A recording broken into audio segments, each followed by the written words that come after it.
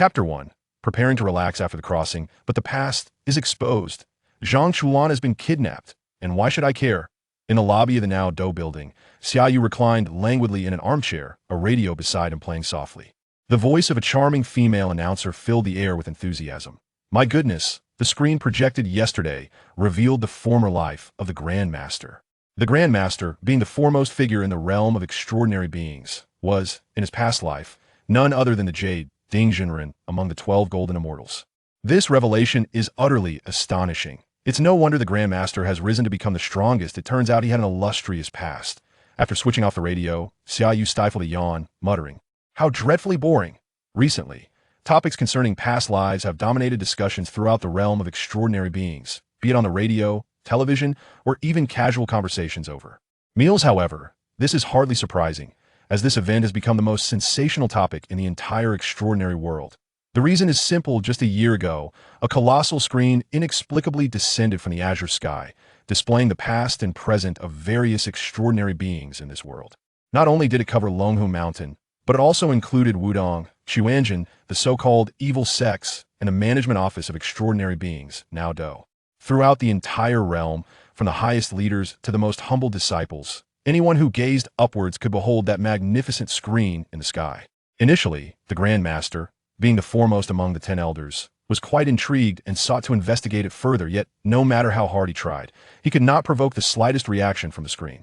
From that point onward, the various extraordinary beings allowed the screen to continue broadcasting the past and present of their world. After watching numerous episodes, they reached a conclusion. The more powerful the individual in the realm of extraordinary beings, the more remarkable their past lives' identity. The Grandmaster serves as the most vivid example. Even his past lives' famous saying, "The son of the Jade Emperor cannot count," has become widely circulated, bringing both laughter and incredulity among the extraordinary beings. The scene shifts back to the company, noticing the anxious expressions of Su San and Su Si before him. Xiayu politely declined their concerns once more, then closed his eyes again, ready for a midday nap. This is what life should feel like. Savoring the warmth of the steaming tea on the table, he had fully embraced his relaxation mode. In truth, this young man named Xiayu is a traveler from another realm. Years ago, he traversed into the world of extraordinary beings and commenced his journey of retirement and leisure. As for the events of the past, they have faded into obscurity.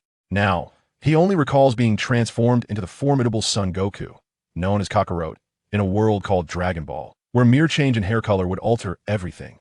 In another previous existence, he was the third young master of the Owleye Kingdom from the animated series, a fox spirit matchmaker, capable of shattering the heavens with a single thought and determining the cosmos with one strike weight. Why do all these incarnations seem to have a connection to monkeys?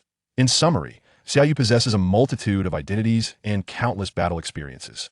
Yet, having endured so many conflicts, he now finds himself weary and disenchanted, choosing to relish life on this continent. With the youthful vigor of a 20-year-old, I successfully secured the position of a gatekeeper, leading a leisurely existence. Unfortunately, some time ago, the company fell victim to a horrific robbery orchestrated by beings from another realm, purportedly affiliated with a formidable overseas organization that had previously even dared to rob the esteemed Wudong Mountain. However, they were met with an unexpected adversary disturbed in the dead of night. I, Xiayu, was far from pleased. Upon realizing that these intruders were wanted criminals, I casually raised my hand and sent them to their eternal rest. Regrettably, this scene was witnessed by Su San and Su Si, who had rushed to provide assistance upon hearing the commotion. From that moment on, they understood that this gatekeeper possessed terrifying strength, a true wolf in sheep's clothing, which led to the earlier incident. I refuse, I declared for the third time, pulling my hat down over my face. Dismissing their request, Zhang Chuan and I are not related. Why should I come to his aid when I could instead enjoy a peaceful slumber in the security office?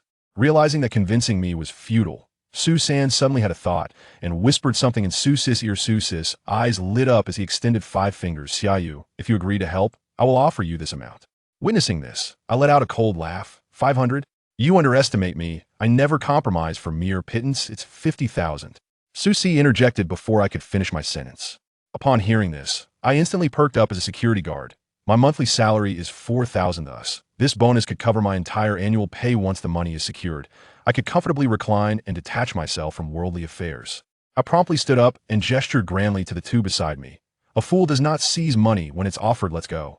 In truth, upon crossing into this world, I had already gleaned the threads of fate and comprehended the entirety of the storyline. Zhang Chulin's abduction was merely a plot orchestrated by Lu Yinyan, the sole heir of the Shangliu family. These individuals, who had taken Zhang Chulin, were merely seeking remnants of his memories. Consequently, this task posed no real danger. Thus, the 50,000 yuan was easily within my grasp soon. Our group arrived at the designated location, confronting several formidable masters of the Chuanqing faction, with the first being the alluring Xiayu, known for her indulgences in the pleasures of life. Upon seeing that the leader was a young man, Xiayu was momentarily taken aback. Then, with a sultry voice, she inquired, "This time, it's not Su-san leading the charge. How intriguing, a young lad, daring to meddle in our affairs. You seem quite vibrant, truly delectable." Her keen eyesight quickly discerned my name tag, and she added with a smile, "Your name is Xiayu. It has a nice ring to it. Would you care to indulge in some fun tonight?" Yet, I held no interest in her charms. My focus solely rested on the prize. Eager to conclude the battle and secure the 50,000 yuan before he could make a move, the enormous screen in the sky underwent a dramatic transformation. Flickering with radiant light as it was night, the bold letters were exceptionally clear to all. The previous life exposure system is now activated. Random selection is commencing. The organization responsible for this election was the Universal Connectivity Company. This system will unveil the hidden stories of all extraordinary individuals and present them in video format. Ding! The selection of the exposed individual has concluded. Exposed from a past life. The gatekeeper Grandpa Xiayu from the North China region of Universal Connectivity. World, Dragon Ball Universe. Identity, Saiyan Kakarot. The gatekeeper Grandpa. Su-san, how could you possibly think to have such a person as our frontliner in the mission to save everyone? Xiaohi's allure was entirely a passive ability. While speaking, she cast a flirtatious glance at Su-san. However, the next moment, the large screen flickered a few times before displaying another message. Unexpected situation detected. The identity of this episode's protagonist is extraordinary. The system will undergo an emergency upgrade. Please wait. The colossal screen momentarily transformed into a stark white, as if it were on the verge of exploding, instilling trepidation across the entire extraordinary community. Ding! System upgrade completed. Approximately a minute later, the system restored itself, revealing golden letters on the screen. This exposure will additionally connect to the Dragon Ball Universe future. Worlds to be determined. All worlds have been added to the group chat. Now, let us together appreciate the legendary life of Kakarot. Faced with this unexpected turn of events, Xiayu found himself momentarily speechless, perplexed as to why this peculiar occurrence had randomly selected him from among the myriad extraordinary beings on the other side. Upon realizing that the exposed individual was the young boy before her, Xiayu smiled mischievously. What a clever lad. Managing to crack the screen, he must be quite remarkable. Let me see just how extraordinary your past life truly is. Chapter 2. The main feature begins. Casual planet annihilation. Simultaneously, the extraordinary beings chat group opened for the first time. Lu Linglong. Hello, can everyone see my messages? Lu Lin. It's truly astonishing that a chat group has appeared in the extraordinary realm. Zhuguqing. By the way, who exactly is this Xiayu, that he could cause an error in the previous life exposure screen and prompt an automatic update? Quite intriguing. Wang Yi. Saiyan. That sounds like a race. I wonder what their combat power is like. Zhang Chulan, help. Someone is trying to play with my bird. At that moment, everyone was speculating about the identity of the exposed individual. Only Zhang Chulan was desperately seeking help, yet no one paid him any mind. How infuriating. You little rascal, when we catch you, you won't be so defiant. Just wait till I silence you. Seeing her prize begging for help in the chat group, Xiaohi felt a surge of irritation. She promptly removed her black stockings and stuffed them into Zhang Chulin's mouth to quiet him for a moment. Soon, someone in the group raised a question. Ji Jinhua. Speaking of which, weren't we merging with two other worlds? Why is no one from there speaking? Zhuguqing. It seems it hasn't loaded yet. Xiao Xiao. Indeed, their names are absent from the group. We may have to wait a while. Zhugabai just popping in. Zhuguqing. Hey, little Bai actually spoke. Aren't you supposed to be doing your homework? How do you find time to chat? Wang Yi. This older brother is truly terrifying. Jia Zhongliang. He quite a crowd here. Remember to hold back during the upcoming Luotian Grand Ceremony. My mother insists I win the championship, and perhaps find a wife along the way. Feng Shaiyuan. What a typical mama's boy. If someone like you can find a girlfriend, it would be a miracle. Tianchi Mansion.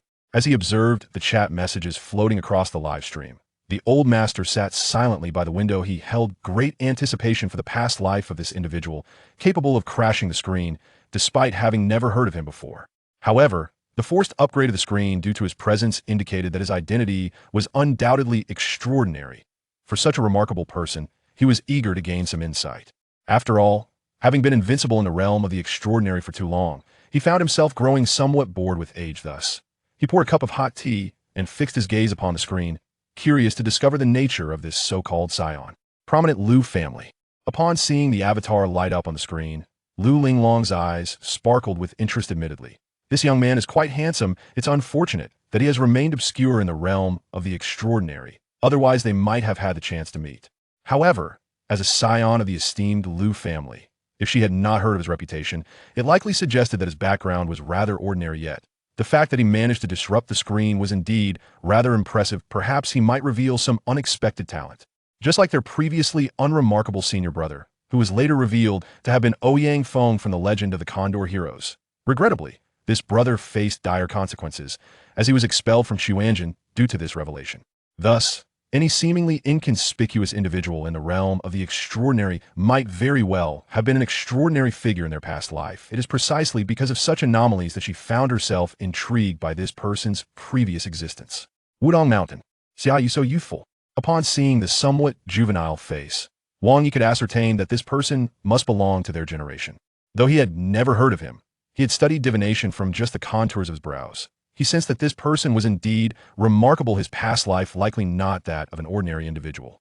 However, if this person has such a notable background, why has he chosen to remain concealed from the world, content to serve as a mere gatekeeper? Fascinating, truly fascinating. Regardless, let's observe further. At that moment, as everyone awaited with bated breath, the text on the grand screen refreshed once more, illuminating the eyes of all present. This episode's anticipated iconic lines. Such a low-level attack is hardly worth my evasion. The fate of the world rests upon this punch of mine. Do not interfere, I can handle this guy alone. With effort, even the weak can transform into the strong. You dare to slay my dearest friend? I shall not forgive you. Only in the direst of circumstances can I truly showcase my prowess. The strongest should ideally guide those who are significantly weaker, while individuals of comparable strength are best suited for sparring, fostering mutual growth. Lu Jin, haha, how exhilarating. These lines are so grandiose. They stir my very soul, Yujin Sheng. Just you wait, I, Lu Jin, shall seek vengeance upon you one day. LCI. Judging by the dialogue, this person must be a martial arts enthusiast. I long to engage in a duel with him. Neru Hu. First, he shattered the screen, and now, such imposing lines are emerging. Could it be that the younger generation is poised to produce remarkable talents once more? Ding Tianan. This individual is worthy of a battle. LCI, what's this? Even the all-encompassing is here, speaking of which, where exactly is that ungrateful son, El Yang, hiding? Hurry and hand him over to me. Ding Tianan. Let us set aside our issues for now. I am most intrigued to engage with you. Esteemed one. Xiayu. Ding Tianan. There is no need for your impatience. Allow me to probe the waters first conveniently. This charming young man is on my side. Once the chat box was minimized, Xiayu cast a glance at El Yang beside her and smiled alluringly. Rest assured, I shall not divulge your whereabouts. In response, El Yang broke into a cold sweat and replied, Thank you, Sister Xia. However, given the current circumstances, we do find ourselves in a rather precarious situation. Influenced by the discussions in the chat group, he was predisposed to believe that the one taking the lead might indeed be a master. The name of that scion sounded particularly intimidating if it were not absolutely necessary. He would rather not provoke such an entity. This was his principle of survival. Alas, in contrast to the cautious El Yang, Xiayu appeared far more nonchalant. Not to worry, I am genuinely curious to discover what this young man is made of. Having said that, she turned to face him, her voice irresistibly alluring. So, shall we engage in battle now? Or would you prefer to watch the video first and then discuss biology? Perhaps we should view the video. First, I am quite eager to witness the nature of your previous existence. As her words fell, various speculations about this individual's identity circulated within the chat group. On the screen appeared golden, blazing text. Attention to all worlds. The introductory video is about to play. The main feature will be presented shortly, following a brief advertisement. The screen unveiled a muscular middle-aged man radiating a golden glow. Particularly striking was his golden hair, which imparted an almost divine aura simultaneously. A resonant voice echoed throughout the surroundings, both heart-rending and awe-inspiring. I will not permit you continue to ravage this planet. With that declaration, he gathered energy in his hands. Kamehameha wave. With a fierce shout, a blue-white beam of light erupted from his palms, cleaving through the heavens, piercing directly through the abdomen of his adversary. If that were all, It would indeed fall within the realm of acceptability for the audience, yet the crux of the matter lies in the fact that this beam of light, after penetrating his abdomen, traversed the asteroid belt and ultimately shattered that distant planet amidst a cataclysmic upheaval. Chapter 3.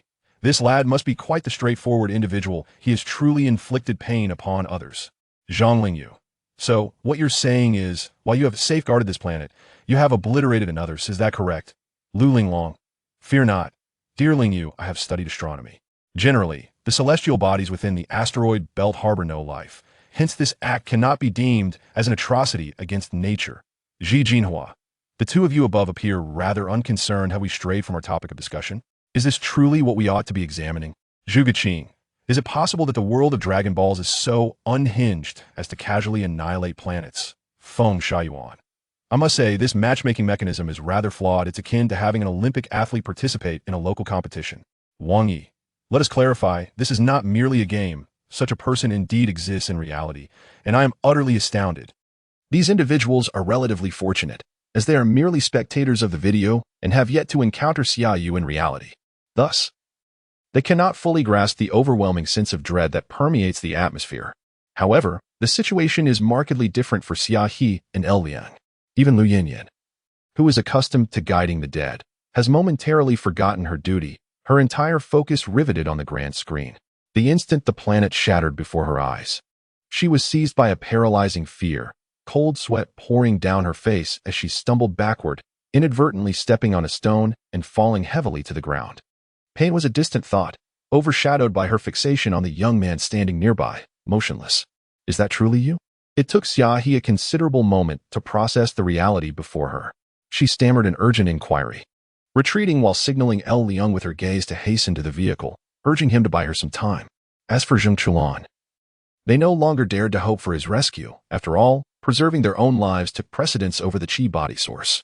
Given the current circumstances, should this entity known as Xiayu unleash his wrath, based on the destructive force of that previous energy wave, they would not only fail to escape but might very well lose their lives entirely. In response to their scheming, Xiayu yawned wearily and replied, "Of course it's me. Could the silver screen possibly deceive?" He then raised 3 fingers and languidly continued, "I know you wish to flee. So be it. However, I shall only count to 3.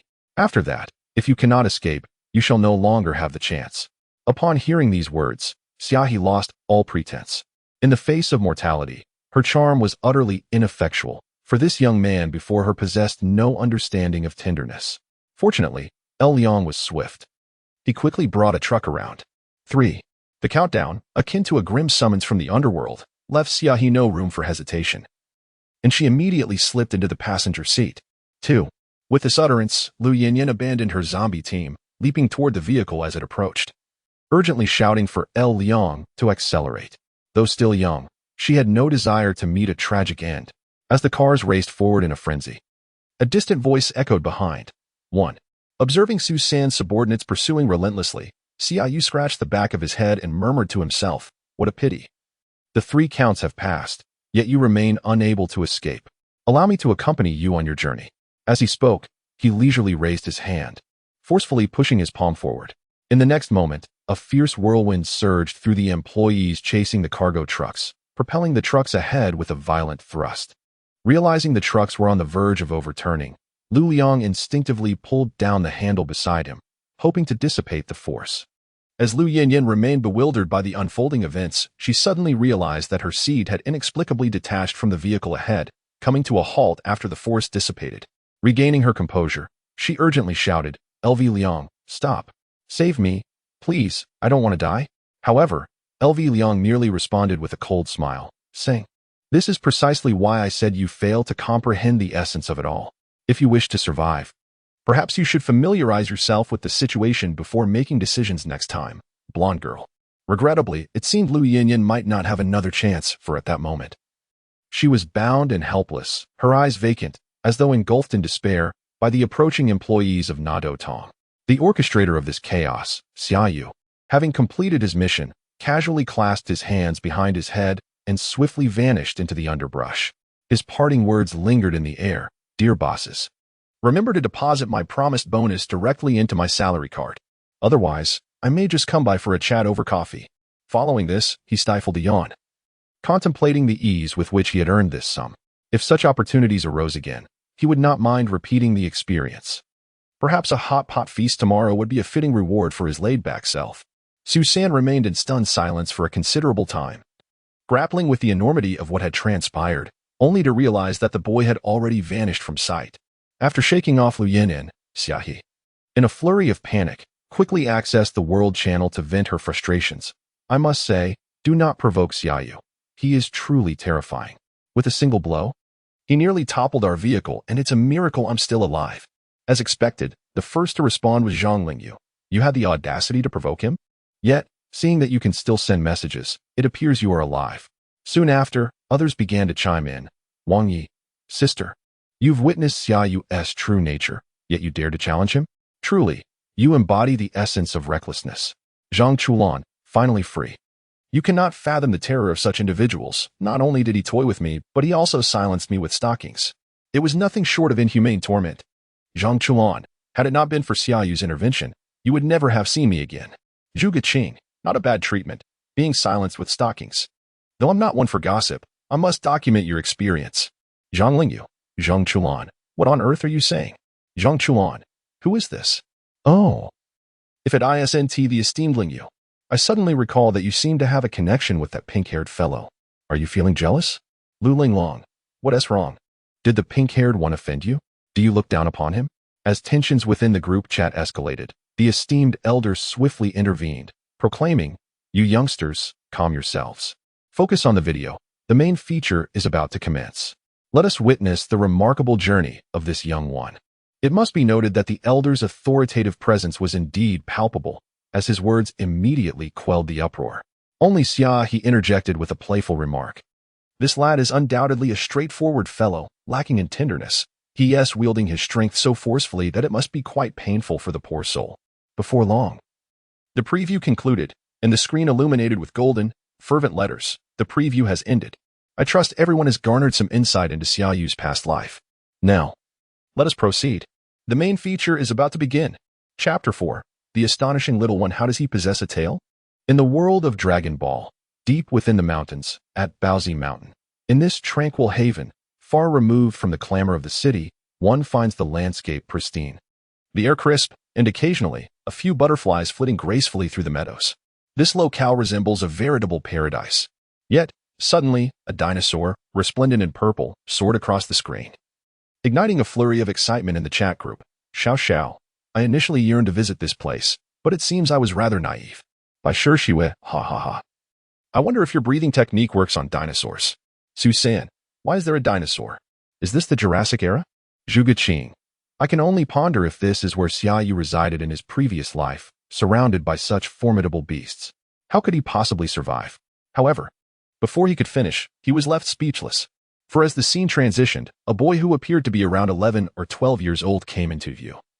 Standing upon a wooden wheel, wielding a large blade as he rolled towards the screen. His appearance mirrored that from the preview, albeit in a smaller scale.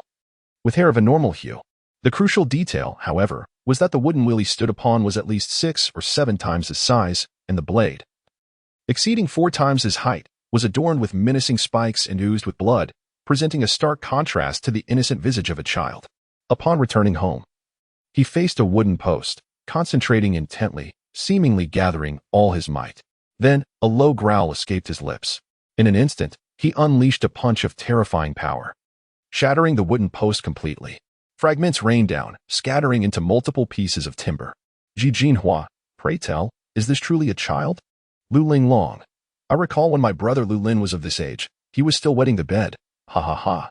What a disparity. Lu Lin, less chatter won't bring harm. Wang Yi, is this child chopping wood? The astonishing part is that he is using his fists instead of an axe. How hardcore is that? Lu Jin, I have completely forgotten what I was doing at the age of 11 or 12. How time flies. Feng Baobao, this kid has a good life, feasting on fresh dinosaur meat every day. If I am not mistaken, that big knife must be intended for slaying dinosaurs. Zhang Chulan, Sister Bao, how can you so nonchalantly utter such words? Were you equally fierce at 11? Otherwise, how could you possibly be as formidable as you are now? Feng Baobao playfully scolds, how dare you? Address me as your master, and refrain from making light of me in the future. 10 minutes later, Zhang Chulan, with a face full of bruises. Understood, master. However, while everyone was mocking Zhang Chulan, it inadvertently sparked a topic of discussion. What were you doing at the age of 11? At this moment, within the Heavenly Master's residence, the old master found himself lost in reminiscence. Though he had always been hailed as a genius by the outside world and regarded as the foremost figure in the realm of extraordinary beings, when he reflected upon his own past, he realized that at 11, he merely exhibited the traits of an extraordinary individual. He could not wield a knife to slay dinosaurs or chop wood with his fist like the child on screen. Hence, his conclusion was that this child possesses boundless potential. With proper guidance, he would undoubtedly blossom into a remarkable talent. Moreover, the emergence of this video gave rise to a humorous trend within the extraordinary community. When acquaintances met, they would tease one another. Pray tell, could you shatter a wooden post with your bare hands at the age of 11? What? You couldn't? Then you are truly worthless. As they exchanged banter, the screen continued to display the earlier child, who was now bowing reverently to a spherical object, entirely crimson and yellow, adorned with 4 stars, referring to it as grandfather. Suddenly, this orb emitted a faint golden glow, seemingly sensing something. However, this peculiar occurrence was soon overshadowed by the mundane dilemma of what to have for lunch. Lost in thought, he swung the vine. Subsequently, in an attempt to evade the pursuing wolf dogs, he fell into the water, shedding his drenched garments. Besides a small emblem of masculinity, he revealed a tail reminiscent of a monkey. Gazing at the fish leaping in the water, he suddenly had an epiphany. Why not a fish for today's meal? He then extended his tail into the water. Initially, the surrounding fish were of a smaller variety. Yet, suddenly, a massive shadow glided across the surface. Upon spotting the tail, the large fish pondered, is that a monkey? Then I shall feast upon it. Upon conceiving this notion, it immediately took action. Yet, unexpectedly, at the very moment it lunged, a child standing on the shore swiftly yanked up its tail, causing both the great fish and itself to soar into the air. Then, with a swift kick, he astonishingly ended the life of a fish that was several times his size. However, on his way back, while exuberantly exclaiming his bountiful catch, he suddenly spotted a turquoise vehicle racing towards him. In a split second, he was struck and sent flying in an arc. In the chat group of extraordinary beings, Ji Jinhua remarked, "Oh, this child is rather charming, albeit quite unfortunate. He was hit by a car right from the start." Lu Linglong replied, "He is quite adorable. But speaking of which, what is that glowing orb? Why does the little fellow call it Grandpa?" Songlong added, "Lady Ice and Snow Goddess Lu Linglong. I didn't expect you to be in the chat group. I just joined. Who is this little one? He seems rather formidable." Lu Linglong retorted, "Oh, be quiet. I truly wish that kick had landed on you instead of the fish." Yun commented, "That child is indeed impressive. He killed such a large fish with a single kick. It's something even we might struggle to accomplish." Zhuge Qing interjected, "Hey, let's not forget, he is someone who can casually obliterate planets, naturally. He was extraordinary from a young age." Feng Baobao asked, "But why does this child have a tail? Is he perhaps transformed from a monkey?" Wang Yu wondered, "Indeed. It's quite strange. Why does he possess a tail?" Zhang Lingyu explained, "It mentioned in the introduction that Xiayu's previous incarnation was a Saiyan. Perhaps this race differs significantly from us humans. After all, the world is vast and full of wonders." Lu Linglong, with starry eyes, exclaimed, "Oh, Master Lingyu is so knowledgeable." Songlong scoffed, "Humph, what is so impressive about a smelly Taoist? If I encountered him at the Grand Festival, I would surely give him a good thrashing." Lu Linglong chided, "Get lost, you fatso." Zhang Chulan pondered, "But this little child is rather unfortunate to be struck by a car. He wouldn't cease to exist, would he?" Su Si quipped, "You foolish child, if he were to perish here, where would the preview come from?" Just as the scene was about to resume, 2 new messages appeared in the Extraordinary Beings chat group. Dragon Ball World. Bulma has joined the group chat. Dragon Ball World. Master Roshi has joined the group chat. The screening continued. Chapter 5. His name is Wukong, the 7 Dragon Balls that grant wishes. Lu Linglong exclaimed, "Wow, new friends have arrived. Are they from the Dragon Ball World? Welcome, welcome." Bai Shixue added, "But why only 2? Is the internet slow over there? Or must one wait a while to admit 2 people?" Regrettably, most did not engage with the newcomers, as they were already captivated by the content of the video. In the video, after being struck by the car, the little one astonishingly stood up again, seemingly unfazed by the incident. Then, with a furious expression, he approached and, before the astonished eyes of the onlookers, lifted the car with sheer strength. "Are you trying to steal my food? I shall not allow you to succeed." With that declaration, he forcefully hurled the vehicle, which soared through the air before crashing heavily to the ground, its tires scattering in all directions, rendering it little more than a heap of scrap metal. Inside the car, a girl with azure hair, startled, brandished a gun and unleashed a barrage of firepower at the diminutive figure, once again bringing him to the ground. However, in the presence of such a lethal weapon wielded by humanity, the small boy appeared unfazed. He merely rubbed his forehead and charged forward once more, wielding his stick. This sight utterly terrified the girl with blue hair, prompting her to hastily exit the vehicle. Identifying herself as a fellow human, she revealed her status. Upon learning of her identity, the small boy recalled, so you are a girl. My grandfather once told me to be gentle when encountering girls. Yet, as the camera panned, he stealthily maneuvered behind the girl with blue hair, peering curiously beneath her skirt, even lifting it with his stick. The colors were a delightful blend of white and pink. In the chat group of extraordinary beings, Zhuge remarked, "Oh, a new friend has joined us. This one named Bulma must surely be a lady. I wonder her age and whether she has a boyfriend?" Zhuge responded, "Brother, have you lost your mind again?" Xiayu added, "It's inexplicable. This small boy has been so lecherous since childhood, yet he dares to flirt with a girl-esque skirt. How could my charm fail to work on him?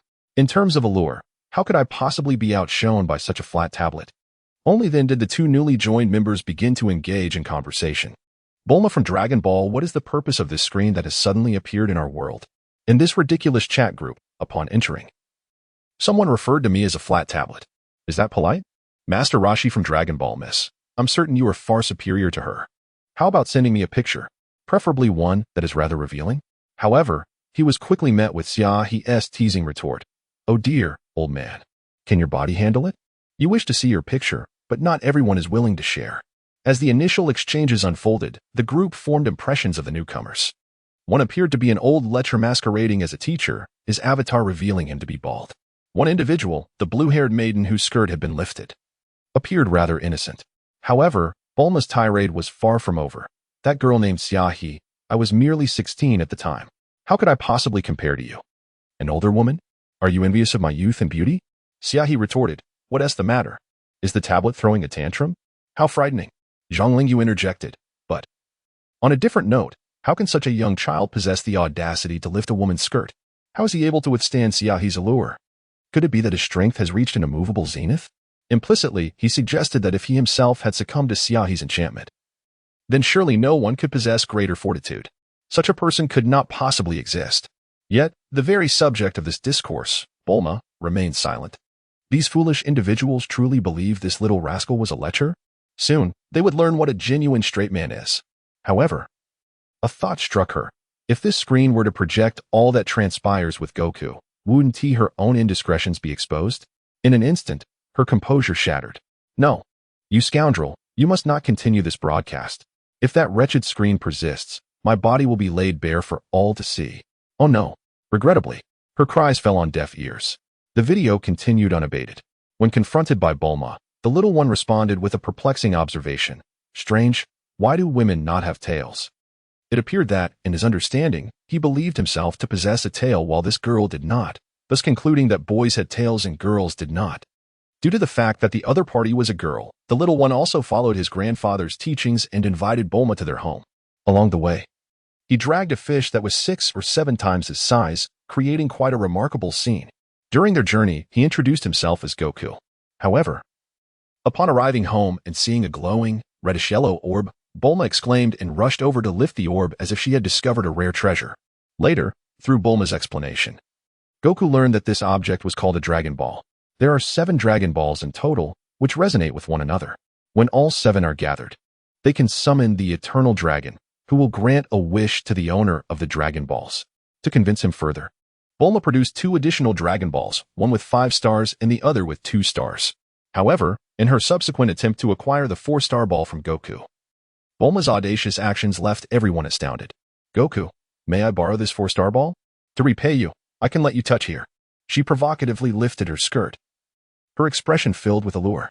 Yet, Goku merely shot her a glance and retorted, "I have no interest in touching someone else's dirty backside." This response left Bulma utterly flabbergasted. As for the current chat group, Zhang Chuan, "Goodness, how could you even consider such a thing with such a young child? Have you no conscience? Why not take it out on me instead?" I'm still a virgin. Feng Baobao, Zhang Chulan, are you looking for a beating again? Xiayu. It turns out this child named Goku is remarkably pure. He simply has a skewed perception of the world, which is why he lifts girls' skirts. It seems my abilities aren't lacking. He just understands nothing. Zhuge Qing, but Bulma, you are practically a second Xiayu. Is it really worth it for a mirror orb? Lu Linglong. Hey, Zhuge Qing, you must realize that if we gather all 7 of these Dragon Balls, we can fulfill any wish. It's an unimaginable opportunity. Songlong, Great Dragon. I wish for you to make the goddess Linglong fall in love with me. Lu Linglong, be quiet. The eternal dragon has no interest in you. And your wish is far too trivial. I assure you, nothing could be more pathetic than that.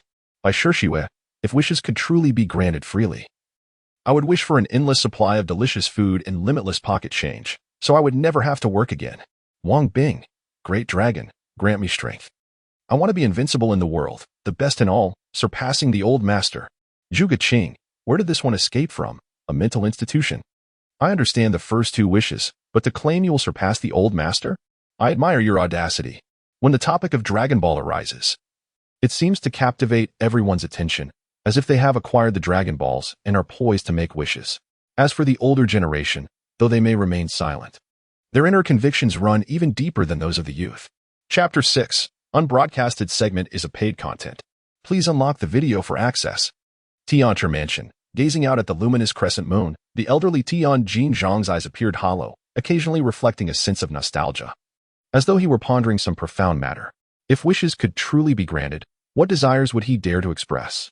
For Elder Tian, the greatest regrets of his life are twofold.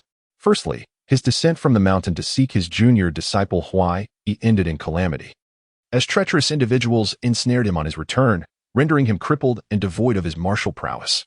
Secondly, in his endeavor to guard the secret from those years past, he has lived in constant vigilance, never allowing himself a moment's respite, not even a single night's sleep.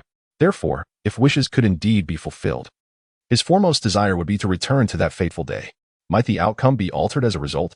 El Jia Village, LCI, often deemed El Mad Dog for his eccentric behavior, finds that with age comes the weight of unfulfilled aspirations and the haunting regrets of lost opportunities or relationships. As he gazes at the dazzling Dragon Balls on the grand screen, he murmurs to himself, if wishes could truly come to fruition. Brother, Xiaohuan, I yearn so deeply for your revival. You should not have perished. His brother Elren fell victim to the merciless ninja Ida from the islands, while his great-granddaughter El Huan was tragically slain by that scoundrel El Liang. If given the chance to start anew, he would undoubtedly prevent such occurrences from happening again. The illustrious Liu family, even the impeccable elder Liu Jin, who has lived a life of flawless dignity, finds himself reflecting on the events concerning Yujinsheng and the Sani sect. This remains one of his life's profound regrets. If fate could be altered, even at the cost of his own life, he would not hesitate, wishing only to thwart Yujinsheng and restore the former glory of the Sandi sect. The video continues. Under Bulma's clever persuasion, Goku is swayed and embarks on a journey with her, seeking the Dragon Balls while honing his skills. It is only at this moment that his innocence is laid bare. Unfamiliar with electric vehicles or light bulbs, this child from the depths of the mountains, having lived in the primal forest for so long, is utterly disconnected from the modern world, finding everything about contemporary civilization splendidly novel and even terrifyingly naive. As they journey onward, Bulma is captured by a colossal dinosaur. The creature deceives him, claiming to be friends with Bulma and insisting that Goku wait while it converses with her. Such a premise sounds utterly implausible after all. How could a human and a dinosaur possibly be friends? Yet, astonishingly, Goku believes it. He obediently allows himself to be bound to a tree trunk, gazing in bewilderment as the dinosaur carries Bulma away. Fortunately, Bulma possesses the gift of speech. It is only at her cries for help that Goku realizes the truth, and he swiftly frees himself using his tail, then charges forward in Bulma's electric scooter. Ultimately, he produces his Rui Bang, extending it indefinitely, and with a single swing, he sends the dinosaur crashing into the deep mountains. Even if it survives, it is likely to become a plant dragon. Yet, what follows reveals his innocence in a hilariously absurd light. When Bulma is astonished to discover that his tail is indeed real, he retorts, asking her if that is not simply the distinction between men and women. Bulma, at the tender age of 16, found herself questioning the very essence of life after hearing his words. After all, She had never laid eyes upon a man's naked form. Subsequently, while she indulged in a soothing bath, he barged in, claiming he was there to assist her with her ablutions. He pointed at her chest, mistakenly labeling it as her posterior, which incited her ire, yet she was at a loss for how to express it. Despite his innocent charm, his combat prowess was nothing short of extraordinary. He single-handedly vanquished an entire pack of wolves and, utilizing the extensibility of his Rui Bang, propelled himself into the sky, delivering a powerful kick that sent the antagonist's aircraft crashing down before roasting the wolf meat. During his quest to rescue a sea turtle, he effortlessly dispatched a wolf-like monster, which was at least 20 times his size and brandishing a machete with a mere kick. In his world, it seemed there was nothing that could not be resolved with a single blow. In an extraordinary chat group, Zhuge exclaimed, "I am utterly amused. This little brother is so naive and adorable, mistaking a woman's bra for her backside. I have learned something today." Lu Linglong added, "Though that may be the case, I can't shake the feeling that something is amiss." Zhang Lingyu remarked, "Allow me to describe this child. He is innocently charming, yet his fighting capability is terrifyingly formidable, incomparable to other children his age." Wang Yu commented, "Even that last great wolf would pose a challenge for me. I would need considerable effort to defeat it. Yet, this little one managed to topple it with a single kick, truly frightening power." Tang Wenlong noted, "This kid will definitely be my rival at the Luotian Grand Ceremony. Though I wonder if he fears poison." Song Long interjected, "Hey Pai, are you dazed? This little one is merely a younger version of Xiayu from a past life. He should not be used as a reference. If you wish to compare, you ought to consider who is stronger between yourself and that planet." Zheng Qilan quipped, "When you mention strength, which part of the body are you referring to?" With a mischievous grin, Lu Linglong asked Lu Xingyang, "Junior brother, with your full mastery of true qi, could you withstand a blow from this little one?" Lu Xingyang replied, "Senior brother Linglong, I might endure it, but I'd likely need at least 2 months of recuperation to recover afterwards." Xiao Xiao remarked, "If even true qi cannot withstand it, is this little fellow truly human?" Lu Xingyang continued, "Enough. My master happened to be nearby and inquired if this little one has a sect. If not, he expressed interest in bringing him into the ranks of the Chuanjin." At this proclamation, the realm of extraordinary beings erupted in astonishment. It is worth noting that Lu Xingyang from Baiyun Temple is a disciple under the Chuanjin sect's leader, a figure of considerable stature within the extraordinary realm who has not taken on a disciple in a long time. This highlights the remarkable talent of the young boy, capable of stirring the heart of the Chuanjin sect leader. Yet, amidst this excitement, someone noticed an anomaly in the video. Xi Jinhua stated, "Speaking of which, I once studied video editing. There should be a segment between the little one kicking the aircraft and the moment he knocked out the wolf-like creature. Why hasn't it been shown?" Wang Yi, could it be that some unspeakable secret is concealed? With a mischievous smile? To my astonishment, the inhabitants of the Dragon Ball world unexpectedly emerged at this moment. "Dragon Ball, Bulma, this cannot be broadcasted. It is absolutely forbidden. If you dare air this, do you believe I 1T smashed this wretched screen?" Dragon Ball, Master Roshi. It is well known that the projection screens from previous lives cannot be destroyed. Hence it must be aired. This is precisely what I have been anticipating. Initially, the crowd bore little curiosity regarding this missing segment of video. However, upon hearing the words of these two, their interest was piqued, and they began to insist that the large screen reveal the footage. Soon, the screen displayed a message. After system detection, the unbroadcasted segment is classified as premium content. Please pay to unlock the video. Fee, 50,000 RMB. Amid Bulma's shouts, Zhuge grew increasingly convinced that matters were not as straightforward as they seemed. Thus, he promptly produced his bank card and extravagantly tossed down the sum of 50,000, showcasing the financial prowess of the illustrious Zhuge family in all its glory. Upon receiving the payment, the system promptly commenced the broadcast of the previously censored segments. Chapter 7. Bulma's First Exposure. Master Roshi bestows the flying nimbus. The events transpired on the morning following the consumption of wolf meat. As Goku had no habit of sleeping in, he awoke early upon hearing the melodious chirping of the birds outside, subsequently stretching his limbs.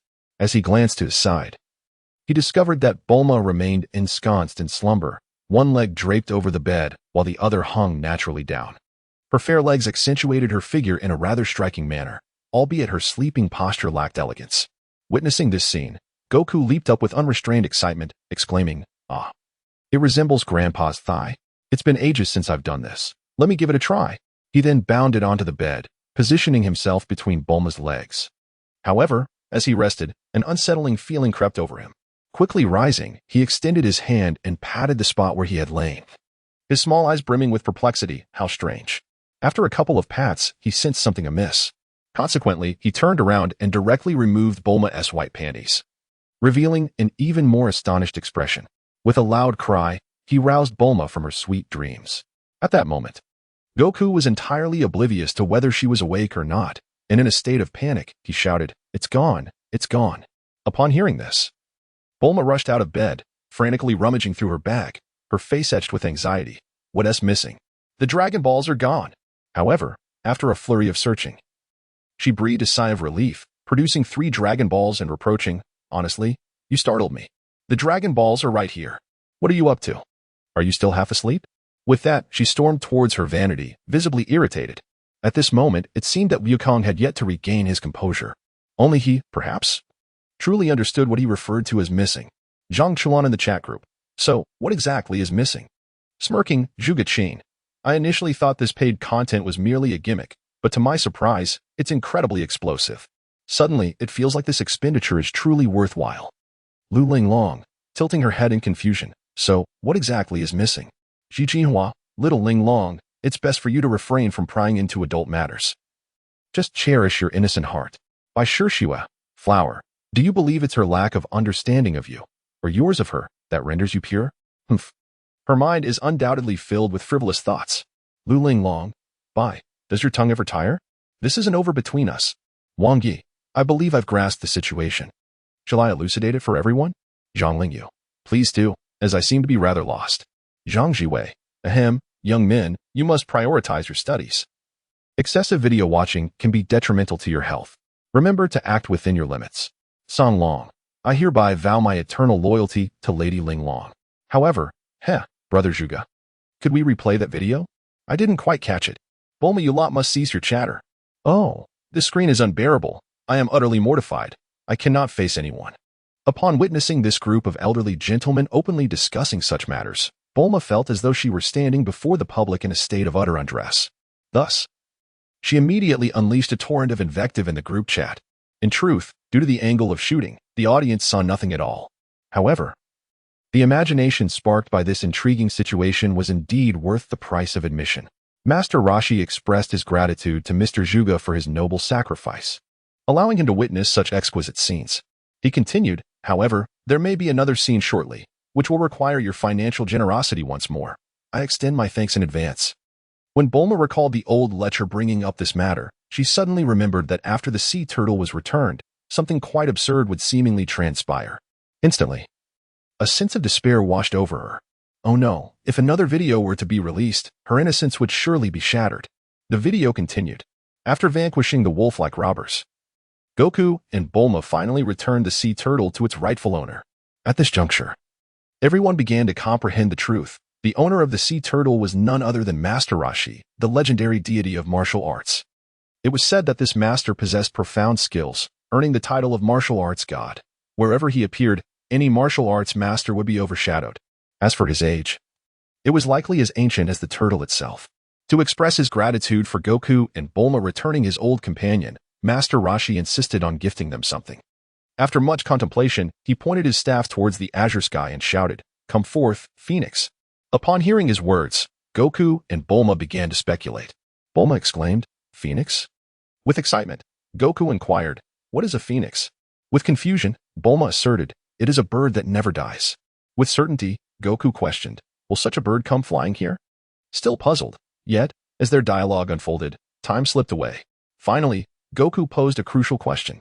Why has nothing appeared? At that moment, the turtle chimed in. That phoenix died last year due to food poisoning.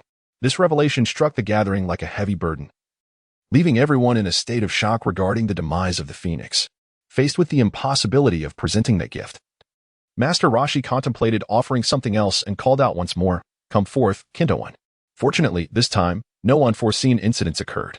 Before anyone could react, a vibrant yellow cloud swiftly glided into view and came to a steady halt before them. Curious about this novel entity, Goku circled it, scrutinizing it from all angles before posing a deeply philosophical question. How does one consume this? Master Roshi, exasperated, replied, "This is not something to be eaten. As soon as one mounts this nimbus cloud, they can soar through the skies at will. However, only those of pure heart can master it. The average person finds it beyond their grasp." In an effort to impart his wisdom through demonstration, Master Roshi boldly proclaimed that he would personally showcase its capabilities. With flawless grace, he ascended, resembling a diver poised for a leap, intending to land upon the nimbus cloud. Yet, in the next moment, his body passed right through it, resulting in a heavy fall to the ground. A resounding slap to the face of expectation. Though delayed, the truth came crashing down. Ouch! Rubbing his sore backside. Master Roshi pondered, how peculiar, what could possibly be the reason for this? Beside them, the sea turtle, despite its attempts to offer comfort, secretly scoffed. Thinking to itself that this fellow was far from serene, it would indeed be a miracle if he managed to stand atop that cloud. Perhaps it was better to avoid further embarrassment. Witnessing the turtle sage's unsuccessful endeavor, Yukong gazed fondly at the nimbus cloud, seemingly enamored. Without hesitation, he pounded his chest and proclaimed, "Allow me to give it a try." No sooner had he spoken than he leapt up, much like the turtle sage had moments before. Yet he landed firmly atop the nimbus, as if they were inherently meant to coexist in harmony. Chapter 8. The second paid content, the turtle sage's nosebleed. Zhuge Qing. I'm in stitches. This slap in the face was utterly unexpected. I could laugh for an entire year at the turtle sage's tumble. Wang Yi. On a related note, I have a feeling that at least 90% of us here would be thrown off by that nimbus. By Shirshiwa, 90% is an understatement. With 6 senses and tranquility, I doubt even the grandmaster could manage it. Ma Xianhong. I believe I could give it a shot. Lu Linglong. I think I can too. Songlong. Lady Linglong. You are surely capable. Long live Lady Linglong. Ji Jinhua. You're overestimating yourself, dear girl. Based on what I know of you, it's simply impossible. Lu Linglong. You little brat. Could you possibly keep your mouth shut at this moment? Just when I muster some confidence, my best friend punctures it. Oh, my dear friend. When you encounter danger in the future, I promise to stand by and cheer you on. Wang Jinqiu. Everyone, quiet down. As a versatile temporary worker, I know someone who can undoubtedly achieve this. Xiao Zizai. I think I have an inkling of who you're referring to. Zhuang. Statistics indicate that among the entire circle of extraordinary individuals, only those from the North Lu region could accomplish this feat. Zhang Chuan. Indeed. It is my dear sister Bao. As he spoke these words, Zhang Chulan felt an overwhelming sense of pride. Bauer was truly exceptional. A singular talent in the realm of the extraordinary. Yet, in the next instant, he received a sharp jab to the back of his head. Feng Baobao. Address her as master. However, upon reviewing the chat logs, Zhuge Qing pondered a question. In the entire realm of the extraordinary, there was indeed only one person capable of such a feat, which indicated that this little one was a rare martial arts prodigy. Achieving tranquility of the 6 senses was no small feat, even for a child of 5 or 6. It was an exceptionally rare gift. Just as everyone was preparing to continue watching the video, they were met with a prompt on the large screen. According to system detection, the following segment is part of the paid content. Please pay to unlock the video. Fee. 50,000 RMB. Zhang Chulan. Qing, I must rely on you once more. He. Wang Yi. Be a good friend and see it through, buddy. L Linglong. In truth, my interest in the forthcoming events is rather tepid. I am merely driven by curiosity. Surely, my employer will acquiesce to my request. Ji Jinhua. Indeed, the heart of a young girl, when pried open, reveals darkness. Zhuge Qing. Although I harbor no interest in gossip, my thirst for knowledge compels me to indulge in impulsive spending. From this day forth, I shall become a legend in the realm of the extraordinary. Purchase. With each proclamation, Zhuge Qing had already lost himself in the moment.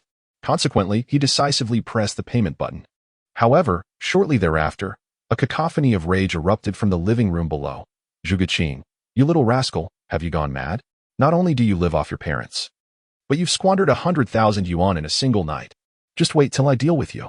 In the next instant, a powerful surge of energy collapsed the staircase.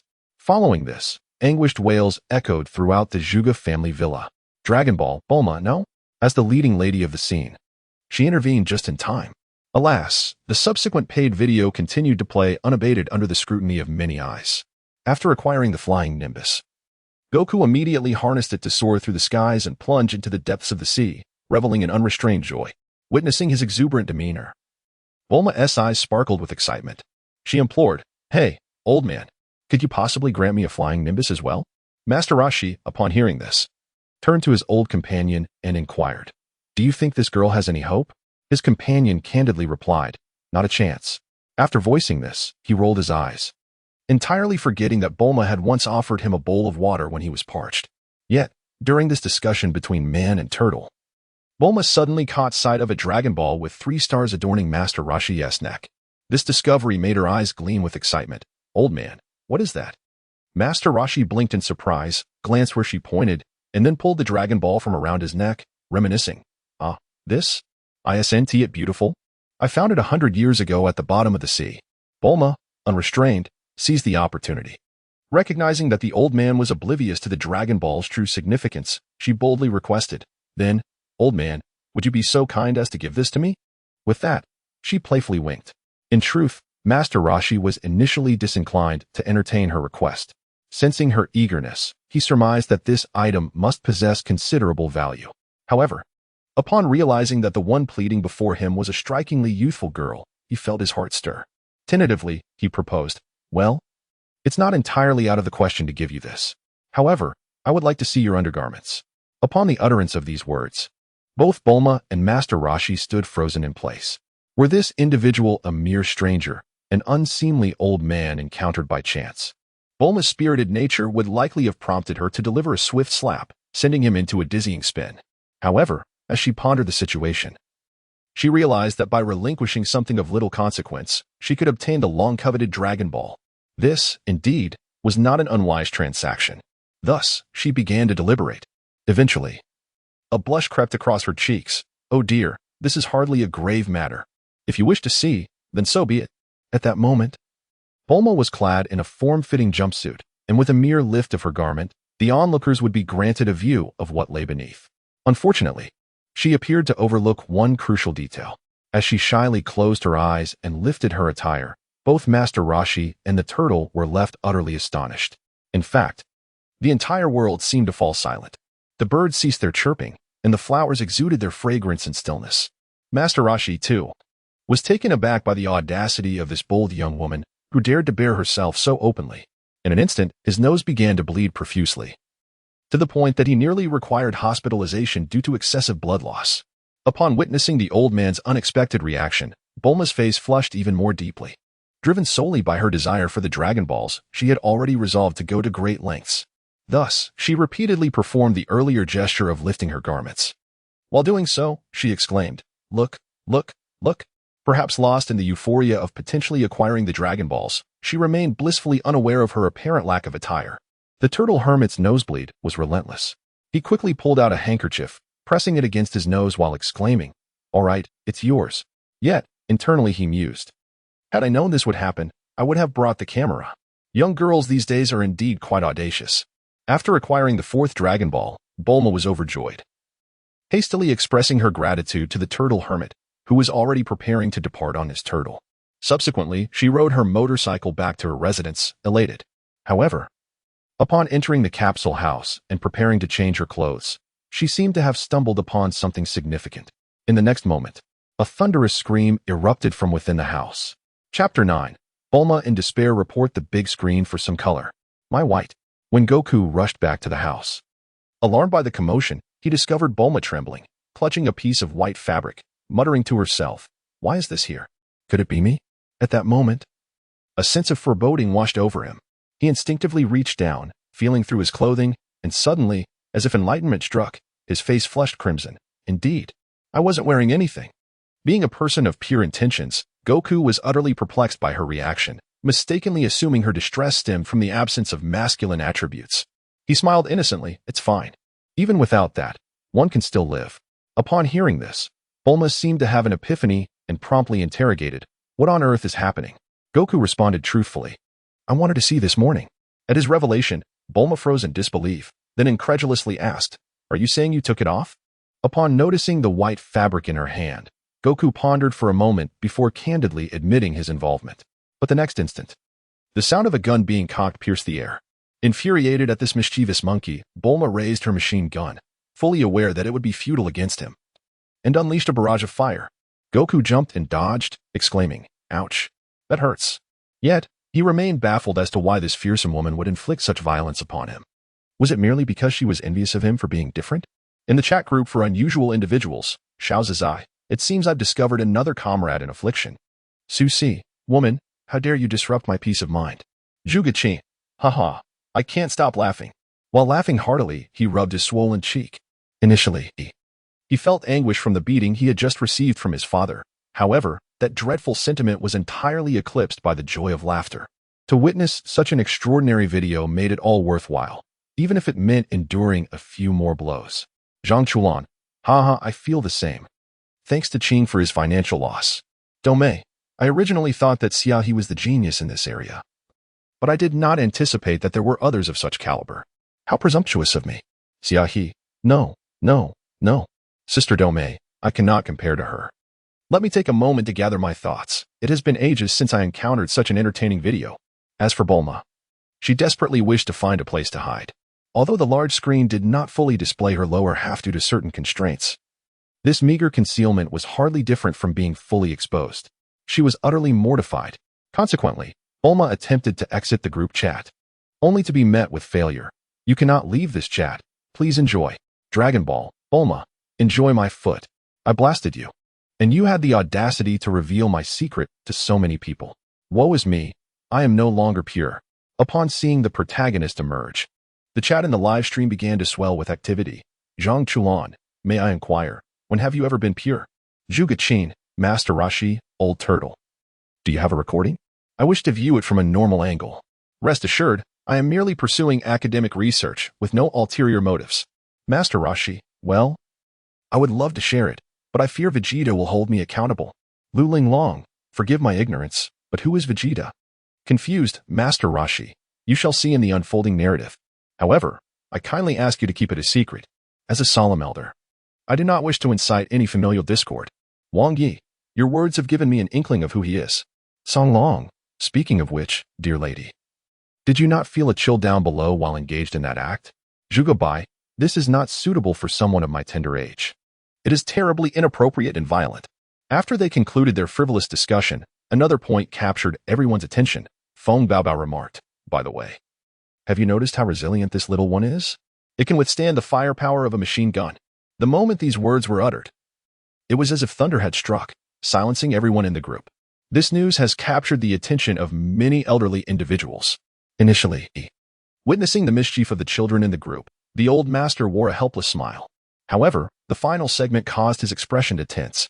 It is essential to recognize that while the extraordinary individuals possess physical prowess superior to most, particularly those like him who have cultivated the golden light spell to a formidable degree, they are not invulnerable.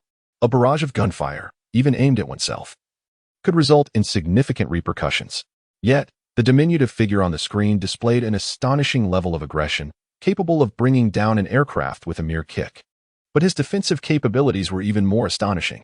Modern rifles failed to inflict any substantial harm upon him. What kind of robust physique must one possess to achieve such feats? Wang Yi, Zhuge, does your martial arts shield against bullets? Zhuge, a few bullets should not pose much of an issue, while I may not withstand them. I can evade. However, the sweeping firepower of a machine gun would likely be beyond even my father's capacity to endure. Song Long, you are only aware of one side of the story. Do you remember the unparalleled figure known as Wugensheng? Even someone of his extraordinary caliber was wounded by bullets. To withstand such force would be tantamount to courting death. Zhang Chulan, those tiny bullets encapsulate the wisdom of countless generations. I advise everyone against recklessly testing this, lest years of arduous cultivation be rendered futile. Luling Long, so, is this little one's defensive strength truly unparalleled? Ji Jinhua, indeed, while this little one's offensive might may not significantly surpass that of those present, his defensive strength is truly an incalculable value. Zhang Chuan, Old Ma, what is your take on this? Ma Xianhong, if I were to utilize the abilities of divine machine 100 refinements, I could fabricate treasures capable of withstanding machine gun fire. But they would likely falter against the impact of close-range firearms. By Shue, it is chilling to contemplate that the former life of Master Xiayu is this formidable. Naturally, amidst the multitude of extraordinary individuals, there are always those who are unconventional. For Wang, who has always been tenacious and considers himself the best in the world, he could not fathom that such insignificant bullets could pose any threat to him. Thus, he promptly instructed his servant to procure a handgun from the black market and shoot at him. If the aim was inaccurate, the servant would be executed. The servant, with no choice, complied. In the very next moment, as the gunfire echoed, a flicker of astonishment appeared in Wang Bing's imperious eyes. The instant the bullet struck his body, a vivid crimson erupted from his right chest. He attempted to speak, but instead, he coughed up a mouthful of dark blood before collapsing onto the ground. Wang Bing of the Wang family was rushed to the emergency room after bravely confronting the bullet, and it took a grueling 7 days of intensive care for him to narrowly escape with his life. Chapter 10. The Turtle School's Kamehameha of 50 years. Did Goku only need a minute? Subsequently, they witnessed a realm where sheer might eclipsed technological advancements. Throughout their ensuing journey, Goku and Bulma encountered a plethora of peculiar individuals. Oh no, there were also some beings that could hardly be classified as human. For instance, there was Oolong, the pig who could transform into anything within a mere 3 minutes. Then there was Poir, who could also shape-shift but without any time constraints. Additionally, they met Yamcha, whose formidable combat prowess required Goku to exert his utmost strength to withstand, yet he would turn into a quivering mass of weakness in the presence of a girl. Similarly, Pilaf, who was perpetually in pursuit of the Dragon Balls and persistently trailed Goku and his companions, posed a considerable threat as well. Upon reaching the Flame Mountain, they found their path obstructed by raging infernos. Yet, there was an uncanny resemblance to a certain renowned literary masterpiece from their homeland, Sun Wukong, the Flame Mountain, and the Bull Demon King. Wang Yu pondered, what connection does this world truly have with Journey to the West? Upon revealing his identity, Wukong was met with an unexpected warmth from the Bull Demon King, who, as if recognizing a long-lost kin, inquired whether Wukong was the grandson of Master Gohan. Subsequently, the Bull Demon King unveiled his own identity. In truth, I am the third disciple of your grandfather, Gohan. He then noticed the nimbus cloud, realizing that only Master Wutian possessed such a marvel. Thus, he earnestly requested Wukong to seek out Master Wutian in hopes of borrowing the banana fan.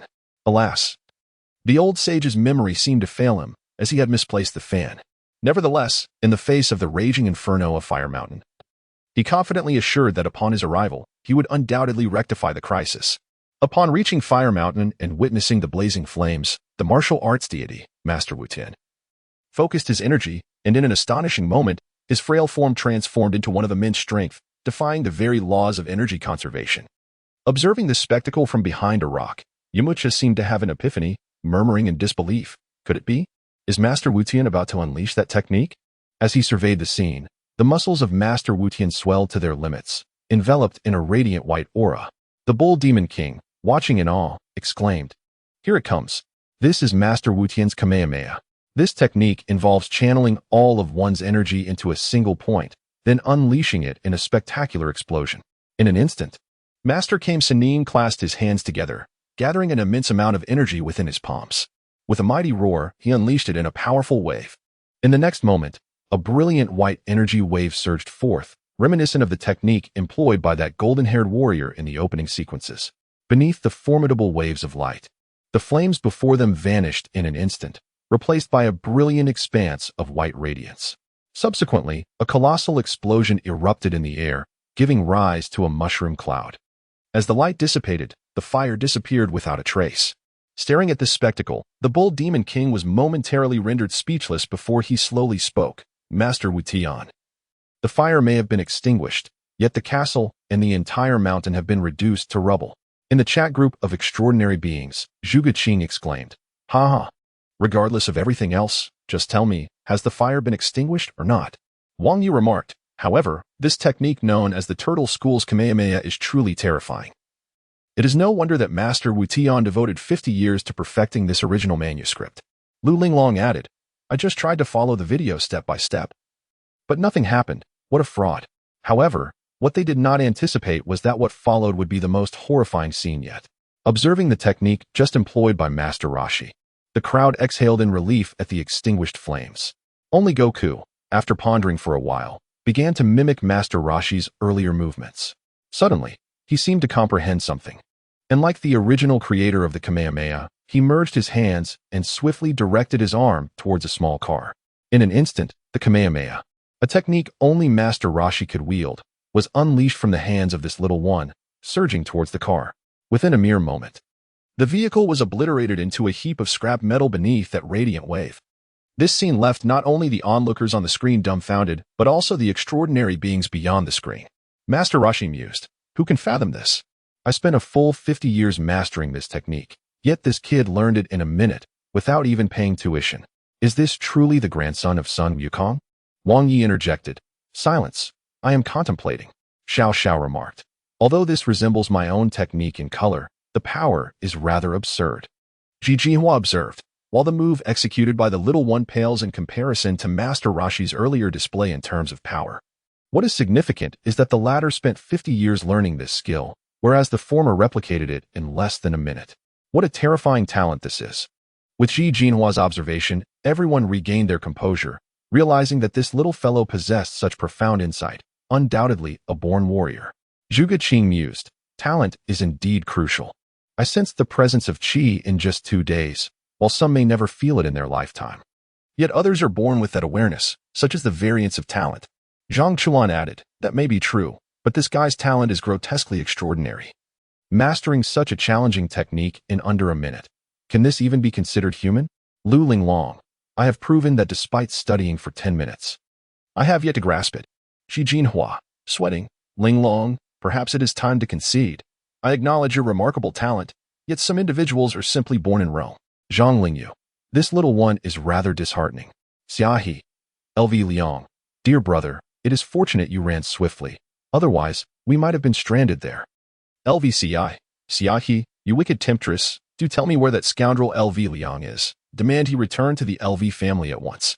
I hold him responsible for Xiao Huan's demise, and I shall not rest until he pays." LV Gong, "My lord, please remain calm. Do not let your anger towards that wretched boy lead you to berate yourself. Nevertheless, one cannot overlook Wukong's astonishing talent, which indeed evokes a sense of wonder." Meanwhile, throughout their journey, Wukong and Bulma have managed to gather 2 more Dragon Balls. At this juncture, they possess 6 of the 7 Dragon Balls, tantalizingly close to making their wish. Alas, due to their negligence, the 6 Dragon Balls in their possession have been snatched away by the villain Pilaf, leaving Wukong, Bulma, and Yamcha ensnared in the underground prison of Pilaf Castle due to their own oversight. This prison is exceedingly fortified, even with Wukong's newly acquired Kamehameha technique. The limited mastery he has attained renders it feeble, merely creating a small hole in the thick wall. Simultaneously, the villain Pilaf has successfully gathered all 7 Dragon Balls, ultimately achieving the extraordinary feat of summoning the Eternal Dragon. Arise, Eternal Dragon! In the next moment, ominous clouds began to gather in the sky, accompanied by deafening thunder and brilliant flashes of lightning, as if heralding the end of the world. Amidst the clouds, a radiant golden light gradually emerged. As the guardian of the Dragon Balls, a colossal figure, resembling the traditional Chinese dragon, descended from the heavens, nearly engulfing the entire sky. Simultaneously, 3 notifications popped up in the group. Dragon Ball World. Oolong has joined the chat. Dragon Ball World. Yamcha has joined the chat. Dragon Ball World. Por has joined the chat. Chapter 11. Goku transforms into a gorilla. Terrifying power. Wang Zhenxiu. Wow, new friends have joined. Speaking of which, is this the dragon? Once we gather all 7 Dragon Balls, we can grant any wish. Lu Linglong. I wish for the dragon's blessing to have an endless supply of pocket money and an abundance of delicious food. Ji Jinhua. Linglong, is that your only aspiration? Lu Linglong. You little brat, how about we settle this with a fight? Is this how you treat a best friend, constantly poking at me? Wang Yi, by the way, if this villain were to become the king of the world, wouldn't he that throw everything into chaos? Zhang Chuan, the little one should be able to manage. He has unleashed the Kamehameha wave several times, already breaking through that wall. Zhuge Qing, however, there may not be enough time. Although that pig and the alien managed to escape by altering their bodies, it remains uncertain whether they can prevent this situation. At that moment, the newly arrived friend finally spoke. Dragon Ball, Oolong. Upon entering, I'm already being doubted about my abilities. How frustrating. By the way, my name is Oolong, not Pighead. This is my moment to shine, so pay close attention. Returning to the video. While they were engaged in discussion, Oolong suddenly had an idea regarding the Dragon Balls. He thought that as long as he could wish faster than the others, the dragon would likely prioritize his wish. But what should he wish for? No matter. There was no time to ponder. He would take it one step at a time. With this thought in mind, he dashed toward Pilaf with utmost speed. However, the latter paid no heed to the movements of the pig. As he made his wish, the pig seized the moment and proclaimed its own desire. Dragon. I wish for a girl's underwear. Upon hearing the full wish, the dragon's eyes gleamed with a crimson light. Then, a shooting star streaked across the sky. And astonishingly, a white garment fell, landing squarely upon Wulong's face. As Yulong beamed with a smile, it remained uncertain whether his joy stemmed from thwarting the villain's ambition for dominance or from the fulfillment of a current desire. Your wish has been granted.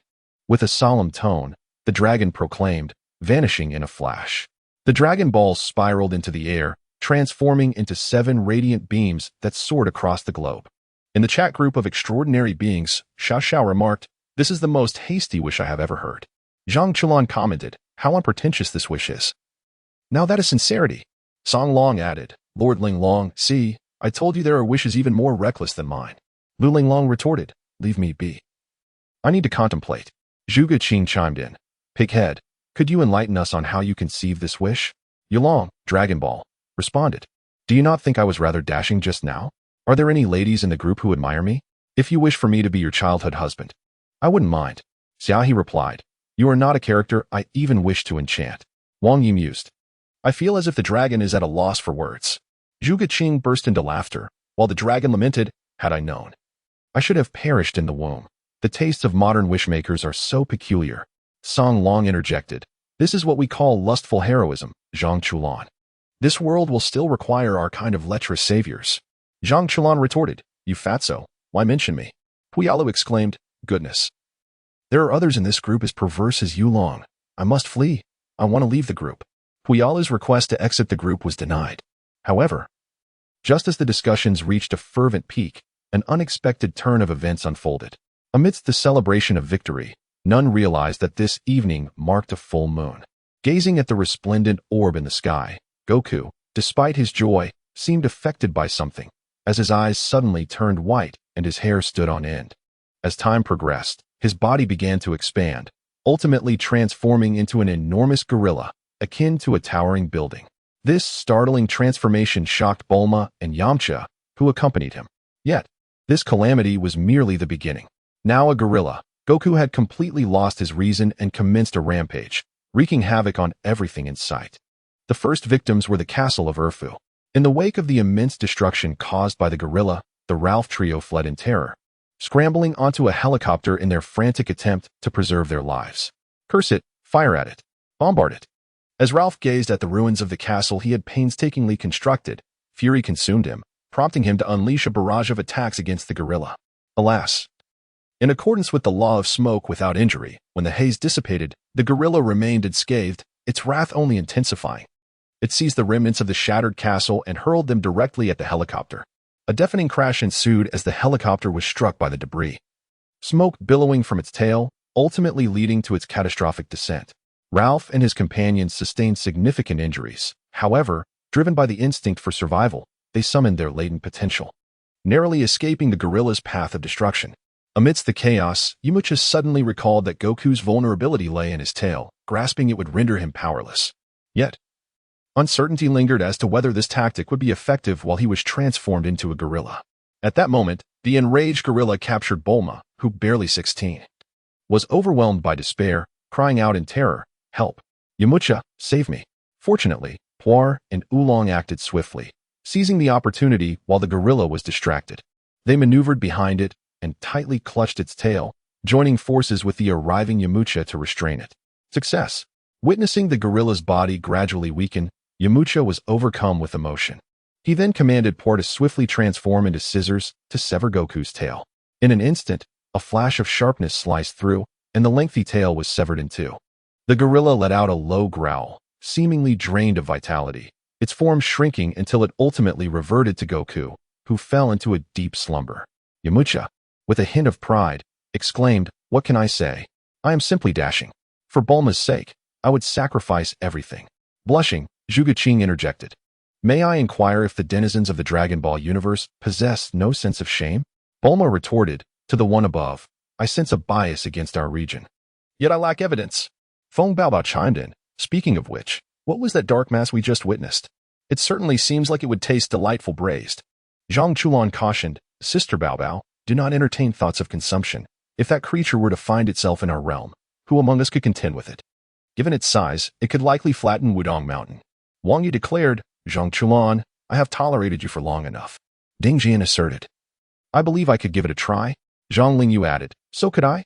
Lu Linglong remarked, "Lingyu, no offense, but with your lightning techniques, I doubt you could even tickle that gorilla." Ji Jinhua observed, however, the gorilla's weakness is evident, its tail. If we firmly grasp its tail, it will be rendered entirely powerless. Zhang Chulan concurred. Indeed, not only that, but the tail is also Goku's inherent weakness. Song Long, if only you had mentioned it earlier. Wouldn't we all be able to easily defeat him? El Liang, Xiayu, just wait. I have now discerned your weakness. Zhang Jiwei, although I hesitate to dampen your enthusiasm, I must point out that his tail has already been severed. The words of the old master fell upon the gathered exceptional individuals like a bucket of cold water. Indeed, this was a revelation akin to awakening from a dream. When they become overly fixated on a person's shortcomings, should that individual successfully conceal their flaws, they find themselves utterly powerless.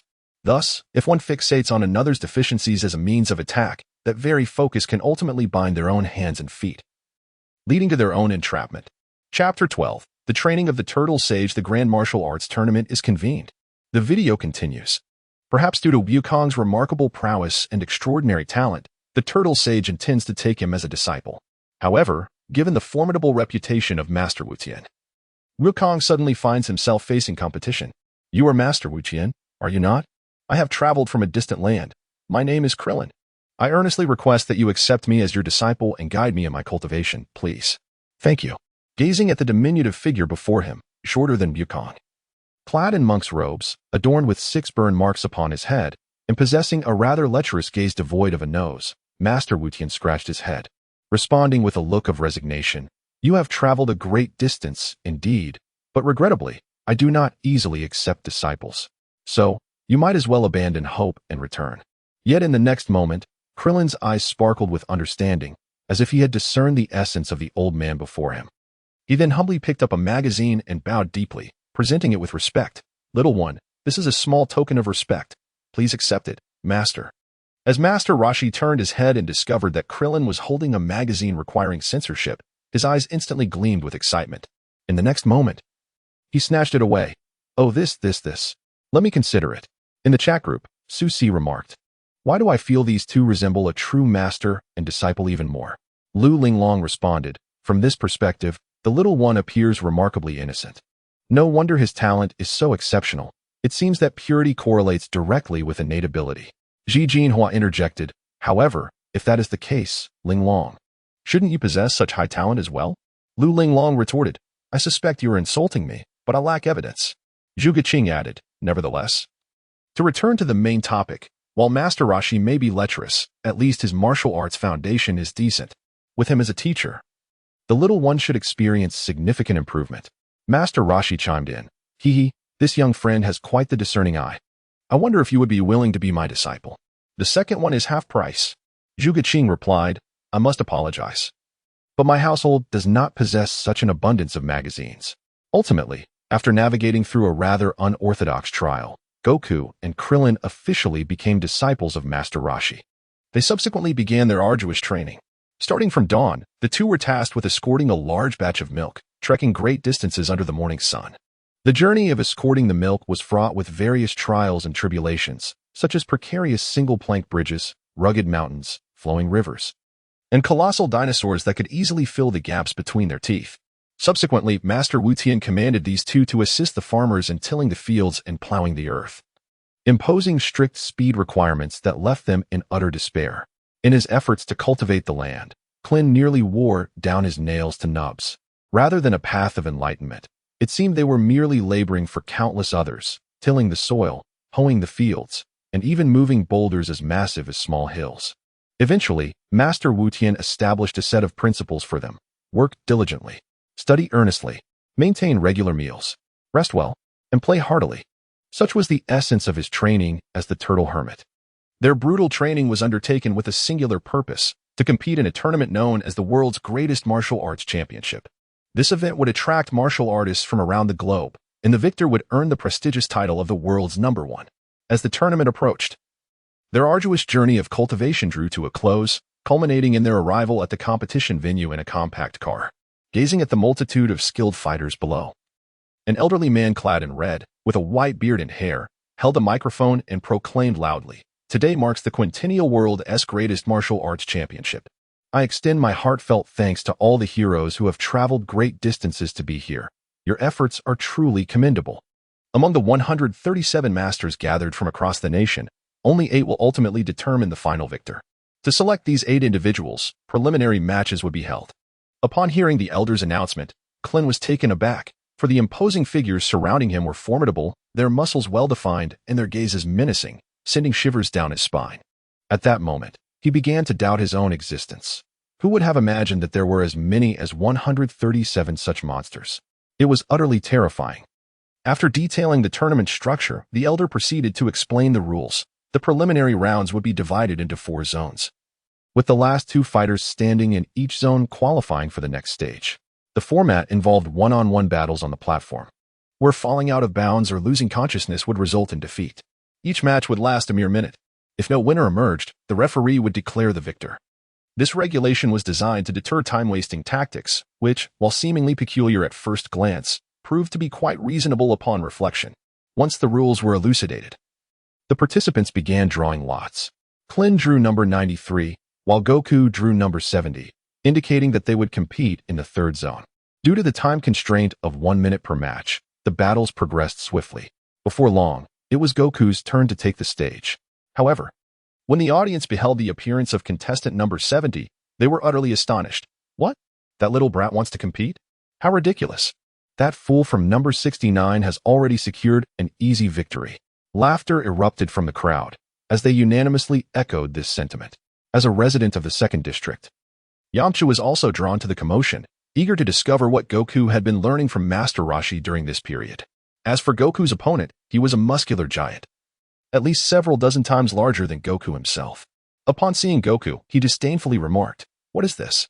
Even if I were to defeat such a weakling, it would hold no honor whatsoever." As the referee's announcement resonated, the duel officially commenced.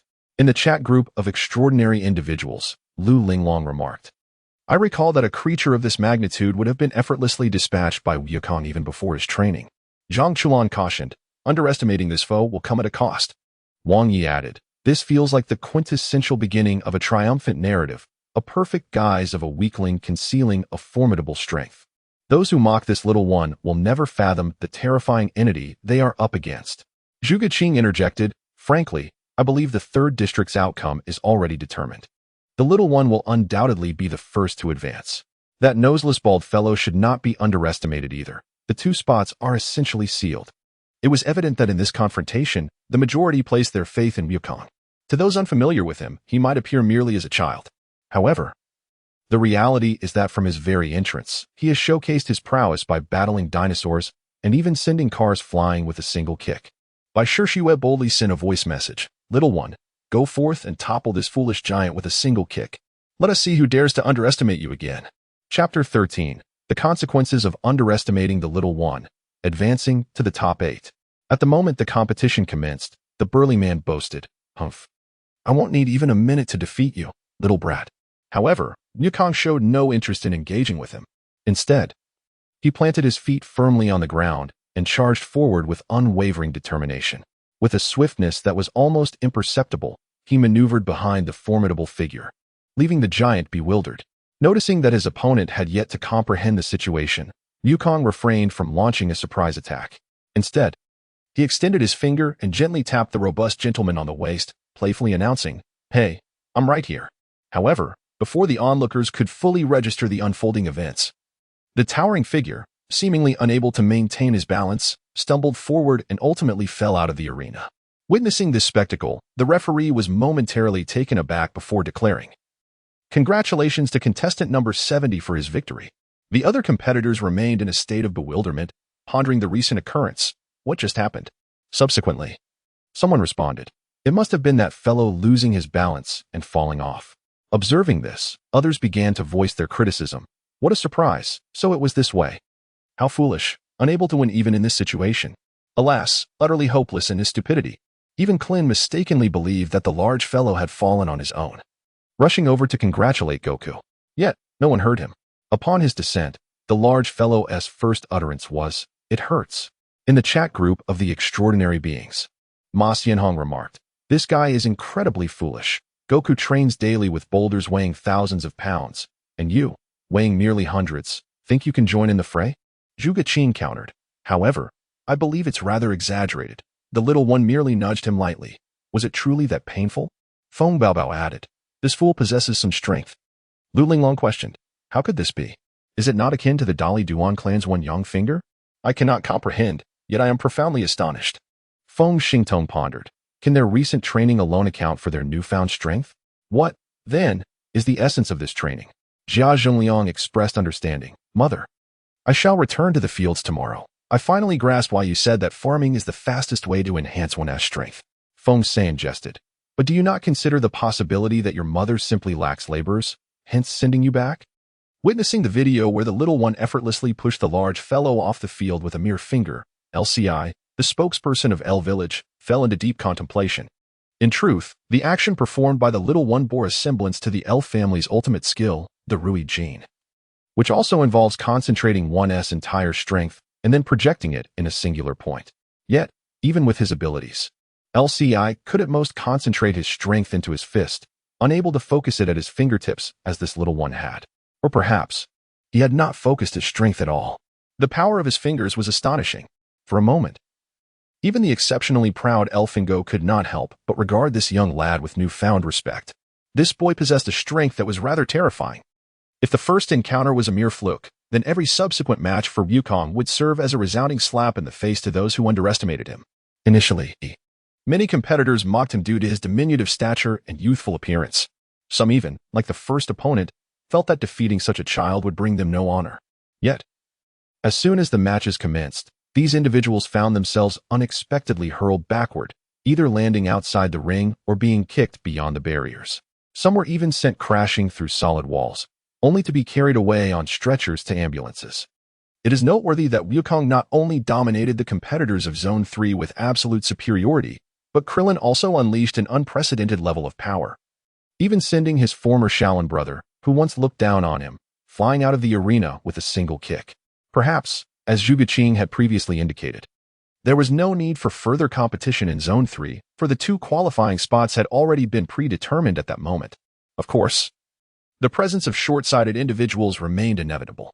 In the final round of Zone 3, Wukong faced an opponent clad in a martial robe, appearing rather ordinary yet possessing a sharp gaze.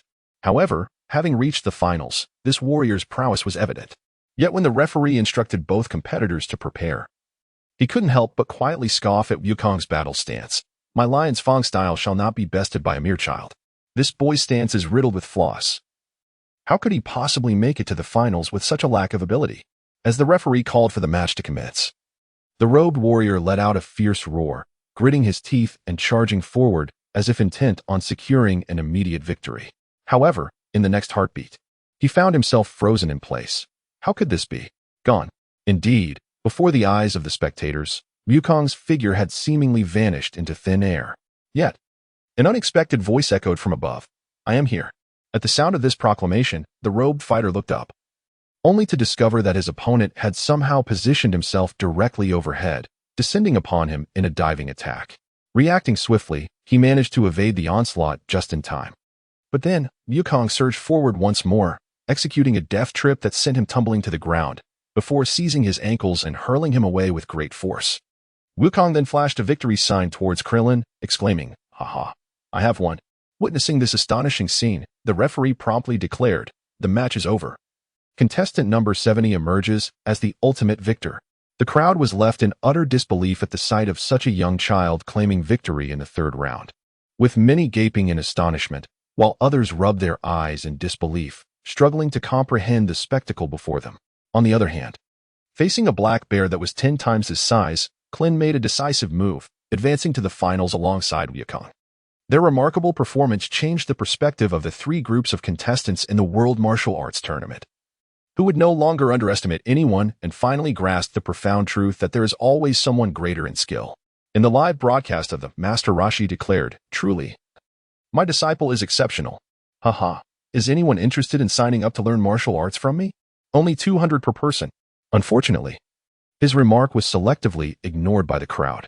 Su Sin remarked, I've come to understand that in this tournament, the larger the stature, the less useful it is.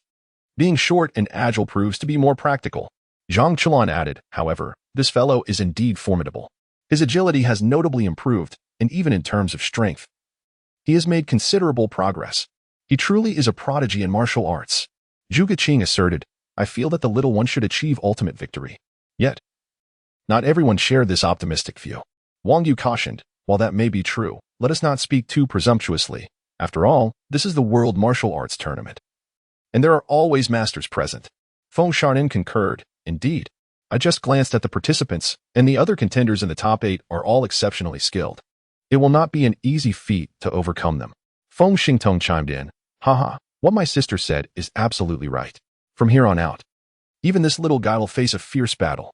At this moment in the video, with the conclusion of the preliminary rounds, the interior venue has officially closed. As for the final arena of the martial arts tournament, it has been set up on the outdoor stage, allowing the audience to observe the performer's skills more clearly. As I gaze upon the scene, it becomes evident that the competitors who have reached the top 8 indeed embody the sentiments expressed by the Wind family siblings. Not only do they exhibit a remarkable diversity in form, but they also exude an aura of formidable strength. Truly, they are not to be trifled with. Chapter 14. The commencement of the quarterfinals. Wukong's first opponent. Among the Elite 8, the first contender, designated as the Barbarian, is a colossal figure. However, unlike the typical large brute, this individual appears to be cloaked in filth, as if he has not bathed in years. His teeth are stained a putrid yellow, and drool perpetually drips from the corners of his mouth. Merely gazing upon him incites a visceral urge to retch. Wherever he appears, spectators instinctively cover their mouths and noses, as if fearing that one more breath might suffocate them. The second competitor, known as Nameless, is a monk swathed in white cloth, his body shrouded in darkness. Seemingly a practitioner of asceticism hailing from a tropical region.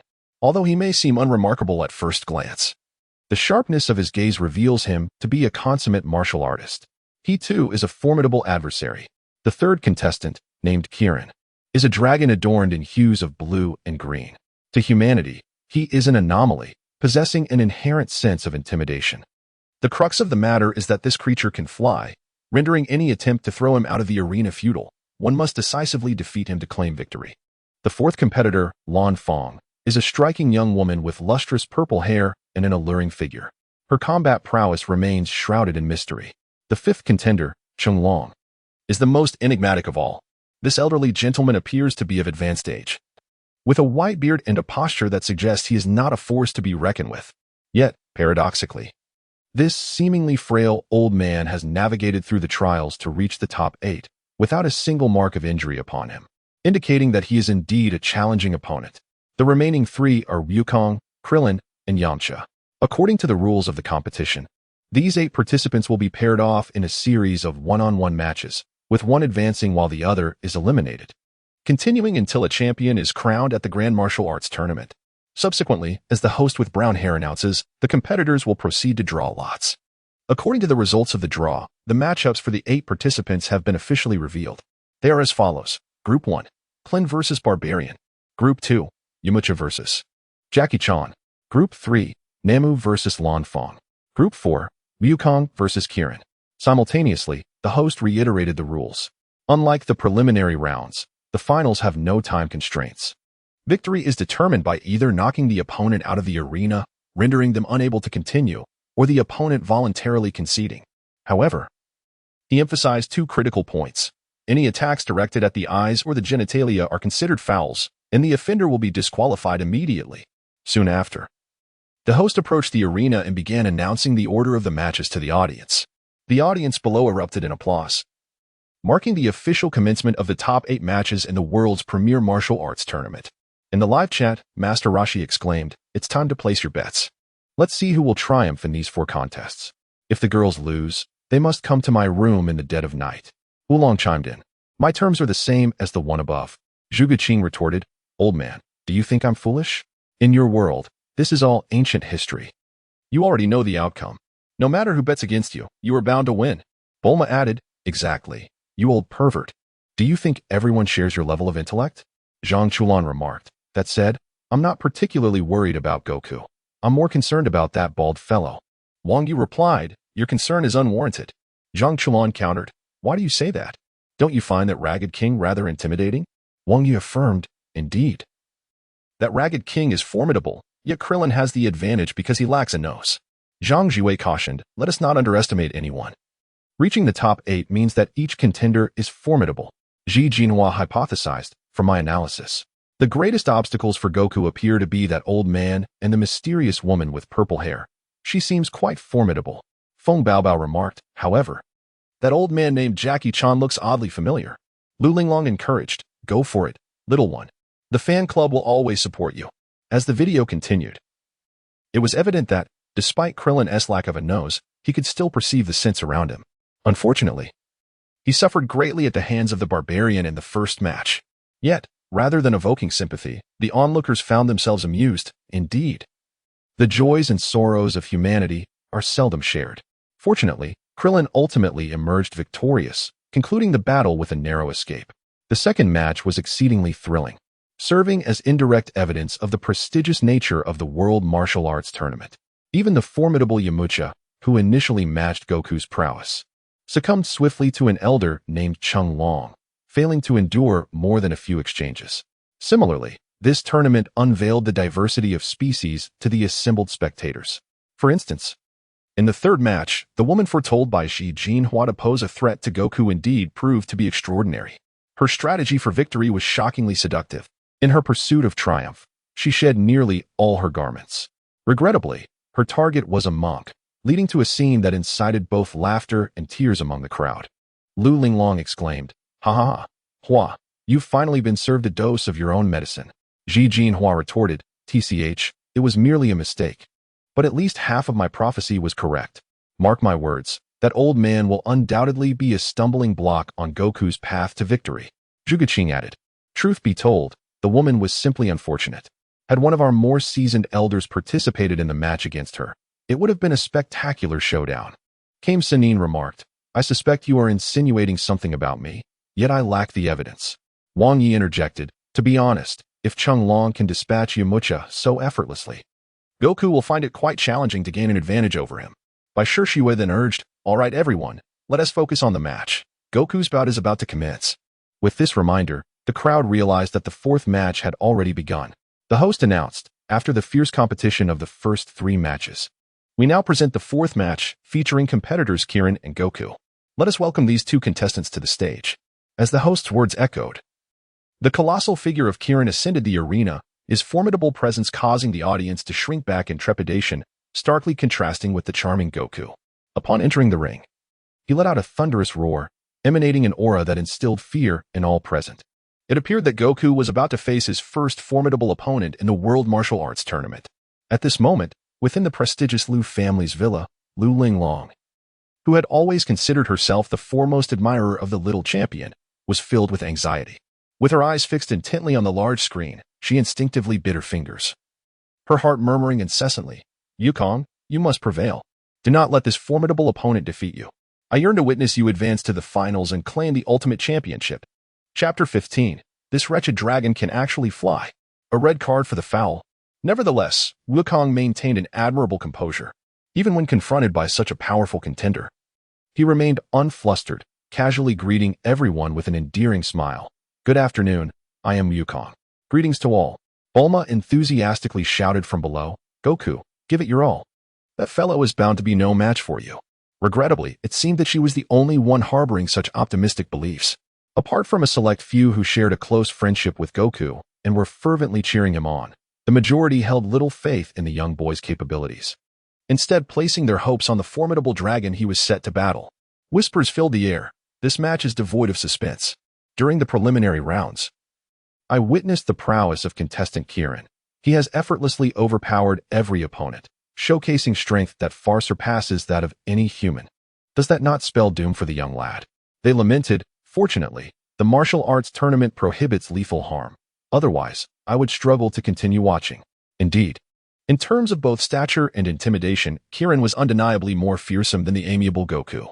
Once the crowd settled down, the referee raised the microphone once more and declared, very well, let us proceed to the fourth match. It officially begins. However, before he could utter the word begin, the sky erupted with flashes of lightning and thunder. followed by a torrential downpour. The audience, driven by the intensifying rain, scattered in all directions. Reluctantly, the host announced a postponement of the match. Meanwhile, sheltered from the rain, Krillin's fellow disciples, those monks who bore an uncanny resemblance to ruffians, were seated in a tavern, indulging in drink while engaging in spirited discussions about the ongoing tournament. At that moment, Kirin, clad in a raincoat, approached the boss and requested, "Please, a glass of milk." As he spoke, he placed a colossal cup upon the table. This act, however, drew the mockery of the nearby monks. "Look at him, drinking milk. Haha, how amusing. With such a large cup, who does he think he is impressing?" Ordinarily, Kirin would have dismissed such trivialities, but just then, the brother who had been defeated by Klein rushed in, only to inadvertently step on Kirin's tail, causing him to tumble to the ground. Having lost to Klein, he was already seething with frustration, yet powerless to voice his ire. Now, as he witnessed this clumsy individual trip over him, without so much as an apology, he instead taunted, "Can't you manage to keep your tail out of the way? Oh, I remember your next match is coming up, so what? Winning this trivial martial arts tournament holds no significance." With that, he attempted a swift chop. Though Kirin was large in stature, he possessed remarkable agility. He effortlessly evaded the strike and calmly retorted, "You, worthless one, might last a mere 0.1 seconds longer than them." He then downed the milk in one go and called for a refill. Without hesitation, he launched into a fierce assault against the group of monks. Even when facing the formidable Shaolin Temple, he unleashed punches and kicks that sent them sprawling to the ground, his speed leaving the onlookers utterly astonished. After he had dealt with the group, the shopkeeper had only just finished pouring the milk. This implies that within the brief moment it took to pour a single glass, he effortlessly subdued a multitude of Shaolin disciples, showcasing a power that can only be described as terrifying. Yet, in the face of such a formidable being, Wukong felt no fear. Rather, he was filled with unwavering confidence. Perhaps in his eyes, facing such a powerful adversary rendered his cultivation all the more meaningful. In a chat group, Zhuge Qing remarked, "I've already taken off my pants." "And you show me this?" Wang Yu commented, "The sky was clear, so why has it started to rain? How disappointing." Lu Linglong exclaimed, "This dragon is truly impressive. With a mere flick of its hand, it has defeated several Shaolin disciples. This is indeed the worst humiliation for Shaolin." Feng Xingtong added, "But we cannot blame the dragon. Those individuals provoked it first and deserved a thorough beating." Wang Zhenxiu noted, "It merely wanted a glass of milk. What wrong is there in that?" Ji Jinhua concluded, however, "I believe that Little Dot has finally encountered a worthy opponent." Soon, the rain passed, and the skies cleared. And thus, the fourth match has officially commenced. However, this dragon seems to lack a sense of martial decorum. As the host blew the whistle, it executed a swift tail swipe, sending Wukong crashing into the wall. Nevertheless, for Wukong, who is impervious even to bullets, this minor injury was utterly inconsequential. Upon landing, he instantly rose to his feet, seemingly unaffected. The host, taken aback, exclaimed in disbelief, "It is truly astonishing. The wall, composed of bricks, has cracked, yet Mr. Sun emerges unscathed. His physique is remarkably resilient." Likewise, the dragon stared in wide-eyed astonishment. Just moments ago, it had easily dispatched the Shaolin monks with a single punch, yet this child remained utterly unharmed after taking its blow. How could this be possible? Before it could process the situation, Wukong struck back. After exchanging a few blows, he deftly maneuvered, landing a powerful punch to the dragon's abdomen, causing it to foam at the mouth. He then seized its tail and, with a vigorous heave, hurled it into the air. The audience gasped in shock. Could it be that a dark horse was emerging in this martial arts tournament? Alas, as a dragon, Kirin possessed the ability to fly and flapped its wings, soaring back to the arena with ease. Lu Linglong exclaimed, "Cheating! This great dragon is undoubtedly cheating. It should be disqualified." Zhuge Qing responded, "Sister, do you think this is football? Why not just ban it for life?" Wang Zhenxiu remarked, "Nonetheless, I must admit, this is indeed lacking in martial ethics. If throwing it out of the ring is not permitted, the only option left is to knock it out. But to incapacitate such a massive dragon is no easy feat." Based on recent encounters, Kirin understood that a straightforward contest of strength would not suffice against Wukong. Seizing the opportunity, it opened its mouth, and in the next instant, a torrent of blue energy surged forth, enveloping Wukong. This energy transformed, materializing into a purple rubber ring that bound him tightly. This object was incredibly elastic and soft, rendering Wukong unable to break free, regardless of his efforts. Once again, the battle had shifted into a precarious position. sensing its strategy had succeeded. The dragon let out a hearty laugh. Ha ha ha, my rubber ring is inescapable. You are now like a rag doll, at my mercy. As it spoke, it advanced step by step, causing the entire martial arts arena to tremble under its weight. Now, go. With a swift motion, it lifted Wukong high into the air, seemingly intent on throwing him out of the ring. Witnessing this, the referee nervously announced, "It's over. Currently, contestant Sun is ostensibly unable to move. Once he is cast out, he shall undoubtedly lose this match. In this instance, victory is utterly beyond his grasp." As he stated, Kakarot wore a sinister grin, and with a forceful throw, he indeed cast him out of the arena. However, before the other extraordinary beings could voice their complaints, a new message suddenly popped up in the group. Dragon Ball World. Krillin has joined the chat. Chapter 16. The Victory of the Top 8. Susan began to entertain mischievous thoughts. In light of this new acquaintance, the members of the extraordinary realm extended their polite greetings. Zhang Chulan. Oh, isn't this the noseless bald fellow? It's an honor to finally meet you. With a hint of sarcasm, Feng Bao Bao. I believe he should be referred to as a salted egg. Lu Linglong. Everyone, hold your tongues. Baldy, quickly tell me, did Little One win or lose this match? If he lost, I shall traverse through time and space to deliver a sound thrashing to that foul dragon. As for Krillin, he remained in a state of bewilderment. What on earth is happening? I was engaged in a game of chess with Old Turtle in my original world when a screen suddenly appeared in the sky. Before I could make sense of it, my phone buzzed with a group invitation. Upon entering, I was inexplicably greeted with names like Baldy and Salted Egg. Is this how they show politeness? However, upon reflecting on this question, Krillin recalled for a moment before responding. I remember that he won, but how exactly he won, I have forgotten. Yet, the very next second, the system issued a notification. Krillin has leaked spoilers regarding the upcoming plot, which is a violation. He is to be silenced for 12 hours. Lu Linglong. How unfortunate. At least knowing that Little One would win has eased my worries considerably. Nonetheless, I am more curious about how he will turn the tide in this situation. He has already been thrown out. Can he possibly return flying with wings? However, it was soon proven that he indeed could return, though not through wings, but rather with the nimbus cloud. At the moment he was thrown, Goku was momentarily dazed, but just before hitting the ground, it seemed he suddenly recalled something and shouted, "Come here, nimbus cloud." As a yellow cloud caught Goku and brought him back, the audience erupted in astonished gasps. Kakarot pointed at him indignantly and exclaimed, "Hey, how is that permissible? Using a tool surely violates the rules of the match." In response, Goku was steadfast in his reasoning, "But you flew back from the sky, didn't you? And that ridiculous ring has bound me for so long. Surely that counts as well." Hearing Goku's retort, Kakarot's face contorted with anger. "You need to understand. I flew back using my own body, and that rubber ring was expelled from my mouth. How does that relate to breaking the rules?" Ultimately, after considerable deliberation among the judges, they reached a consensus, and the host announced, "Everyone, please remain calm." After a thorough discussion between the committee members and the curator, it was determined that the exceptional case would be acknowledged, confirming that Sun's use of the cloud was not against the rules. However, this exception is granted only once. Should he use the cloud again, it would result in a forfeiture of the match.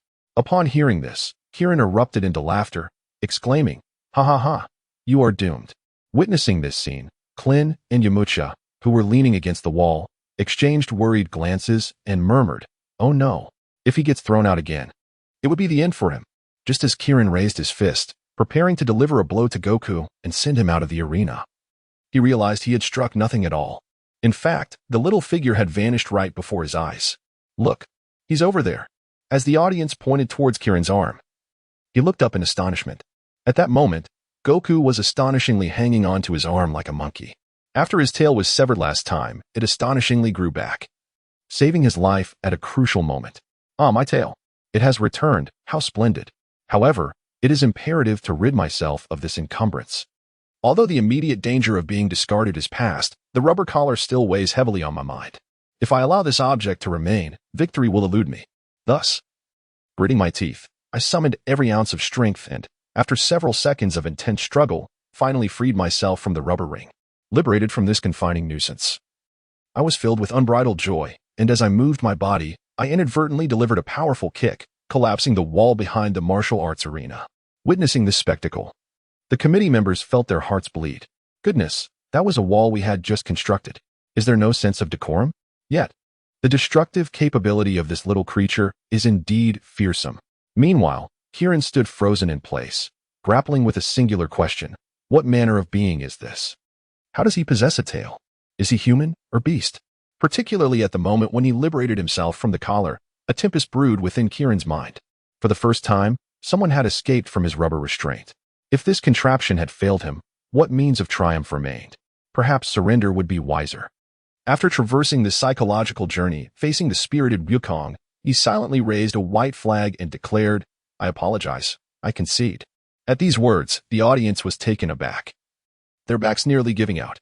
Even Wukong stumbled in disbelief. This dragon certainly does not play by the rules. In the chat group of extraordinary beings, Zhuge remarked, "The little one suggests, regardless of your wings, I have a tail, as if anyone here is normal." By Shui added, "I suddenly find this dragon quite endearing." Xiao Zizai chuckled, "An interesting man indeed." Zhang Chulan commented, "This fellow is naturally cowardly, though still slightly inferior to me." Lu Linglong noted, "He possesses a sense of propriety. However, his voluntary surrender speaks to my little one's formidable strength, having subdued this dragon completely. What a display of dominance." Xiao concurred, "Indeed." Despite the prolonged intensity of this battle, if that dragon lacked wings and could not expel rubber rings, he would stand no chance. Feng Baobao mused, "This child I find increasingly perplexing." Wang Zhenxiu expressed, "My interest in this boy grows ever deeper. By the way, is Xiayu around? The gatekeeper is not quite fit for you. Would you be interested in a temporary position? I could recommend you." Xiayu, "Apologies, I simply wish to indulge in idleness."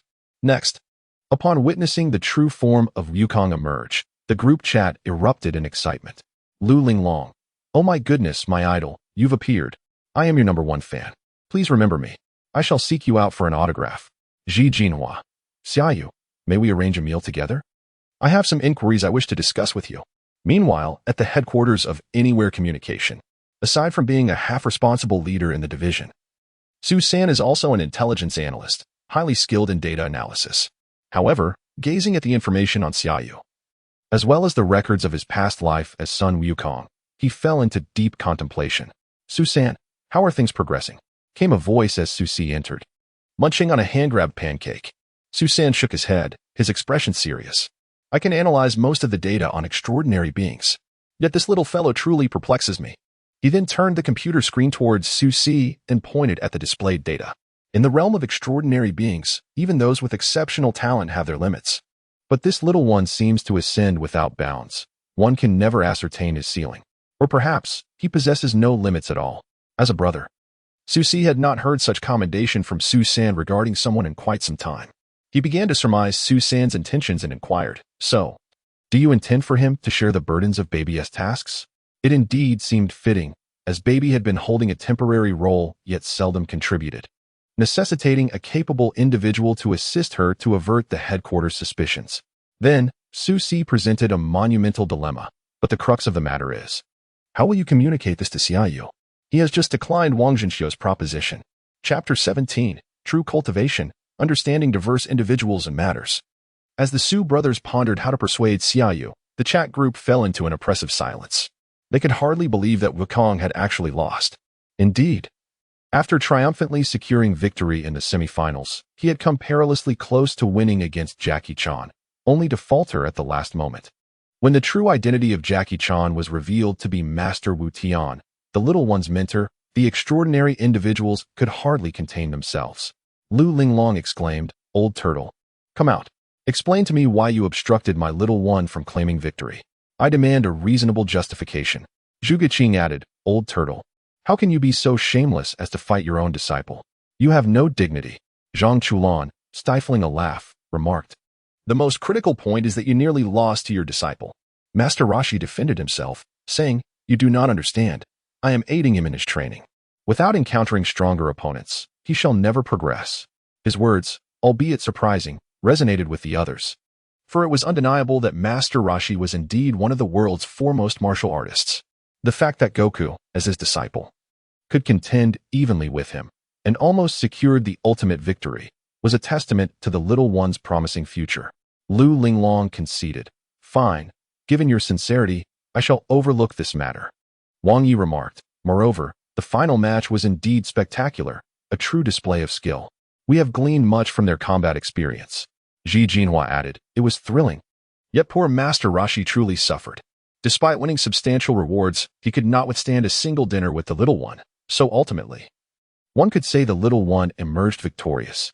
Song Long chuckled. I sympathized with the old turtle for a moment, then burst into laughter. Ha! The mere thought of that final scene brought them amusement, as they were simultaneously astounded by Goku's insatiable appetite. It was typical for humans to feel hunger after a battle. Yet the little one's monstrous consumption had left Master Roshi utterly impoverished. Truly, a fitting turn of fate. Moreover, although this master is avaricious and lecherous, he is undoubtedly sincere towards Wukong. Likewise, in the final confrontation between master and disciple, upon uncovering the truth, the assembly of extraordinary beings genuinely felt a wave of warmth. The story continues. Perhaps for Wukong, traveling far and wide, meeting more people, and experiencing a myriad of events constitutes the finest form of cultivation. This includes confronting the Red Ribbon Army and encountering UPA and his father. Likewise, when someone dear to him perishes, Wukong experiences, for the first time, the profound emotions of grief and anger. The individual responsible for UPA's father's demise, known as Tao Bai Bai, naturally becomes the first person to evoke true murderous intent within Wukong. This formidable adversary also ignites a newfound desire in the usually indifferent Wukong to strive for greater strength. In the chat group, Lu Linglong expresses her disdain. This Tao Bai Bai is truly despicable, to kill someone's father right before a young girl, utterly unforgivable. Perhaps having shared a similar experience, Lu Linglong exhibits remarkable empathy, as if she has fully immersed herself in the situation. Zhuge Qing remarks, after this incident, the little one is likely to undergo a transformation. Zhang Chuan adds, having witnessed the murder of an innocent for the first time, Wukong will surely experience significant growth from this event. Feng Baobao chimes in, this Tao Bai Bai is truly vile. Zhang Lingyu notes, yet, he is undeniably powerful. The little one was already at a disadvantage during their first encounter, but I believe he is not one to easily concede. As Zhang Lingyu aptly stated, after Sun Wukong first tasted the bitterness of defeat, he did not succumb to despair.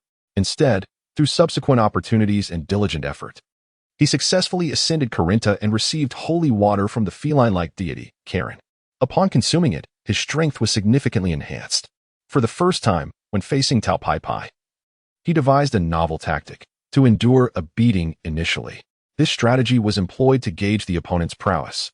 Following this assessment, he would engage in combat based on his observations, thus achieving the wisdom of knowing both himself and his adversary, ensuring invincibility in 100 battles.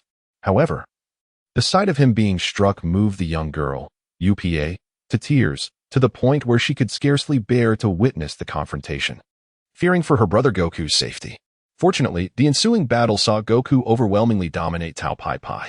Subsequently, he embarked on a solitary venture into the Red Ribbon Army, simultaneously delivering the true mastermind to their demise. In the beginning, Wukong had vowed to resurrect UPA's father. To fulfill this promise, he embarked once more on a quest for the Dragon Balls. Xiao Xiao remarked, no wonder this world is called the Dragon Ball world. It seems that everything originates from these 7 Dragon Balls. Yun interjected, however, what is the true origin of the Dragon Balls? Surely, they could not have come into existence naturally. Lu Linglong chimed in, why does it matter? Don't you think this little one is simply dazzling? Faced with a girl to whom he bore no familial ties, Wukong endured countless hardships, solely to locate the Dragon Balls and help her realize her wish. Yet he himself gains nothing. This truly exemplifies profound love. Likewise, beyond his charming exterior and formidable prowess, it is this aspect that first touches her heart deeply. Zhuge Qing, although I hold him in high esteem, throughout the ensuing journey he does not emerge empty-handed. For all of this serves as a significant elevation for his state of mind. Wang Yi, indeed, is not the path of cultivation marked by such trials and tribulations, yet yielding numerous rewards? Ji Jinhua, even so, fulfilling this little girl's wish is no simple task, and as she had anticipated, in pursuit of the Dragon Balls, Goku and his companions from the Turtle School even sought out the legendary fortune-telling old woman. This fortune-teller possesses a crystal that is said to reveal all that one wishes to see. However, she has a condition to seek her divination. One must first defeat her 5 warriors. The first 2 warriors include a blood-sucking bat and an invisible fighter, both of whom the Turtle School's group cunningly vanquished. It is worth mentioning that Krillin possesses an astonishing intellect in certain unorthodox situations. When confronted with the second invisible man, witnessing Yamcha being struck seemingly out of thin air, a spark of inspiration ignited within him. He promptly instructed Goku to summon Master Roshi and Bulma. Although Goku was perplexed by his intentions, he complied without hesitation. Upon the arrival of these pivotal figures, Krillin deliberately arranged their positions, ensuring that Bulma faced Master Roshi directly, while the latter gazed upwards, confronting the arena. Just when Yamcha found himself unable to withstand the onslaught and was on the brink of defeat, Krillin exclaimed, "The opportunity has arrived." In an instant, he swiftly lifted Bulma's pink skirt with astonishing speed. Stunned by this spectacle, Master Roshi was overwhelmed and immediately experienced a nosebleed, which he inadvertently sprayed onto the invisible man. Given the angle at which he was tilting his head, this sudden splatter of blood rendered the invisible man's invisibility technique utterly ineffective. Subsequently, he was mercilessly beaten by Yamcha, ultimately leading to his defeat and elimination from the contest. Upon witnessing this iconic scene in the realm of the extraordinary, the chat group fell silent for a few moments, only to erupt once again. Much like previous occasions, Zhuge Ching. Thankfully, I was quick. This time I captured a screenshot. Dragon Ball, Master Roshi, young friend above. Do remember to send me a copy of that screenshot. I shall reward you handsomely. Zhang Chuan. Krillin, you are truly remarkable. I am at a loss for words. Dragon Ball, Krillin, it is all a matter of wisdom. Barama, once again, felt the heat of embarrassment rush to her cheeks, trembling in the group. Too frightened to utter a word. In her heart, she began to contemplate the day she would shatter that large screen. How could it so thoroughly expose her? It was utterly detestable. What could possibly be its intent? Chapter 18. This will be Goku's final tear. If the aforementioned battle was a collective effort of the group, then the ensuing confrontation would be entirely Goku's personal showcase. When faced with the mummy that had mercilessly beaten Yamcha, Goku revealed an even more terrifying level of power in response to its attacks, a display so formidable that it astonished even his martial arts master, who had not seen him in quite some time. In confronting the formidable fourth adversary, the Demon Man, he was utterly overwhelmed in the initial bout, unable to retaliate against the relentless assault. After enduring a severe beating, the Demon Man, left with no alternative, resorted to his legendary technique, the Demon Beam, in a desperate attempt to turn the tide. This skill, known as the Demon Beam, possesses the unique ability to amplify the innermost desires and avarice of an individual infinitely, leading to an eventual explosion of their very being. Thus, anyone harboring even the slightest greed is doomed to perish upon being struck by this move. Unfortunately for him, he encountered Goku. After employing the technique twice, he discovered, to his astonishment, that this young child bore no trace of malevolent desire within, embodying an extraordinary purity and innocence. Witnessing this spectacle, the onlookers breathed a collective sigh of relief. Bai Shui remarked, "You frightened me. I thought the little one was doomed, after all. Who can guarantee the absence of even a flicker of desire?" Lu Linglong added, "This is precisely why I assert that my little one is a once-in-a-century prodigy. He is entirely free from worldly attachments. How else could he possibly master the Nimbus Cloud?" Susan mused, "Yet, I wonder where this old woman has unearthed such formidable warriors. The fourth is already so powerful, one can only speculate how formidable the fifth will be." Susi interjected, "True, while this technique may not vanquish Goku, it could easily dispatch that desire-ridden elder in the group. Wouldn't you agree?" Master Roshi coughed, "Ahem. Please refrain from continually mentioning me. Focus on the match." In fact, the fifth warrior had just made his appearance. He was an elderly man adorned with a mask and sporting a grizzled beard, topped with a peculiar halo. In terms of combat prowess, he seemed slightly weaker than Goku. And if the battle proceeded as it had, Goku would likely emerge victorious. However, to Goku's dismay, the elder had discerned his weakness. Seizing an unguarded moment, he deftly maneuvered behind Goku and grasped his tail. It is well known that once Goku's tail is seized, his body is rendered exceedingly vulnerable, leaving him devoid of the strength to fight back. The old man was indeed formidable. He grasped Ryukong's tail tightly and hurled him mercilessly onto the stone ground, repeatedly asking with each throw, "What say you? Do you concede?" Each time he received a resolute negative response, the cycle continued. The brutality of this spectacle was such that onlookers could hardly bear to witness it any longer. Yet, in the final throw, the old man's excessive force caused Ryukong's tail to snap in two, thereby eliminating Ryukong's vulnerability. "You have provoked my ire, and I am truly furious." After enduring such torment at the hands of his adversary, Ryukong, ablaze with rage, advanced step by step towards the old man, eager to engage in a decisive confrontation. However, what transpired next left the crowd utterly astounded. In the face of Wukong's fury, the old man merely chuckled twice before proclaiming, "I concede." He then approached thoughtfully, exclaiming, "Ah, what a nostalgic feeling this is. Wukong, you have indeed grown stronger. I never anticipated you would cultivate your abilities to such an extent. Yet, you have overlooked one crucial detail. You failed to fortify your weakness, the tail. You ought to be more mindful of it." Upon hearing these words, Wukong began to realize the gravity of the situation. This vulnerability concerning his tail was known only to Yamcha, who had previously fought him. And even Master Wu Tian remained oblivious to it. Since this individual is aware of his own shortcomings, his identity can only be ha, my dear child. How utterly inept you are to have only realized this now. Then, under the gaze of the onlookers, the elder slowly removed his mask. Subsequently, he revealed a benevolent smile. "I am your grandfather." Witnessing this scene, even with Wukong's indomitable spirit, tears welled at the corners of his eyes. For him, his grandfather was the one who had accompanied him throughout his life, the closest family member he cherished dearly. Soon, the tears at the corners of his eyes were wiped away, replaced by joy as he gazed upon the familiar visage. Unable to contain himself any longer, Wukong hurriedly approached and called out that long-lost title, "Grandfather, grandfather." At the moment the grandfather and grandson embraced, all present were deeply moved.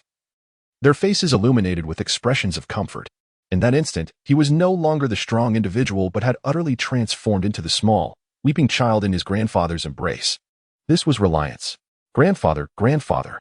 Outside the arena, witnessing this scene, Bulma's eyes glistened with tears as she remarked, "I never imagined I would see Wukong in tears." Yamcha also reflected, "It is no wonder that no matter how powerful he is, he remains a child at heart." UPA chimed in, "Brother Wukong looks so happy." In the chat group, Zhuge commented, "This is it. I can't believe a tough guy like me is shedding tears." Shi Jinhua replied, "It's nothing to be ashamed of. Just earlier, when I went to find Ling Long, I discovered he had already used 2 rolls of tissue. And now the third is nearly finished." Lu Linglong added, with a hint of grievance, "Huar, please don't say that. I can't help it. Their familial bond is truly touching." Subsequently, upon hearing the diviner's explanation, they finally comprehended that Goku's grandfather had not truly returned to life in the conventional sense. Instead, the elder possessed a unique ability, allowing her to traverse freely between the realm of the living and the afterlife. Many of the martial arts masters present were also individuals she had brought from the underworld. Thus, this encounter was, in essence, an interaction between life and death. By Xiayu lamented, "Oh, seeing the little one cry breaks my heart. Tears like precious pearls fall." Master Roshi advised, "Cherish this moment. Indeed, this is Goku's final opportunity to weep unabashedly." Lu Linglong inquired, "Ah, why? Will he not experience sorrow or joy again in the future?" Master Roshi replied, "Not exactly. It is simply that Goku will no longer be able to cry. Nor will he have the chance to do so, for he must confront the responsibilities that truly belong to him." In Master Roshi's recollection, prior to this moment, Goku had embodied a carefree spirit. However, following this revelation, he genuinely understood the chilling nature of death and the inevitable challenges he would face, even amidst tears. Consequently, tears, which once served as an outlet for one's innermost emotions, became an unprecedented burden in his eyes. As for Wukong's future, the prophecy given by the fortune teller was that he is a person capable of saving the world. With the fortune teller's assistance, everyone determined the location of the final Dragon Ball. After considerable effort, they finally gathered all 7 Dragon Balls. Wukong also fulfilled his promise, standing before the dragon and making a solemn wish to resurrect UPA's father, allowing the father and daughter to reunite once more. This scene brought tears to the eyes of all present, for the bond of family is indeed the most poignant of all. Lu Linglong remarked, "The little one is truly heart-wrenching." Wang Yi added, "In truth, for those who cultivate, whether it be him or us, while we strive to become stronger, we must also possess a kind and sincere heart. This is our greatest weapon." Ji Jinhua concluded, "One can only hope that the little one has all things go smoothly in the future." As time flows on, the long-anticipated Second World Martial Arts Tournament has finally arrived. A moment reminiscent of the previous grand event experienced by Wukong and his companions. Concurrently, in the realm of Dragon Ball, Tien Shinhan has entered the live stream, followed closely by Kaiatsu. Chapter 19, the Second Martial Arts Tournament. Wukong faces yet another heartbreaking defeat. However, the reception of the new characters appears rather unwelcoming. Lu Linglong. Hey, system, could you clarify how the antagonist managed to infiltrate? Zhuge Qing. Three-eyed. I advise you not to be overly arrogant. Were it not for the external circumstances, you would undoubtedly fall short against the little one. By Shiwei, Kaiatsu is quite adorable, though his inability to calculate is a significant flaw. Zhang Chulan? Adorable? Nonsense. He has been relentlessly attacking the little one. This is utterly against the rules. Is there no shame in the Crane School? Initially, they were not astonished by Tian Xinhan's advancement to the finals, for he indeed possesses considerable skill. However, during his duel with Wukong, he allowed Kaiatsu, another disciple of the Crane School, to assault Wukong repeatedly without intervention. This infuriated the onlookers. Zhang Chulan. I never thought I would encounter someone more despicable than myself. Song Long. Zhang Chulan is quite self-aware. Zhang Lingyu. To avoid a fair duel.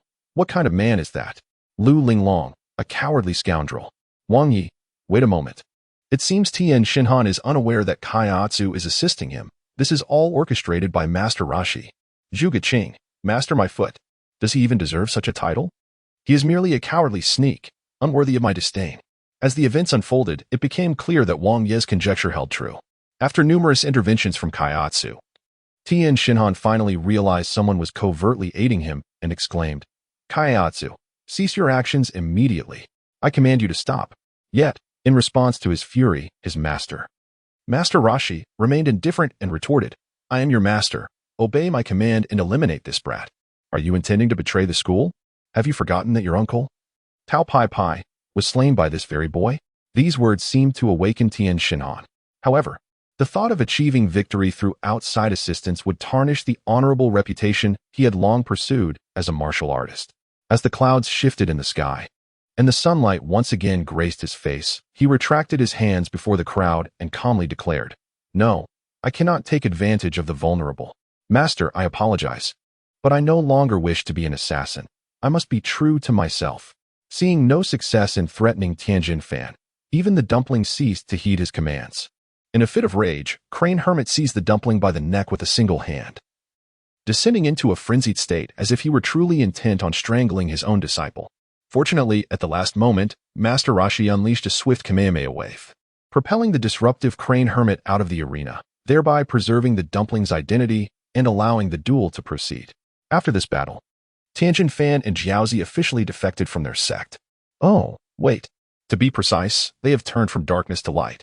Witnessing this scene, Wukong realized that he had misjudged the muscular man before him.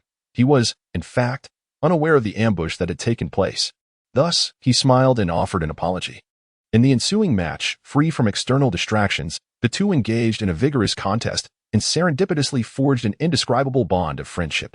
Unfortunately, Wukong's luck faltered, resulting in his defeat in the competition. In the chat group of the Lu Linglong, poor little one, coming in second place twice in a row. Don't cry. Sister gives you a hug. Ji Jinhua. The critical point is he shouldn't have lost this time.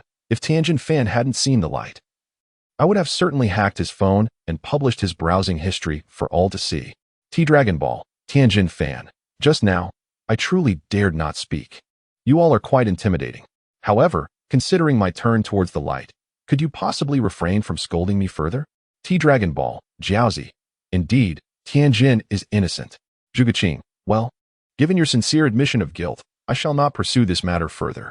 By Shiwei, but really, seeing the little one finish the match with a hungry expression, yearning for food, is rather endearing. Lu Linglong. Did you all notice that after the little one landed, Krillin was the first to rush over? I genuinely envy their relationship. Huar, you ought to learn from this. For Lu Linglong, the self-proclaimed king of children, there are two treasures he holds dear, familial love and friendship. Thus, witnessing this moment, he couldn't help but shed a tear. If these two were to continue on this path, it would indeed be a rare and precious friendship.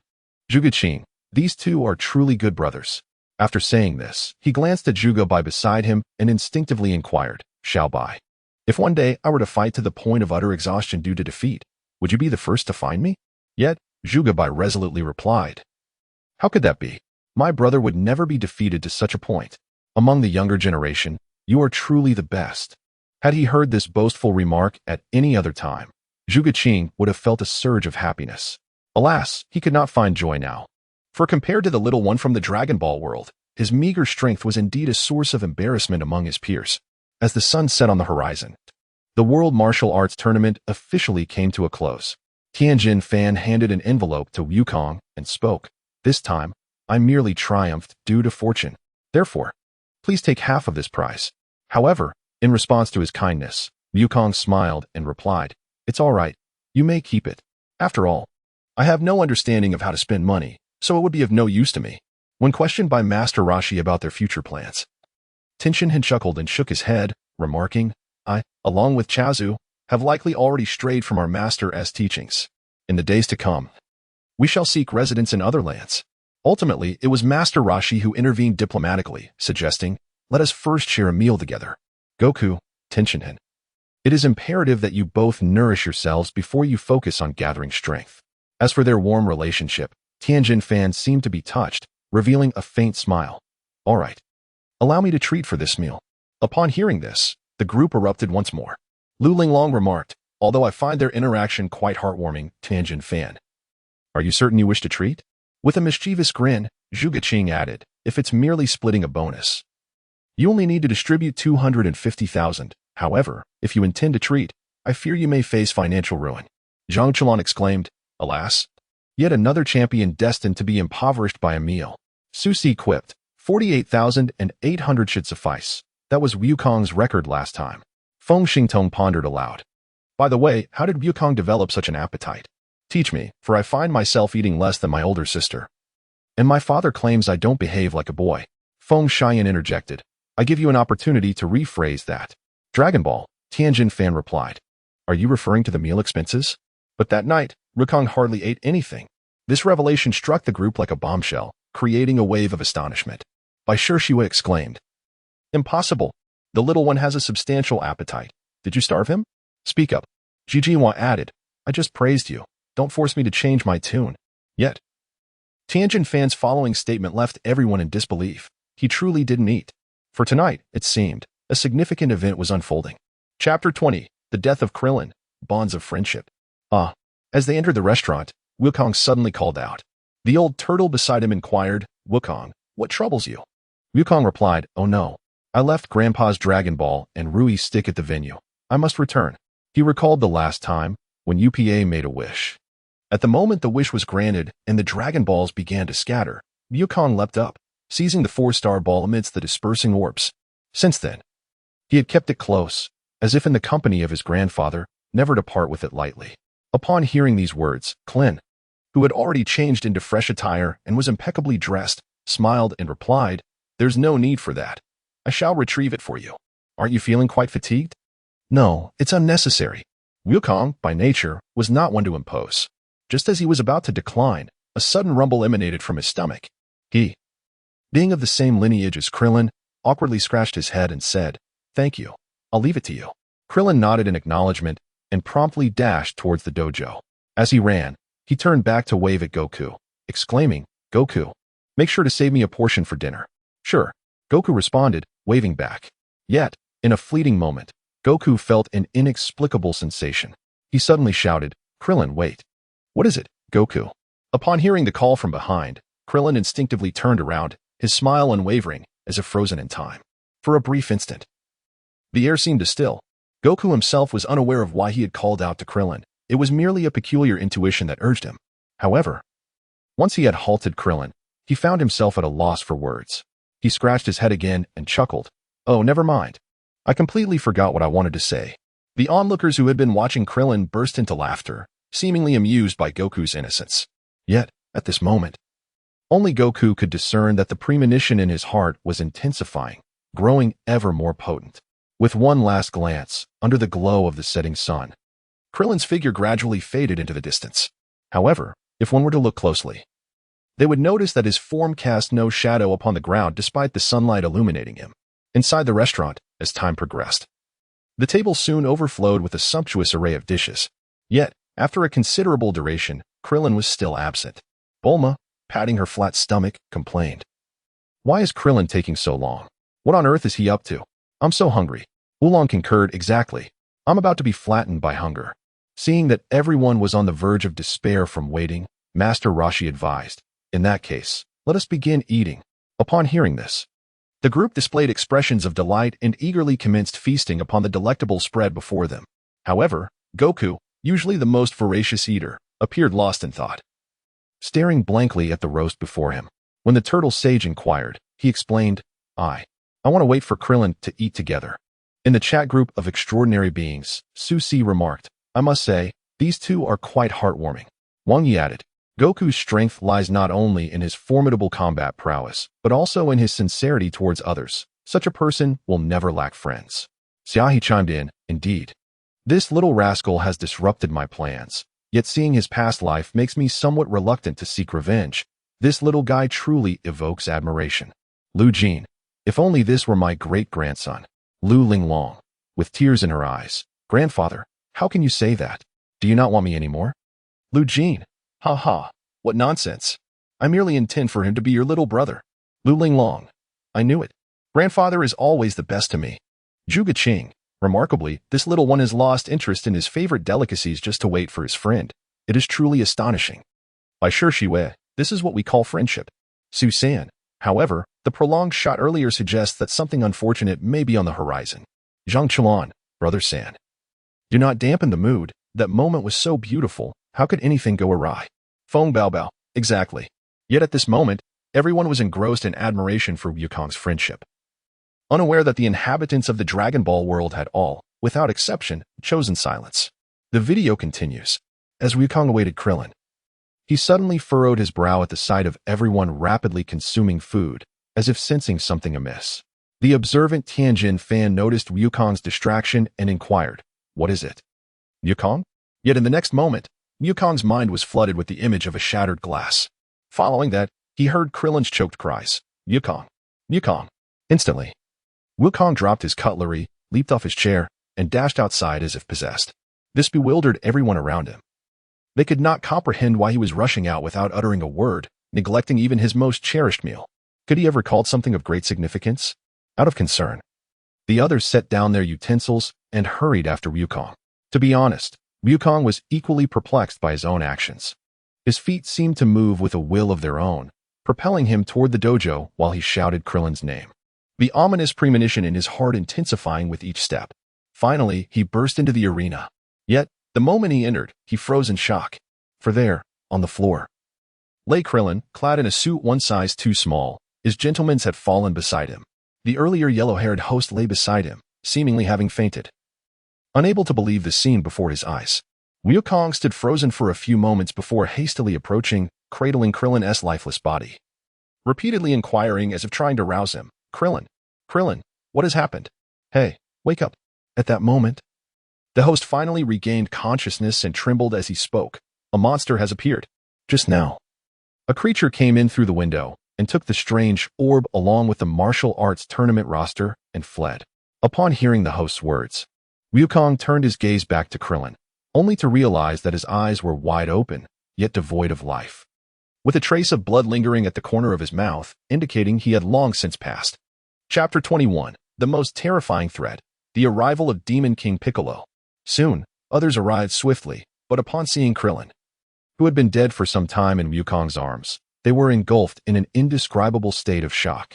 Some were sorrowful, others furious, while a few looked at him in disbelief, as if unable to accept the reality of the situation.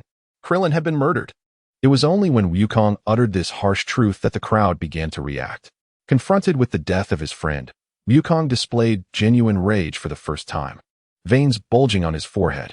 He immediately turned to Bulma and asked, "Bulma, did you bring the Dragon Ball radar?" For the assailant not only took Krillin's life but also stole the 4-star ball. Thus, with the Dragon Ball radar, he could swiftly locate the Dragon Balls and track down the individual who had taken them and killed Krillin. Master Roshi immediately realized what Goku intended to do. He hurriedly intervened, exclaiming, "Wait a moment, Goku." Yet, the latter moved with astonishing speed, swiftly snatching the dragon radar from Bulma's side and tucking it into his bosom, his form transforming into a mere shadow.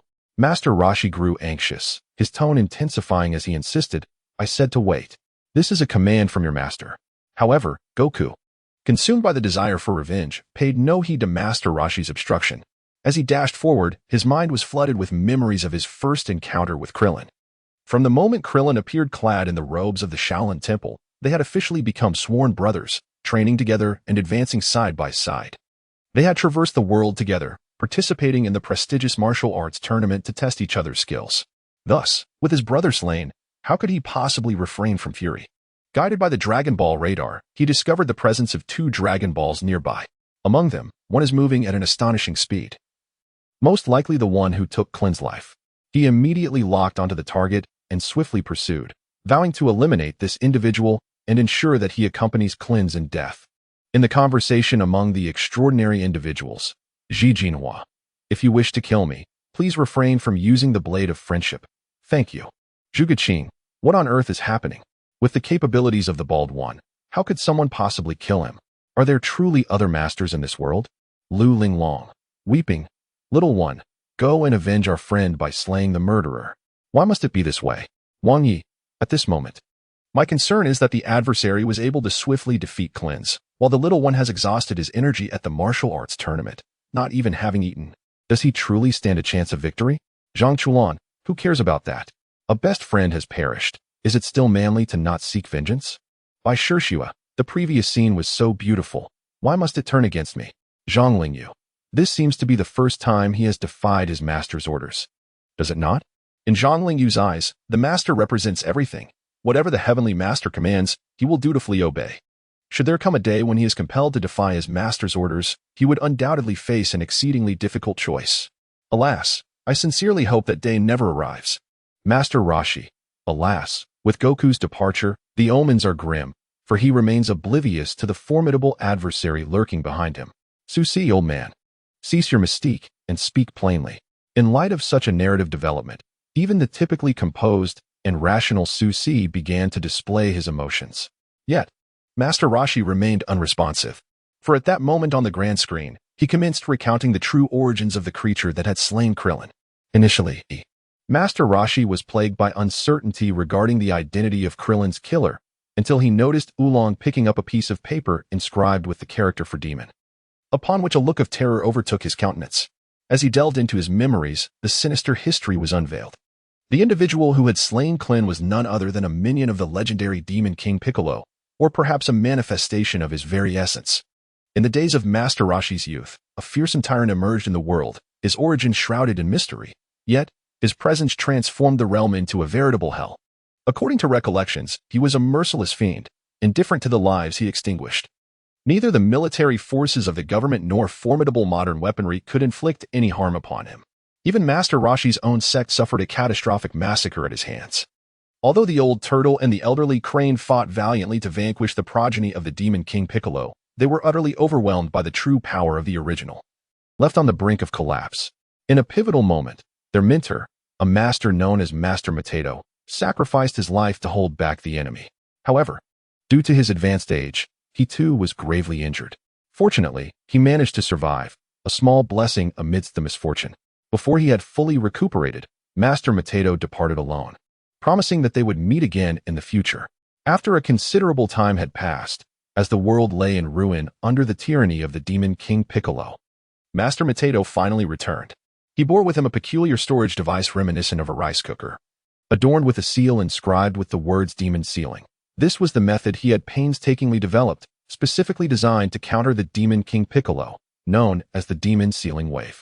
Utilizing this technique, Master Mateto successfully imprisoned the demon king within the rice cooker, which Master Roshi then personally submerged in the sea, thereby restoring peace to the world. Regrettably, the demon sealing wave was a perilous skill that exacted a heavy toll. It is precisely because Master Wutaido employed it, and completely depart from this world. In the chat group of extraordinary beings, Feng Xingtong exclaimed, "What manner of terrifying monster is this, capable of plunging the entire world into such dire straits single-handedly? It is truly dreadful." Zhuge Bai added, "How frightening, oh dear." Wang Yi remarked, "Yet, if even the turtle sage's master can only manage to seal him with great difficulty, does that not bode ill for Wukon's venture?" Lu Linglong countered, "Impossible. I firmly believe in Little Da. He is a hero in my eyes and will undoubtedly prevail." Zhang Chulan noted. Furthermore, the adversary Little faces is not the true form of the great demon King Piccolo, but merely one of his offspring or a mere avatar. He should not be utterly defenseless.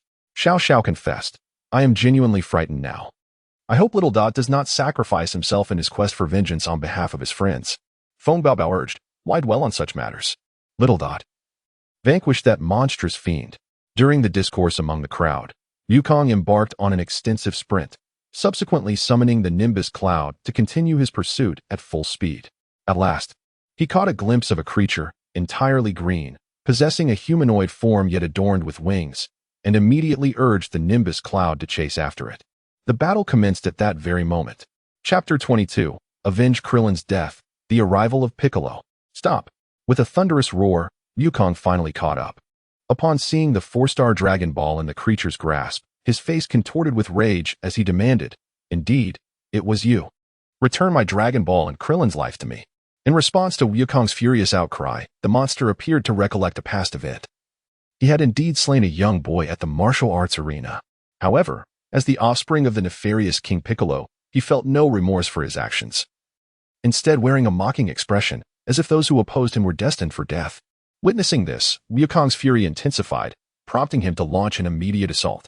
Alas, the outcome of this battle had already been determined from the outset. In a fair fight, Yukong would not necessarily be at a disadvantage, nor would Krillin. Regrettably, after the martial arts tournament, Yukong had pursued the creature on an empty stomach. Thus, his current strength was not comparable to his former self, barely reaching even a third of his usual power.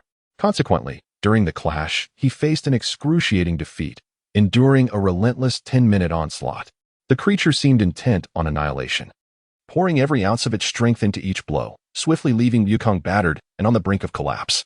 Even his nimbus cloud was shattered by this monstrous foe. In the final blow, he descended from the heavens and landed heavily upon Yukong's back. Noticing the absence of any response, it was highly probable that Yukong was beyond salvation. A cold smirk escaped his lips as he flapped his wings and departed from the scene. Within the chat group of the extraordinary beings, Bai Shishue expressed her frustration. I am so angry. It's infuriating. I refuse to accept this. That fellow merely took advantage of our misfortune. Lu Linglong concurred. Indeed, he capitalized on the fact that Little One and Klin were not replenished in strength. If you had the capability to ensure they were well fed, you would undoubtedly be left searching for your teeth after a proper beating. Zhuge Qing lamented, this battle is truly vexing. I wish I could step in for Little One and teach him a lesson. Zhuge replied, Qing, it seems you are no match for him. Though this statement was disheartening, it held a kernel of truth. In this present day, the younger generation of extraordinary beings had fallen far behind Little One in strength. Even if this green dragon's actual combat prowess was not superior to that of Little One, it remained an unassailable presence. However, the elders soon voiced their thoughts. LCI declared, the younger generation may not stand a chance, but surely we old bones have the right to engage him. This fellow is intolerably arrogant. My elf family's Ru-Yi technique is no trifling matter. Ruhu chimed in. I too wish to test just what kind of power this rascal possesses. Ding Jian asserted, I, Ding Jian of the All-Nature sect, am willing to eradicate this scoundrel. Lu Jin offered, allow me to take the lead. It has been far too long since I employed my reverse birth triple technique. Zhang Jiwei added, it has been ages since I've fought. My hands are itching to engage. I wonder if the system can transport me into the Dragon Ball universe, so I might witness this Piccolo Demon King. Alas, in the face of this declaration of war from the older generation, the grand screen remained unresponsive to their challenges. Instead, they continued to present the subsequent content. At this moment, within a celestial fortress, the trio known as the Pilaf Gang was ingratiating themselves before the centaur seated in the principal position, almost resorting to kneeling and licking his feet. Seated in the principal position was a figure of considerable stature, his body cloaked in a deep shade of green. Though he appeared somewhat aged, he emanated an undeniable aura of intimidation. This individual was none other than the formidable demon King Piccolo. His motivation for dispatching his offspring to seize the Dragon Balls stemmed from his desire to attain genuine immortality and reclaim his youth. Through his words, the assembly learned that the creature responsible for slaying Krillin was named Dambalin. As for his reason for appropriating the martial arts tournament roster, it was driven by a fear that one among them might employ the demon seal wave, prompting him to eliminate them entirely. The task of ruthlessly eradicating the martial artists was entrusted to Dambalin. As for the quest for the Dragon Balls, the formidable demon King Piccolo felt that he lacked sufficient manpower. Thus, he expelled another egg, which hatched into a rotund dragon named Sinbalu, tasked with the collection. Time passed without notice, and it was only after an indeterminate period that Goku managed to rise from the ground. The injuries he had sustained had, unbeknownst to him, healed considerably. However, he was undeniably ravaged by hunger. Consequently, he commenced a fervent search for sustenance. After a considerable effort, he finally stumbled upon a massive roasted fish, devouring it voraciously until his hunger was satiated. Yet, to his surprise, this fish had been prepared by a corpulent swordsman named Yakalob, who wore a one-star ball around his neck. This unfortunate circumstance led to a skirmish between them, but regrettably, neither party could gain the upper hand. At that moment, Sinbalu approached, threatening Yakalob to surrender his star. Little did he know, he had encountered a formidable opponent. After engaging in combat, Yakalob swiftly cleaved Sinbalu in two with a single stroke and, without hesitation, roasted him, indulging in a delightful feast before no longer holding a grudge against Wukong. In a chat group of extraordinary beings, Zhuge commented, "Goodness, this hefty swordsman is quite fierce." Faced with the offspring of Piccolo, he dispatched him with a single strike. Such combat prowess is a pity not to be showcased at the Grand Martial Arts Tournament. Wang Yi added, "This is what we call hidden talents among the populace." Bai Shui remarked, "However, I must say, I believe the little one lost to that fellow simply because he hadn't eaten enough. In my view, since Wukong could hold his own against this stout swordsman, it indicates he possesses the strength to defeat that rotund dragon. Naturally, he's also capable of vanquishing the first grotesque creature." Jijinhua reassured, "Rest assured, the little one will have his chance for vengeance. Piccolo, knowing one of his children has perished, will undoubtedly send Dambalin to investigate the matter, allowing the little one to deliver a sound thrashing." Indeed, just as Jijinhua had anticipated, at the moment of Sinbalu's demise, Piccolo instantly sensed his death. He promptly commanded Dambalin to seek out and obliterate the one responsible for Sinbalu's demise. Dambalin swiftly followed the trail, soon locating Yakalob and Wukong. He was utterly astonished to discover that Wukong was still alive, yet he brushed off the thought. Upon hearing that this defeated foe dared to confront him again, he displayed an air of profound disdain. In his eyes, this little creature was merely a trifling adversary, unworthy of his effort. He even provocatively taunted, "Come on. Bring it on. Weren't you seeking vengeance? Approach me." Unfortunately for him, he seemed to have overestimated his own abilities. Little did he anticipate that a well-fed Wukong harbored such formidable combat prowess. The last time they faced each other, it had been a one-sided affair. But now the roles had reversed, and he found himself at the mercy of Wukong, suffering even more than before. In pursuit of vengeance for Krillin, Wukong held nothing back, targeting vital points and delivering lethal strikes. Within mere moments, he left this adversary gasping and writhing in agony, reduced to a state worse than death, ultimately resorting to flapping his wings in a desperate attempt to escape. Naturally, Wukong would not permit his flight, although he could not soar. He utilized the extensibility of his Rui Bang to elevate himself into the air, launching a full-powered Kamehameha that obliterated his opponent, avenging Krillin in the process. Witnessing this scene, the group of extraordinary beings erupted in jubilant conversation, akin to a festive celebration. "Lu Ling Long, splendid. The little one is magnificent. Feng Xian, what a relief. Finally, I feel vindicated. I knew that once well-fed, this scoundrel would stand no chance. Feng Xingtong, I can't shake the feeling that the little one seems even stronger than before.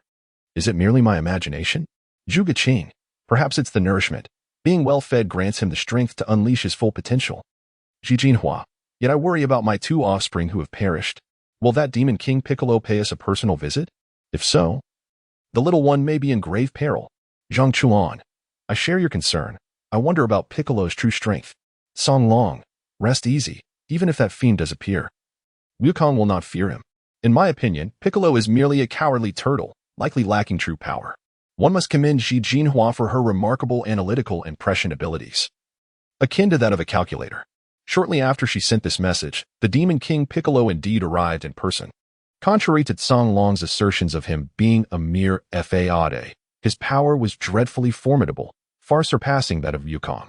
Chapter 23. The Quest for the Super Divine Water. The world lay in tatters. This may very well be the moment when Wukong found himself closest to death since the beginning of his training. Initially, taking advantage of his opponent's unpreparedness, Wukong managed to gain some upper hand. However, once Demon King Piccolo shed his cape, the tides of battle shifted entirely in his favor. it became evident that Demon King Piccolo possessed combat prowess vastly superior to that of his two offspring, consistently overpowering Wukong throughout the encounter. Even Wukong's prideful Kamehameha wave failed to inflict any damage upon him. Fortunately, the Piccolo family has a peculiar trait: they never deliver a finishing blow. After Demon King Piccolo left with unwavering confidence, just as Yachirobe emerged, contemplating whether to bury or devour Wukong, the latter, clinging to his indomitable spirit, astonishingly awakened once more. He realized that, given his current abilities, he was no match for Piccolo. Thus, he implored Yachirobe to transport him to a place where he could enhance his strength. That place was, of course, the Korin Tower, the very site that had previously granted him a significant boost in power. Initially, gazing up at the soaring tower, Yachirobe vehemently refused to carry Wukong up, deeming it an arduous task. He exclaimed, "You must be joking. There's no way I can carry you up there." However, Wukong, employing cunning tactics, recognized Yachirobe's weakness and said with a grin, "Yachirobe, there's delicious food atop Korin Tower. I'm not deceiving you. I once feasted there until I was about to burst. It's true. They're called Sinza beans, the food of the immortals." Upon hearing these words, Yachirobe was instantly stirred. The food he envisioned celestial beings consuming was undoubtedly sumptuous, filled with delicacies such as grilled shrimp and roasted chicken. He even involuntarily salivated at the thought. Thus, he promptly embarked on a tower-climbing journey with Goku. After a prolonged ascent, they finally reached the pinnacle of the tower.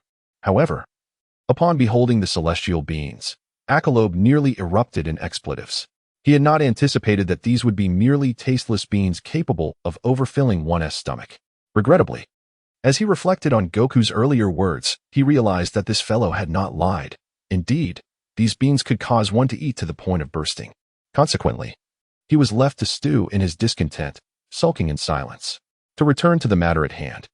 When Goku learned that shortly after he had been severely injured by the Demon King Piccolo, Master Roshi and Kaiatsu had also succumbed to his hand, his fury reignited. Even after he had used the Dragon Balls to regain his youth, the thought of Piccolo slaying Shenron reignited his anger. He recalled the first encounter with Master Roshi. The general impression of this old man was that he was lecherous and playful. Yet, in truth, despite his often frivolous demeanor, he was a trustworthy elder, Goku's mentor, and a guiding light on his path of cultivation. Had circumstances unfolded normally, Goku, Krillin, and Master Roshi would have continued their journey together as esteemed teachers and friends, learning and living in harmony, continually participating in the World Martial Arts Tournament to hone their skills. However, since the emergence of the Demon King Piccolo, the most vital people in his life had been taken from him one after another.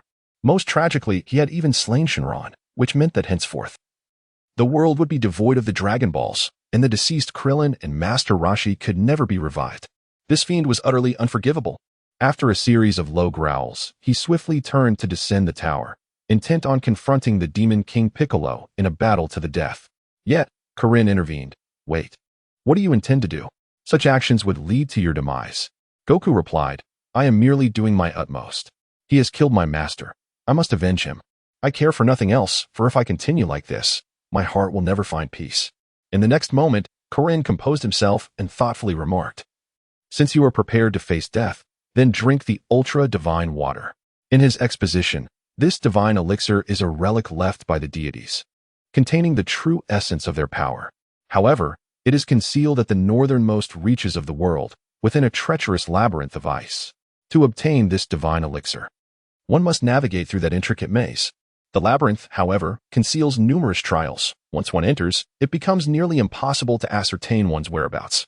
Stepping inside, the prospect of escape appears utterly futile. It is indeed a genuine celestial burial ground. Yet, upon hearing this, Wukong, without a moment's hesitation, resolutely declared his intention to venture to this place. Observing his unwavering determination, the deity Karin escorted him to the altar that would transport him to the icy labyrinth. Wukong then leaped down, officially embarking on his quest for the super divine water. The arduous challenges that lay ahead, however, were truly formidable. It was likely that an individual of ordinary disposition would have succumbed long ago. In a chat group of extraordinary beings, Wang Yi remarked, "What is this place? Why is there such a formidable snow monster here?" "This journey for the little one is akin to Tang Seng's pilgrimage for scriptures," Zhuge Qing responded. "This is merely the beginning. The illusions within are far more terrifying. The labyrinth can penetrate one's innermost conflicts and materialize the specter of Master Roshi, aiming to lead the little one astray." Ma Xianhong added, "Fortunately, this child possesses a steadfast spirit and has not been easily deceived." Witnessing Wukong's unwavering resolve to pursue his ultimate goal, even in the presence of a jovial crowd, he decisively exited this realm of comfort to continue his search for the super divine water. The others could not help but smile. However, for him, this was a more brutal reality. Zhang Chulan encouraged, "Wukong, persevere. The world needs you. Without you, it will truly fall to the destruction wrought by this demon." By Shishue lamented, "The king is so cowardly, why should he submit to this dark lord?" Jijinhua explained, "There is no choice if the king does not acquiesce. The demon may annihilate the entire world. This is merely a stalling tactic." After suffering significant losses, the demon had ultimately eliminated his opponents and even captured the king single-handedly. Under the weight of his menace, the king had no option but to yield. Yet, even then, the demon was not satisfied. Upon seizing control of the world, his first decree was to abolish all law enforcement and dismantle the legal system, inciting chaos, arson, and mutual slaughter among the populace. Under this regulation, even without his intervention, the world had descended into chaos, with gunfights erupting frequently, resembling the apocalypse. To witness the fear in people's eyes, he established a new rule. Each year on this day, he would randomly select a region and personally visit to enact a massacre. Observing this world on the brink of disintegration, Lu Linglong felt her heart lodged in her throat, and she immediately called out, "Little one, persevere. You are the last hope of this world. Please, you must defeat the demon King Piccolo and save us all." Perhaps truly hearing the cries of the masses, Wukong ultimately succeeded in locating the super divine water, significantly enhancing his powers, and set forth on the final path to confront the demon King Piccolo. However, another had taken the lead, Tianjin Fan. "Wukong, I shall go first. This fiend has slain my most cherished person, and I must avenge Master Mutant Roshi and Chaozi." Chapter 24. The final battle between Wukong and Piccolo are the hope of the entire world. Unfortunately, Tianjin Fan ultimately faced defeat. Initially, he believed that mastering the MAF-BA would enable him to vanquish the demon King Piccolo. Yet, to his dismay, Piccolo disregarded the rules of combat. Asserting that Tianjin Fan was unworthy of facing him, he unleashed his most formidable offspring, a dragon that, though wingless, was remarkably robust and terrifyingly agile. In the ensuing battle, Tianjin Fan exerted himself to the utmost against this formidable foe, but due to his inferior strength, he remained in a state of suppression and ultimately faced a life-threatening situation. Left with no alternatives, he resorted to the MAF-BA, hoping to deal with the dragon first. Alas, he was confronted with two adversaries. Witnessing his offspring in peril, the demon King Piccolo, in a state of panic, obliterated the rice cooker, resulting in the failure of the MAF-BA due to the loss of its vessel. Though Tian Shinhan, having employed the MAF-BA, did not lose his life due to the seal's failure, he found himself utterly drained of strength, collapsing to the ground. Perhaps it was the near encounter with the ceiling that incited the wrath of the colossal dragon, which immediately lunged towards Tian's heart. Yet, in this precarious moment between life and death, the dragon's hefty form suddenly lost its balance and was propelled backward. Tian, having felt no pain for an extended period, turned to discover, to his astonishment, that the one who had rescued him from peril was none other than Goku, whom he believed to have perished long ago. In the chat group of extraordinary beings, by Shishue remarked, "Tian, my friend, if you cannot stand your ground, do not engage. If you cannot win, why create further chaos?" Tian responded resolutely, "No, I must avenge Kaiatsu." Kaiatsu lamented, "Tian, woe is me." Zhuge Qing interjected, "It cannot be dismissed so easily. Tian has always thought Kaiatsu was lost, so his determination to fight is entirely understandable. They are warriors defending the earth." Linglong exclaimed, "Hooray! Little one has arrived just in time. Let us vanquish him. That King Piccolo is no match for our little hero." Master Roshi encouraged, "Go for it, Goku."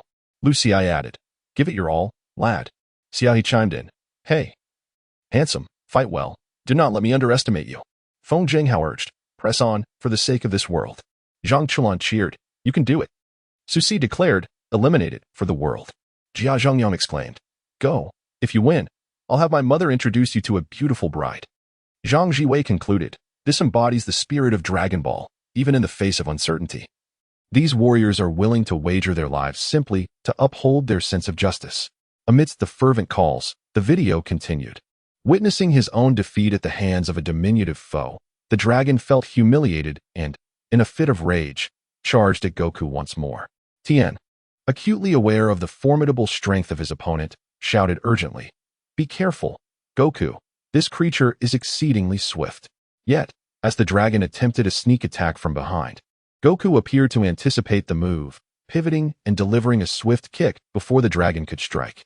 With that decisive strike, the formidable dragon, which had posed an insurmountable challenge to Tianjin Fan, ascended to the heavens. This astonishing spectacle left both Tianjin Fan and the great demon Piccolo utterly astonished, particularly the latter, who could hardly fathom that mere moments ago he had effortlessly dispatched a young warrior, only to witness him transform into such a powerful force in such a short span of time, compelling even Piccolo to regard him with newfound respect. As for Tianjin Fan, he was astounded by Goku's rapid growth, having already surpassed him by leaps and bounds. In the present day, he may very well be the sole opportunity this world possesses.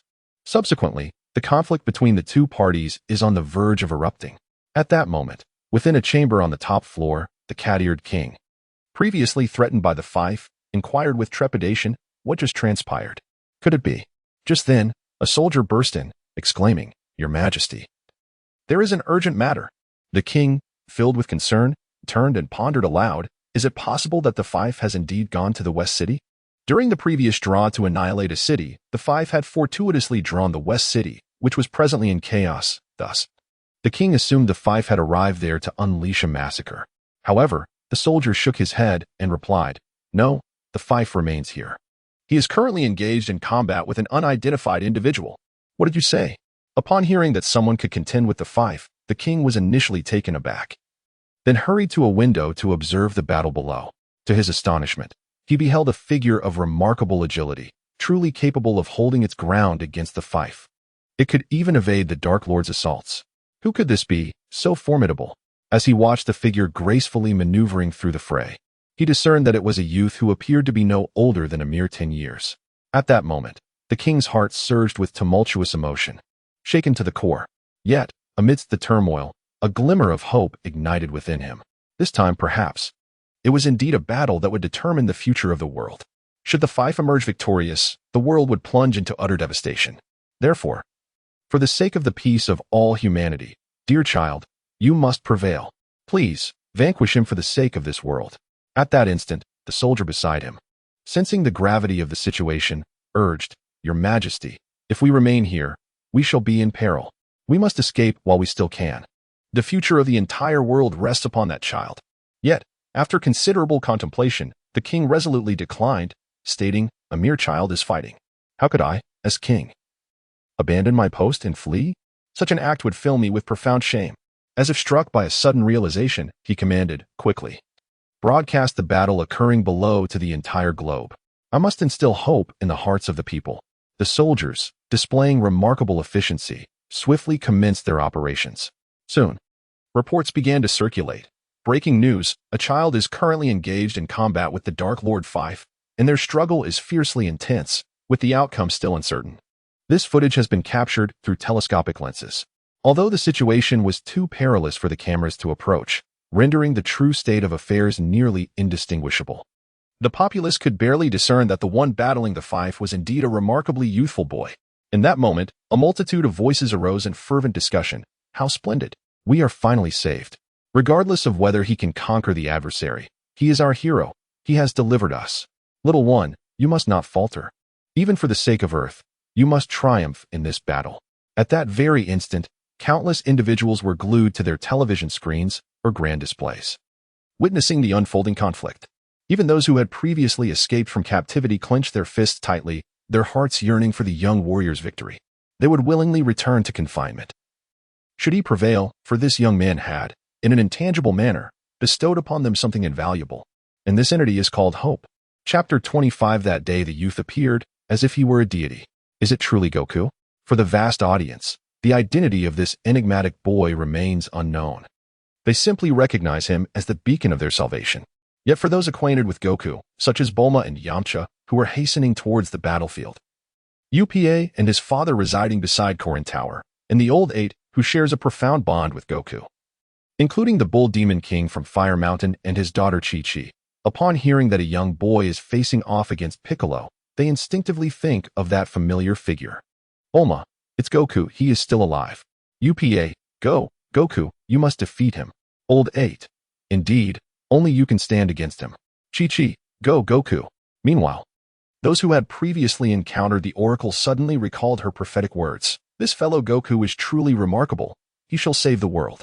Thus, they held an unwavering belief that in this battle, Goku would undoubtedly emerge victorious.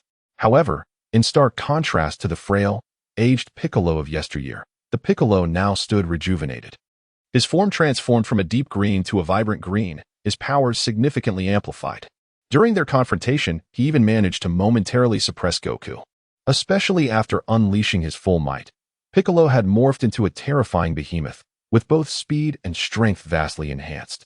With a single, devastating blow, he drove Goku into the ground, nearly piercing through it due to the immense impact.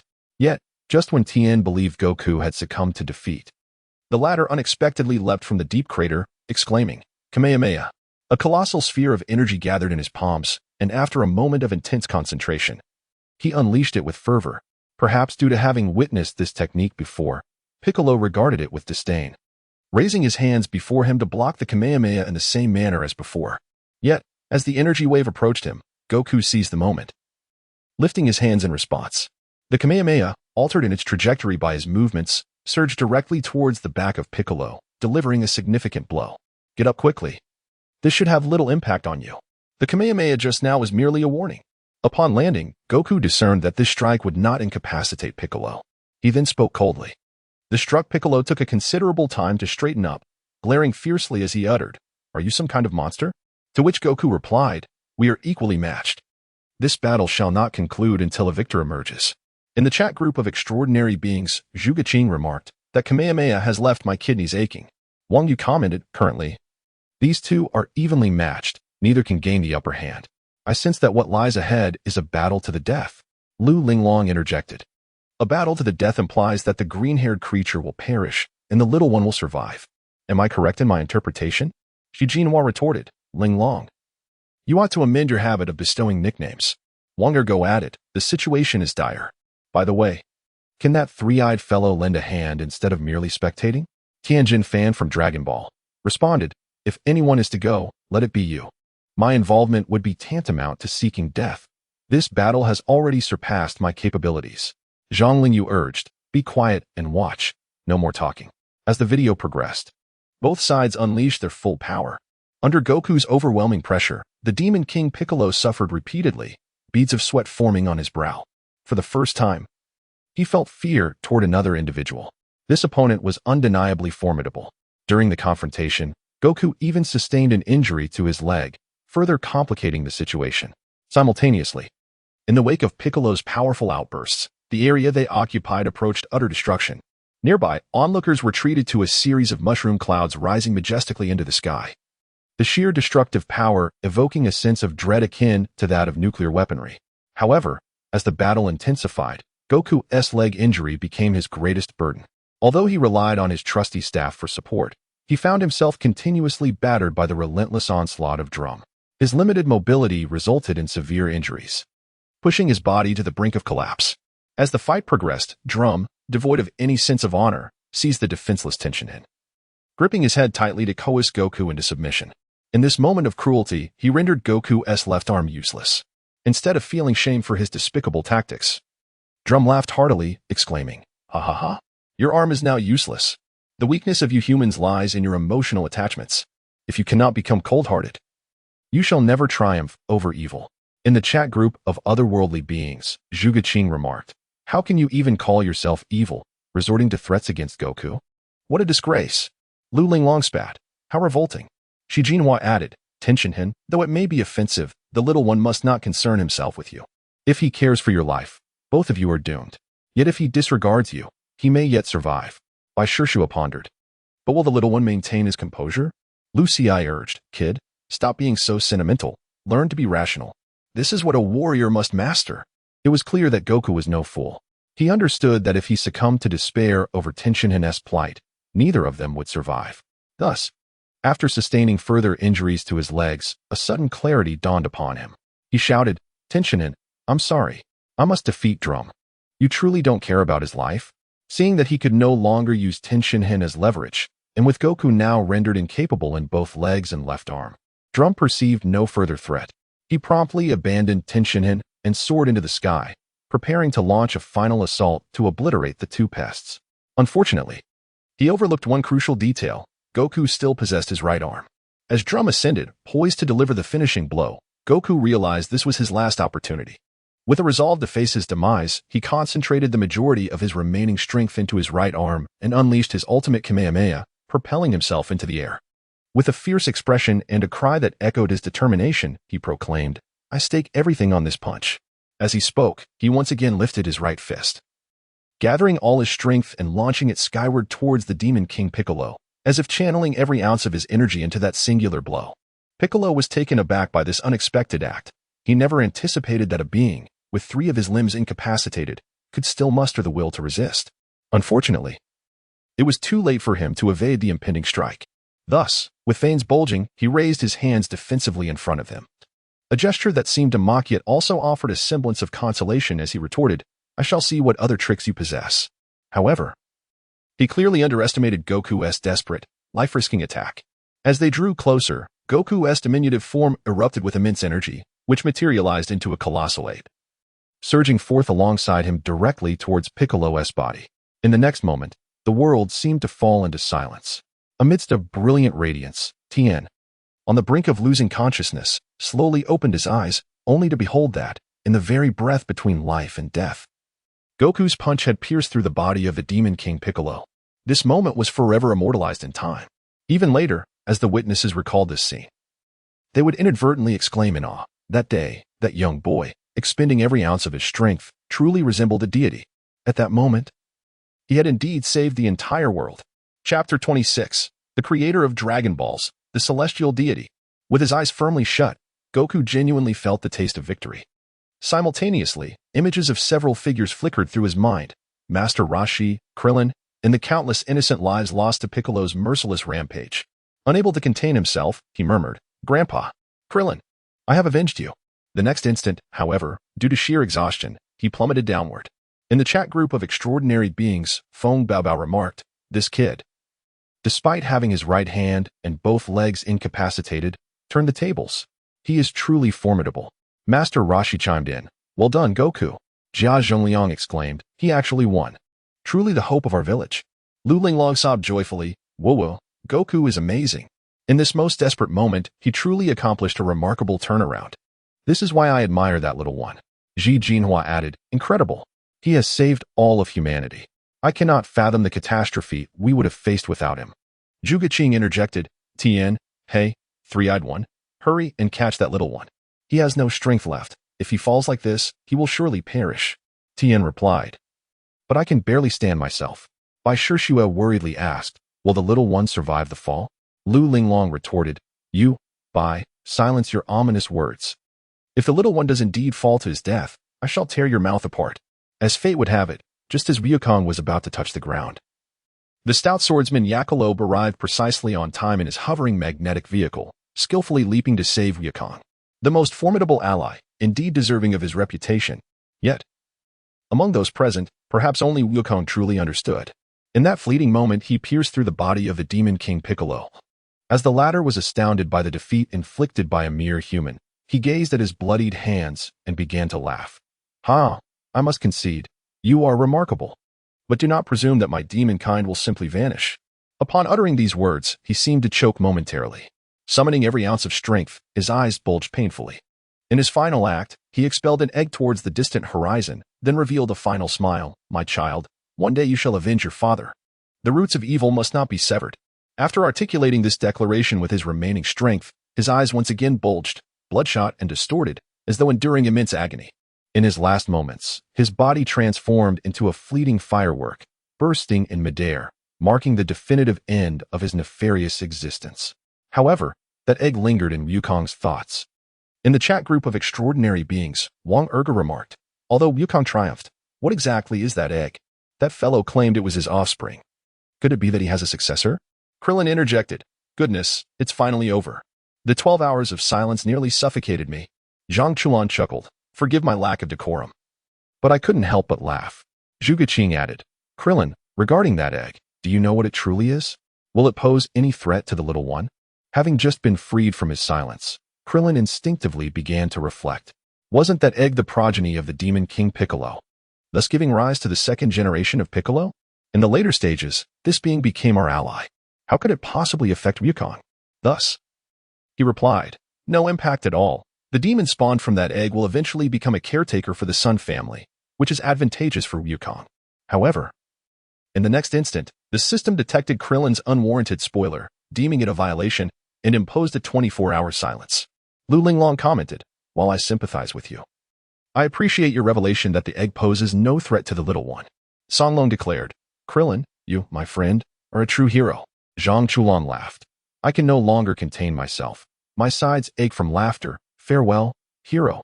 Wang Yi inquired. That said, what exactly is a caretaker?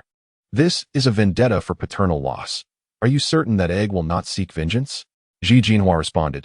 Just wait and see. Given the little one's current abilities, no matter how formidable that egg is, if it dares to approach, he can simply give it a beating. So what is there to worry about?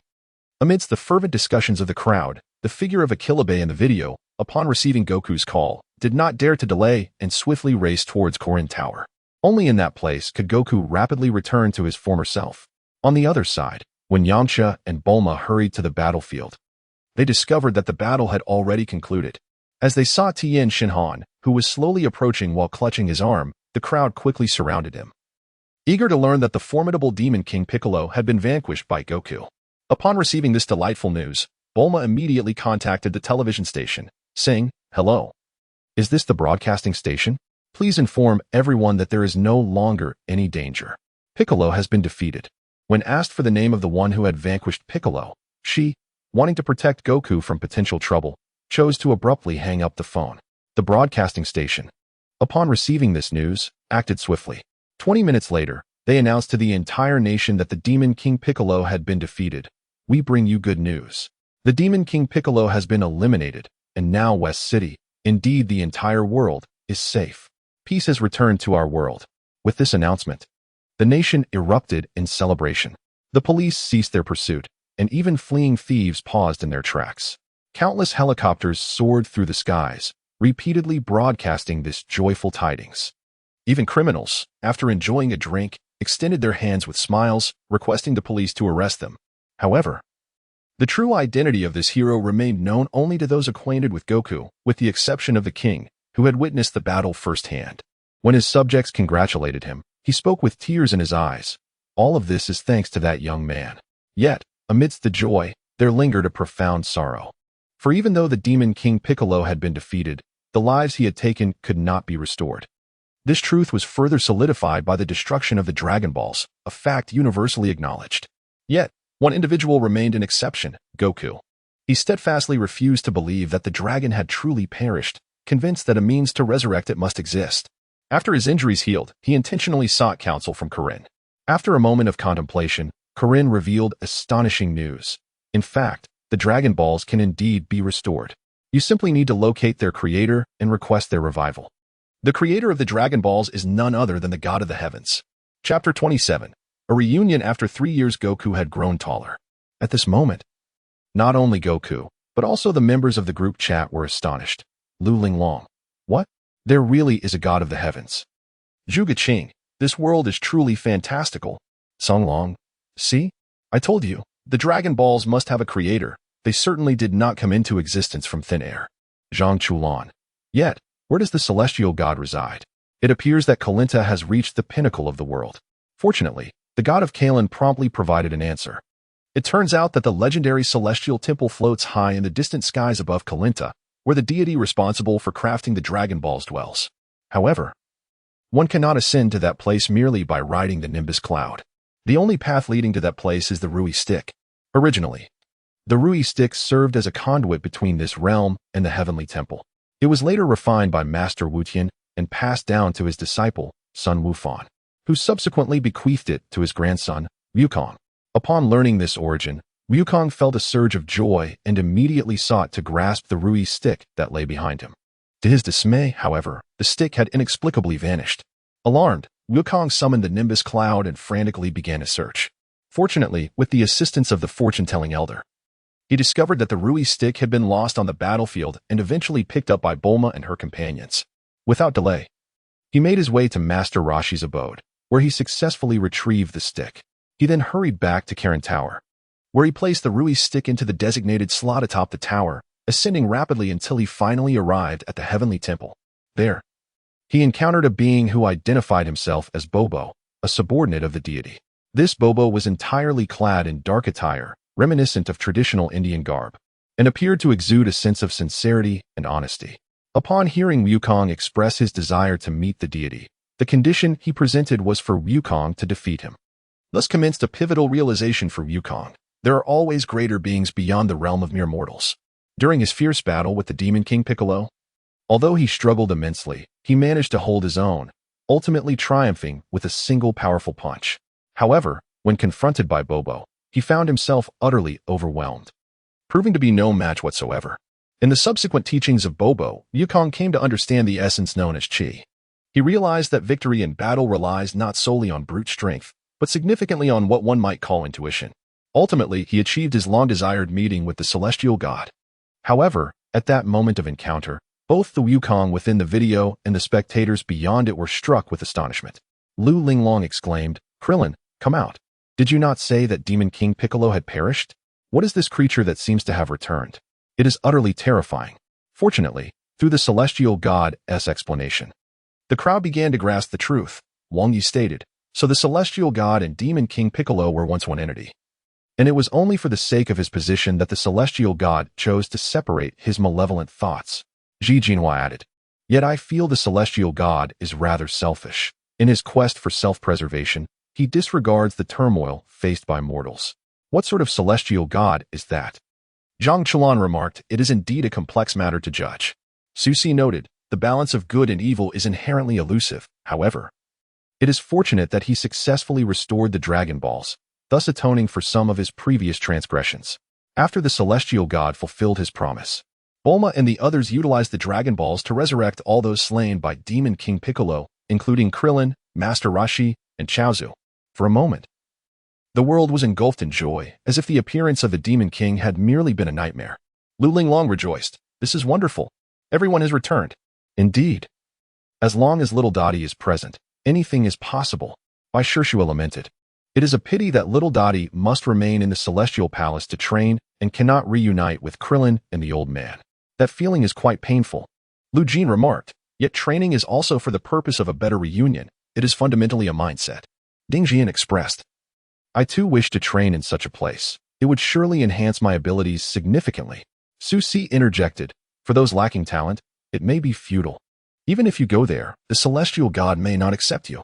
Zhang Chulan reassured, "In truth, little Dottie only needs to remain there for 3 years.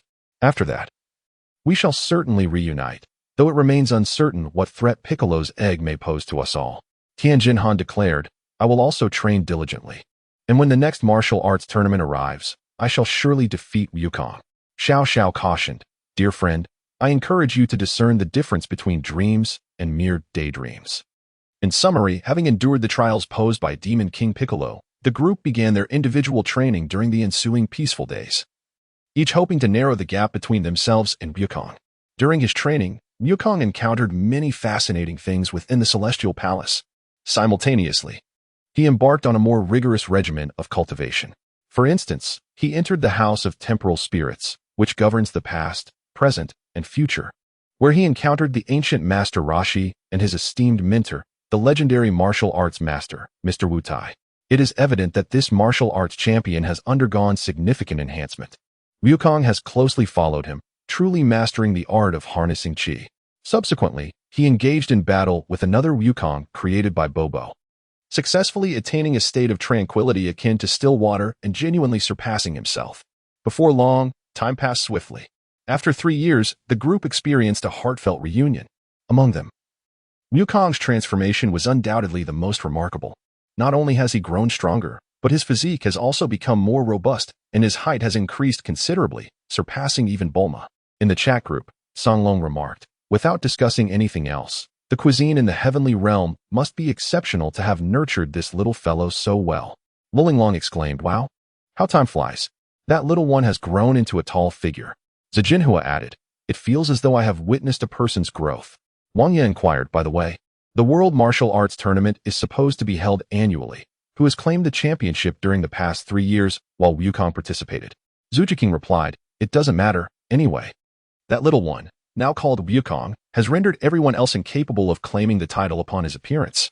Bai Shiksha concurred, indeed.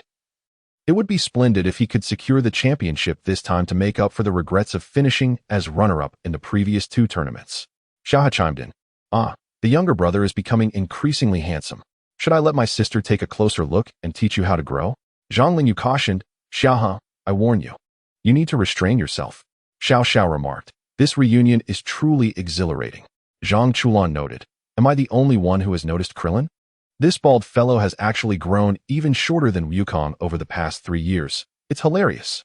Su Si joked, kid, are you taking advantage of the fact that that bald guy is currently muted and cannot retort? However, this statement holds some truth. Among everyone, Krillin's transformation has been the least significant. If 3 years ago he was merely a few centimeters shorter than Wukong, he now appears a full head shorter. Nevertheless, the reunion with old friends genuinely touched everyone. Krillin paid little mind to his height, his eyes brimming with tears upon seeing Wukong, and he immediately embraced him, conveying all emotions through that heartfelt hug.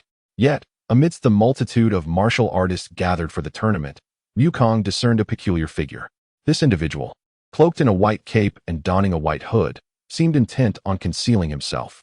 However, the unmistakable green hue on him was impossible to mask, a shade reminiscent of the former Demon King Piccolo. Chapter 28. The final battle with the second generation of Piccolo. Concluding with a wedding. This martial arts tournament proved to be far more exhilarating than the previous 2, leaving everyone thoroughly entertained. Lu Linglong remarked. Wukong has become incredibly powerful and is now undeniably handsome, but why? Why has he been snatched away by other women before I could make my move? I refuse to accept it. Weaving hibiscus. Is the reason not sufficiently apparent? Otherwise, Linglong, perhaps you should consider whether you have feelings for a Lu Linglong, flower. Can we still continue our friendship? Crying, Dragon Ball, Tianjin fan. Everyone, please take a moment to notice me. After 3 years of training, I have become significantly stronger. Zhuge Qing, indeed. I unleashed a powerful shout that obliterated the super Dongdong wave. May I ask, Tianjin fan, when was the last time you brushed your teeth? By Shishua, exactly. You split into 4 clones to compete in the martial arts tournament and even bullied my Goku. It was nothing short of a gang fight. And the worst part is that you ultimately lost. How embarrassing. Dragon Ball, Tianjin fan. Dragon Ball, Bulma. This is hilarious. Is the double standard so blatant? Zhang Chulan, Bulma. As a woman, how can you even speak? You just watch as Goku was taken away. Can you eat or sleep knowing that? Shouldn't you hurry to get him back? Dragon Ball, Bulma. Do you think I don't want to? If it weren't for Chi-Chi's martial skills, I would have rushed in to reclaim him. Su Si. Speaking of which, there are many mysterious individuals among the top 8 this time. That green-skinned one and that dubious old man are quite peculiar. Looking back, that old man was quite the character during the preliminaries. It seemed he won against Yachiro by sheer luck, but his strength is undoubtedly more formidable. Later on, he effortlessly defeated Yamcha, further validating this notion. The key question remains, who is this person? Fortunately, it didn't take long for the truth to be unveiled during the semifinals. Wang Ergo. What the? The magical ceiling wave. This contestant named Xian is actually that green-skinned deity. Xiao. No wonder, when the deity or his clone dies, the other perishes too. So only the magical wind wave can ensure that one eliminates the other without dying. Susan. I never expected that the child of King Piccolo would also participate in this competition. And he even utilized the magical wind wave released by the deity to successfully turn it against him. Far superior to his father. Lu Linglong. Krillin, Bald One, come out. Didn't you say he wouldn't pose any threat to Goku? Dragon Ball, Master Roshi, stop kicking a dead horse. Krillin has already been silenced twice by you. Do you really want to make him reveal spoilers? Weaving hibiscus. Based on combat power, this so-called magical second generation is considerably stronger than his father, King Piccolo. Capable of overpowering the deity through sheer force, Goku will have a tough battle ahead. Feng Bao. This situation is dire. I wonder who will emerge victorious. Clearly, even though 3 years have passed since that calamity, the devastation wrought by King Piccolo has left a psychological scar on everyone. Thus, When this contestant known as the magical second generation revealed his true identity as King Piccolo II, the onlookers were once again engulfed in an indescribable panic. They hastily scattered in all directions. As the identity of the second generation of sorcery was unveiled, the clash between the two sides erupted in earnest. This confrontation could be deemed the longest battle in history, commencing at dawn and continuing until dusk. In the end, even the entire platform was reduced to ruins. The venue of the prestigious World Martial Arts Tournament was obliterated, leaving nothing but desolation and dust to signify the tragic aftermath of this fierce struggle. The prowess of these two individuals is, on the whole, quite comparable. However, it is crucial to recognize that Goku has undergone 3 years of rigorous training, significantly enhancing his abilities compared to his former self. Thus, it becomes evident that the second Piccolo surpasses the original Piccolo in strength by a considerable margin.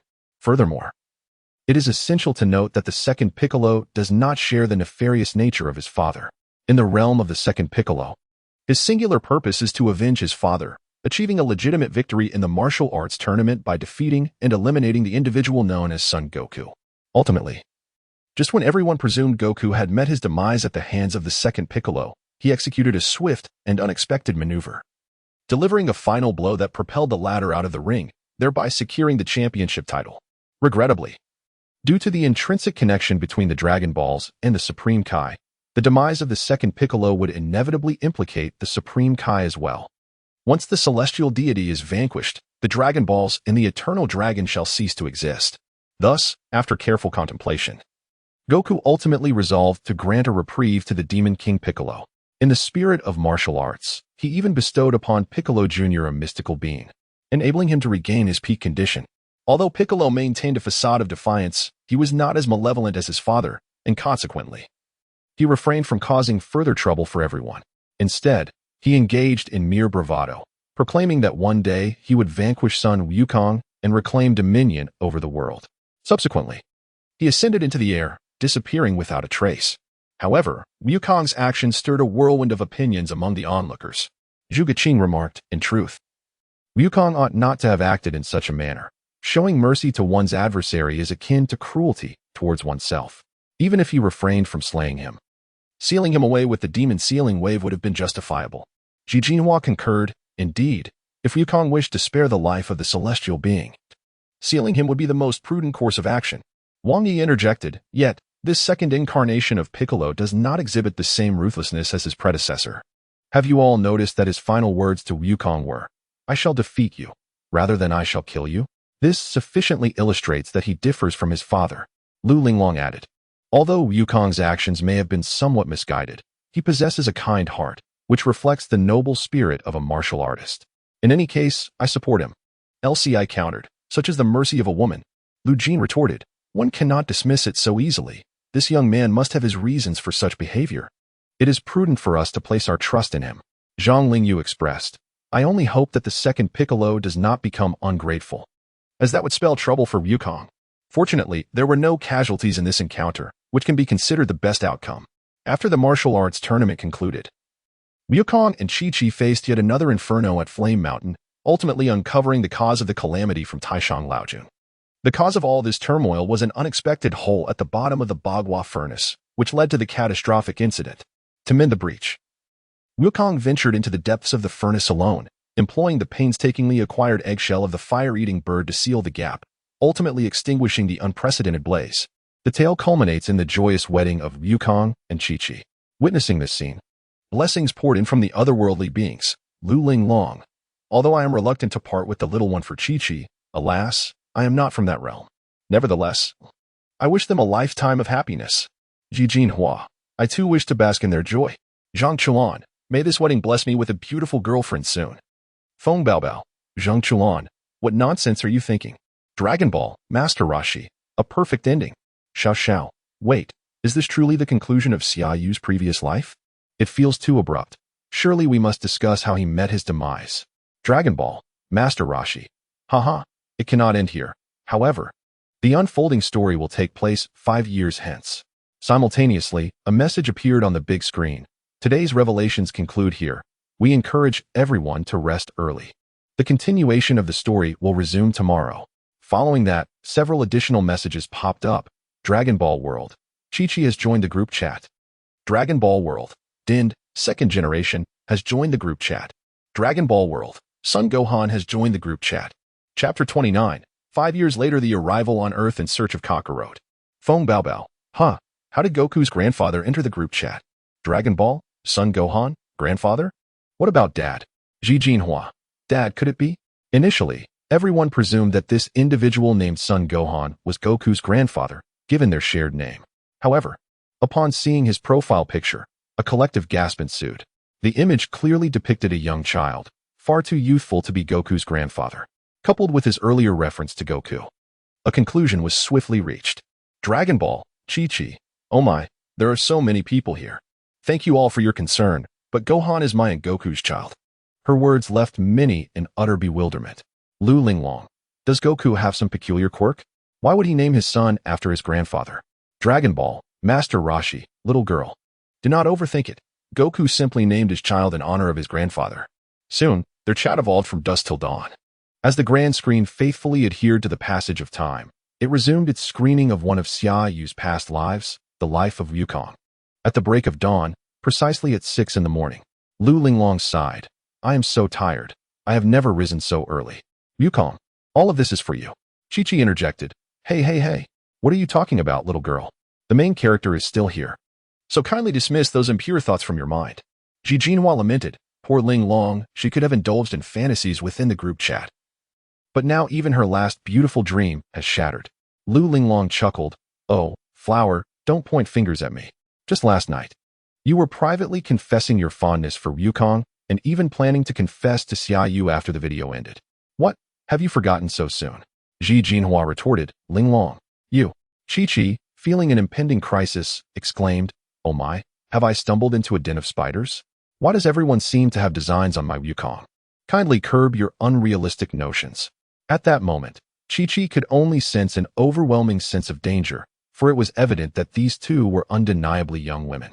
Moreover, upon observing the profile pictures, one exudes a vivacious charm while the other, bespectacled and demure, possesses an alluring elegance. Indeed, each boasts a beauty that could rival the other, rendering them formidable contenders.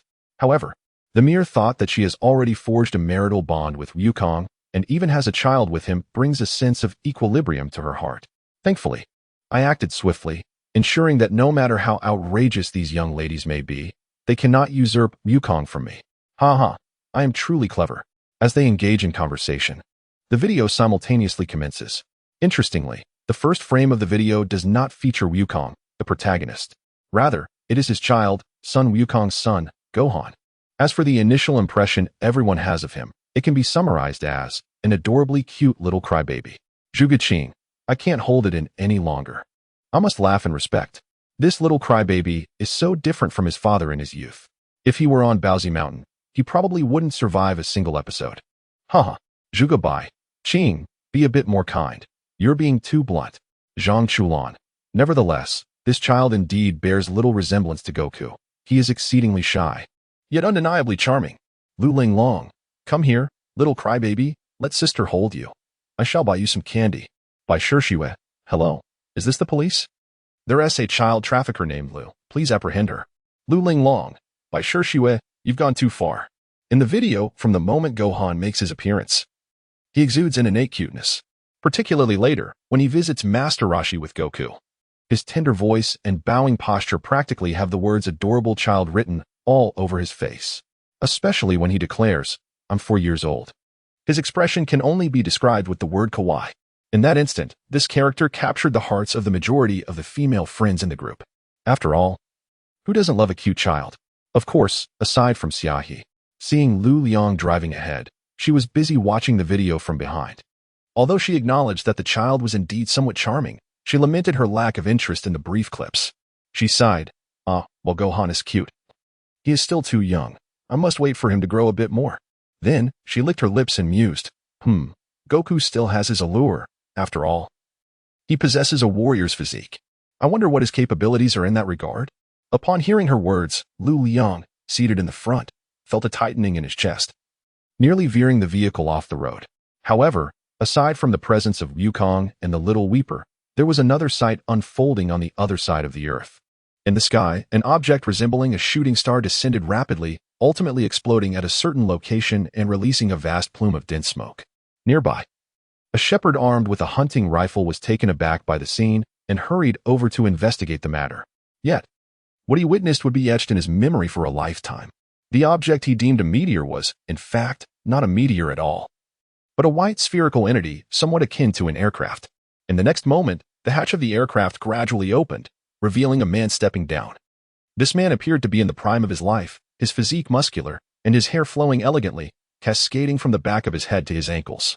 He donned attire reminiscent of combat armor and wore a detector over his eyes.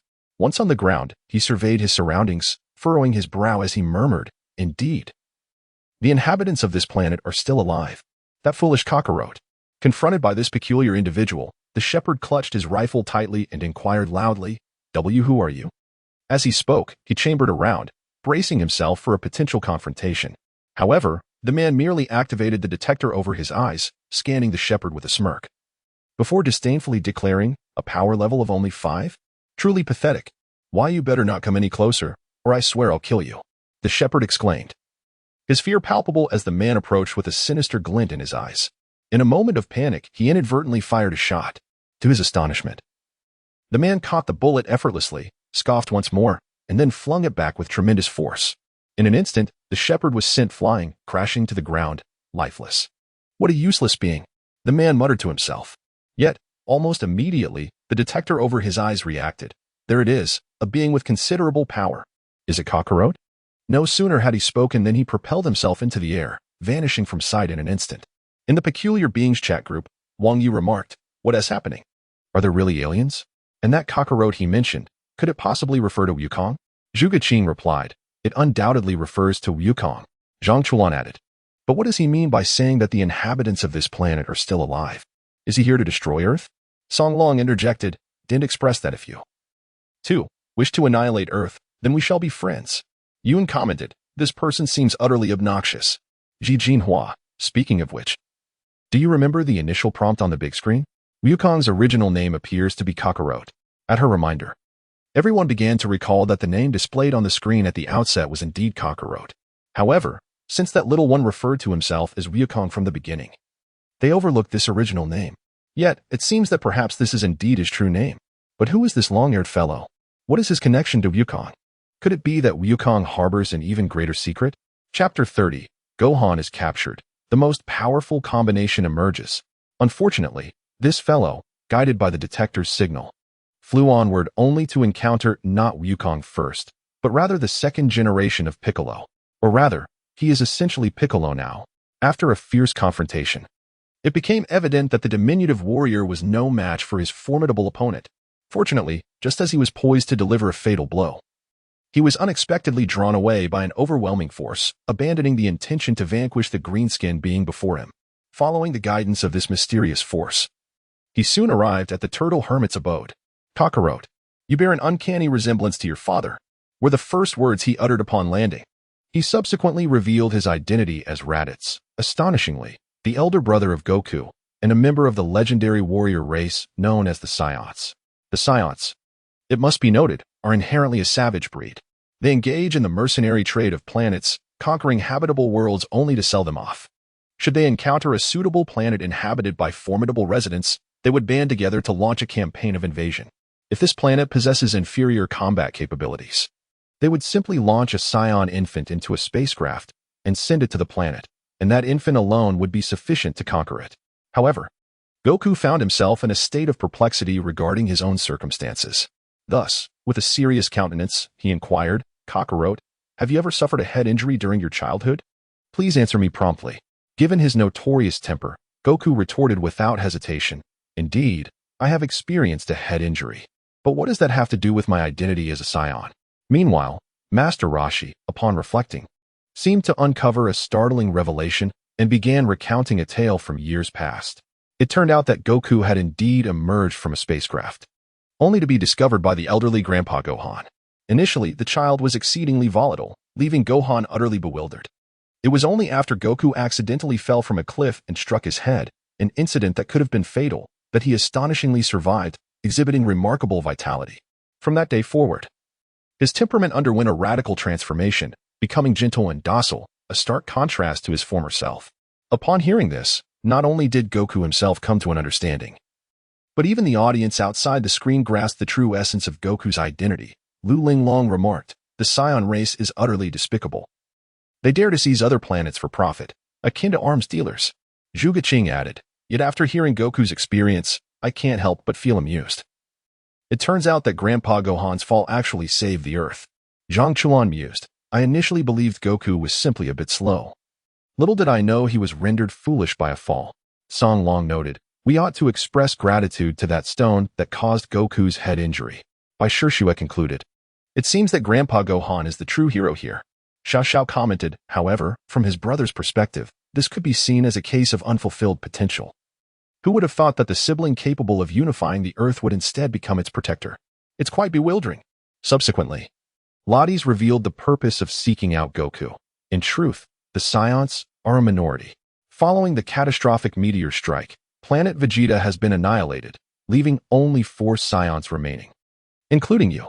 However, we have discovered a planet that can be sold for a handsome price. I intend to mount an attack there. But the strength of 3 individuals is woefully insufficient. It was then that I remembered you, Kakarot. Although your current power is meager, your participation would still be advantageous." Alas, Goku had long since transformed from a bloodthirsty Saiyan into a humble Earth dweller, and thus, he could not align himself with such individuals in their quest to invade another's homeland. Lotties appeared to recognize this truth as well.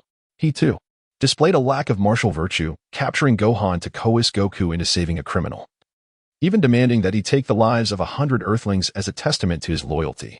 Otherwise, his son would meet his demise by noon the following day. Goku yearned to rescue his son, yet the disparity in strength between them was insurmountable. In a mere exchange of blows, Goku found himself felled to the ground, clutching his abdomen in agony. The abduction of Goku's child left Krillin and Master Roshi in a state of frantic anxiety. Fortunately, as a Saiyan, Goku was aware of the vulnerability of his kin, particularly the tail of their adversary, Rithis. Should it be seized, a Saiyan would be rendered utterly powerless. Krillin nodded thoughtfully upon hearing this, but lamented, "Alas, Tien and Yamcha are not here. If they were, the 3 of you might stand a chance. Of course, Master Roshi and I could assist as well, but that would merely result in our demise once more, followed by a revival through the Dragon Balls." However, Bulma interjected with disheartening news. "I'm afraid the same wish cannot be granted to the Dragon Balls twice.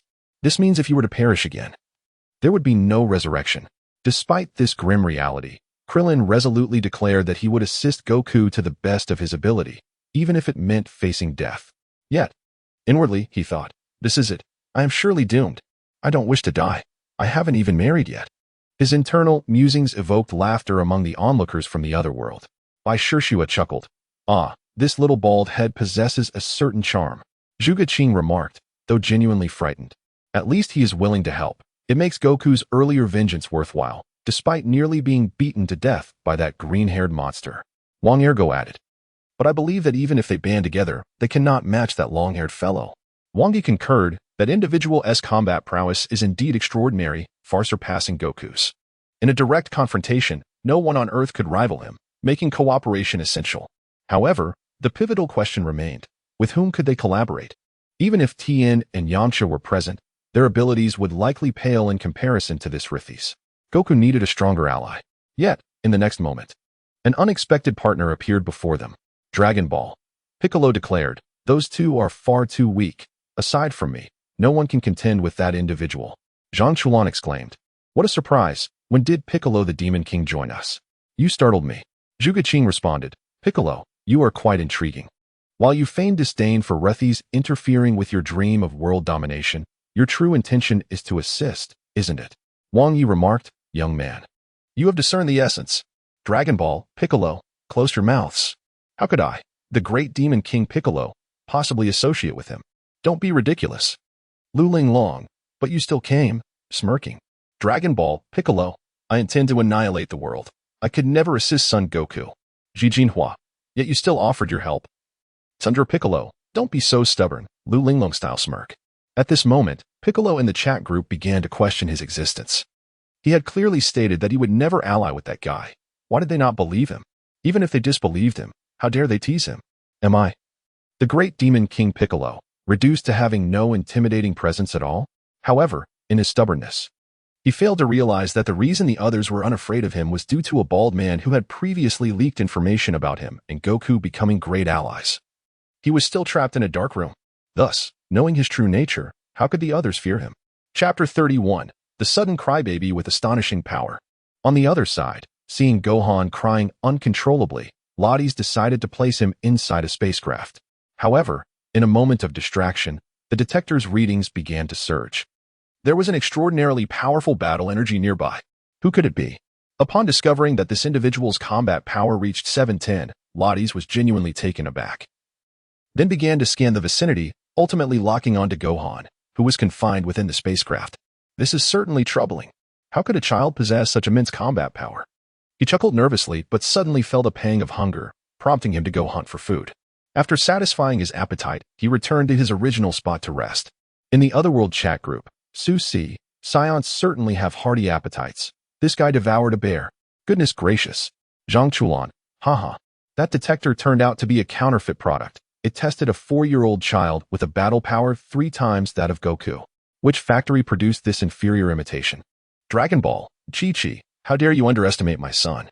Take this. Zhang Jiwei, little ones, do not be deceived by appearances. What you perceive as false may indeed be true. Dragon Ball, Piccolo, I thought all of you in the other world were ignorant kids, yet it seems there are some wise individuals here. Old man, what should I call you? Zhang Chuan, Piccolo, you've got it wrong. Next time, you should ask, Old Master, have you ever been defeated? Song Long, Zhang, you truly lack self-awareness. In truth, everyone knows that in the other world, if the Old Master claims second place, no one dares to claim the first. In the face of this bizarre Dragon Ball universe, it seems that only the venerable Master Roshi could contend with the current formidable Piccolo. Of course, it remains uncertain who possesses greater strength at this juncture. Nevertheless, it is noteworthy that amidst their banter, Goku and Piccolo have already tracked down Lattice and commenced their confrontation. The duo is poised for battle, ready to engage.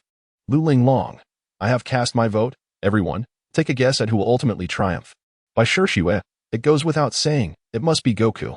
Zhang Chulan, I cast my vote for the green-skinned one. Dragon Ball, Piccolo, who are you calling green-skinned? Do you dare to threaten me? Feng Baobao, Zhang Chulan is such a scoundrel. Ji Jinhua, a woman's intuition suggests that this battle may not unfold as smoothly as anticipated. Facing the challenge posed by the two adversaries, Lotties remained unperturbed, sneering coldly, "Humph, do you truly believe that the two of you can defeat me? With your feeble combat prowess, it is laughable." However, midway through his mocking, he abruptly froze. For as the two ruffians across from him began to shed their garments, their combat strength surged dramatically, escalating from just over 200 to beyond 400. The discarded clothing was a reinforced version, designed solely for training. Now that they were prepared to fight earnestly, it was imperative to remove any encumbrance. The ensuing clash saw both sides engaged in a fierce battle.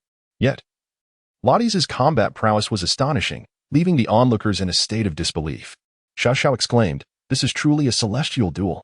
Zhang Lingyu remarked, "I can hardly perceive the speed of their exchanges. Have they truly surpassed me by such a margin?"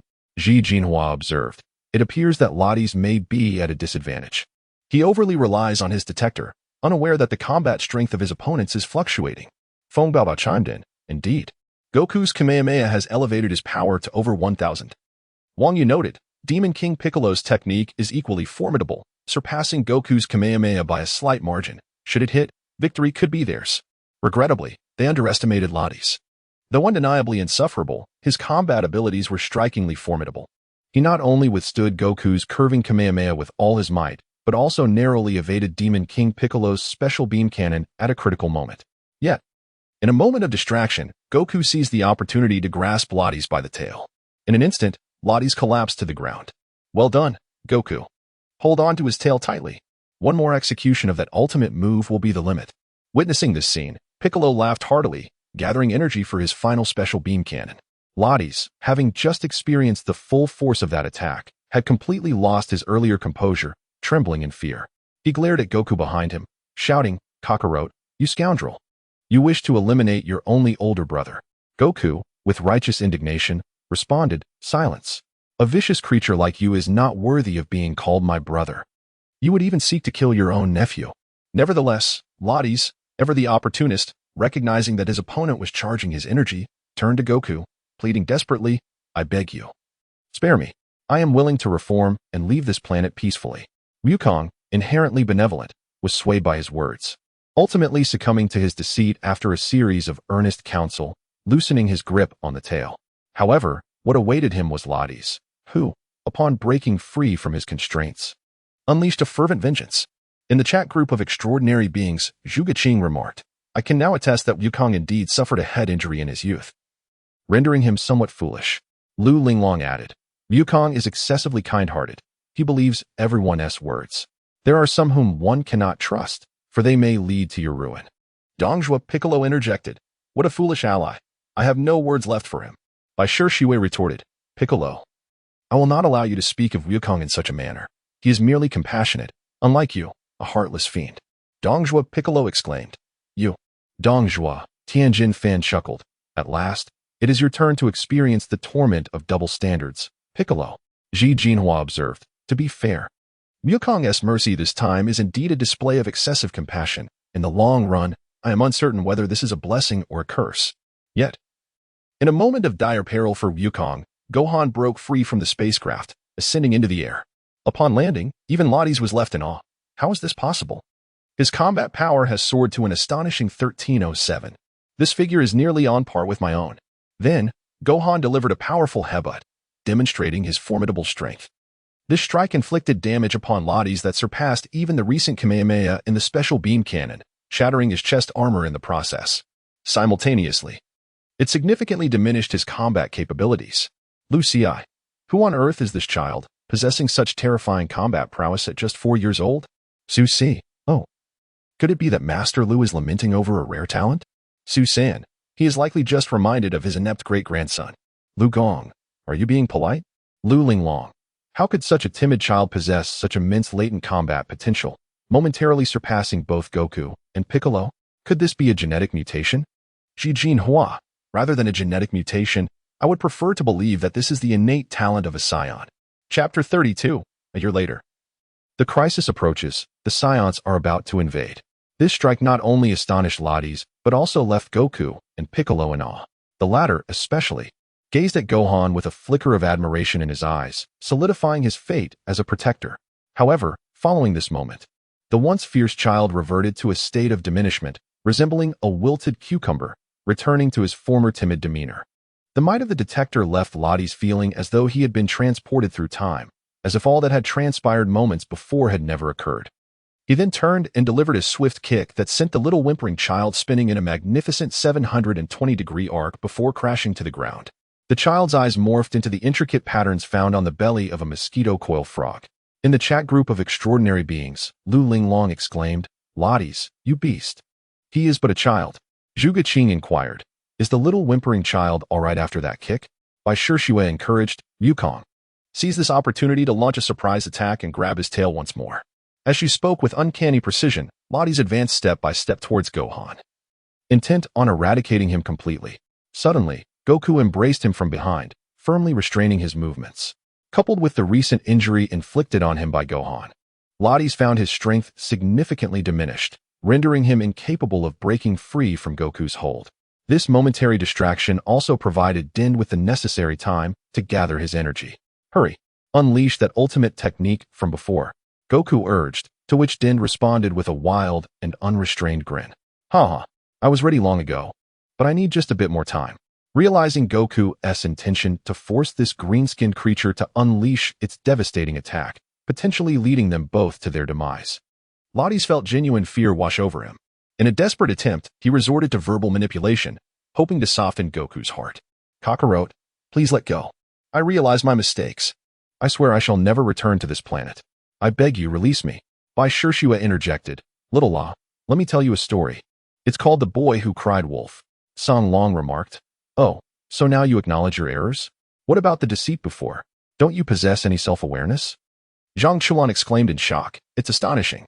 After years apart, the elder brother visits, only to be brutally slain by his younger brother and his accomplices. Abandoned in the wilderness. Is this a distortion of humanity or a decline in morality?" Wang Yi retorted, "Zhang Chuan, you underestimate the exceptional. Hurry and tell your tale."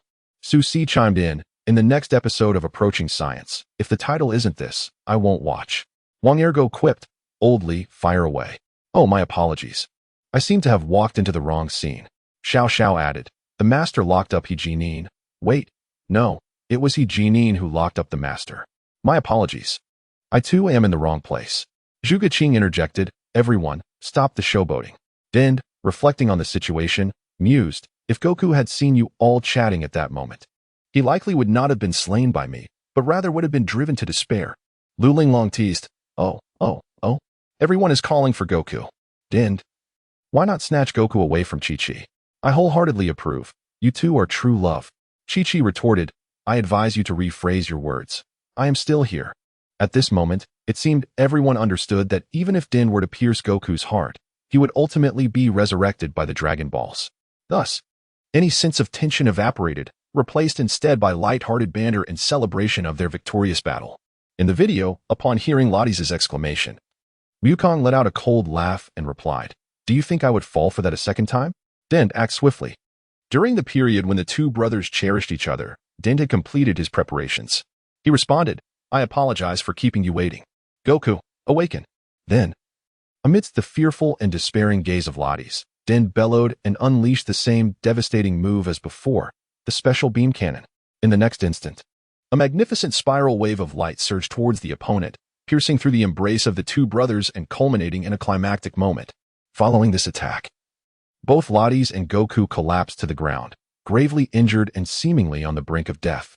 At that moment, Lottie's felt his life force waning and, upon seeing the green-skinned creature approach him, muttered in disbelief, I never imagined Kakarot would sacrifice himself for the sake of Earthlings. How infuriating. Yet, Din merely chuckled softly, taunting. Fool, Goku will resurrect shortly. He went on to explain, this planet possesses a remarkable treasure known as the Dragon Balls. Once all 7 are gathered, the eternal dragon can be summoned to grant wishes, including the revival of the deceased. Surprised, are you? Upon hearing this, a smile returned to Lottie's face. Excellent. That is indeed good news. He continued, the events from yesterday until now have already been transmitted to my 2 companions in the distant universe. If they learn of my demise at your hands, they will undoubtedly come here to avenge me. Lottie's laughter grew louder. Not just you two, but everyone on this planet will be exterminated. When that time comes, you can use your precious Dragon Balls to bring me back. Do you understand? Upon receiving the alarming news that Earth was on the brink of another crisis, Goku mustered his remaining strength to inquire, when will those 2 arrive? Lottie's laughed heartily. In a year, just 1 year. Haha, your chances of victory are now 0. Enjoy the remainder of your lives. With those final words, he succumbed to his fate. Yet, the message he left behind sent chills down the spines of those present. Lottie's had grown terrifyingly powerful, and his words suggested that his companions were even stronger, effectively placing Earth on a countdown to its demise. Simultaneously, it made Din realize that in 1 year's time, they would either fight or perish. Subsequently, Din conveyed this grim news to Krillin and Master Roshi, who had come searching for Goku, forcibly taking Gohan along to train him, ensuring that he could at least contribute in the impending battle a year later. The chat group of the extraordinary beings by Xiayu. Alas, even though I know Wukong will be resurrected, witnessing his demise still brings me profound sorrow. Lu Linglong. He is a valiant warrior, sacrificing himself for the earth, dying with purpose and honor. Zhang Chulan. Dind, green-skinned one, why must you speak so much instead of focusing on your training? This will surely bring calamity upon the earth. Dragon Ball. Dind. Fear is a trait of the weak. The strong only contemplate how to confront challenges. This is the chasm between us. Songlong, are you merely making excuses? Dragon Ball, Tien Shinhan. Everyone, please remain calm. Both Kaiatsu and I are already aware of this situation, and in the coming year, we shall train rigorously and prepare ourselves for the Saiyan challenge. Dragon Ball, Yamcha, I too shall do the same. Ji Jinhua, I shall place my hopes upon Wukong. Surely, training under the one known as King Kai will yield more evident improvements in his abilities. Lu Linglong, in truth, I feel more sympathy for that little crybaby. To be taken away by such a great demon, his daily life is likely to descend from paradise into hell. Chapter 33. The Trials on Snake Way. Wukong, press on. Upon hearing the news of the impending invasion by 2 Saiyans a year hence, Tien Shinhan and Yamcha, among others, commenced their more rigorous training. even venturing to the heavenly temple to undergo special training under the guidance of the god in bubbles. However, compared to them, the one suffering the most was lunch. Dragon Ball, Master Roshi. Dend, your training is excessively harsh. Wang Ergo. Dend, how could you abandon a 4-year-old child in the wilderness, leaving him to fend for himself for a month? Are you even human? Zhuge Qing. Dend remarked, I cannot overpower Wukong, but can I not torment his son? By Shishue, I confess, the joys and sorrows of humanity are indeed disparate. Seeing the little crybaby being chased by such a large dinosaur, I cannot help but feel a tinge of amusement. Zhang Chulan. Had this been Wukong in his childhood, that dragon would have been turned into a feast. Su Si. Not merely that, it would hardly suffice for a single meal. In the video, although Piccolo initially declared that he would not concern himself with Gohan's well-being, he is indeed a somewhat prideful enigma. Observing Gohan's refusal to eat, he demonstrates a classic case of a reluctant caregiver, often seizing the opportunity to provide sustenance whenever Gohan drifts into slumber. He even gifted Gohan a new outfit and a sharp sword. However, this character possesses a cunning nature, having altered the character on the back of the clothing from Sun to Demon. To describe this in human terms, one might say he exhibits a certain canine-like behavior. Nonetheless, Gohan's progress is truly remarkable. Initially, when faced with a gigantic dinosaur, he either fled or wept, nearly becoming the creature's next meal. Yet, after a period of solitary survival, he found the courage to confront the dinosaur with the sword bestowed upon him by Piccolo. In the end, when confronted by this colossal beast, he exhibited no fear. Instead, he nimbly evaded its attacks, eventually leading the dinosaur to crash into a rock, rendering it unconscious. As Gohan descended from the air, he gleefully exclaimed, I won. Now, give me a piece of ham. No sooner had he spoken than he struck the dinosaur's tail with his sword, severing a chunk of meat. He then proceeded to kindle a fire, commencing the preparation of his lunch. In the chat group, Lu Linglong remarked, I can't take it anymore. I'm laughing so hard it hurts. Can you believe you roasted someone's tail right in front of them? How rude. Zhuge Qing added, Gohan, you're even more ruthless than your father. He merely ate a dinosaur, while you've taken it to a whole new level. Ji Jinhua commented, however, this kid's progress is astounding. He is indeed the offspring of Goku, a true chip off the old block. Piccolo interjected, hey, both of you, get it straight. I trained him myself. What does he have to do with that Goku fellow? Zhang Chulan quipped, it has nothing to do with you. Gohan inherited Goku's talent. You're just a bystander. Susin exclaimed, what a dramatic turn. By Shishue stated, currently, Gohan's training seems to be on track. I'm more concerned about Goku. Who knows when he'll reach King Kai's planet? Xiao Xiao remarked, it's been over 100 days. I truly fear Goku may take a year to complete this journey. Returning to the video, it remains uncertain who created the serpentine path. It not only twists and turns but also appears endless, posing a constant risk of falling. Should one lose their footing on this path, they could plummet from heaven straight into hell, and the challenge of returning to paradise would become exceedingly formidable. The crux of the matter is that anyone traversing this path is bound to feel drowsy at times. Along the way, Wukong encountered a courier spirit driving a delivery vehicle and requested to hitch a ride. However, perhaps due to sheer exhaustion, he succumbed to sleep while aboard. Coupled with the inherent turbulence of the serpent path, he inadvertently tumbled off at a bend, his body surprisingly weightless. It must be said that this fellow possesses remarkable sleep quality, as even during his descent, he muttered in his dreams, how painful. The training of the king of the realm is indeed rigorous. It was only when he pierced through the clouds and felt the genuine pain of falling into hell that Wukong awoke with a start. How painful. He clutched the back of his head and surveyed his surroundings, bewildered by his unfamiliarity with the place. Just as he contemplated plucking something, a blue spirit abruptly halted him, exclaiming, impudent. This fruit tree bears noble fruits reserved solely for His Majesty Yama. You cannot partake. Upon further inquiry, he realized he had inadvertently landed in hell. You say this is hell? Wukong gasped in shock, finally comprehending that he had fallen from the serpent path. Resigned, he attempted to leap upward, hoping to return to the serpent path above. Yet, no matter his efforts, he could not penetrate the clouds.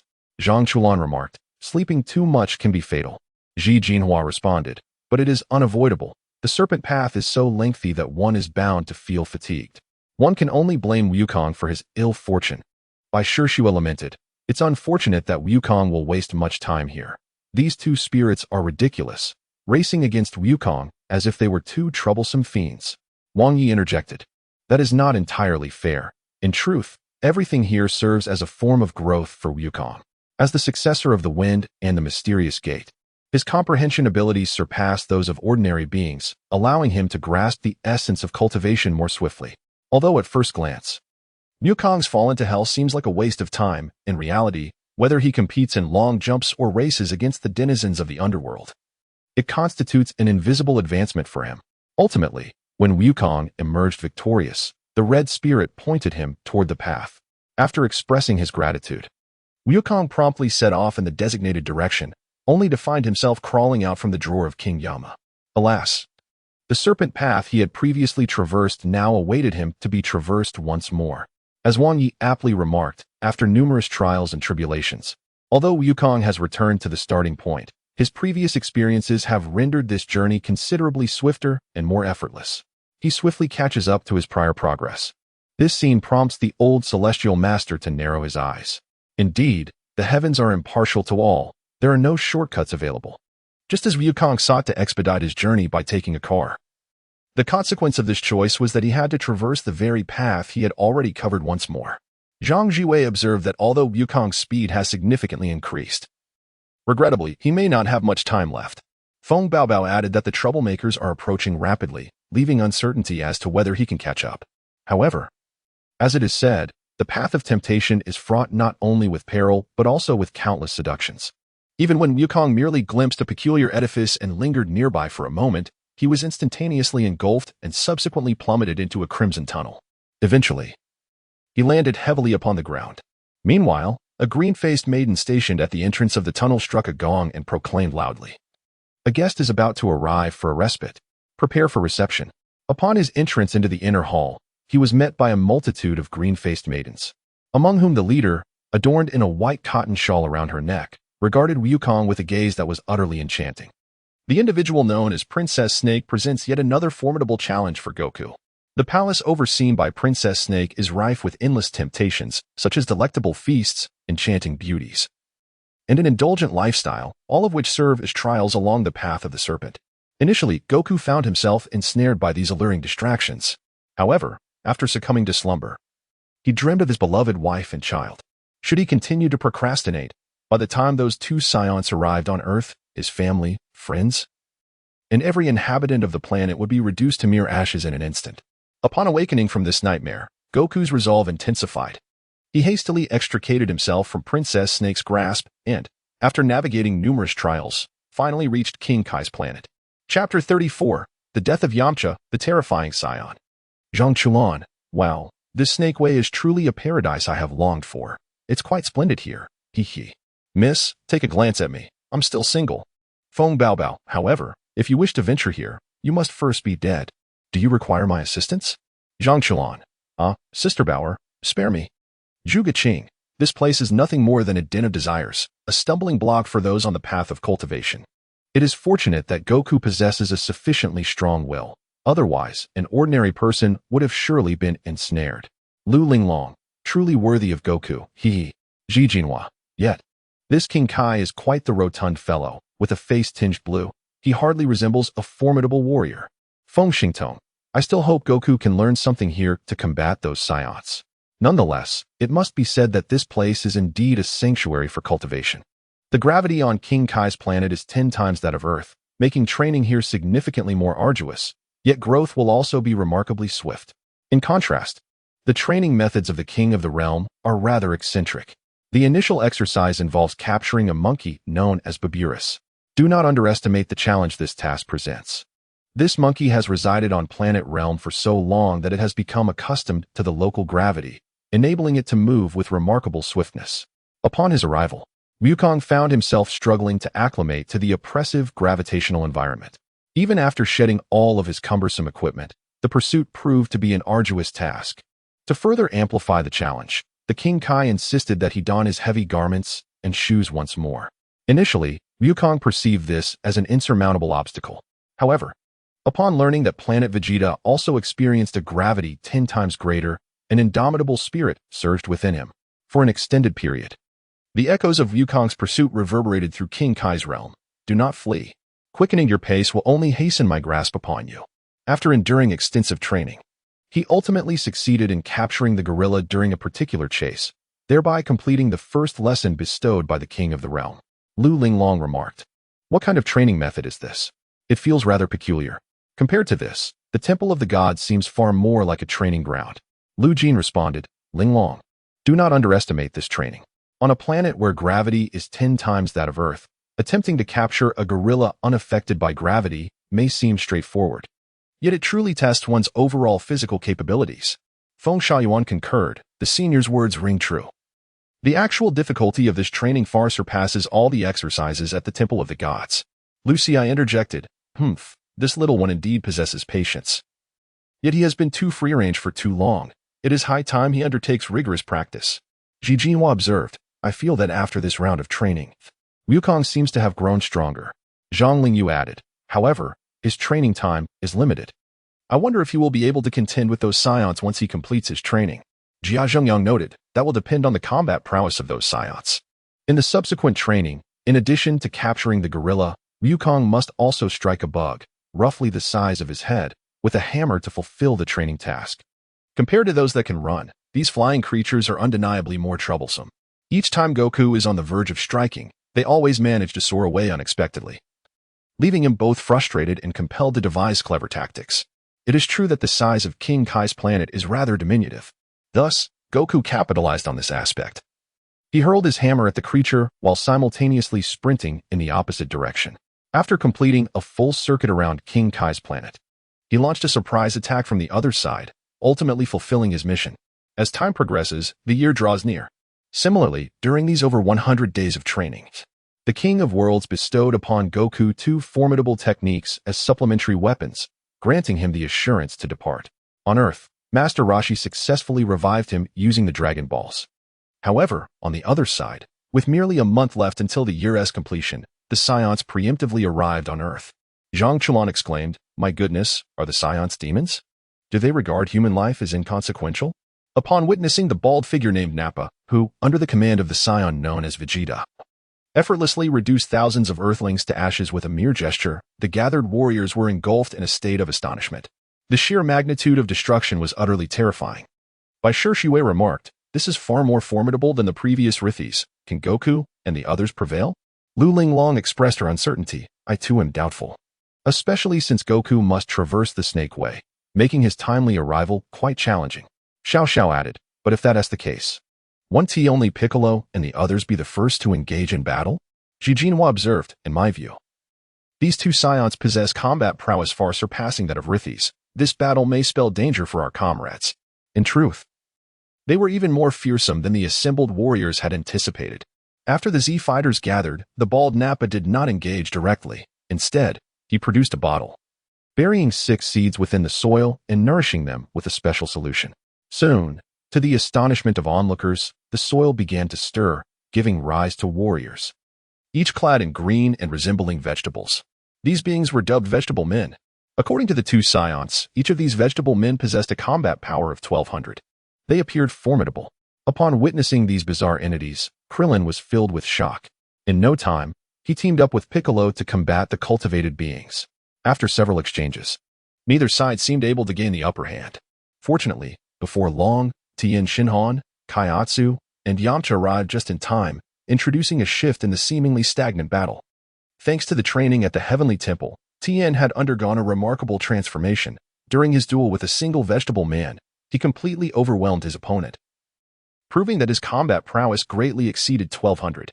Meanwhile, although Yamcha's strength was not on par with Tien's, he managed to engage with a vegetable man on equal footing, leaving behind afterimages in midair. To young Gohan, who had just turned 5, the events transpiring before him were utterly incomprehensible. He could only sense the vibrations coursing through the atmosphere. Piccolo, observing from the side, admonished, "Fool, that has high-speed movement. Capture the essence of the air's movement through sensation."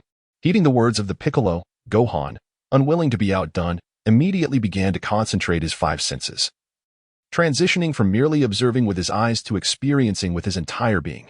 At last, he was able to perceive the traces of the fierce battle between the two warriors. Simultaneously, their confrontation reached a fervent climax. Sensing an opportunity, Yamcha sprang into action, unleashing a powerful energy wave that surged directly toward the vegetable warrior. The vegetable man, unable to evade in time, was struck in the abdomen and ultimately fell to the ground, tumbling into a deep pit. Victory belonged to Yamcha. Witnessing this scene, Master Roshi and Bulma, seated before the television, wore expressions of delight. Yamcha turned around, exclaiming, "These monsters are not as formidable as I had imagined. The remaining 4 shall be dealt with by me alone." However, scarcely had he finished speaking when the vegetable man suddenly leaped up from the pit, ensnaring Yamcha's body like an octopus. In the next instant, a brilliant white light surged forth. Amidst the explosion, the vegetable man's form was reduced to mere ashes. Yamcha, too, succumbed to the explosion, falling into the abyss, his breath extinguished, marking him as the first casualty in the battle against the invasion of the Saiyans. What has happened to Yamcha? Oolong, witnessing the scene before the television, seemed unable to fathom the reality of the situation. Meanwhile, Por appeared to have suddenly realized something. Leaping towards the screen, weeping profusely while calling out Yamcha's name. In the midst of this tragedy, everyone bore witness to the true horror of the Saiyans. Chapter 35, The Death of Den Goku finally arrived. Chat group of extraordinary beings Zhonglingyu. Is he really dead just like that? Xiao Xiao, if a mere vegetable being possesses such terrifying power, what can we expect from these 2 Saiyans? Su Si, I anticipated that this battle would yield fatalities. Yet I did not foresee the casualties occurring so swiftly. Xiao Zizai, these 2 Saiyans, I seem to detect the scent of illness upon them. And their affliction appears quite grave. Alas, I am unable to assist in their treatment. Higuainer, even my body refinement might falter against such a blow. What exactly are these beings? Perhaps the scene was too shocking. Even the usually taciturn temporary workers began to voice their thoughts, though most comments merely expressed astonishment at the strength of these vegetable beings. However, all understood that, while they spoke of vegetable beings, their true implication was a reference to the formidable power of the Saiyans. San Long, goodness, even my snacks have lost their flavor. Wang Zhenqiu, in fear, could it be that this group is doomed to perish here? With their strength, they can barely defeat these vegetable beings, and they are far from matching the Saiyans. Old Meng, truthfully, they could flee if they cannot win. There is no need to stubbornly hold their ground here. Yet, at this moment, they overlooked a crucial factor, an entity known as responsibility. Those who can call Goku their friend are acutely aware of the heavy burden they bear, the preservation of Earth's peace. Thus, in such dire moments, they would not abandon their post. In fact, prior to their arrival, they had already steeled themselves for the possibility of death. In a fit of rage, Krillin unleashed a barrage, obliterating the vegetable beings, with the final shot landing squarely atop Nappa and Vegeta. However, as the smoke cleared, the 2 emerged unscathed, leaving the assembled warriors in astonishment. Observing the terror on the faces of those before him, Nappa smirked and declared, "Leave the rest to me. I shall dispatch these 5 in one fell swoop." His tone conveyed an ease, as if defeating the 5 were merely a matter of raising his hand.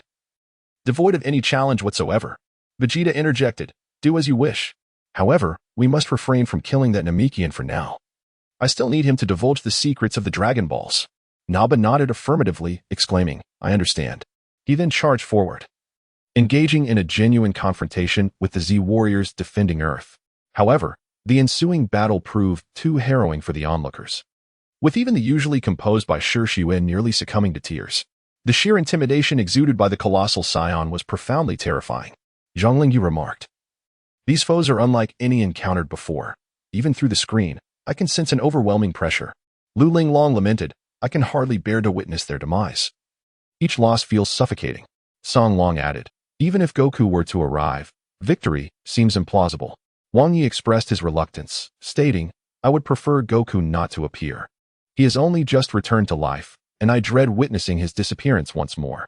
Even the typically optimistic Wang Ye's words carried a weighty significance. It was important to remember that before his demise, Goku was on par with Piccolo during their battle against Raditz. Although he had trained on King Kai's planet, his strength likely hadn't surpassed Piccolo's significantly. Now, even Piccolo, the most formidable fighter, was at a loss. Thus, Goku's arrival would likely make little difference. However, Wang Ye's sentiments were immediately rebuked by a hot-tempered retort from LCI. "What are you afraid of? Just fight. If we don't seek formidable opponents, what is the purpose of training?" Wang Ai commented, "This generation lacks courage." Ding Tianan reassured, "Fear not, Goku will come. He would never abandon this planet. If he does not arrive, Earth will inevitably fall to these 2 Saiyans, a fate they have inflicted before." Feng Zhenghao sighed, "Alas, facing such a formidable enemy, He dares to rush in recklessly. This young man, Xiayu, must have an extraordinary past. Meanwhile, within the Tianxia Guild, Feng Xingtong appeared to have discerned her father's thoughts and inquired, "Dad, do you harbor any thoughts about Xiayu?" Feng Zhenghao nodded, replying, "Indeed. If this Son Goku is truly Xiayu's previous incarnation, then Xiayu must be exceptional as well. If the Tianxia Guild could recruit such an extraordinary individual, it would greatly benefit us."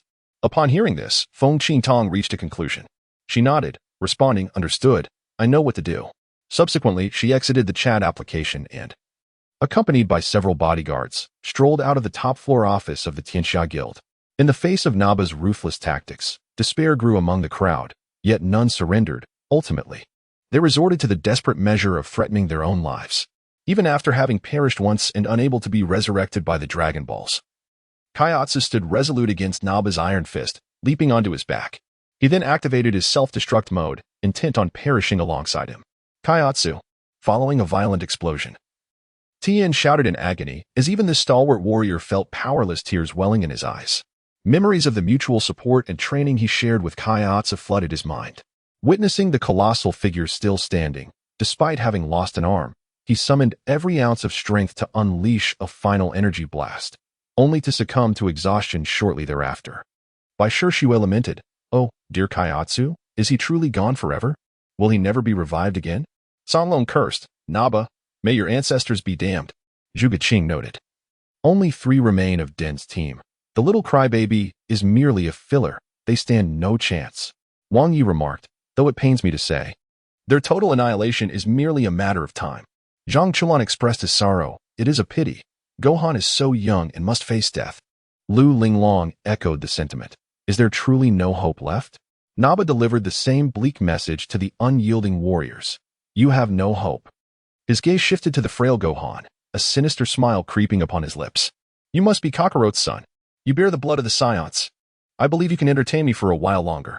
With that, he unleashed a punch that sent Gohan crashing to the ground, his eyes gleaming with malevolence, rendering him a creature far removed from humanity, embodying pure malice.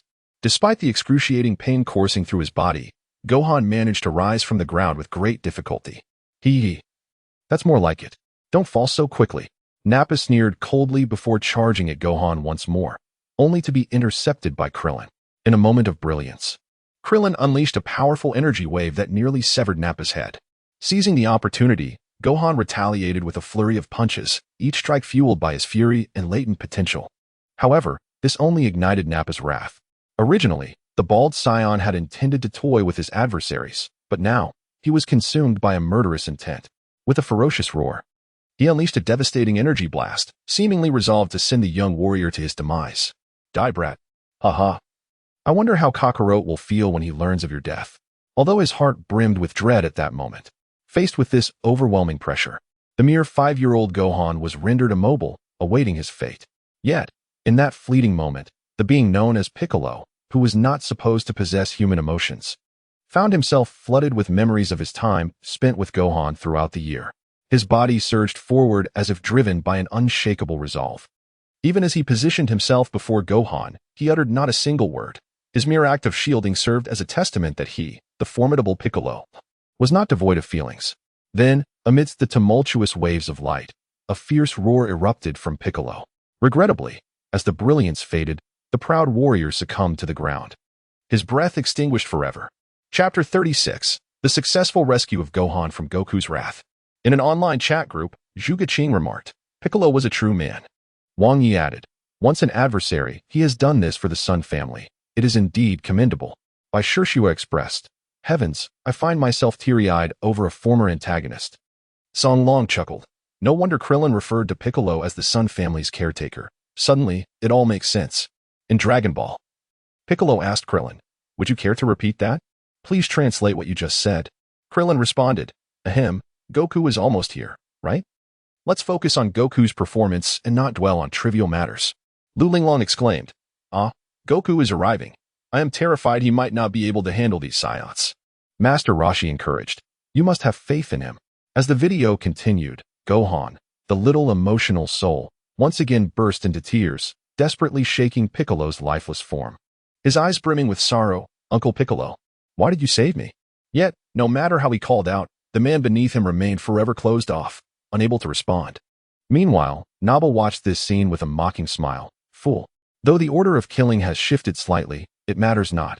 You shall all meet your end eventually. Perhaps spurred by Naba's taunts, Gohan's grief ignited a surge of fury towards the Saiyans. He raised his hands, gathering strength. 1200, 2400. His battle power astonishingly soared to 2800. Witnessing this little one's fervent increase in power, even Vegeta, standing behind Naba, was taken aback for a moment before nodding thoughtfully. Indeed, these individuals can alter their battle power according to their will. However, he chose not to inform his comrades, for such trivial force would not pose a threat to the Saiyans. Indeed, following Gohan's furious roar, the energy wave surged forth like a swimming dragon, advancing towards the opponent.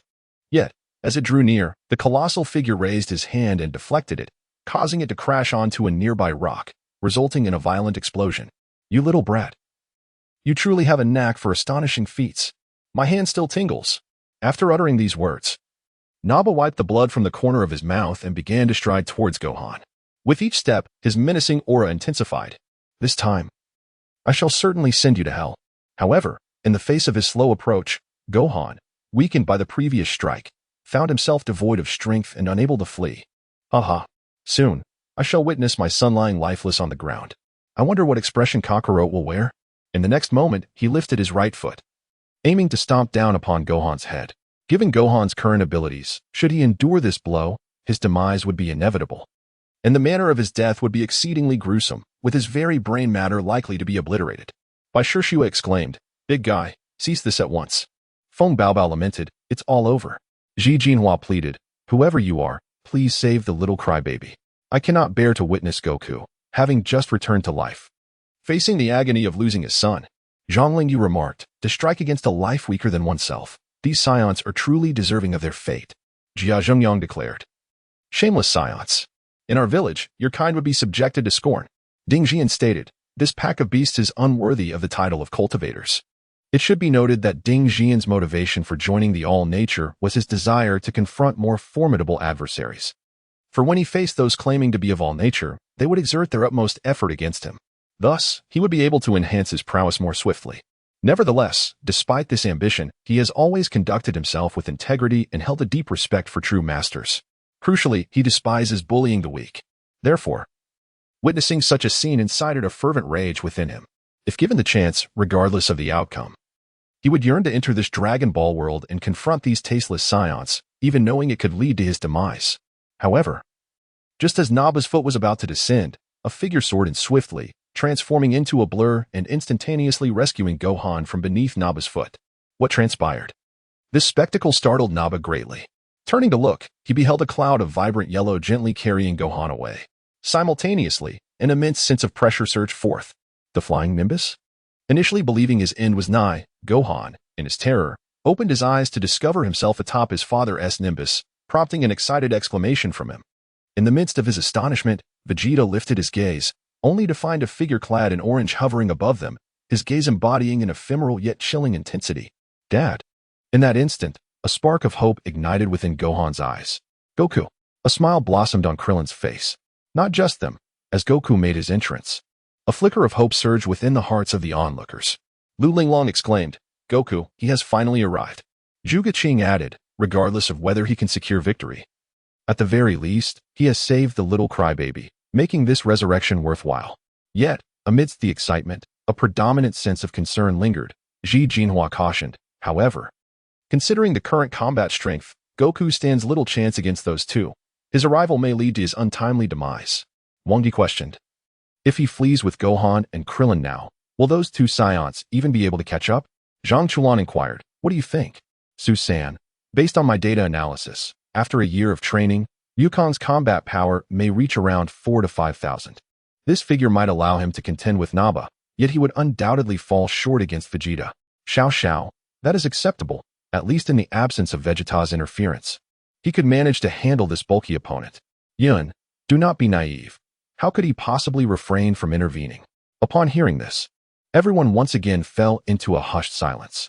If Susan's assertion holds true, with Wukong's nascent combat prowess, he would likely still be outmatched by the two adversaries before him. Indeed, Upon his arrival, Vegeta's immediate reaction was a scornful smirk. What brings you here, Kakarot? Surely you do not intend to proclaim that you wish to defeat us? However, Yukong seemed disinterested in engaging with him. Instead, he walked straight towards Dandy, extending his hand to touch the back of his neck momentarily. Subsequently, his gaze grew increasingly solemn. Dandy, Uncle Dandy sacrificed himself to protect me, Gohan explained, his voice tinged with sorrow. Upon hearing these words, Goku lifted his head once more to survey the surroundings, only to behold Tien, who lay on the ground with an arm severed, and Yamcha, who perished in the deep pit. At the same time, he learned from Nappa's words that Kaiatsu had also succumbed to self-destruction in his struggle against him. In that instant, a surge of wrath welled up within him. He then began to stride purposefully towards Nappa, his demeanor oddly tranquil, as if the man before him was merely an insignificant insect. Chapter 37. The formal confrontation, the 3 punches of vengeance. This punch served as a greeting. Observing Kakarot approaching with reckless abandon, Nappa let out a cold laugh, raising his iron fist to strike down upon him. Yet, in the next moment, the figure before him vanished without a trace. Goku, who should have stood beneath his iron fist, had instead darted over to Gohan, retrieving a Senzu bean and splitting it in 2, feeding a half to Gohan and the other half to Krillin. Only then did he turn to face the formidable foe directly, exclaiming in fury, "You wretched bastards! Unforgivable! How magnificent!"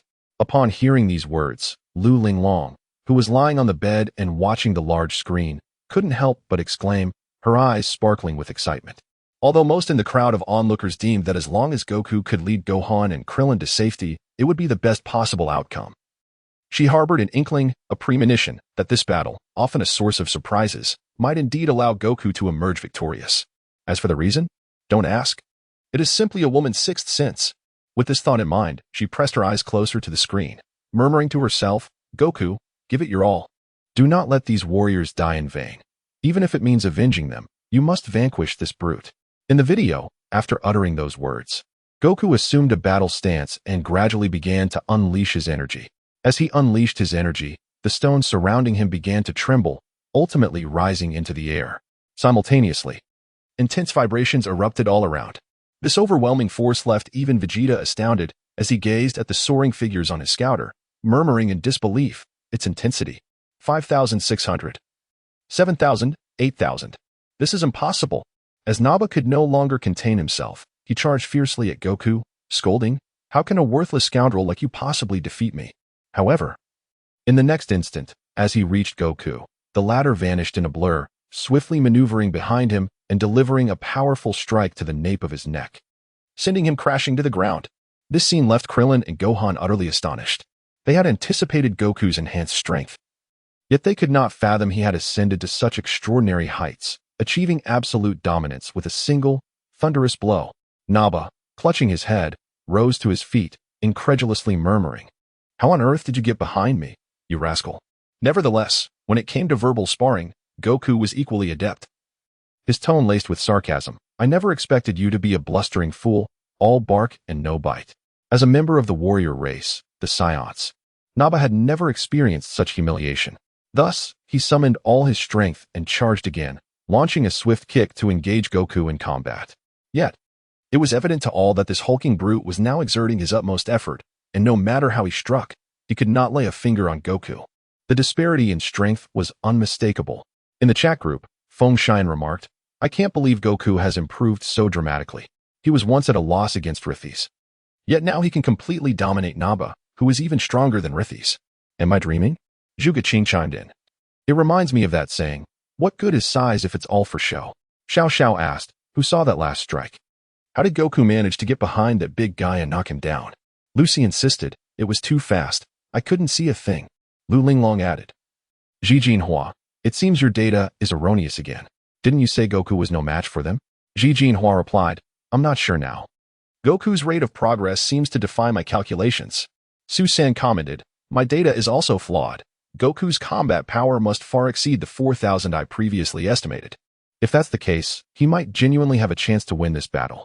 Upon reading these conversations, Xiayu, one of the 4 madmen, instinctively licked her lips. "Oh, this is intriguing. This brother is truly fascinating. Not only does he possess exceptional talent, but he is also remarkably handsome, particularly with those well-defined pectorals. It's hard to look away." Dead Zhonglingyu. Weren't you once disdainful of me? Well, I have now found someone to take your place. You are merely a backup now. Regardless, I shall first observe how Wukong decisively vanquishes his opponent before proceeding further. With this thought in mind, she tucked away her colorful reflections. Subsequently, she resumed her rapt attention to the grand screen. In the video, witnessing the clash, Krillin, in astonishment, could not help but inquire, Goten, did you catch a glimpse of Goku's movements? Goten, in a daze, shook his head in response, no, not at all.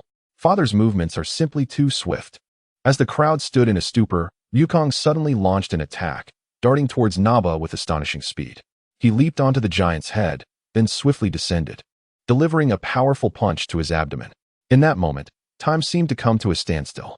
Observing the colossal figure clutching his stomach in agony, Wukong solemnly declared, "This punch is in vengeance for the dumplings."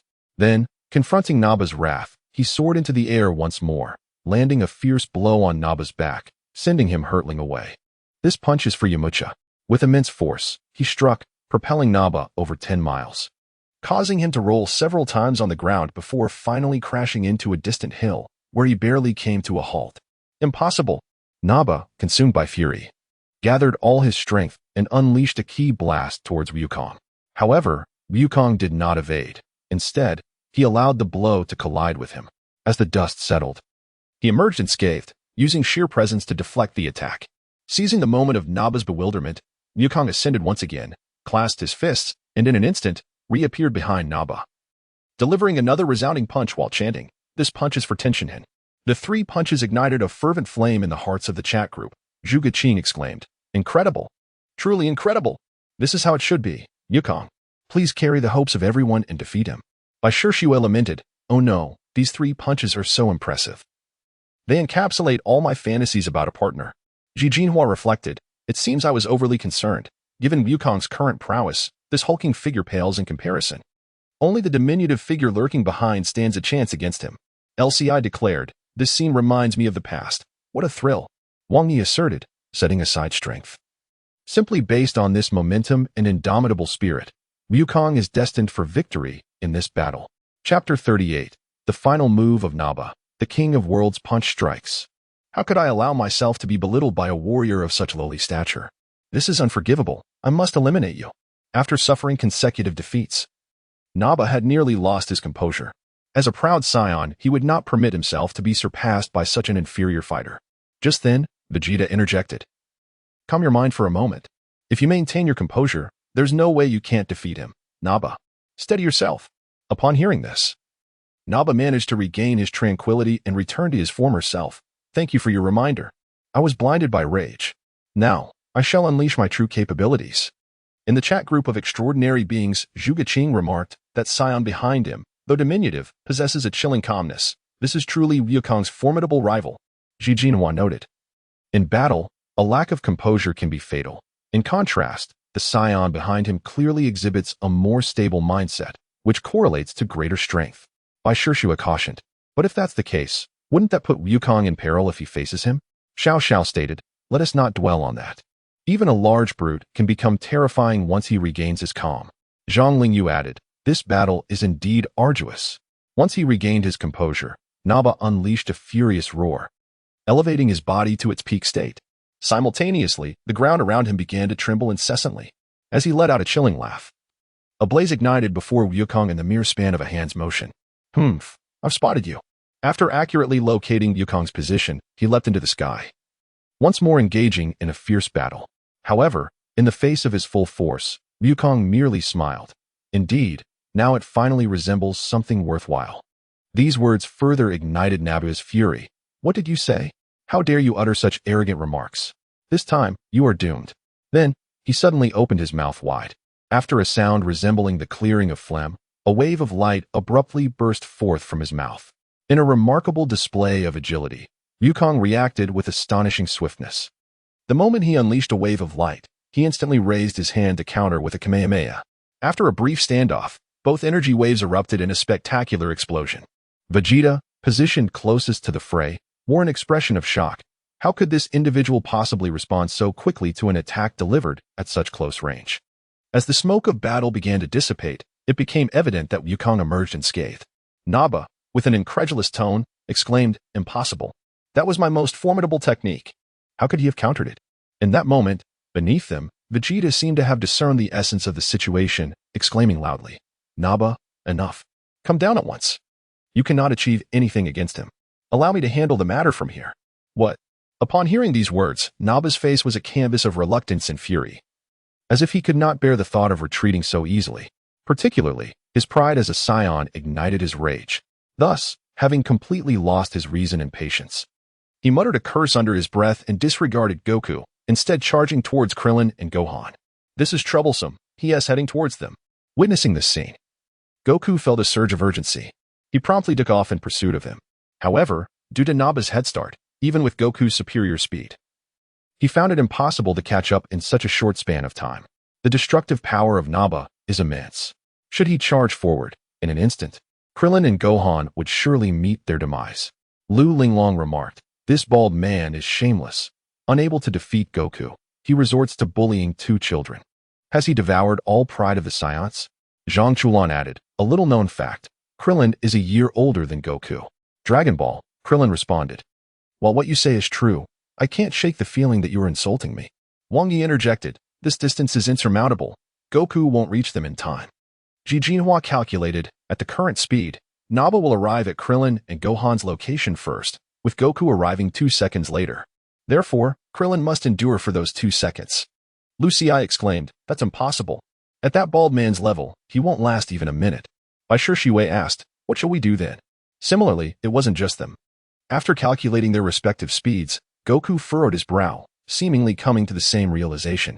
As the imposing figure approached closely to Krillin and Gohan, he once again opened his mouth wide, a broad smile plastered across his face. It seemed he was poised to unleash his earlier technique once more, intent on swiftly ending the two and delivering a crushing blow to this lowly Saiyan. At this critical moment, Goku sensed impending danger and suddenly shouted, "Kaioken."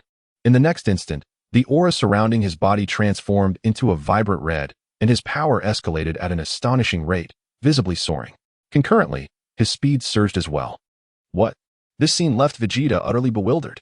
Even before he could fully comprehend it, Goku had already accelerated, and in the blink of an eye, he delivered a powerful punch to Nappa's back amid a flurry of afterimages. Then, with another flash of his form, he landed, effortlessly lifting the incapacitated Nappa high above his head with a single hand. At this moment, Alabaman's face contorted in agony, his eyes bloodshot. He yearned to resist. Yet perhaps due to the impact he had just endured, his body lay paralyzed, rendering him utterly voiceless. This scene left Krillin and Gohan in a state of bewilderment.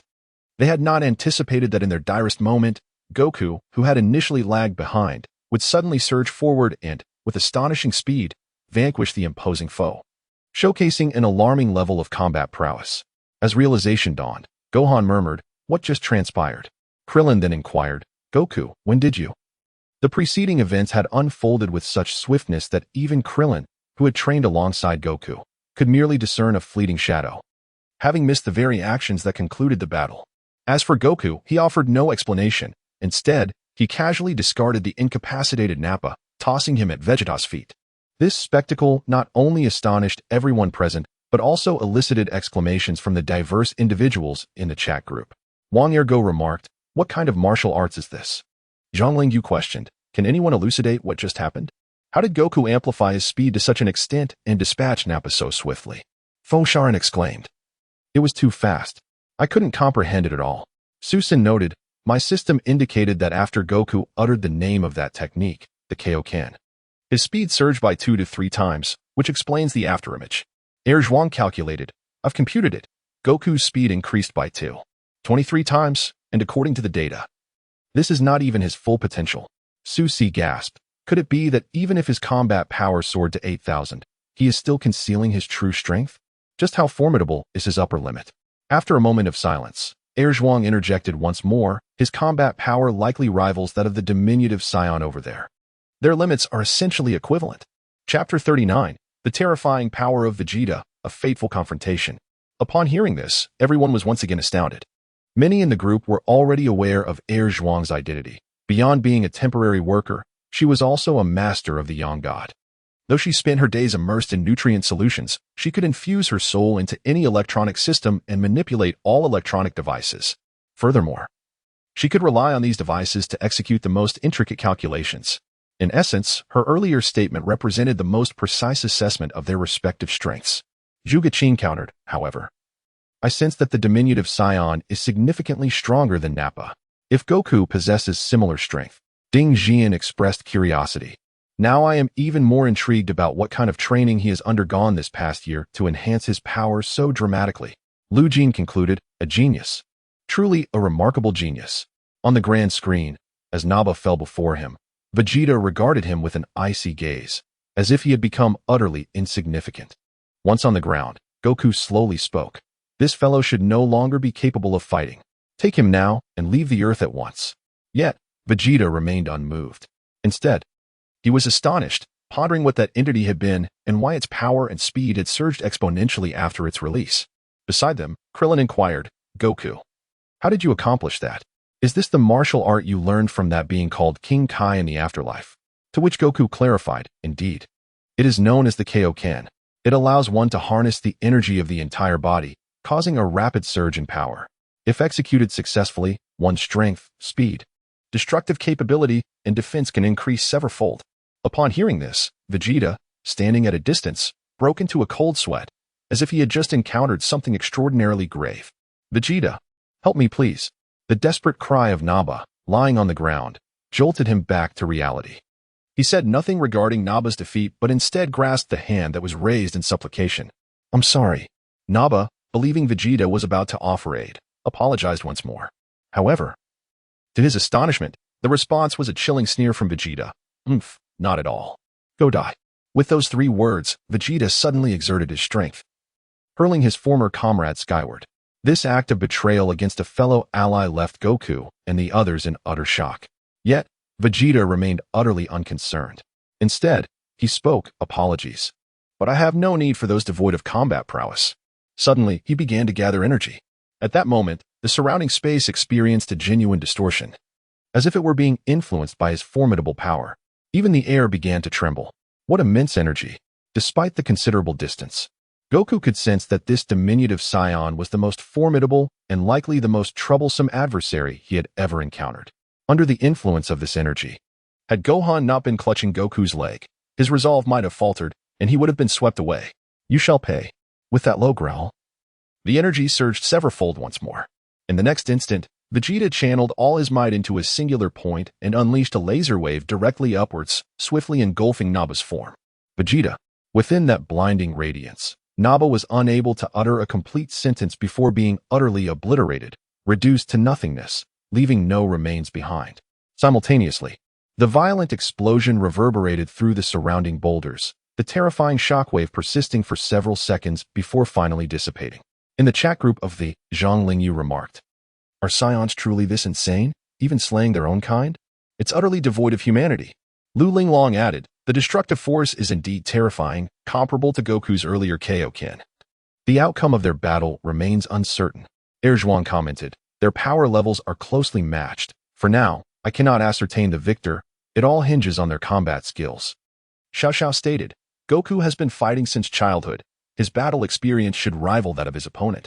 Fengshan interjected, I must remind you, although Goku is highly experienced, Saiyans are a warrior race, and their combat history is undoubtedly extensive. Thus, this battle is truly a question mark. Zhang Chulan pondered, by the way, has anyone mentioned the name Vegeta before? I feel as though I've encountered it somewhere. Though Zhang Chulan had touched upon a significant point, the others in the group paid him no heed, their focus entirely on the unfolding battle, fervently hoping that Goku would not succumb to this diminutive foe. He truly lacks humanity. To think he would even slay his own comrades. Even Krillin could not help but voice his disdain for the Saiyan's treachery against his own kind. Vegeta cast a fleeting glance at him, completely disinterested in this feeble earthling, and instead turned his gaze towards Goku. Under the weight of Vegeta's intimidating stare, Goku seemed to grasp the unspoken urgency. He swiftly urged, Lunch, Krillin, you must return to Kame House at once. Krillin, taken aback by Goku's rare seriousness, hesitated for a few seconds before nodding in agreement. I understand. You heard him. Gohan, let us hurry. However, Gohan appeared reluctant to part with his father. Hesitating, But. Observing this, Krillin quickly interjected, Gohan, that guy possesses immense power. If we remain here, we will merely be a burden to Goku. Staying put would only force Goku to divert his attention to protect us, hindering his ability to focus on the battle. After receiving Goku's affirmation, Gohan finally comprehended the gravity of the situation and nodded in agreement. All right, I understand. Yet, before departing, Krillin added, Goku, could you possibly choose a different location for the fight? If this battle leaves us physically impaired, it would be difficult to explain upon our resurrection. In response to Goku's assertion that everyone cannot be revived, he blinked and recalled the mention of Namek by Vegeta moments ago. He subtly hinted to Goku that further discussions could wait until they returned to Master Roshi's house. However, all of this hinged upon defeating the formidable foe before them. In that critical moment, Krillin extended his hand, saying, Goku, it seems we always burden you with the heavy responsibilities. I truly apologize. My dear friend, you must not perish. Goku was momentarily taken aback but then solemnly nodded, extending his hand to clasp Krillin's. In that fleeting moment, he could perceive the tears glistening in Krillin's eyes. After the two departed, Goku descended from the sky once more, facing Vegeta, each standing at their respective positions. The fateful battle was on the verge of commencing. Chapter 40, Goku's Triple Kaioken, Surpassing Limits. Only after witnessing Gohan and Krillin leave did Goku begin to earnestly confront this final Saiyan adversary. Yet, Vegeta remained unfazed by Goku. Instead sneering, what is this? Have you chosen this place as your final resting ground? You should consider yourself fortunate. For a warrior of my caliber seldom engages with lower-class fighters. It was through Vegeta's words that Goku came to understand that Saiyans undergo a warrior quality assessment upon birth.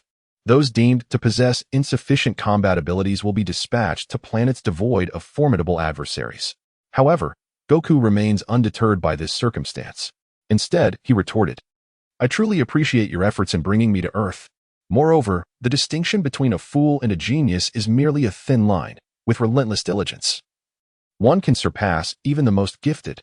To Vegeta, this statement was nothing short of a jest. However, to the others, it became an inspiring adage. Xiao remarked. I never anticipated that the once naive child could articulate such profound wisdom. Truly, he is Goku. By Xiayu exclaimed, I must jot this down. This declaration ignites my passion. Lu Ling Long, heed my words. Do not presume your natural talent grants you free rein. There will come a day when you shall be bested. Ji Jinhua interjected. Ahem, Goku's premise is contingent upon earnest effort. So Xiaobai, perhaps you ought to refrain from your remarks. By Xiayu responded. Ah, Jinhua. You've once again dampened my spirits. Are we still the best of friends? Zhuge Qing reflected. The gap between a fool and a genius is indeed a narrow one. I comprehend now that neither should take pride in their accomplishments nor wallow in despair. With diligence, even a fool may attain the heights of genius. Feng Baobao chimed in. Zhang Chulan, did you hear that? Zhang Chulan retorted. Hey, Baobao, why must you imply that I am the one being referenced? I am not a fool. Su Si teased. Baobao hasn't he said anything too harsh. Could it be that you, Zhang Chulan, feel that way yourself? With a mischievous grin, meanwhile, Lu Jin found himself detached from the spirited discourse among the children, lost in reminiscence. He recalled a time in his youth when there existed an individual renowned as the prodigy of others' households. This individual, possessing extraordinary talent, could effortlessly defeat adults even at a tender age and had once soundly thrashed Lu Jin himself, despite being of the same age. That individual was none other than Zhang Jiwei. From that moment onward, in his quest to surpass that insufferable rival, Lu Jin dedicated himself to training with an intensity tenfold that of Zhang Jiwei, perpetually regarding him as his benchmark. Now, he believes that although he still falls short compared to Zhang Jiwei, the disparity is no longer as outrageous as it once was. At the very least, he feels capable of engaging Zhang Jiwei in a few exchanges. Reflecting on this, he murmurs, Neo Bizi, I bestow this sentiment upon you as well. I wish to make it clear that the gap between ordinary individuals and geniuses can indeed be bridged through diligence, and thus, there will come a day when I shall undoubtedly surpass you. I am certain of it. Returning to the video, despite Er Zhuang's estimation that if Wukong exerted himself fully, he might stand a chance against Vegeta on equal footing, the reality remains that without utilizing the Kaioken, Wukong's battle power hovers just above 8,000. Still significantly inferior to Vegeta's current strength. Consequently, from the outset, he finds himself relentlessly subdued by Vegeta, especially following Vegeta's surge of fury. As Vegeta's roar reverberates, Not only does the ground tremble beneath them, but the entire planet quakes in response to his formidable power. Even Master Roshi, situated miles away in his hermitage, along with Oolong and Chi-Chi, perceives the vibrations through the crystal ball of the fortune teller, sensing tremors akin to those of an earthquake. However, when Goku and Vegeta officially engaged in combat, the situation swiftly became one-sided. Even Goku's use of the Kaioken ×2 was insufficient to subdue this adversary. Faced with Vegeta's unrestrained laughter, Goku silently lamented, "What formidable power and speed is this? Even the Kaioken ×2 cannot keep up." It was as if he had made a resolute decision. He tore away the remnants of his tattered garment, revealing a determined smile upon his face. "It matters not. I have no alternative. Even if my body cannot endure, so be it. If I must perish, then I shall. I am determined to elevate the Kaioken to 3 times its strength." After contemplating his thoughts, he suddenly began to harness the latent energy within his body, simultaneously awakening his hidden potential. In the pursuit of transcending his potential, his physique had expanded significantly, and his muscles had become markedly more pronounced. "My body, you must endure," he declared. Triple Kaioken. Upon uttering those 5 words, the North Kaio, far in the distance, displayed a look of astonishment. "No. It is not permissible to exceed double the limit. Goku, your body cannot withstand it." Yet, his voice failed to reach Goku amidst the tumultuous waves of energy that accompanied the latter's shout. The very ground trembled with intensified quakes, and debris flew in all directions, creating a truly magnificent spectacle. Meanwhile, at the Kame house, through the crystal of the fortune teller, Bulma began utilizing the previously left-behind detector from Raditz to gauge Goku's combat power. The figures above are soaring uncontrollably: 17,000, 18,000, 19,000, 21,000. Yet, before she could finish her words, a resounding bang echoed as the power detector was utterly obliterated. Simultaneously, Gohan and Krillin, hastening towards Kame house, seemed to sense this overwhelming force, halting their flight and turning back in astonishment. As Goku pushed the limits of his body and fully tapped into his potential, he ultimately achieved a remarkable enhancement in his combat prowess. At the same time, a vibrant crimson aura enveloped him. This presence even flustered Vegeta, who prided himself on being a first-class warrior. He could scarcely fathom that a lowly fighter could unleash such formidable power. However, before he could ponder further, Goku grounded himself and, propelled by the triple Kaioken, charged directly at Vegeta. Luling Long, could this be what Zhuang mentioned earlier, Goku's full strength?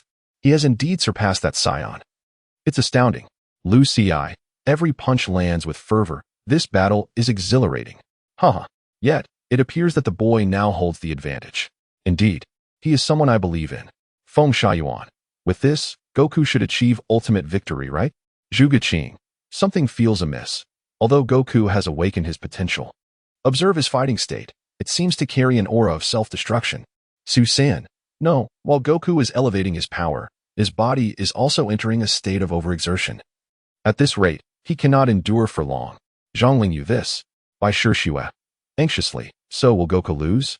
Returning to the battlefield, under Goku's relentless barrage, Vegeta swiftly transitioned from the aggressor to the one taking blows, eventually being knocked to the ground, nearly expelling his bile.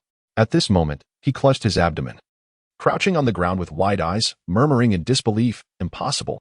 Kakarot's combat power cannot surpass mine. This cannot be." However, he seemed oblivious to the fact that Goku, amidst his joy, was also experiencing a wave of pain, presumably from his recent exertion of the Kaioken ×3 technique. In an instant, he became enveloped in agony, rendering him unable to move. As for the outcome of this battle, the question of who would emerge victorious had become even more enigmatic. Chapter 41. The terrifying clash. All household appliances explode. At this moment, on the entire battlefield, apart from Goku and Vegeta, the previously mentioned chubby swordsman named Yachirobe was also hiding behind a rock, observing the situation. Noticing that Vegeta lay motionless on the ground, he anxiously murmured, "What on earth is Goku doing? Why isn't he swiftly dealing with that foe?" Little did he know that Goku was not only unable to vanquish his opponent, but was also trapped in a state of immobility. The side effects of the Kaioken technique at 3 times its normal strength had left his body in excruciating pain. On the other side, Vegeta, who had finally managed to stand, was still engaged in self-affirmation. "I absolutely cannot lose. I am the strongest Saiyan. How could I possibly be defeated by this lowly warrior? I am the mightiest fighter in this world. After his fervent declarations, he seemed to have lost all sense of restraint, suddenly roaring at Goku. This planet need not exist any longer. I shall obliterate you along with it. With those words, he raised his arms once more, summoning all his power, and leaped into the air. At that moment, his entire body radiated a terrifying purple aura resembling lightning, akin to a demoness descent. Kakarot. This is my most powerful attack. If you have the capability, try to withstand it. Even if you survive, the Earth shall undoubtedly be annihilated. Witnessing Vegeta's escalating power, the members of the chat group were engulfed by a sense of foreboding. Lu Linglong. It's over. Goku is currently in a vulnerable state after using the Kaioken. He may not withstand Vegeta's full-force strike. Zhuge Qing.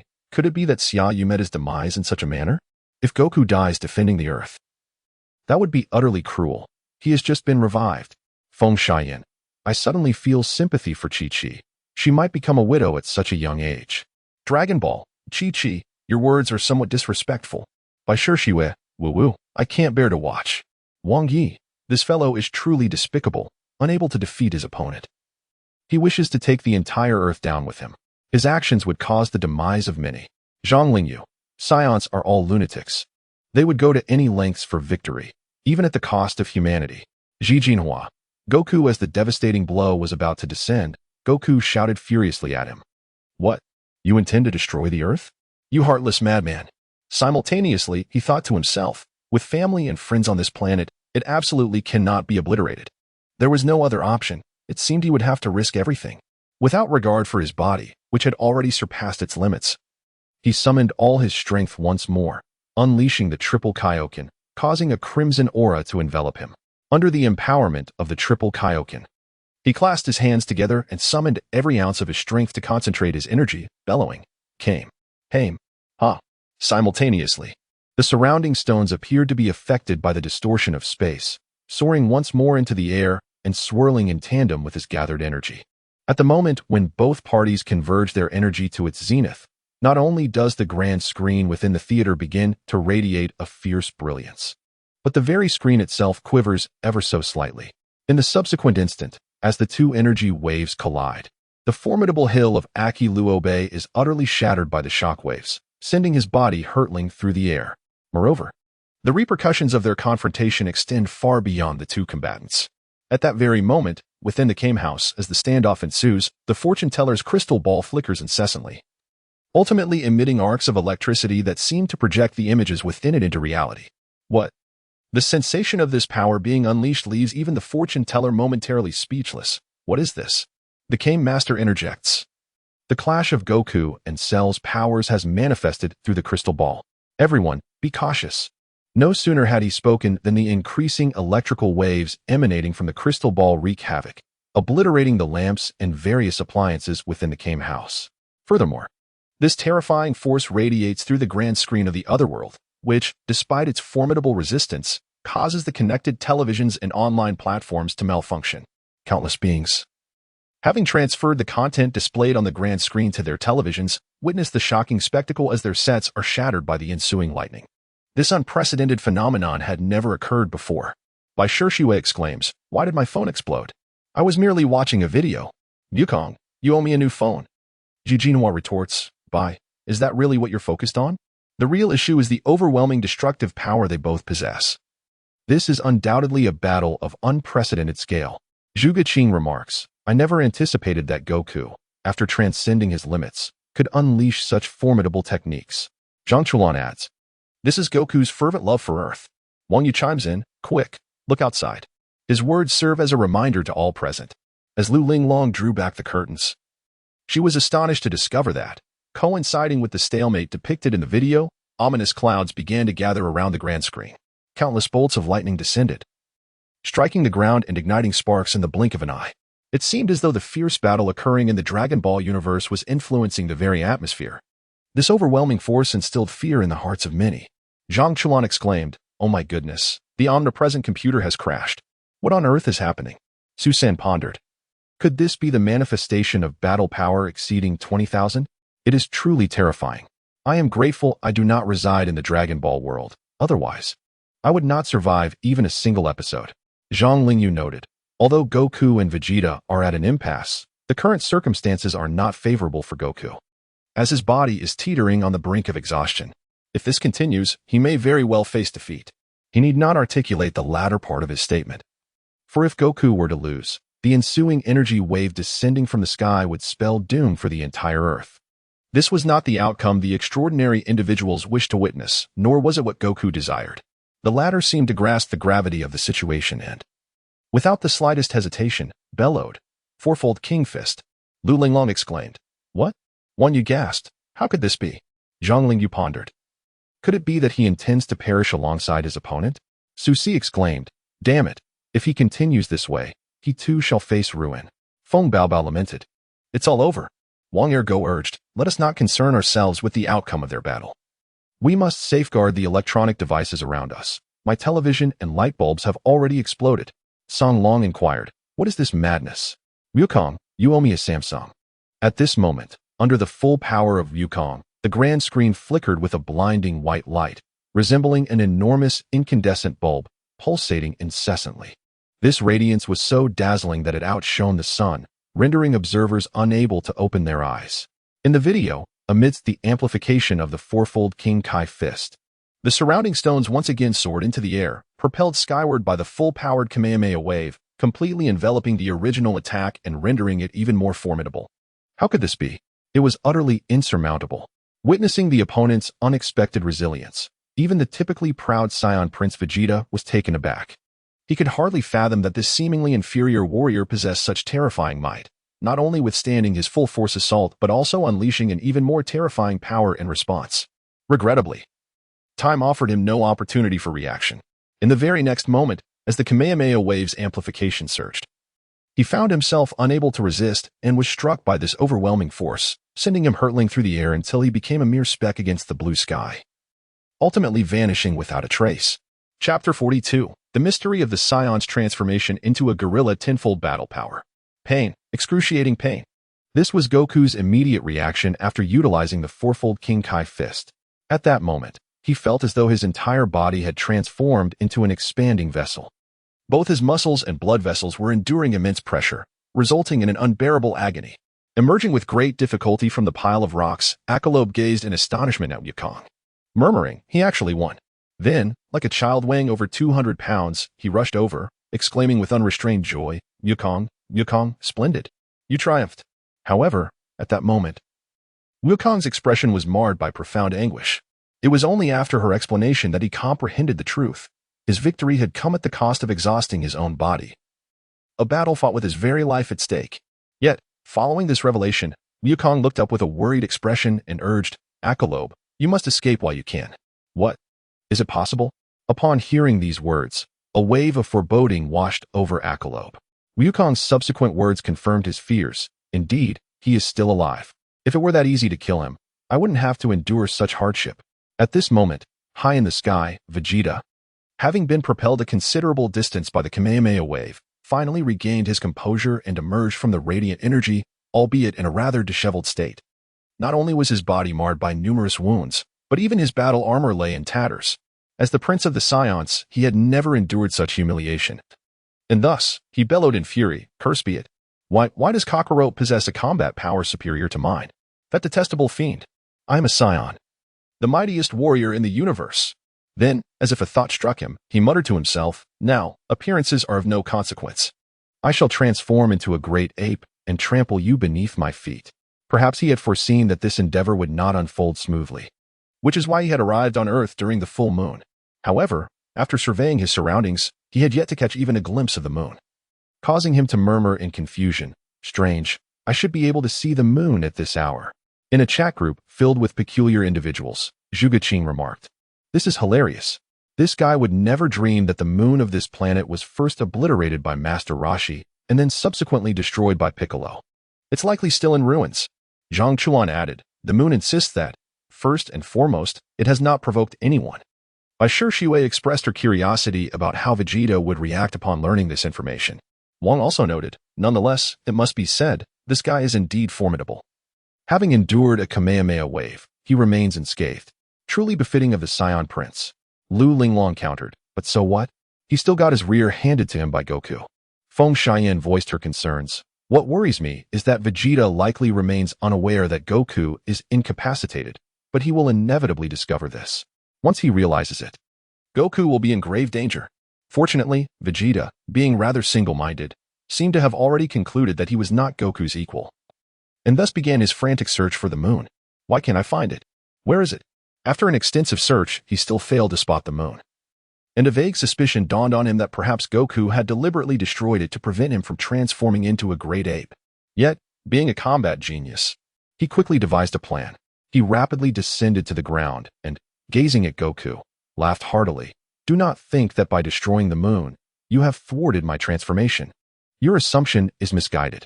At this moment, he remained blissfully unaware that Goku himself was oblivious to the great ape transformation, and continued his soliloquy. Moonlight is merely a reflection of sunlight, and only when sunlight illuminates the moon does it produce Blutz waves. During a full moon, Blutz waves exceed 17 million units. Upon absorbing more than 17 million units of Blutz waves, the tail will react, initiating the transformation. As for the method proposed by Vegeta, it involves harnessing the planet's atmospheric oxygen and his own strength to create an artificial moon. Subsequently, he gathers the energy spheres. Then, amidst Wukong's puzzled gaze, he forcefully hurled it upwards. Indeed, following the intense reaction between the luminous orb and the oxygen layer, a radiance more brilliant than moonlight emerged in the sky. Simultaneously, this luminosity prompted a reaction from Vegeta. Under the immense pressure, he gasped for breath, his teeth began to sharpen, and his physique gradually expanded, ultimately transforming him into a fearsome giant gorilla. At this moment, Wukong was utterly astonished, his eyes filled with perplexity. Yet, driven by his instinct for combat, he instinctively distanced himself from the gorilla, continuously maneuvering to evade the creature's onslaught. Even more perplexing was the fact that this gorilla was capable of speech. Through its explanation, Wukong learned that upon transforming into a gorilla, a Saiyan's combat prowess would increase tenfold. Unbeknownst to him, Wukong found himself ensnared in memories. He recalled his grandfather Gohan once advising him that during a full moon, beasts resembling gorillas would emerge to wreak havoc, cautioning him to never venture outside. The deity had also proclaimed that he would ensure the troublesome tail would no longer grow. It was only at this moment that Wukong comprehended everything. I finally understand. So this is how it is. The one who trampled my grandfather Gohan was none other than me. The monster that appeared at the martial arts arena and caused destruction was also me. In truth, I alone am responsible for all of this. I am sorry, Grandpa. This creature is an unforgivable scoundrel. If I were to perish, I would seek your forgiveness. Upon hearing Wukong's heartfelt confession, the individuals in the chat group were equally pained. Lulling Long remarked, I find this situation so cruel for Wukong. He is the last to learn of this truth. Zijinhua added, moreover, the grandfather he held in such high regard fell victim to his own hands. Anyone would struggle to accept such a reality. Xiao Xiao interjected, however, on another note. The transformation of a Saiyan into a gorilla operates on such a principle. Wang Zhenxiu commented, what is most astonishing is that this creature, having transformed into a gorilla, retains self-awareness. It is utterly remarkable. Zhang Chulan mused, am I the only one curious about the brand of this creature's attire? Despite its body expanding multiple times, it remains intact. The quality is exceptional. Susi retorted, Zhang Chulan, be quiet and refrain from discussing trivial matters. Zhang Lingyu concluded, if it indeed possesses tenfold combat power, Wukong likely. Yet, at this juncture, he chose not to continue. With a tense expression, he continued to gaze at the grand screen, his heart filled with trepidation. Chapter 43, The End of Evil Techniques, the spirit bomb that harnesses the essence of all things. It seemed that Wukong understood this as well. Seizing the opportunity while the gorilla rampaged, he dashed to a distant hillside, slowly extending his hands and murmuring, O Earth, O Ocean, and all living beings, I beseech you to share a fragment of your energy with me. I implore you. During his time on King Kai's planet, Wukong had learned two ultimate techniques from King Kai. One was the King Kai fist he had just executed, and the other was the very act he was currently performing. Under his influence, a faint breeze began to stir in the surroundings. With this call, an abundance of vital energy surged forth from the nearby lakes, mountains, and flora, gradually converging towards Wukong, coalescing into what is known as the spirit bomb. This technique, bestowed by the King of the Worlds, enables the concentration of life force from all things, producing a manifestation of righteous energy capable of vanquishing all malevolence in the world. Unfortunately, as he gathered this energy, Vegeta reacted swiftly, seizing the opportunity to unleash a wave of light during the moment Wukong was preparing to release the spirit bomb, sending him hurtling away. This scene was witnessed by Gohan and Krillin, who had rushed back upon hearing the commotion. Dad, seeing Wukong grasped by the great ape, on the verge of losing consciousness, Krillin recalled that the creature's weakness lay in its tail. He dashed forward, ready to channel his ultimate technique, the key blade slash. Alas, this move was deftly avoided by the great ape, who leaped aside with ease. What? Krillin exclaimed in shock as the great ape slowly turned its head, mocking. Did you think I was unaware of your presence? I have long anticipated your trickery. However, at that very moment, a look of agony crossed the ape's face. It turned out that while it was busy taunting, the stout warrior Yajirobe had stealthily maneuvered behind it and, seizing the opportunity, struck down with his sword, successfully severing its tail into 2 segments. Having successfully executed his plan, Akalobe immediately took flight, his speed leaving Krillin and Gohan utterly astonished. Susi commented, I must admit, although this fellow is rather sneaky, he indeed proves to be quite effective. That strike was truly remarkable. Yin added with laughter, he struck and then fled. I admire that style. I unilaterally declare this plump individual as Goku's best support today. However, Feng Xian noted, the situation will not be easy for them moving forward. The now humanoid Vegeta possesses formidable strength. Fortunately, at a critical moment, Gohan unleashed his latent potential, engaging in battle with Vegeta to protect his father. Seizing the opportunity amidst the chaos, a battered and bruised Goku, lying on the ground, called out, Krillin, take my hand. Hurry, otherwise, Gohan will perish. He could perceive that Gohan, now caught in a frenzied state, was merely at the end of his strength, likely unable to endure for much longer. Although Krillin did not fully comprehend Goku's words, he extended his hand out of trust for his friend. After a moment of meditation, a stream of white energy manifested upon Wukong's arm and was transferred to Krillin. Witnessing this spectacle, Krillin was taken aback and exclaimed, Incredible! What is this? Such immense energy. This is called a spirit bomb, and it can be used to confront him. Wukong explained, subsequently detailing the method of harnessing this energy. Place it in the palm of your hand and concentrate the energy into a single point. This will form a sphere. I implore you, Gohan is currently unable to control this energy. Under Wukong's guidance, Krillin promptly complied with his instructions. In mere moments, a radiant sphere of white light indeed materialized in his hands. Sensing Gohan's struggle, he followed Wukong's advice and, in response to the malevolent energy he felt, hurled the spirit bomb forward. At that instant, the entire assembly held their breath, for this strike would determine their fate. Alas, the moment the luminous sphere was launched, Vegeta sensed a formidable force rushing towards him. In a split second, he evaded this lethal assault. This sight sent a chill through Krillin's heart. Fortunately, after missing Vegeta, the spirit bomb veered towards Gohan. The principle of the spirit bomb dictates that it possesses no destructive power against those whose hearts are devoid of any malice. Thus, with the purity of his spirit, Gohan not only remains unscathed by the spirit bomb, but he also deflects it back. This time, Vegeta attempts to evade it. However, he finds that time is no longer on his side. At the very moment the spirit bomb strikes its target, a radiant light illuminates the surroundings.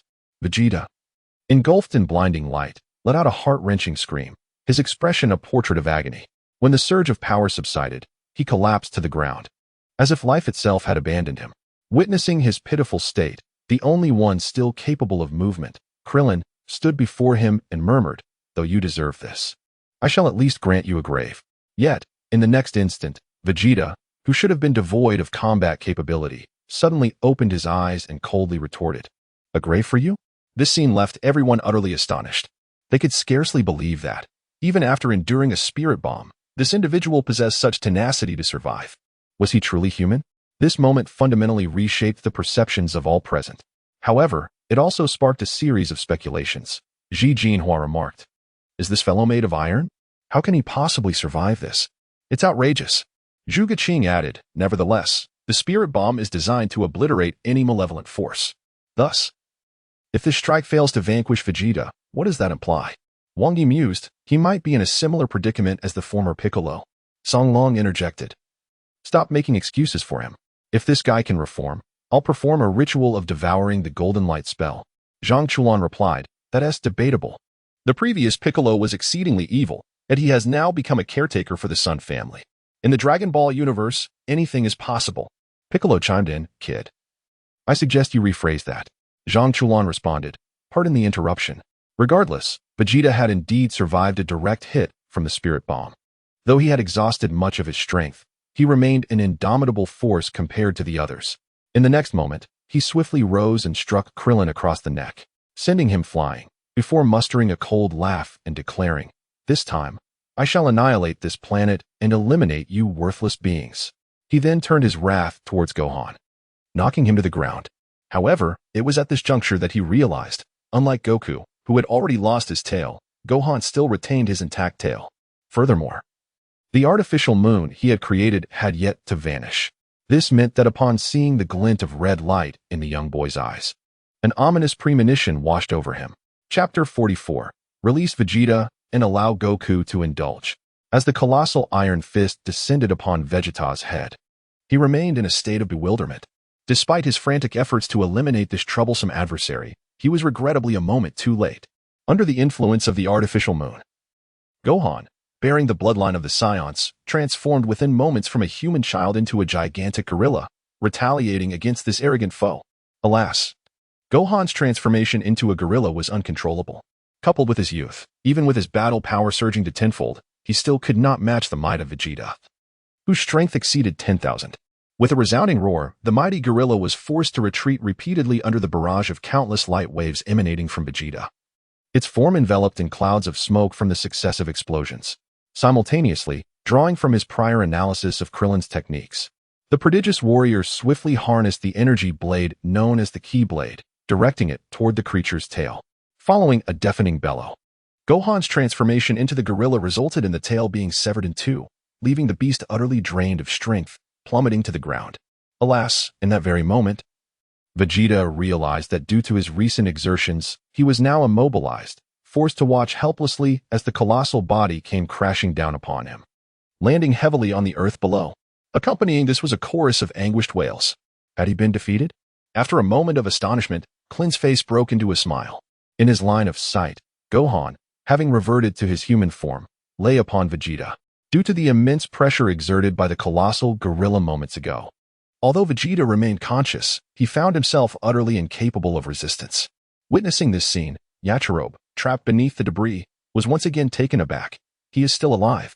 Krillin also marveled at his indomitable vitality, exclaiming, "How can he not be vanquished?" Fortunately, after such a struggle, even though Vegeta clung to life, he was devoid of any strength. At this juncture, he realized he could no longer continue the fight. So he promptly retrieved his spaceship remote and tapped it twice before collapsing once more, gasping for breath. Before long, his spacecraft approached. At last, it had arrived. Vegeta, unable to stand, was forced to crawl slowly towards the vessel, murmuring to himself, "I never imagined I would fail on this trip to Earth. How infuriating I, who am proclaimed the strongest warrior in the universe, have suffered such a humiliating defeat." Just as he was about to reach the front of the spacecraft, the least injured Krillin, forcing himself to stand, grasped Yachirobe's sword and advanced step by step towards Vegeta, muttering resolutely, "Given the circumstances, you shall not escape. I will ensure your demise." Zhuge Qing interjected, "Your Highness, where has your pride gone?" Upon seeing Vegeta's terrified expression as he turned to face Krillin wielding the blade, Zhuge Qing could not help but burst into laughter, as the other extraordinary beings observed that this individual had lost all capacity for action. They began to type fervently, "Concealed dragon, Baldy, do not hesitate, swiftly strike him down. If you let him escape, he will always remain a menace." Zhang Chuan, "Oh my. The proud Saiyan is actually about to perish at the hands of Krillin. I find this inexplicably satisfying. Su Si, today is a splendid day. I shall uncork a bottle of champagne shortly. Lu Linglong, strike him down. If you cannot do it, allow me to take your place. I shall do it for free. LCI, just chop him down already. Why the delay? This is hardly the behavior of a man." Seeing that this individual had completely exhausted his strength, Krillin gritted his teeth in determination. Just as he was about to deliver the fatal blow, however, Goku's voice suddenly echoed in his ears. "Wait." This unexpected sound caused Krillin to halt his actions. "Was that you I heard just now, Goku?" Not far from him, in an open space, Goku, now utterly drained of energy, could only communicate with Krillin through the voice of his thoughts. Yes, I cannot speak loudly, but I sincerely apologize, Krillin. I implore you. Let him go. What are you saying? Have you lost your mind? Krillin could not help but respond incredulously, even though he had always held deep trust in Goku. He simply could not comprehend the rationale behind letting this foe go. At this moment, it was not only Krillin who was bewildered. The other extraordinary beings were equally perplexed. Zhuge-Ching. What? Are you really going to let him go?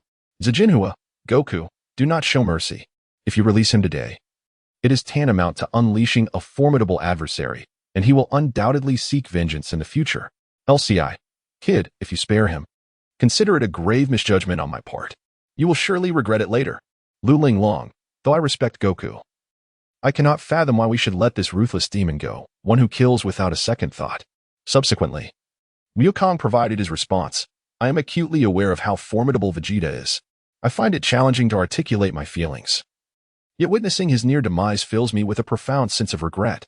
I believed my training under the Kai had reached its zenith, only to discover that Vegeta's strength far surpasses my own. To be candid, my defeat was utterly humiliating, yet my heart swells with exhilaration. After all, I am a Saiyan. The sight of a powerful adversary brings me uncontainable joy. Thus, I yearn to train once more and engage him in battle again. I understand that many have fallen to his hand, but I implore you, grant me this indulgence. Although it pains me, Krillin, who has grown up alongside me, finds it impossible to deny Wukong's plea. In a tumult of emotions, he ultimately lowers his weapon and gently turns away. I understand. You have every right to be headstrong. The prosperity of Earth is a testament to your efforts. However, Wukong, next time, you must defeat him with even greater strength. As the spaceship powered up, Vegeta, begrudgingly, declared, You worthless scum, mark my words, I shall ensure your demise next time. Miracles do not occur twice. Prepare yourselves. The spacecraft then soared into the cosmos, vanishing in an instant, signaling the conclusion of this Saiyan crisis. Yet, Feng Shaolin lamented, although this battle has ended, Wukong and his companions have sacrificed so much. Comrades like Jiaozi, Tianjinhan, and Yamcha have perished in the struggle. Wang Yi added, and Piccolo is gone. With his death, the Dragon Balls will no longer exist. Consequently, these warriors will never have the chance for resurrection. Zhang Lingyu sighed. I still believe he should not have spared Vegeta. Such a fiend has no place in this world. Su Si remarked, some harbors of malevolence are inextinguishable, impervious to attempts at reform. Ji Jinhua reflected, well, whether Wukong is right or wrong, only time will reveal the truth. Bai Shishua wept, but what of our fallen comrades? Will they truly never return? Lu Linglong mused, it is difficult to say. Didn't Krillin mention preserving their bodies? I can't help but feel there is still a way to resurrect these warriors. Zhuang interjected, speaking of which, I once heard a Saiyan mention that Piccolo is linked to Namek. Do you think the secret of the Dragon Balls lies on that very planet? Chapter 45, The Marvelous Namek, A Journey Resumes. After the war concluded, the Turtle Hermit, Bulma, and Chi-Chi soon arrived at the scene, only to be taken aback by the devastation before them. What was once a thriving city had been reduced to ruins by the onslaught of the Saiyans, evoking profound lamentations. However, the sorrow deepened further upon witnessing the imminent demise of Dend, Tien, and Yamcha. An indescribable grief enveloped them. These individuals had once been their comrades, sharing countless moments of camaraderie, growth, and mutual support. Yet now, due to the ravages of battle, they were destined to part ways forever. Particularly poignant was the search for their fallen friends. After placing the bodies of Tien, Yamcha, and Dend into preservation containers, the Turtle Hermit found himself unable to locate Chaozu's remains.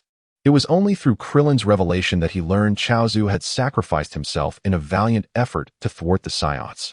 Once again, silence enveloped them. Despite having successfully rescued Goku and Gohan, the weight of their losses cast a shadow over their return journey, leaving them in a state of quiet contemplation. As Bulma piloted the aircraft, memories of her time with Yamcha flooded her mind, and tears streamed down her cheeks uncontrollably. It was a bitter pill to swallow.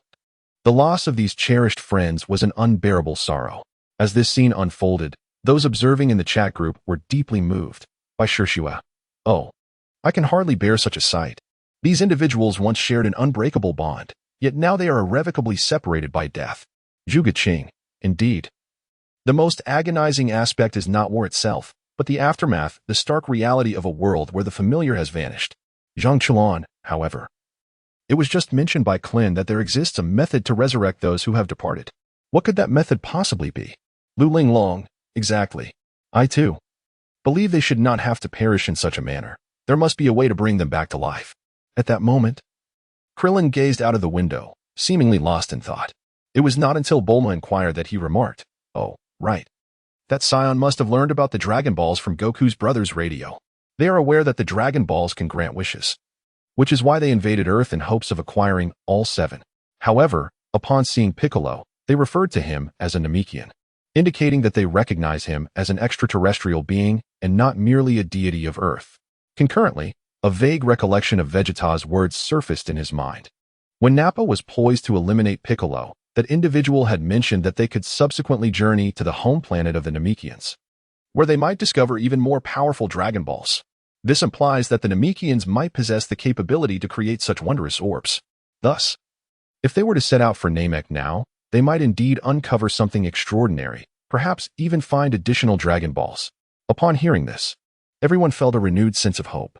For if this were true, not only could Tien, Yamcha, and Kaiatsu be revived, but even Piccolo could be reborn. Correspondingly, the Dragon Balls on Earth shall also be resurrected. Such prospects reignite their fighting spirit.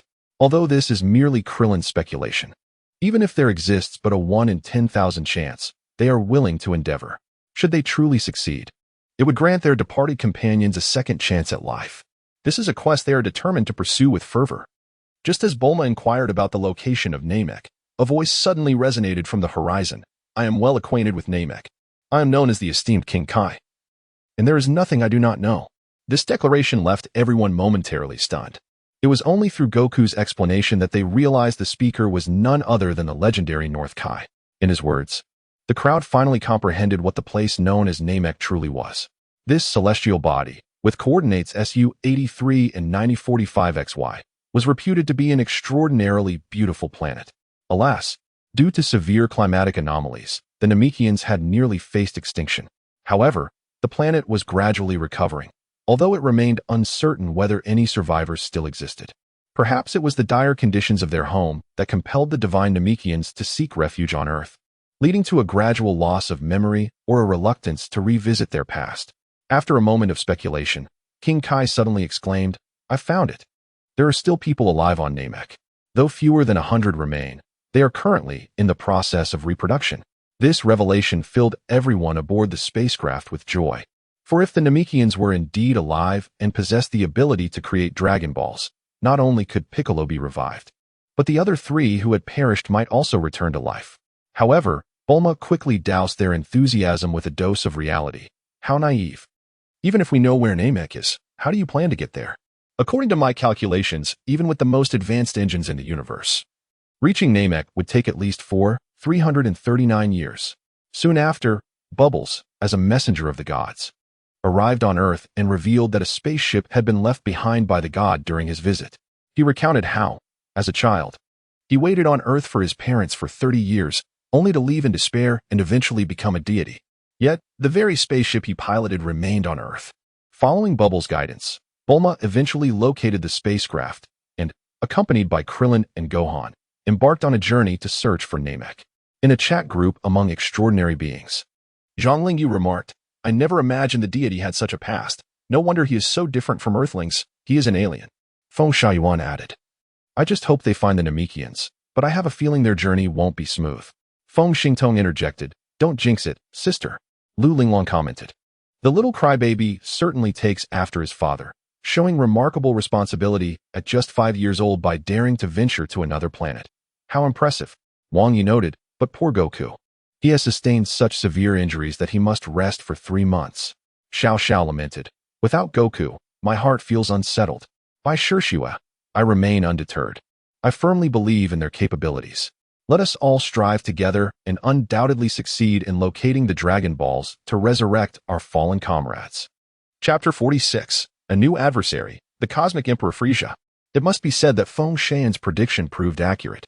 From the very outset, Bulma, Krillin, and Gohan encountered significant obstacles, ensnared by 2 aliens masquerading as Namekians.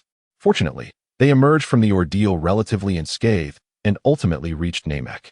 In stark contrast to Earth, Namek appeared desolate, characterized solely by hills and lakes. The dwellings of these Namekians were entirely hemispherical in shape, presenting a rather rudimentary appearance. Regrettably, they had not anticipated that. In addition to themselves, two formidable foes had already arrived on this planet, their goal also to seek the Dragon Balls. Among them was the Saiyan Prince, Vegeta, whom they had encountered previously. Another entity instills profound terror even in the formidable North Boundary King. Feng Baobao inquires about the Cosmic Emperor Frieza.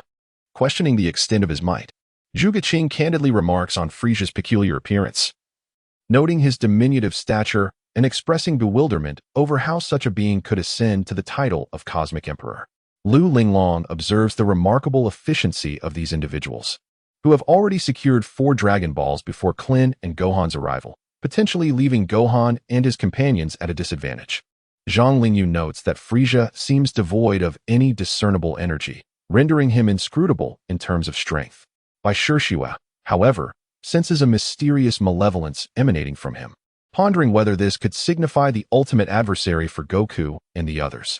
Overall, for these individuals observing from behind the vast screen, their initial impression of the king is primarily based on his appearance, devoid of any concrete understanding of his combat prowess. However, what follows is a demonstration of villainy executed with exceptional finesse. Upon locating the first 4 Dragon Balls, Frieza has discerned the patterns of this realm. Realizing that there are approximately 100 Namekians scattered across various villages, with 10 individuals residing in each settlement. The Dragon Balls are vigilantly guarded by the elders of these villages, with 7 Dragon Balls distributed among 10 settlements. The acquisition of 4 Dragon Balls by Frieza indicates that he has successfully obliterated 4 villages, resulting in the demise of nearly 40 Namekians. As he confronted the next village, these defenseless Namekians, he introduced himself with remarkable grace. I am Frieza, here to collect what you refer to as Dragon Balls. To cut a long story short, where have the others fled? According to my inquiries, there should be 10 of you. Facing the silence of the Namekians, he let out a cold laugh and, with the most exquisite tone, uttered the most brutal words. In the previous village, that elder insisted I adhere to his rules and refused to hand them over. So, by mere accident, I ended up taking his life. Do you wish to follow suit? This statement thoroughly infuriated the elder of the Namekians standing before him. How dare you? Behind him, his companions declared, give up. Even if it costs us our lives, we shall never surrender the Dragon Balls to you. However, in the blink of an eye, at Frieza's command, a warrior named Zabo, clad in shades of green, leaped effortlessly to the rear of the Grand Elder. Within mere moments, he ruthlessly slaughtered the 2 elderly sages, leaving no one alive but himself. Coincidentally, Krillin and Gohan, who had followed closely behind, trembled in fury at the sight. Gohan, still a mere 5-year-old child, inherently imbued with a sense of justice, was particularly affected, witnessing the senseless slaughter of innocents. He struck the ground with force and exclaimed in outrage, this is utterly despicable. Beside him, Klin admonished, Gohan, suppress your energy, otherwise we will be discovered. On the battlefield below, although 2 of their kin had already perished, the elder remained steadfast, unwilling to surrender the Dragon Balls. Under Frieza's command, another warrior, the violet-hued Dodoria, set his sights on the 2 remaining young Namekians. Fortunately, at that moment, the adult Namekians, who had been tending to the fields, rushed back to the scene. They valiantly engaged Frieza's minions, swiftly dispatching the majority of them. Alas, against the formidable warrior Dodoria, they stood no chance, and one by one, they fell victim to his ruthless onslaught. At the behest of Frieza, their demise was tragically horrific. In a desperate bid to protect the 2 children, the Grand Elder reluctantly surrendered the Dragon Balls. Regrettably, Frieza's subsequent words shattered his resolve. Very well. In that case, do inform me of the locations of the other 2 Dragon Balls as well. Otherwise, I shall ensure your complete annihilation. This demand crossed the Grand Elder's threshold of endurance. Despite his unwavering loyalty to his kin, Dodoria, having lost all patience, stepped forward and callously snapped the elder's neck, his face adorned with a sinister grin. Resembling a demon from the depths of hell, devoid of any compassion for mortals. Tragically, one of the children also fell victim to this malevolence, struck by a laser cannon and collapsing to the ground, reduced to mere ashes. In a moment of despair, a young Namekian child wept bitterly, shaking the lifeless body of another child, crying out, Karugo, Karugo, please wake up. Do not leave us. In a chat group, Zhuge Qing expressed his outrage, stating, this group of individuals is truly despicable, inflicting harm upon innocent villagers and children solely to satisfy their selfish desires. Ji Jinhua added. The most terrifying villains are those who are polite. This being named Frieza is undoubtedly a formidable adversary. Bai Shui remarked, but if this is the case, is Goku not in peril? He is currently aboard a spaceship en route to Namek and will arrive in just 6 days. Wang Yi exclaimed. I've never been this furious before. These fiends are merciless in their competition. Lu Linglong interjected, wait, what is Gohan planning? Could it be that he intends to descend and rescue them? In the video, as the purple behemoth prepared to strike the last surviving Namekian child, Gohan, who had been suppressing his emotions, could no longer contain his fury. He rose to his feet and bellowed, stop. With astonishing speed, he lunged downward, delivering a powerful kick that sent Dodoria flying. Meanwhile, Krillin, sensing the dire situation, swiftly descended from another angle, scooping up the last surviving Namekian infant, and urged Gohan, Gohan, we must leave. Upon realizing the urgency, Gohan nodded vigorously. Together, they soared skyward. Frieza, observing this scene, silently speculated, they do not appear to be Namekians. Just as Dodoria was knocked down by a kick, he promptly obeyed his orders and sprang into action, pursuing Krillin and Gohan. However, along the way, he encountered another Saiyan he wished to avoid. In the chat group of extraordinary beings from the Dragon Ball universe, a new member, Vegeta, joined the conversation. Chapter 47, The Terrifying Secret Weapon, the Ginyu Force. In the past, the malevolent Saiyan who had now entered the group would have been met with scorn and vitriol from the others. Yet now, he had evolved into a character whose morality was difficult to assess. On one hand, he could be deemed evil, having eliminated Dodoria in pursuit of Krillin and Gohan, thus indirectly saving them. Moreover, he had engaged in fierce battles with Frieza's subordinate, Zarbon, ultimately achieving victory at the cost of his own life. On the other hand, he resorted to ruthless measures to acquire the Dragon Balls, even emulating Frieza by annihilating an entire village of Namekians to seize their Dragon Balls. The crux of the matter lay in the fact that his motive for obtaining the Dragon Balls was to prevent Frieza from acquiring them, complicating the moral evaluation further. Thus, the group fell into a contemplative silence. It was not until Vegeta learned from Dodoria the true reason behind the destruction of planet Vegeta and gradually inclined towards Goku's faction that he began to be perceived differently. When he officially allied with Krillin and Gohan, a change in sentiment was evident. Zhuge Qing remarked, Vegeta, while you are certainly not a virtuous individual, at least you saved Gohan and Krillin. I hope you will reform in the future. Vegeta retorted, saving them? You overestimate me. My sole aim is to obtain the Dragon Balls, and I have never claimed to be a good person. Zhang Chuan commented, to be honest. This guy is even more arrogant than Piccolo. Piccolo interjected, don't compare me to this fool. We are not the same. Lu Linglong observed, incredible. Regardless, if we consider Vegeta as part of Goku's viable forces, then once Goku arrives on Namek, they might indeed possess the strength to confront Frieza. Ji Jinhua added. Goku has been training under 100 times gravity every day. His power has likely increased significantly. By the time he reaches Namek, it may be the moment for a decisive battle. Susi noted, precisely. Now that Frieza's henchmen are all but gone, Vegeta has successfully pilfered the remaining Dragon Balls. Susan speculated, if they gather all 7 Dragon Balls, they might truly achieve victory, especially after witnessing the colossal Grand Elder awakening potential in Krillin and Gohan. Their conviction solidified. They were convinced that this group would collect the Dragon Balls and summon the Eternal Dragon before Frieza could. Unfortunately, their aspirations were halted upon the arrival of the mercenary group known as the Ginyu Force. Rikuum, a robust man with red hair and a long face, and Berta, a towering figure, entirely enveloped in blue, with an eccentric appearance, GIs. He boasts a cascade of flowing white hair and possesses a medium stature. Yet he is remarkably fond of displaying his flair. Guldo, with a green complexion and an exceedingly diminutive figure, he is adorned with 2 protruding tubes atop his head, rendering him quite peculiar. Jinyu. Finally, we have the last individual, whose skin is a pale shade of purple, crowned with sharp horns, exuding an amusing aura. Yet he stands as the core captain of the group, possessing the most formidable strength among them.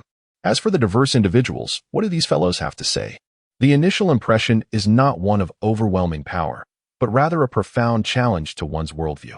Feng Xingtong remarked, Vegeta, my friend, are you certain that these individuals, who seem solely adept at awkward dancing, are truly formidable? Vegeta responded candidly, to be frank, this group is genuinely terrifying.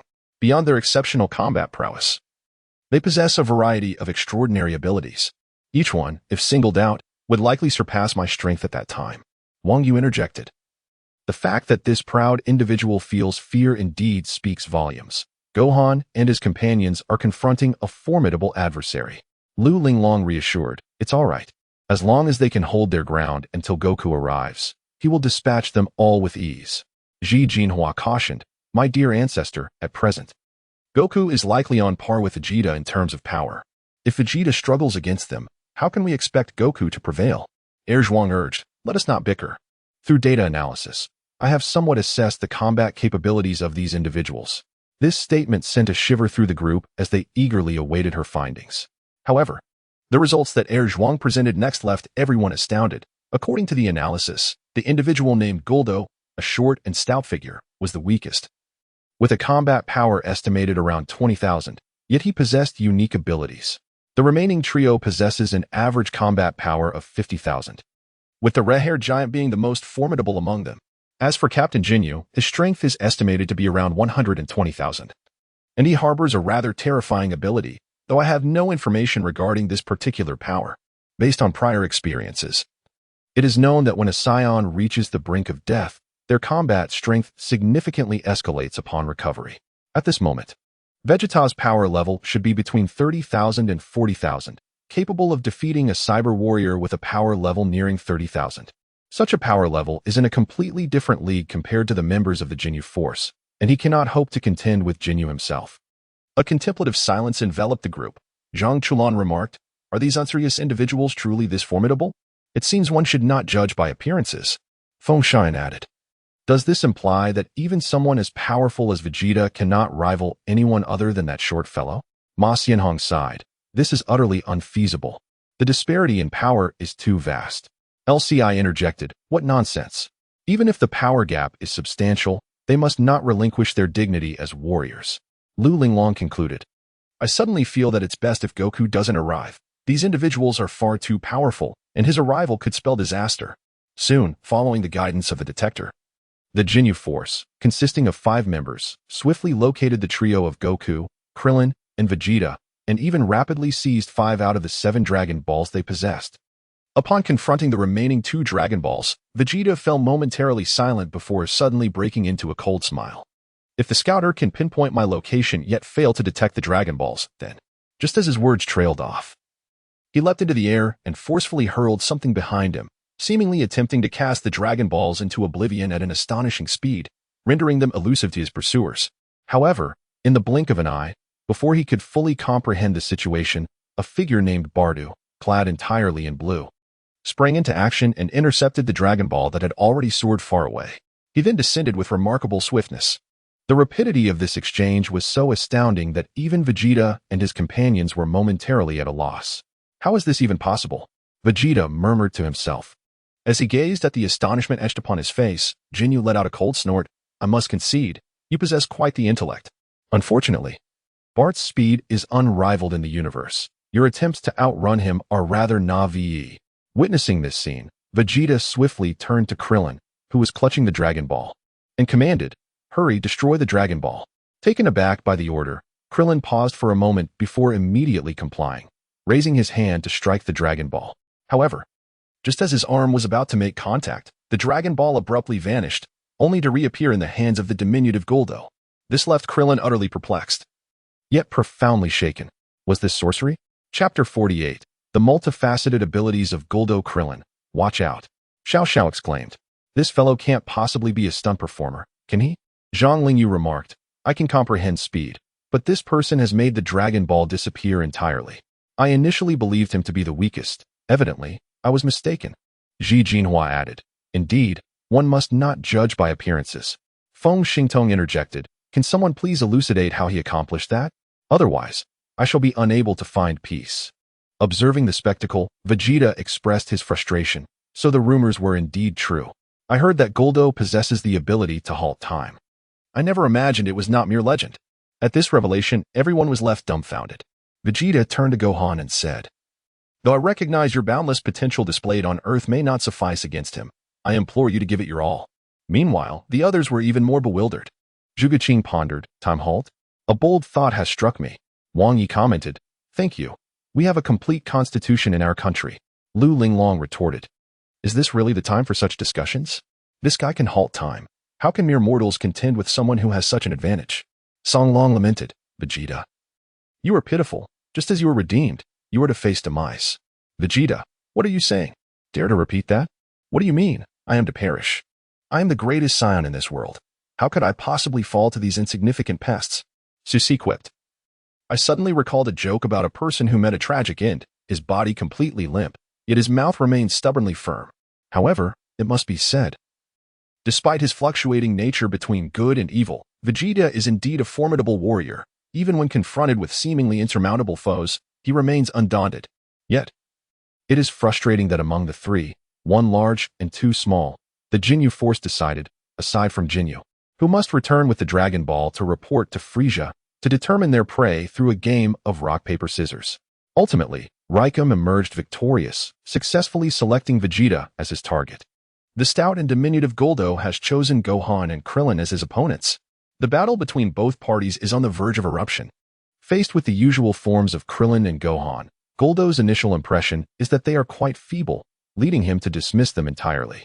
However, unbeknownst to him, these two have already mastered the Namekian technique of energy control, and in an instant, they unleash a tremendous surge of battle energy. This spectacle leaves their adversary utterly astonished.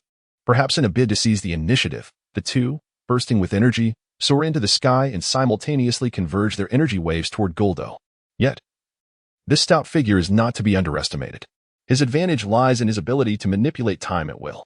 Thus, at his command, time in the vicinity comes to a standstill, allowing him to evade the two energy blasts flawlessly while also pinpointing their new positions. Following the temporal suspension, a resounding explosion echoes, sending a cloud of dust swirling around, yet failing to strike its intended target. Guldo's frantic escape is indeed somewhat embarrassing. Subsequently, confronted by the significantly enhanced battle prowess of Gohan and Krillin, Guldo resorts to his time-stopping ability repeatedly, engaging in a stalemate. Throughout this confrontation, neither side manages to gain an upper hand. At this moment, Gi's, suspended in midair, began to voice his disdain. Guldo is truly inept. Such a minor assault has managed to intimidate him. Given the current circumstances, it seemed likely that we would soon be engaged in a round of gissing punches. Lycum even proposed a wager to conclude the battle within a minute, offering a piece of chocolate as the prize, a suggestion met with unanimous agreement from the other two. It was as if, aside from their formidable combat prowess, these three individuals exhibited the demeanor of mere children in all other respects. After numerous encounters, witnessing Guldo becoming increasingly beleaguered, even fleeing in disarray from the two young rascals, the deep blue-hued bird is scoffed. Guldo is utterly useless. He is truly a disgrace to our Jinyu force. Raikum exclaimed once more, "Foolish Guldo. If you are bested by those little brats, I shall never play with you again." Ji's added, "And we shall no longer partake in the afternoon tea with you at 3 o'clock. These words resonated deeply with Guldo, who, already lacking in strength and plagued by inherent insecurities, found the estrangement from his teammates to be an unrelenting form of punishment. In a flurry of desperation, he hastily clarified, "It was merely an accident. I can take care of them at once." This spectacle left the diverse group in the chat in fits of laughter. Bai Shishue remarked, "I don't know why, but I find this fellow somewhat endearing." Zhuge Qing added with hearty laughter, "Haha, Guldo. Do you realize how profoundly such emotional neglect can wound a child?" Zhang Chulan candidly commented, "To be honest, if we disregard their combat prowess, these individuals genuinely resemble kindergartners on an outing, audaciously threatening not to play together." Shi Jihuan noted, "Strange as it sounds, their camaraderie seems rather genuine." Feng Sharin observed, "Yet, this short and stout fellow truly lacks competence.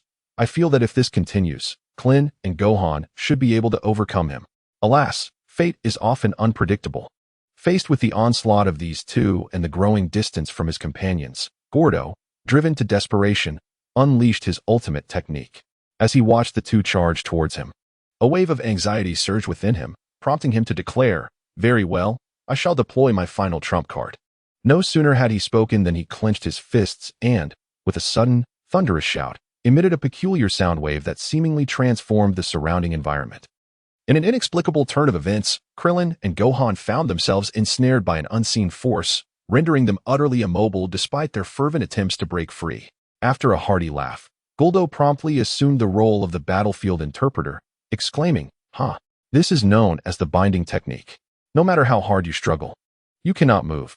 So, where has your bravado gone now? Heh, it appears you can only be at my mercy. In light of the humiliation he had just endured, Guldo was not in haste to eliminate them. Instead, he soared into the air, tormenting them as though to vent his earlier frustrations. Once he had satisfied his need for retribution, he employed his psychic abilities to sharpen a nearby tree trunk into a deadly spear, aiming it directly at Krillin. Should this projectile strike, it would surely spell doom for him. This alarming scene sent the group chat into a frenzy. Song Long, we're doomed. I never anticipated this little creature possessed such prowess. Krillin is in grave danger. Zhang Chulan, why do you say again? Feng Xingtong, how tragic. Krillin is always the first to suffer. LCI, Baldy, break free from your bonds and evade. Regrettably, the bound Krillin lacked the capacity to evade, closing his eyes and resigning himself to fate. Chapter 49, the malevolent and powerful fiend, the masochistic Lycum. However, in the very next moment, a wave of light unexpectedly pierced through Guldo's neck. The latter's smile remained forever frozen upon his visage. As for the head that lay upon his neck, it tumbled down, bearing an expression of utter astonishment, as if unable to comprehend that he had been so ruthlessly slain. This is impossible. Facing the approaching Saiyan, despite being reduced to a mere head, Guldo still lamented, "You are despicable, Vegeta. It should have been my duel with those two brats." Yet Vegeta merely scoffed and retorted, "I'm afraid that was a decision you made on your own. In battle, who cares about being despicable?" With a swift motion of his hand, a wave of energy erupted, obliterating the head in an instant. This signified that one of the 5 members of the Jinyu force had been officially dispatched. In the chat group of the extraordinary beings, Lu Linglong exclaimed, "Thank goodness, I was terrified. I almost thought Krillin was going to die." Zhang Chulan remarked, "What a naive villain, attempting to reason with Vegeta." Zhuge Qing added, "Vegeta made a valid point. In warfare, what matters is victory, regardless of morality." Wang Yi noted, "Who would have thought Vegeta would intervene to save someone? It seems he has developed feelings for Krillin and Gohan." Drawing from Dragon Ball, Vegeta interjected, "I did not. Do not make baseless claims. I merely saw it as the best opportunity to eliminate him. I have no regard for the lives of those brats." Susi chimed in, Yes, you care not." By Shui teased, "Oh, my proud prince." As the video continued, Jeez was the first to react to the demise of his teammate, roaring, Hey, Guldo has been killed." Bart remarked, "This complicates matters. With one less member, our Jinyu force's combat formation will be flawed." Well, this statement left Gohan and Krillin utterly bewildered. They had never imagined that their foe's immediate concern regarding a teammate's death would revolve around the perfection of their formation. Could this truly be the cold-blooded warriors of the cosmos? However, more pressing was the predicament facing Vegeta, as he was about to confront a foe seemingly 100 times more terrifying than Guldo. After all, to Guldo, this adversary was merely a creature with a plethora of abilities, yet woefully lacking in practical combat skills. Without his so-called powers, he might struggle against either Gohan or Krillin. But Riquelme was an entirely different matter. This individual's combat prowess was second only to Captain Jinyu. Should a confrontation ensue, Vegeta might find himself in grave peril. The latter seemed to be aware of this as well. Thus, as soon as the battle commenced, he unleashed his full strength. A series of relentless strikes rained down upon Lycum, accompanied by an emission of wireless light waves, also known as the Prince's Technique, aimed at denying his opponent any respite, leading to immediate demise. Regrettably, he still underestimated Lycum's capabilities.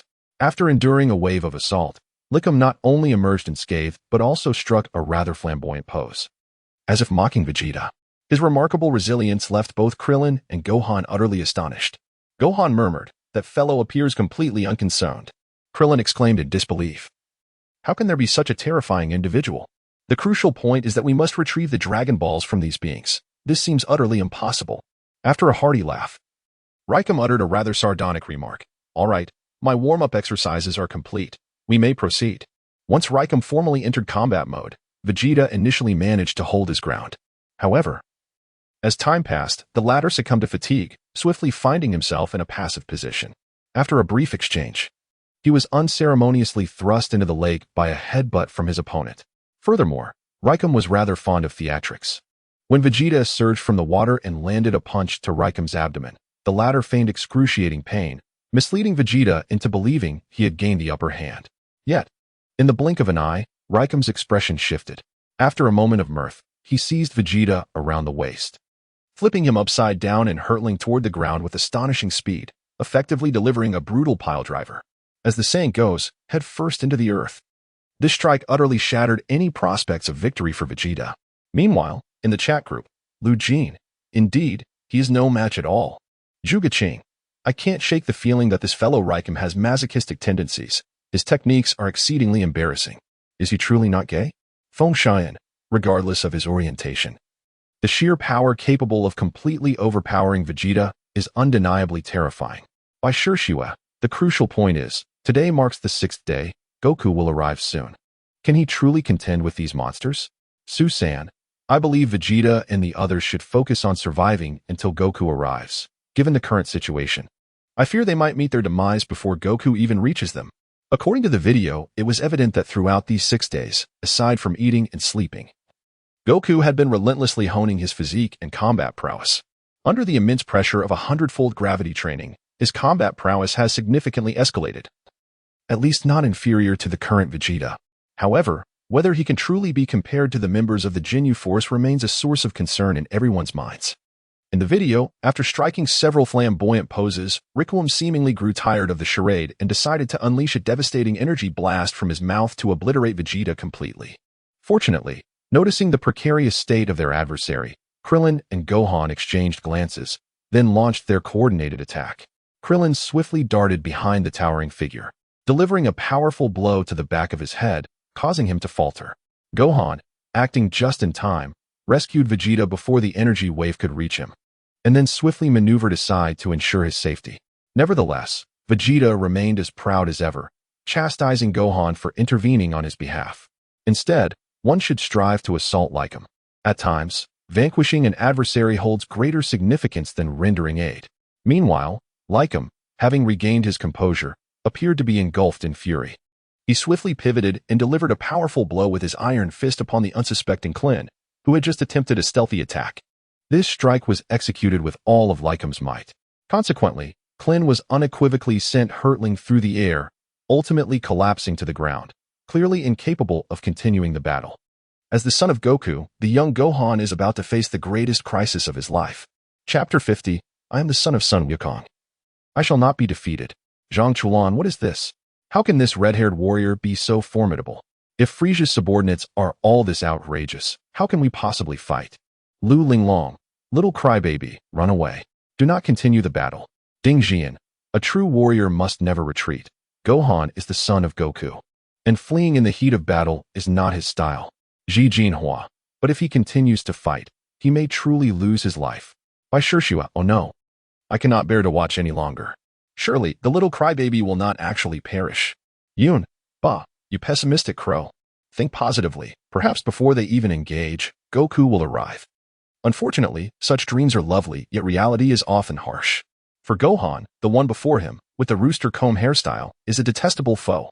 Thus, he does not shy away but instead summons all his strength to confront the adversary. However, to the trio before him, this display of power is utterly insignificant. The burly Bart even sneers at his companion, Jis. Indeed, it seems we shall not take the stage after all. Yet it matters not. Killing such an undeveloped brat hardly constitutes glory. And indeed, reality proves this true.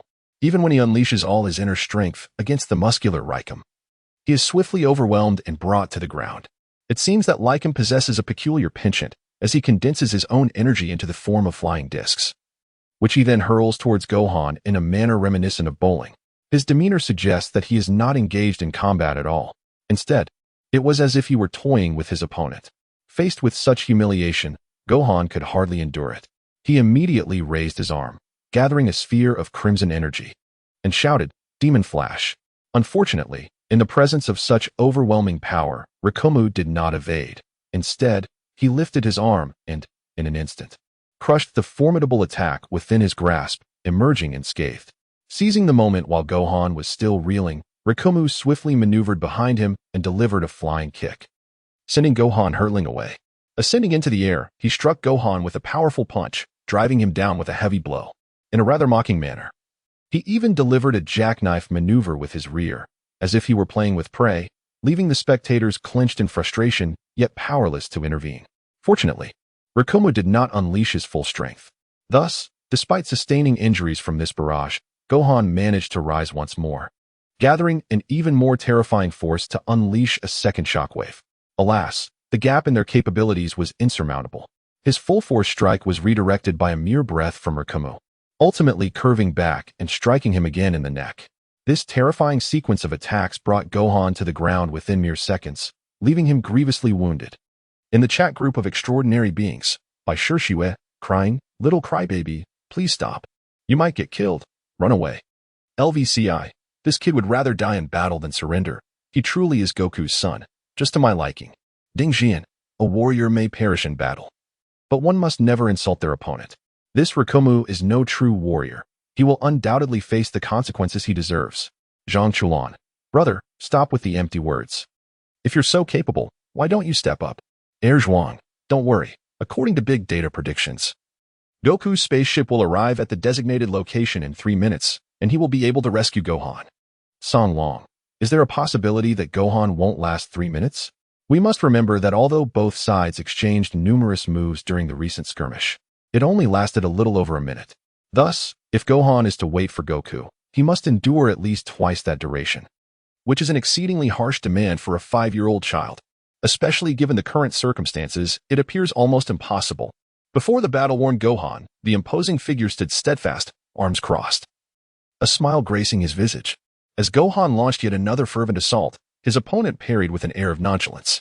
Moreover, amidst the flurry of strikes, he countered with precision. In but a short while, he had once again sent Gohan crashing to the ground. Then he spoke. Well, it seems your barrage has come to an end. Now, it is my turn to strike. Then he grinned widely, striking what he believed to be a flawless pose in the air, and loudly declared the name of his technique, Rikumu Bomb. As 6 crimson dots illuminated the surroundings, countless deep red energy waves surged forth like a frenzy, relentlessly bombarding Gohan. One wave followed another, and no matter how he attempted to evade, he could not escape the onslaught of the explosions. Soon, the entire ground was left in utter disarray. Under the weight of his opponent's formidable strike, Gohan found himself once again brought to the ground, exerting tremendous effort to rise slowly, his body marred with wounds, scarcely possessing the strength to walk.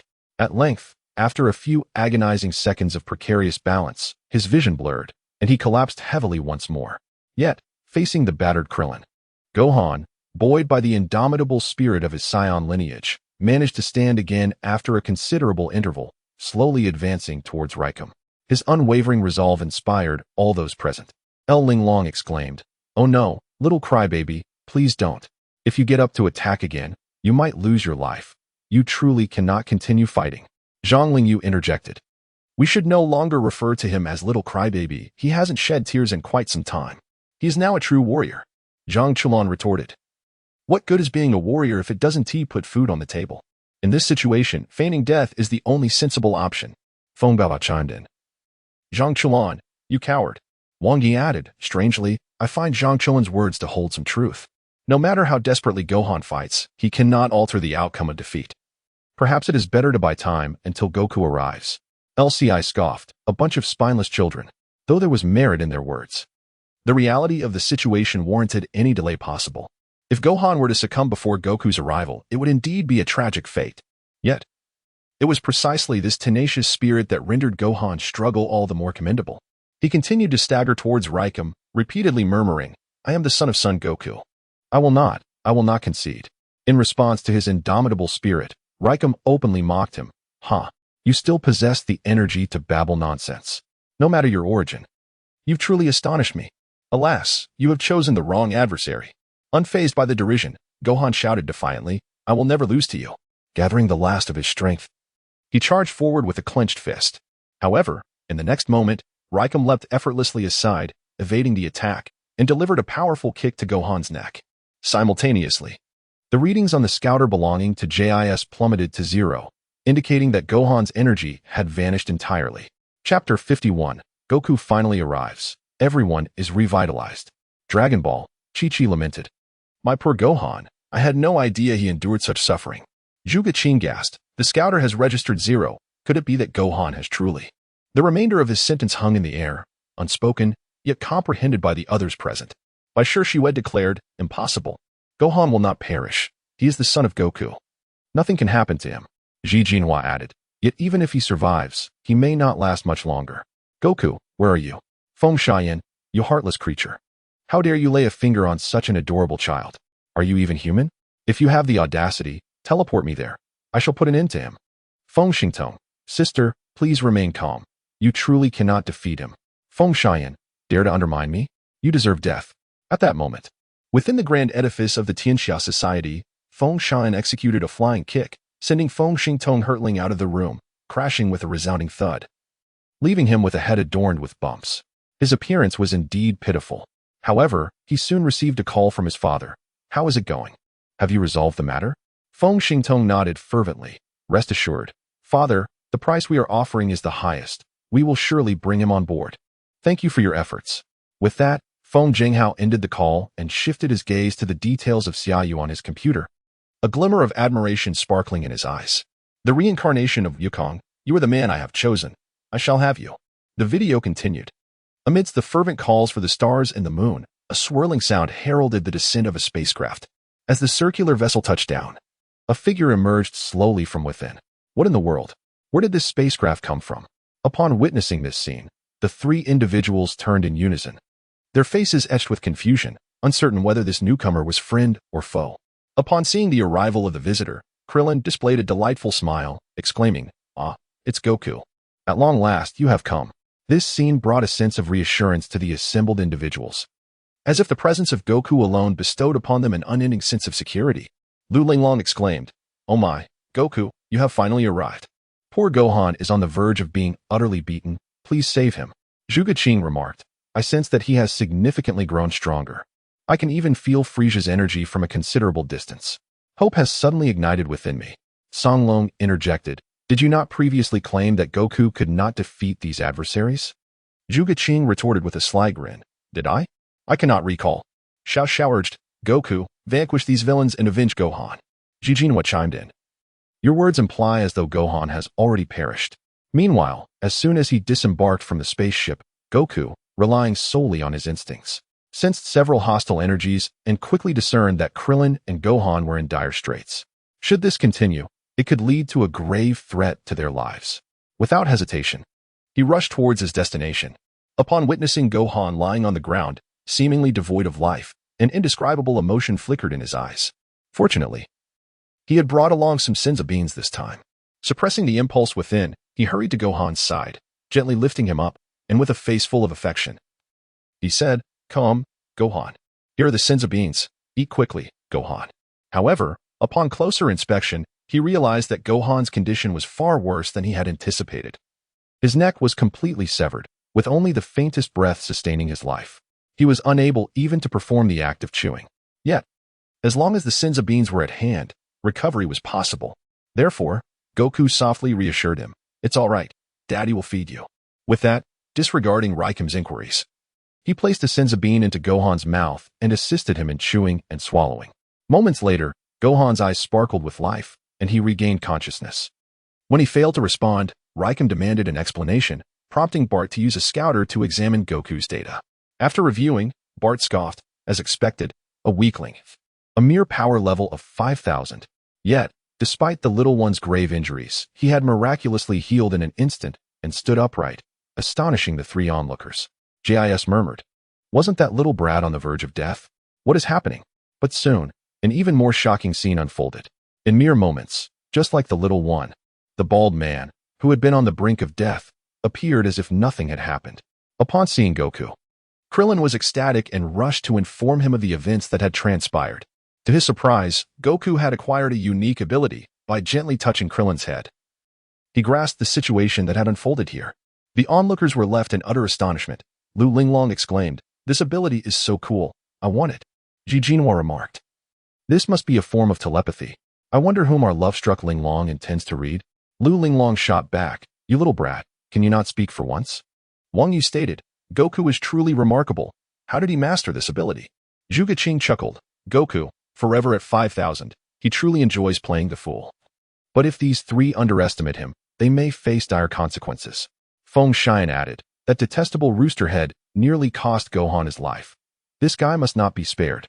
Upon discovering everything in this place, Wukong nodded thoughtfully. He then retrieved a single magical bean, fortunate that one remained. Turning his gaze towards the injured Vegeta, who was crouching on the ground not far away, he suddenly raised his hand and tossed the bean towards him. Catch it, Vegeta. In the midst of this, Rickawam attempted to intercept it. Alas, the speed of the bean's flight was so swift that it shattered one of his teeth, ultimately landing safely in Vegeta's grasp. What is even more astonishing is that Goku's intention in having Vegeta consume the Senzu bean was not to unite against the Ginyu Force, but rather to engage in a confrontation once they returned to Earth. As for these ruffians, in his own words, he deemed it sufficient to handle them alone. Subsequently, amidst the disdainful gazes of his companions, he advanced step by step towards Raikum, undeterred. Chapter 52, Confronting Ginyu. Goku's combat power stood at a staggering 180,000. At that moment, Bert shouted at Raikum, "Hey, this is a worthless monkey. His battle power is merely 5,000. Upon hearing this, Raikum erupted into laughter. "What? You mean to say I got all excited for nothing? It's just a bluff." Meanwhile, Vegeta, observing Raikum's reaction, was filled with doubt. He could not fathom why Kakarot remained so composed in the face of such formidable foes. Was it possible that he was unaware of the enemy's strength? That seemed unlikely. Yet, he could sense no killing intent emanating from Kakarot. Could it be that this fool had reached such a level? The legendary Super Saiyan? Hey, have you lost your mind? With that level of combat power, what are you even doing here? Raikum, clearly underestimating his opponent, had completely let down his guard. His eyes filled with contempt as if Goku were unworthy of being his adversary. Of course, this played right into Goku's hands. Then, with a roar, Raikum leapt into the air, shouting, "Mach punch!" His colossal form charged directly at Goku, seemingly intent on delivering a decisive blow. Krillin and Gohan, well aware of the power behind that punch, instinctively closed their eyes, unable to bear the sight before them. However, just as the mighty fist was about to connect with Goku, the latter suddenly vanished from sight. At that very moment, on the cliff, Guise and Bert, who had been observing the battle, noticed their scouters reacting. Turning around, they were astonished to find that Goku had actually appeared behind them. They swiftly raised their legs to kick at him, but alas, they struck nothing but air. Raikum, unable to tolerate Goku's audacity any longer, let out a frenzied howl before bellowing once more, "You infuriate me. Fine, I shall send all of you to the afterlife together." As his words fell, he clenched his fists, assuming a battle stance, while violet arcs of electricity surged around him. Accompanying this display, the very ground trembled incessantly, a testament to the formidable destructive power of his skill. Amidst this tremor, cracks began to fracture the earth beneath him. After a moment of gathering strength, he suddenly raised both hands and shouted, "Super Battle Divine Fist." However, in the next instant, just as he was about to strike, his body trembled violently. A wave of excruciating pain radiating from his abdomen throughout his entire being, forcing his attack to a halt. His mouth opened wide in agony. Below him, Goku had somehow dashed forward and struck this fellow in the abdomen with his elbow. Withdrawing his arm, he smiled even more brightly. "My apologies. You were so full of openings that I couldn't help but strike. Truly sorry." Hearing such taunting words from this monkey, Raikum was infuriated to the extreme, but found himself too weak to retaliate, resulting in him cursing, You scoundrel." He then collapsed to the ground, completely devoid of breath. In the chat group of extraordinary beings, Zhuge Qing remarked, "I must say, I mean no offense, but doesn't this fellow's falling posture seem rather philosophical? It excites me." Wang Yi replied, "Oh, could it be that you are?" With a mischievous grin, Ji Jinhua commented, "Is this really Goku? I remember just 6 days ago he was severely injured in battle against Vegeta, and now he has dispatched this giant with a single blow." Feng Xingtong added, "This is the very opponent who had pushed Vegeta into a fierce struggle." Zhang Chulan said, "Vegeta, who would have thought that just 6 days later, you would be so far outclassed by Goku? How am I to mock you now?" Vegeta retorted, "You wretched creature, shut your mouth, or I swear I'll take you down." Zhang Chuan shot back, "I don't believe you. Go ahead and bite me." Vegeta exclaimed, Due to excessive profanity, the system automatically censored the text. Song Long noted, "It's been a while, yet Zhang Chulan remains as insufferable as ever." By Shi Shiwei observed, "The fact that Goku defeated this giant with a single strike suggests he could easily take down everyone here." At that moment, everyone truly recognized the terrifying power of Goku. Each time he sustained an injury, after a period of recovery and training, his strength would multiply several times over, even dozens of times. Although Saiyans inherently possess the ability to grow stronger upon recovery from wounds, the magnitude of his increase was still profoundly terrifying. This was precisely why the Senzu beans had been entirely consumed by Yachirobe.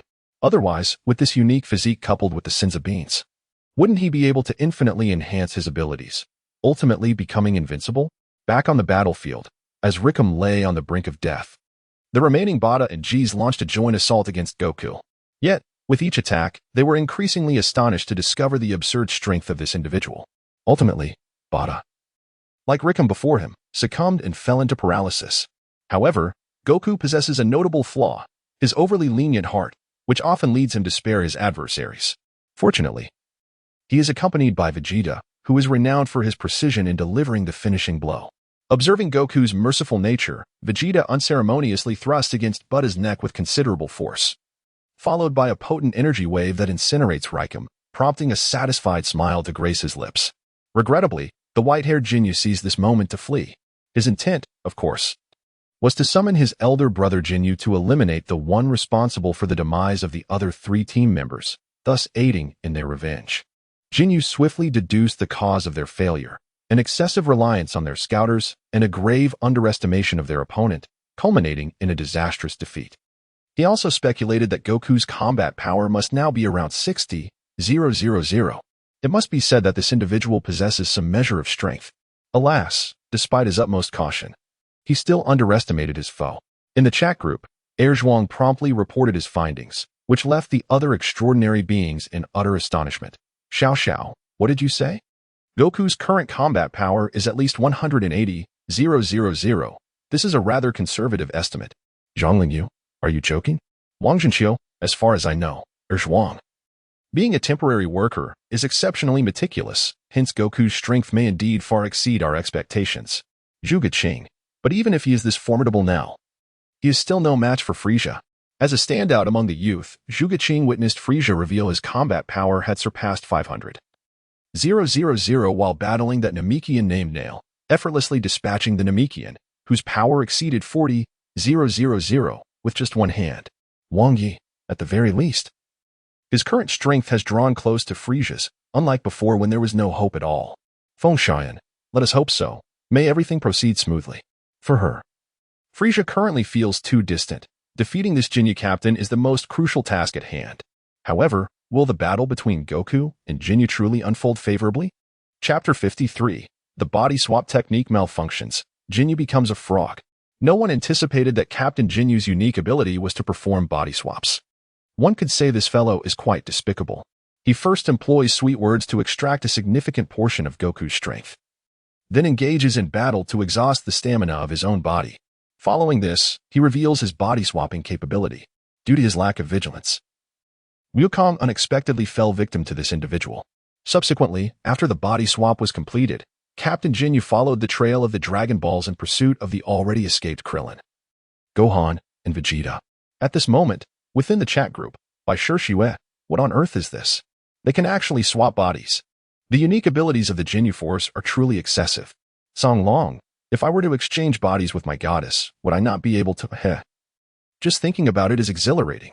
Lu Ling Long, trust me, you won't survive until tomorrow. Wang Yi, the critical issue is that not only Wukong, but also Krillin and Gohan are now in peril. Against such a formidable Wukong, they stand no chance. Feng Xian, moreover, this fellow, donning Wukong's visage, will undoubtedly catch them off guard. Xiao, this is bad. Indeed, upon encountering Captain Ginyu, who had assumed Wukong's form, Krillin and Gohan's immediate reaction was to believe that Wukong had been hypnotized by Ginyu and his crew. It wasn't until Wukong arrived that they comprehended the truth, that Wukong and Ginyu had exchanged bodies. They immediately charged forward, engaging in combat with this individual. Fortunately, having just swapped bodies, Ginyu was still unaccustomed to the new physique. Thus, in the initial stages of the confrontation against Krillin and Gohan's combined efforts, he could only barely defend himself. However, as he became more familiar with the body, his strength gradually increased, allowing him to gain the upper hand against Gohan and Krillin. Fortunately, Vegeta reappeared. After previously enduring a near-death experience, his combat prowess had once again surged, and with just a few moves, he dispatched the white-haired Ginyu. Seizing the opportunity while the fatigued Jinyu occupied Ryukong's body, Vegeta successfully turned the tide against him. The ensuing one-sided beating was relentless, each punch landing with force. Ultimately, he combined his strength for a final strike, slamming Jinyu into the ground. As a result of the immense destructive power, a vast pit has emerged on the ground. Within this chasm, Goku's body, now transformed into that of Jinyu, is stained with blood, rendering him incapable of further combat. Dragon Ball, Vegeta. Ha ha ha, behold my strength. In this critical moment, it falls upon me to turn the tide. Zhuge Qing, while you have indeed come to the rescue, I harbor serious doubts regarding your earlier assault on Goku. It seems to me that you are settling personal scores. Zhang Chulan. This battle is undeniably tinged with personal grievances. Song Long. Earlier, Krillin expressed that he had similar thoughts while engaged in combat with this body. Dragon Ball. Krillin, please do not slander me. I am genuinely aiding Goku. If this were a matter of vendetta, may I be doomed to never wed. Su-Si, I believe your solemn vow. Su-San.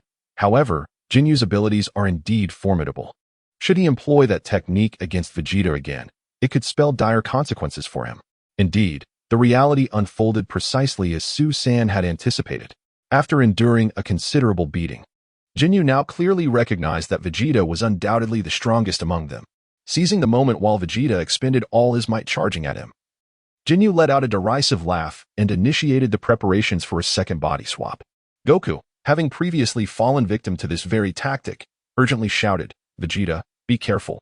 In a moment of inspiration, he leaped forward just as the beam for the body exchange was about to reach Vegeta, bravely taking the hit in his stead. Thus, he successfully reclaimed his own body. In the chat group of extraordinary beings, Zhang Lingyu remarked, I must say, Goku's reflexes are indeed remarkable. Not only did he shield Vegeta from this lethal attack, but he also regained his own body. Lu Jin added, in such situations, we prefer to refer to it as having a keen battle awareness. Yun interjected, look, this fellow is not giving up. He's preparing to use that technique against Vegeta again. With Yun's alert, the large screen revealed Jinyu, furious after his previous failure, charging at Vegeta once more. However, having just fought Goku, his strength was considerably depleted, making him an easy target for the fully energized prince. Upon realizing the disparity in their strengths yet again, the brazen Jinyu sneered and unleashed the same technique once more. Zhuge Qing exclaimed, Vegeta, quick dodge. Ji Jinhua cautioned, if that strike lands, Goku and the others will truly be finished. Zhang Chulan cried, it's over. Feng Xingtong wondered, could they really perish here? Su-San interjected, no, look at what Goku is holding. Everyone understood that if the currently strongest and most energized Vegeta were to undergo a body swap now, the outcome for the four of them would surely be utter annihilation. Anxiety gripped their hearts, especially the rotund Songlong, who nearly succumbed to fear while engaged in crafting his handiwork. Only a scant few noticed that. In the wake of this burst of light waves, Ryukong seized the opportunity to pick up an innocent frog passing by. He then hurled it upward with great force. The frog, in a most impartial manner, was struck by a beam of light precisely as it was tossed before Vegeta. Subsequently, a blinding radiance illuminated the sky, rendering all onlookers unable to open their eyes. When the brilliance subsided, Vegeta emerged unscathed, yet the once formidable Jinyu now appeared dazed, instinctively crouching on all fours, bouncing about, as it seemed he had exchanged bodies with the frog due to that earlier blow. King also noted, so Jinyu has now transformed into a frog? Upon his utterance, the other onlookers gradually regained their composure from the shock, erupting into joyous laughter. Wang Ergo exclaimed, haha, what a trick. They tried to harm others, but ended up being harmed themselves. Lu Linglong added, though I am pained to see Goku injured. Witnessing Jinyu's current predicament brings me to an unkind chuckle. Ma Xianong remarked, to be fair, this must be the strongest frog in the universe. Zhang Lingyu praised, indeed. Credit goes to Goku. Had it not been for his quick thinking, we would all be in dire straits. It seems that as his combat prowess has ascended, his fighting acumen has not waned. By Shirshua cheered, long live Goku. Vegeta interjected, wasn't that blow delivered by me? Why am I not receiving any praise? With a hint of pride, Song Long retorted, had it not been for Goku, your body would have belonged to that man long ago. You should know whom to thank. Amidst the lively banter in the chat group, realizing Goku was gravely injured, they had no choice but to place him in the healing chamber for recovery. However, they remained blissfully unaware that with the annihilation of the Jinyu force, a far greater crisis was looming on the horizon. Chapter 54. The arrival of Frieza. The fusion before the battle with Din. When the Namekian child Din finally arrived, the wish-granting ceremony officially commenced. The reason Frieza and his companions had acquired the 7 Dragon Balls but were unable to make a wish was that the Dragon Balls of Namek differ from those of Earth. They require a specific incantation unique to Namek to successfully summon the Eternal Dragon. Amidst Dandy's cacophony, the sky abruptly darkened. As the colossal Dragon Ball radiated a brilliant light, the divine dragon materialized. Lu Linglong remarked, "This dragon appears quite different from the one on Earth. Is it truly a dragon? Its upper body seems rather portly. Perhaps it should consider shedding a few pounds." Zhu Guqing added, "It may be somewhat unattractive, yet this entity has the power to grant 3 wishes, making it indeed far superior to its earthly counterpart." Zhang Chulan implored, "O Dragon Ball, please fulfill my desires. My 3 wishes are, I seek beauty, I desire beauty, I yearn for exquisite beauty." Yulong interjected, "Friend, please pause. Great minds think alike." With a lecherous grin, Wang Yi suggested, "I believe they could wish for Frieza and his minions to meet their demise." Xiao Xiao praised, "Truly, you are a sage, Wang. What a splendid notion." In fact, Krillin had contemplated this as well. Thus, his initial wish was to obliterate the being known as Frieza. Alas, the dragon's response plunged his spirits into despair. "I'm sorry. I cannot fulfill this wish." Zhu Guqing lamented, "Wretched dragon, you ruin my youth." Bai Shishua scoffed, "If you cannot even grant such a simple wish, how dare you call yourself a dragon? It's time for you to retire." Yun chimed in, "The dragon feels quite aggrieved." Susi remarked, "However, I recall that the wishes granted by the dragon on Earth cannot exceed the capabilities of the one who created the Dragon Balls, so eradicating Frieza indeed poses a challenge." Zhang Chulan mused, "In that light, the dragon's ability to resurrect seems to be its sole utility." Regrettably, not only did the first wish falter, but even when he wished for the resurrection of all those slain by the Saiyans, the dragon remained incapable of fulfilling it. Disheartened, Krillin settled for a more conservative wish, to revive Din. For once Din was brought back, the Dragon Balls on Earth would be restored, and thus, the resurrection of everyone would merely be a matter of time. In their second wish, Gohan and Krillin requested that Din be transported to Namek, so that their impending battle could be bolstered by an additional ally. However, just as they were preparing to articulate their third wish, they were discovered by Vegeta. Enraged by the realization that only one wish remained, Vegeta seized Din by the throat, demanding that he translate his wish for immortality. Yet, before Din could utter the words, a complication arose with the Grand Elder. It is well known that the Dragon Balls lose their potency upon the demise of their creator. Consequently, with the Grand Elder's passing, the Eternal Dragon faced dissolution, ultimately vanishing entirely, while the once mighty Dragon Balls crumbled into mere stones. "You wretched fools! Why did you not inform me? Why keep me in the dark?" In his fury, Vegeta, unable to fulfill his desire for immortality, advanced menacingly toward Krillin and Gohan, a murderous intent brewing within him. But at that moment, he suddenly froze, an expression of disbelief washing over his features. "What is happening?" As the others instinctively followed his gaze, they beheld a diminutive figure, adorned in a striking combination of white and purple, emanating an aura of formidable power, standing atop the mountain.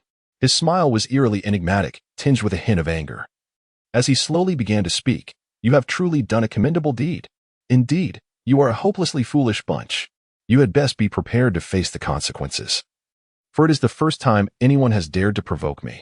With that, he soared down the precipice. With each step he took, the oppressive aura he emanated intensified.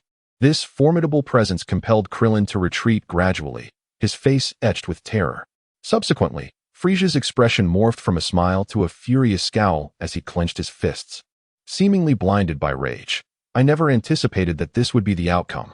You wretched lot are utterly unforgivable. I shall not show mercy to you scoundrels. I will reduce you to mere pulp. Prepare yourselves." After unleashing this final roar, a frightened Krillin and Gohan hastily veered to the sides. Even Dandy, gripped by fear, swiftly darted to the right, leaving only Vegeta standing resolutely in place. Vegeta remarked in the chat group, "A bunch of cowards. Do you still need me to take action?" Zhu Guqing responded, "Vegeta, I must admit, you were truly brave to confront this terrifying foe alone. His combat power is a staggering 540,000. Wang Yi chimed in, "A true man, safe travels." Lu Linglong pondered, "Is the ultimate showdown upon us? But when will Goku recover? I fear that with their numbers, They cannot possibly defeat this foe. By Xiayu added. Indeed, the absence of Goku has obliterated our sense of security. Song long hoped. I only wish that this adversary could be delayed a little longer until Goku has fully healed. Vegeta, although already aware of the outcome, remained defiantly obstinate in the chat. Do not underestimate me. I am not inferior to Kakarot in any way. Frieza is nothing but trash. Meanwhile, in the video, after a round of impressive verbal exchanges, the two combatants engaged in a fierce battle. Remarkably, perhaps due to having recovered from severe injuries, Vegeta's power surged once more. He had just decisively overpowered Ginyu. Now, even when facing the mightiest Frieza, he unleashed a terrifying spirit, nearly matching him in combat. On another front, the recently revived Piccolo was en route to the battlefield. At that moment, he suddenly spotted a gravely injured Namekian lying not far from him. Although this individual was beyond saving, out of a sense of kinship, he descended to assist. Upon hearing that Piccolo had been revived, the dying Nail managed a final smile. So their wish has been fulfilled. How wonderful. Upon hearing that the short flute was about to embark on the battlefield, he presented a colossal temptation. I am the last of the combatants, the Namekian of this planet. I can amplify your strength manifold. The only condition is that you must fuse with me. Rest assured, your persona will not vanish. Absorbing me will merely enhance your power. Under the immense allure, the young flute player reached out his hand. In the instant their fingers met, Naru astonishingly transformed into a formidable surge of energy, which then seamlessly integrated into the flute player's being. However, as the latter absorbed this surge of energy, his body unexpectedly erupted with a power that was terrifyingly magnified by dozens, even hundreds of times. Chapter 55, Frieza's Transformation, the Arrival of Dind. Meanwhile, after a prolonged stalemate, Vegeta and Frieza finally separated. As the detector on Frieza's eyes exploded while assessing Vegeta's combat power, it became evident that Vegeta's strength had surpassed an astounding 180,000. In the chat group, Lu Linglong remarked, honestly, I feel this guy isn't all that formidable. The fact that he could end up in a stalemate with Vegeta suggests that a combat power of 540,000 may not be as impressive as it seems. Zhuge Qin cautioned, let us not underestimate him. Frieza's strength is still likely superior to Vegeta's. Ji Jinhua added, however, Frieza fights alone, while Vegeta is not without allies. With their combined tactics, victory should be within reach. Zhang Lingyu pondered, could it be that Goku won't even need to step in? Initially, they viewed the 540,000 power level as an insurmountable chasm. Yet, after all this time, they realized that even the prince, who once possessed a mere 18,000 in power, was now nearing that very threshold. Thus, defeating Frieza was not beyond the realm of possibility. However, Vegeta's next words plunged everyone into deep contemplation. Hurry up and transform, Frieza. Amidst the astonished gazes of Krillin and Gohan, they came to understand that, for extraterrestrials, the path to strength was not merely through explosive power, but rather through transformation. They could alter their form as needed, which not only served as a form of camouflage, but also conserved unnecessary energy in their day-to-day existence. Much like the previously defeated Cybermen at the hands of Vegeta. In response to his urging, Frieza coldly replied, I'm afraid I am not the kind of person you describe. However, if you wish to see, I wouldn't mind transforming for your amusement. With that, he exerted himself, and in an instant, his armor shattered. Simultaneously, his outer shell began to fracture continuously, and after a brilliant flash of light, although his form retained its original appearance, his entire being had grown significantly larger. It seemed he exuded an even greater sense of intimidation. Beneath the weight of his fortune, the surrounding space trembled. As his power surged, the earth began to cave in, while the oceans rose in tumult, swiftly submerging the continent and leaving but a solitary piece of land beneath his feet. The sheer force capable of altering the environment left Vegeta and his companions utterly astonished. In the next heartbeat, before anyone could discern his movement, he darted towards Krillin. And amidst a flash of crimson light, pierced through Krillin's body with the horn atop his head. This terrifying velocity rendered them speechless. Uncle Krillin, Gohan exclaimed, rushing towards the scene. Alas, the ever-alert Frieza merely flicked his tail, rendering Gohan unconscious as he plummeted downwards. Regaining his senses, he witnessed Krillin being cast into the sea, plunging him once more into a state of fury. He unleashed a flurry of attacks against the transformed Frieza, employing an entire arsenal of princely combat techniques. However, after his transformation, Frieza's defenses had escalated dramatically, rendering Gohan's efforts virtually ineffective. As Frieza regained his composure, he unleashed a barrage of attacks upon Gohan, rendering him in a state akin to that of Krillin, teetering on the brink of death. Even at that moment, Vegeta was utterly outmatched. Simultaneously, within the chat group of the otherworldly beings, Zhuang shared Frieza's current data, eliciting a wave of astonishment. Zhang Lingyu, what did you say? This fiend's combat power has surpassed 1 million? Zhuang, indeed. However, my capacity to detect readings above 1 million is beyond my reach. Nonetheless, I must assert that Frieza's latest transformation has likely augmented his power by about 34 times. Song Long, this is unimaginable. Zhang Chulan, how can we possibly contend with this? The mightiest warrior, Vegeta, likely hovers around mere hundreds of thousands. Xiao Xiao, thankfully, Dandy possesses healing abilities. As long as there remains a breath of life, he can bring him back. Wang Yi, yet, this approach is unsustainable. Lu Jin, wait, someone is approaching. Through the video, as Gohan successfully healed his wounds and prepared to confront Frieza once more, a wave of light suddenly swept across the battlefield. Uncle Piccolo, as the radiance dissipated, a cloaked warrior clad in green materialized before them, standing resolutely beside Gohan. The newcomer faced the terrifying Frieza without a trace of fear. Upon seeing the one he cherished most, Piccolo smiled. I apologize for the wait. However, Vegeta regarded his arrival with disdain, seemingly stuck in the past when he had witnessed Piccolo's power of a few thousand on Earth. Thus, he mockingly retorted, I thought it was someone of significance, instead. It's the fool I killed on Earth. Now I understand. Your second wish with the Dragon Balls was to resurrect this useless scum to wade through this chaos. In response to Vegeta's insolence, perhaps due to his fusion with Nail, Piccolo's temperament had mellowed considerably. He boldly declared that once he vanquished Frieza, it would be Vegeta's turn to face the consequences. However, the others were far from convinced. They were well aware of Piccolo's original capabilities. Regardless of any training he endured on King Kai's planet, his power could not possibly surpass Frieza, who had already exceeded 1 million. This notion seemed entirely unrealistic. Even the chat group of otherworldly beings shared this sentiment. Su-san, I sense Piccolo is being overly ambitious. Even if his fusion with Nail has enhanced his combat power several times, can he truly contend with the transformed Frieza? Feng Xian, it seems improbable. He is utterly unaware of Frieza's true strength. Yet, it was Zhuang's revelation that plunged them back into terror, according to my computer readings. It appears that Piccolo's combat power has also breached 1 million. Lu Linglong, is this truly the case? Zhang Long, are you mistaken? Wasn't it previously stated that one could only enhance their combat power by a few times? Surely, your data cannot be flawed. Wang Zhenqiu, it should be accurate. Zhuang's data is indeed very precise, as he has at least measured Frieza's combat power. By Shishua, does this imply that the current Piccolo is now capable of contending with Frieza? As the moment arrived for Den to engage in battle with Frieza, it became evident to the onlookers that despite both combatants displaying power levels exceeding 1 million, the tide of the fight began to turn in Den's favor. This indicated that he had indeed surpassed Frieza. Could it be that victory was within reach without Goku's intervention? Chapter 56, Frieza's final form, dominating Vegeta. However, to everyone's astonishment, upon realizing he was at a disadvantage against Den, Frieza exhibited no signs of anxiety. Instead, he laughed once more and declared that he still had 2 transformations left. This revelation startled everyone present. Xiao Xiao exclaimed, what did he just say? He still has 2 transformations left. What does that mean? Wang Yi responded, 2 transformations imply that he has yet to unleash his full power. Bai Shishue added, if that's the case, is Den in danger? Zhang Chulan remarked, is this even fair? A group of martial artists facing someone with such an overwhelming advantage. Zhang Lingyu noted, truly terrifying.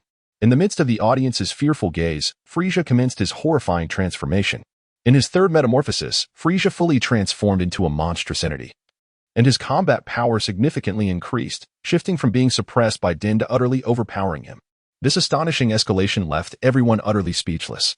Frieza appeared to be profoundly disinterested. Thus, he proposed yet another notion, to transform into his 4th stage and eliminate everyone in the most terrifying manner imaginable.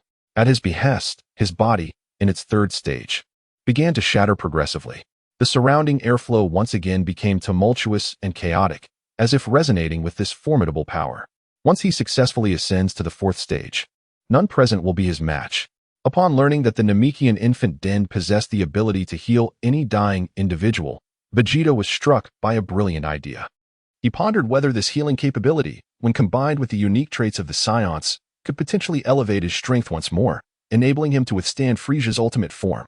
He swiftly turned to grasp Krillin by the collar and exclaimed, "Listen, you little bald-headed one. You must understand. As Saiyans, each time we resurrect from the brink of death, we emerge stronger. Therefore, before Frieza undergoes his final transformation, you must bring me to the verge of death." Faced with Krillin's reluctance, Vegeta urged him further.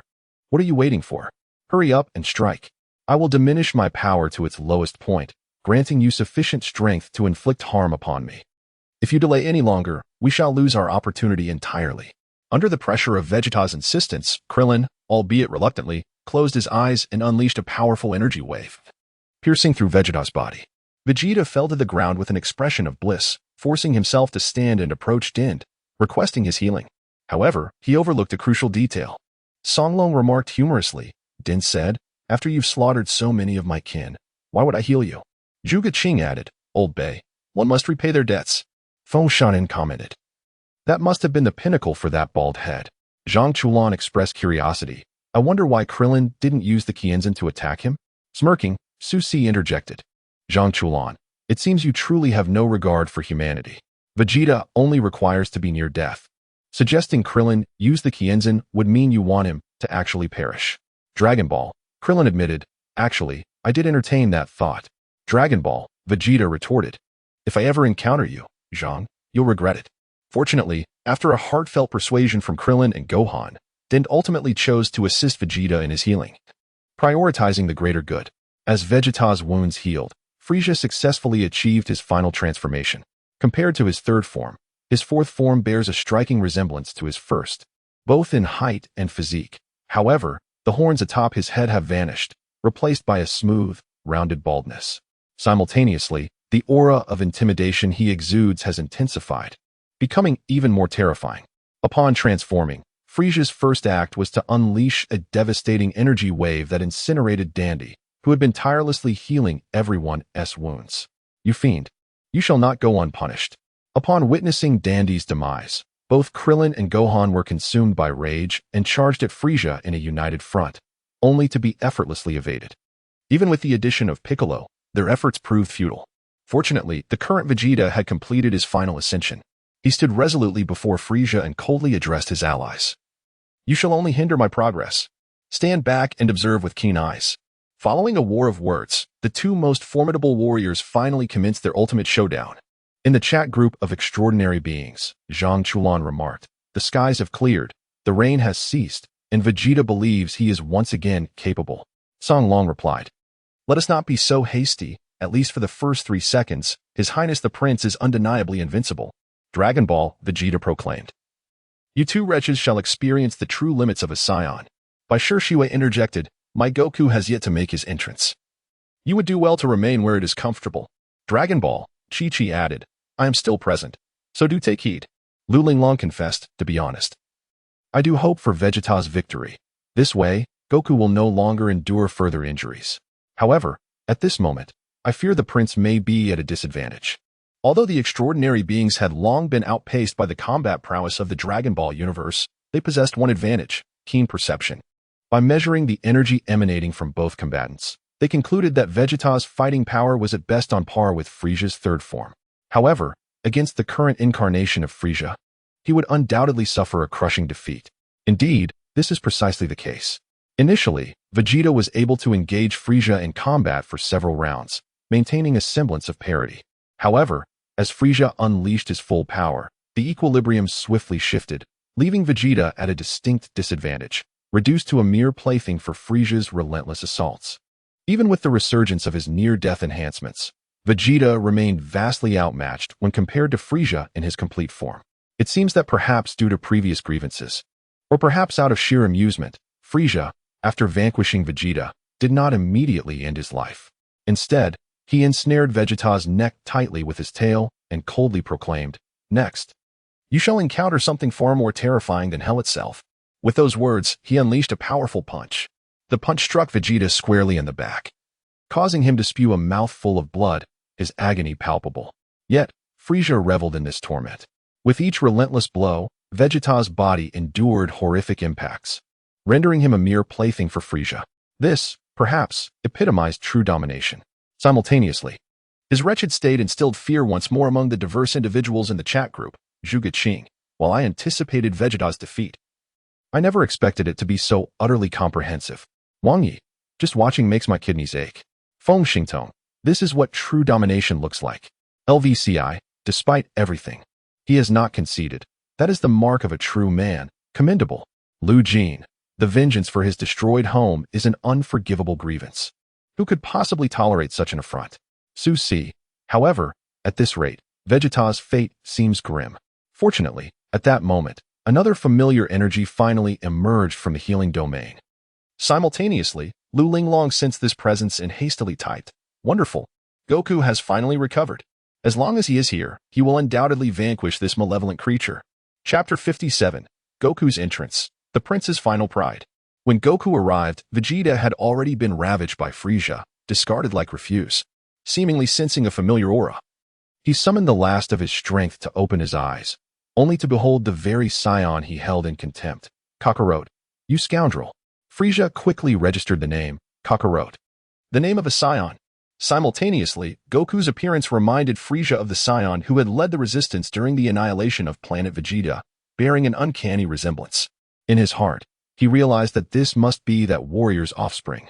Yet, Vegeta paid him no heed. Instead, he continued to gaze at Goku, a look of astonishment crossing his face. For the current version of himself was entirely transformed, his strength having surged to unprecedented heights, seemingly having transcended a formidable barrier. He then proceeded to mock Frieza relentlessly. Unfortunately, Frieza did not afford him the opportunity to continue. In a fleeting wave of light, Vegeta's chest was mercilessly pierced, plunging him into the depths of near certain death. It seemed that in but a moment, he would draw his last breath. Vegeta, even Goku was taken aback by his actions. Once he regained his composure, he vehemently admonished, "Hey, Vegeta, he is utterly defenseless. There is no need for you to pursue his annihilation." Yet, Vegeta remained indifferent to his own fate. Instead, with the last vestiges of his strength, he turned his head towards Goku and spoke. "You, of all people, are still here, discussing notions of righteousness and morality. Are you not a Super Saiyan? Fool, you must be ruthless. Cease your incessant idealism. I know you possess the means. You can surely transform into the legendary Super Saiyan." Yet Goku replied, "I'm sorry, but I would rather die than resort to the brutal methods you advocate. Moreover, I have no understanding of what you refer to as a Super Saiyan." Vegeta, suppressing his physical agony, spoke again. "Listen, Kakarot, our home planet, Vegeta, was not destroyed by a colossal meteorite." At this point, he clenched the earth beneath him, seemingly filled with loathing for his own impotence in avenging this tragedy. In that moment, the proud prince shed tears before his eternal rival. Our planet, Vegeta, was annihilated by Frieza. We Saiyans served him loyally, obeying his commands, enduring hardships without reward, yet he slaughtered our entire race. Your father and mine both perished at his hands. It was his fear of the unknown Super Saiyan that might one day arise among us that drove his cruelty. As he concluded, tears streamed down his face, and he extended his hand with all his might towards the last hope of the Saiyan race standing before him. "I implore you, eliminate Frieza. Please, avenge our people." With those final words, Vegeta expended his last ounce of strength, as if fulfilling his own mission, closing his eyes in peace yet tinged with regret. Though he had once been an invader on Earth, the words he spoke in his dying moments moved everyone. From Goku and his companions to the beings in the chat group, Lu Linglong remarked, "Perhaps this is his final pride." Zhuge noted, "In the face of death, a person's words become sincere. The once arrogant prince sheds tears, entrusting his last hope to Goku." Bai Shishui added, "The most heartless of souls can exhibit profound feelings." Wang Yi reflected, "Indeed, while this man is detestable, he has relentlessly pursued vengeance without flinching from battles deemed impossible. He embodies the essence of a hero." Su Sing concluded, "In this moment, the prince commands our respect." Feng Xiayan observed, "This can be seen as a continuation among Saiyans. A fallen Saiyan bestows his final trust upon a living one. Weaving the hibiscus, Frieza, truly the most fearsome being I have ever encountered, deserving of the title Emperor of the Universe. However, Goku, I firmly believe you will ultimately achieve victory, without a doubt." Vegeta. I witnessed as Vegeta's eyes gradually closed. Goku stood still, lost in contemplation, unaware of his thoughts. As the Saiyans breathed their last, a gentle breeze began to stir, as if mourning this final elegy, rendering the surrounding atmosphere solemn and grave. At last, Goku murmured, "I never imagined I would witness your tears. You must be exceedingly reluctant." Observing the gruesome demise of this individual, even the normally good-natured Goku felt the veins on his body throb, and upon a cursory glance, one could see a deep crater had erupted on the stone ground beside him. As Wukong gently cradled Vegeta, he made his way towards the deep pit, declaring, "I have long harbored a disdain for you. Yet, you have not tarnished the dignity of the Saiyans. Share a portion of that dignity with me." After laying Vegeta to rest, he turned his gaze towards Frieza, the malevolent fiend who bore the weight of his father's death, and solemnly proclaimed, "I am a Saiyan raised on Earth. I vow to avenge those Saiyans you have slain and the innocent Namekians here. I shall defeat you." Zhonglingyu remarked, "Wukong, I entrust this battle to you." Xiao added, "In him, I seem to witness the shadow of the fierce battle against Demon King Piccolo." Ding Jian exclaimed, "This fight ignites my blood." Song Long questioned, "Can Wukong triumph?" Lu Linglong asserted, "It is not a matter of can. Wukong must win this battle. As the last Super Saiyan, Wukong has wagered so much, and he risks losing even more. Therefore, he cannot afford to lose. For the sake of his devastated homeland and to protect the future Earth, he must conquer this seemingly insurmountable foe. Chapter 58, Awakening in the Guise of Wukong. After a long absence, he found himself at the company gatehouse. Uncertain of how much time had passed, Xiayu gradually opened his eyes. Upon glancing at the clock, he noted that it pointed precisely at 12, prompting him to sit up and murmur, "Alas, another day has slipped away. It's time to eat." In his recollection, he had spent the past 2 days in a state of drowsiness. After all, he had endured countless battles in previous lives and was now somewhat weary. He wondered where the grand screen had progressed in recounting the memories of his past life. With this thought, he instinctively looked towards the grand screen. He then opened his phone and accessed the chat group, only to find Vegeta unleashing a torrent of curses within the chat, perhaps due to not witnessing the battle firsthand. His vitriol was particularly intense, surpassing even the drama unfolding on the grand screen. "Kakarot, you worthless scrap. Even my chickens fight better than you. If I were still alive, I would demonstrate how to battle properly. What happened to the ferocity of the Kaioken when you faced me? Yet against Frieza, you falter, getting thoroughly beaten. At first, you seemed capable, but when Frieza unleashed his full power, you were overwhelmed. Kakarot, water is our Saiyan domain. Give him a thrashing, a thorough beating. To let someone toy with you using a single hand, you are pathetic." In the beginning, the spirit bomb was indeed formidable, capable of vanquishing even a 1-star dragon. Was it really so challenging to confront Frieza? Strike him, unleash your power upon him. As it turned out, the battle against Frieza was indeed one of the most desperate and intense confrontations in the Dragon Ball universe. Thus, rather than merely spectating, the inhabitants of this world began to inundate the chat with messages. Even the usually taciturn Piccolo joined in, fervently critiquing, "Goku, do not falter. Are you listening? Stop dawdling and fight like a man. Yes, that is how you should do it." This sentiment was echoed by Krillin, Gohan, and even Chi-Chi, each offering varying degrees of encouragement. Particularly, Chi-Chi showcased her nurturing and kind-hearted nature to its fullest. "Goku, aim for his head. Strike his head. If you're going to lose the fight, at least don't lose your dignity. Your life is of little consequence. Just ensure Gohan returns safely. Should anything happen to my Gohan, even if you perish on Namek, I will unearth your grave. Did you hear that, Goku?" Observing the rapid stream of messages, Xiayu shook his head in resignation. Reflecting on the battle against Frieza, it was undeniably the most arduous struggle he had ever faced. He had exhausted all his trump cards, from the initial Kamehameha to the 20 times Kaioken taught by King Kai, and even the colossal spirit bomb. Yet, even collectively, these attacks failed to inflict any significant harm upon Frieza. For him, this battle often lingered in his memory like a recurring nightmare. Nevertheless, witnessing the comments in the group chat elicited a weary shake of his head. He muttered to himself, "That Vegeta, always the same. Is his way of showing concern merely to berate others? It seems his pride is inherent. No matter how old he becomes, he cannot change." With that thought, aside from that one time he had participated in the chat, which had been a mere figment of his imagination without revealing his true identity, he decided to open the chat box once more. He promptly typed, Vegeta, you remain unchanged.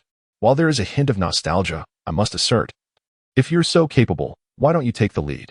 In this life, Xiayu had inherited Goku's serene demeanor. Yet he also bore the quirky traits from his past lives, such as the humor and absurdity of the three younger selves. Consequently, his manner of speaking had evolved, diverging from his previous style. Upon witnessing this remark, Vegeta inquired, Xiayu, who are you? I don't care who you are. As long as you join me in cursing Kakarot, we shall be good friends. However, after sending this message, he seemed to suddenly recall something, and a sense of confusion began to envelop his mind. From the very beginning, when he entered the group chat, he had harbored some doubts. Why was it that everyone was present, yet that scoundrel Kakarot was conspicuously absent? Consequently, he found himself unable to locate someone to spar with verbally. Yet, upon further reflection, it appeared that Kakarot was indeed the only one among them who had perished in the final battle. Thus, he might have been reincarnated. In light of this, Vegeta asked, Xiayu, are you Kakarot? Xiayu replied, long time no see, Vegeta. I never expected you to recognize me. How's everyone doing? At this, Xiayu smiled broadly. Indeed, this fellow always managed to be the first to identify him, whether in the Dragon Ball universe or any other realm. Moreover, this statement effectively confirmed his identity. Consequently, the entire group chat erupted in excitement. Krillin exclaimed, Xiayu, Goku, it's really you. We thought you had gone with the Eternal Dragon and wouldn't be reincarnated. You've been in the group all along. Why didn't you speak up? You had us all worried. For Krillin, regardless of what name Goku bore now or his current incarnation, as long as he retained the memories and essence of Goku, that was all that mattered. After his return, the others began to express their true feelings. Gohan, Dad, is it really you? Chi-Chi, Goku, how could you leave without a word? I despise you. I truly detest you. Piccolo, you, my friend, seem to be as unreliable and frivolous as ever.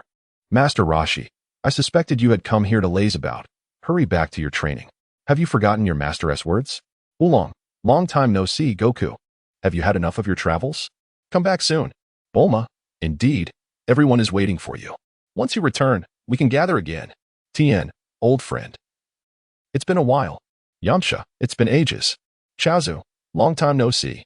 In the background, the entire chat was swiftly inundated with these four words, prompting Xiayu to nostalgically recall the companions from previous lives. With a wry smile, he typed, it's been a while, everyone. Indeed. Upon witnessing the familiar faces from the Dragon Ball world joining the chat, his emotions were caught in a state difficult to articulate. There was a sense of nostalgia, yet overshadowing it was a profound trepidation. After all, his departure had been abrupt and without farewell. Although he had not forsaken the earth in his past life, he had abandoned far too many individuals. Seeing the messages that expressed anticipation for his return made his eyes instinctively sting with emotion. Simultaneously, he could no longer endure the solitude that enveloped him. Living alone had its merits, yet ultimately, it was merely a solitary existence. With these thoughts in mind, he continued to type, I apologize for my tardiness, everyone. However, I am not too late this time, for what follows may very well be a testament to a miracle. Having long known the outcome, he smirked mischievously and typed, Krillin, safe travels. I shall avenge you. Chapter 59, The Countdown to True Super Saiyan. There exists a saying that encapsulates the essence of Dragon Ball. Krillin ascends to the heavens, his power boundless. The inhabitants of the Dragon Ball universe were well aware of this phrase. Thus, upon Xiayu, the reincarnation of Goku, invoking this saying, they could not help but chuckle. Krillin, shaking his head in resignation, mused inwardly, Goku, after all these years, your tongue has become quite sharp. In truth, although everyone in the group chat incessantly urged Wukong to return swiftly, expressing their yearning for reunion, they all understood the harsh reality. Wukong would never come back. However, with the advent of this grand screen system, even though Wukong could not physically return, his reincarnation retained the memories of his past life, allowing him to converse with everyone as before. This was more than sufficient. Thus, he couldn't help but mutter once again, you rascal, always ahead of us, even in death. You must race before me. Must you always strive to be first in everything, you scoundrel? Yet, in the next moment, a faint smile graced his face. But fortunately, we can still talk now. That's quite wonderful. At that moment, Gohan, who had witnessed the entire battle unfold, couldn't help but type, I must remind everyone, whether you are from the Dragon Ball universe or the world of mutants, it is advisable not to use any electrical appliances, and to seek an open outdoor space. I repeat, this is not a drill. This is not a drill. For you may soon encounter truly terrifying scenes. Simultaneously, on the screen, Frieza, having survived a ki blast, was seething with rage. After piercing through Piccolo's chest with a single strike, he callously hurled the defenseless Krillin into the air and, with a twist of his hands, caused a catastrophic explosion within his body. His actions had utterly enraged Wukong. At this moment, he fixed his piercing gaze upon the architect of his anguish. Unforgivable. How could you dare harm Krillin? Witnessing the torment etched upon Wukong's face, Frieza, who typically thrived on despair, displayed a sinister smirk, reveling in Wukong's suffering as a pleasurable consequence of his malevolence. Yet, he could never have anticipated that taking Krillin's life would be the gravest error of his existence. Meanwhile, in the chat group of extraordinary beings, the others remained oblivious to the unfolding tragedy despite Gohan's warning, resulting in a flurry of comments. Sunglong, the power is completely out. Only my phone remains lit. What on earth has transpired? Zijinhua, poor Krillin, he has perished once more. Will he manage to resurrect again? By Shiksha, we must save Din first. Now that the Elder has fallen, if Din were to die as well, our chances of revival may vanish. Zhang Chulan, I still don't understand why we fled to an open space. I prefer staying indoors. I'm curious to see what will happen to me. Zhuge-Qing, I've made it outside. A word of advice to those above. Heed the counsel and fill your bellies. Xiao Xiao, I am prepared with my bomb-proof suit. Please carry on. At that moment, on the screen, Wukong lowered his head slightly, his eyes wide with disbelief, his jaw clenched tightly. It was unclear whether his anguish stemmed from Krillin's demise or from the revulsion he felt towards the bloodthirsty fiend before him. At the same instant, his body began to exude an extraordinary energy, one potent enough to affect the entire planet. In response to his fury, the sky behind him darkened ominously, thunder rumbled, and lightning struck a distant rock formation, igniting it in a spectacular burst of flames. All of this stems from Wukong's fury. As Vegeta previously remarked, the strength of a Saiyan is not solely derived from endless battles, but is also fueled by boundless rage. As time progresses, the surrounding rubble begins to rise, and simultaneously, the ground trembles with unprecedented intensity, as if planet Namek is on the verge of annihilation.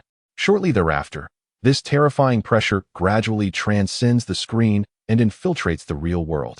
Even more potent than the impact felt during the confrontation between Wukong and Vegeta against Broly. Songlong, my goodness, is there really an earthquake? Zhuge-Qing, Zhang Chulan, are you alright? Smirks, Zhang Chulan, what the heck? Why didn't anyone inform me beforehand that an earthquake would occur? Fortunately, I was quick on my feet. Otherwise, I might have truly fallen. Wang Yi, I'm glad I took the advice. Jia Zhengyang, damn it, whose past life is this? Come out and compensate me for my television. My mother just called to say that all the appliances in her house were destroyed. Whose wicked deed is this? Ball of Dragon, Vegeta. That's right, it's finally time to transform into a Super Saiyan. Now it's starting to look the part. By Shishue, you call this looking the part? Lu Ling Long, woo-woo, my newly bought smartphone was shattered. Wukong, you owe me, if you can't pay. I wouldn't mind offering myself in return. Ji Jinhua, young lady upstairs, your thoughts have been heard by the people of our nation. Ding Jian, what on earth is this terrifying power? As these words were spoken, under the influence of the Dragon Ball world, the tremors in the world of the extraordinary began to intensify. Numerous poorly constructed buildings collapsed entirely, shattering the earth beneath. In various sects, the plaques, inadequately secured, fell with a clatter. Several disciples were injured by the chaos of falling debris. Fortunately, this turmoil was confined to the area inhabited by the extraordinary beings, sparing the ordinary populace from disturbance. However, the commotion was so intense that it left the extraordinary beings in a state of panic, fearing that their world might meet a fate akin to that of planet Namek, heading towards destruction. Simultaneously, with Wukong's roar of anger, the interconnected influence of the two worlds reached its zenith. At that moment on the grand screen, nothing was visible but a dazzling burst of golden light, seemingly on the brink of overflowing from the screen. The golden energy radiating within surged skyward. Chapter 60, The Imminent Explosion of Planet Namek. Final 5 minutes. Zhang Chulan, goodness. What is happening to the grand screen? Is it about to explode? Wang Yi, this is simply uncanny. Zhuge-Qing, can anyone tell me what exactly is transpiring over there? If it were merely an earthquake accompanied by the tremors of buildings, even in the face of landslides, They would have grown accustomed to it within the realm of Dragon Ball. Yet, what is the current situation on the big screen? Through the screen, they perceived nothing but blinding flashes of brilliant golden light. Moments after the golden light ascended, the screen unexpectedly shattered without any warning. Moreover, the system supporting the grand screen projection has become exceedingly unstable, trembling as if it were on the verge of collapse. Simultaneously, a message unexpectedly appeared in the group. Alert! Alert! Due to excessive unstable energy, the grand screen cannot endure and requires real-time updates. Please hold on. This announcement once again astonished all the extraordinary beings present. It is worth noting that this grand screen has been a fixture in the realm of the extraordinary for several years, showcasing countless past lives of remarkable individuals. Yet it has never before undergone 2 updates for the same person. Thus, one must wonder, what manner of existence is this Wukong? Fortunately, the update of the grand screen transpired swiftly. In merely 10 minutes, the power depicted on the screen was forcibly contained, bringing a profound stillness to the entire world of the extraordinary.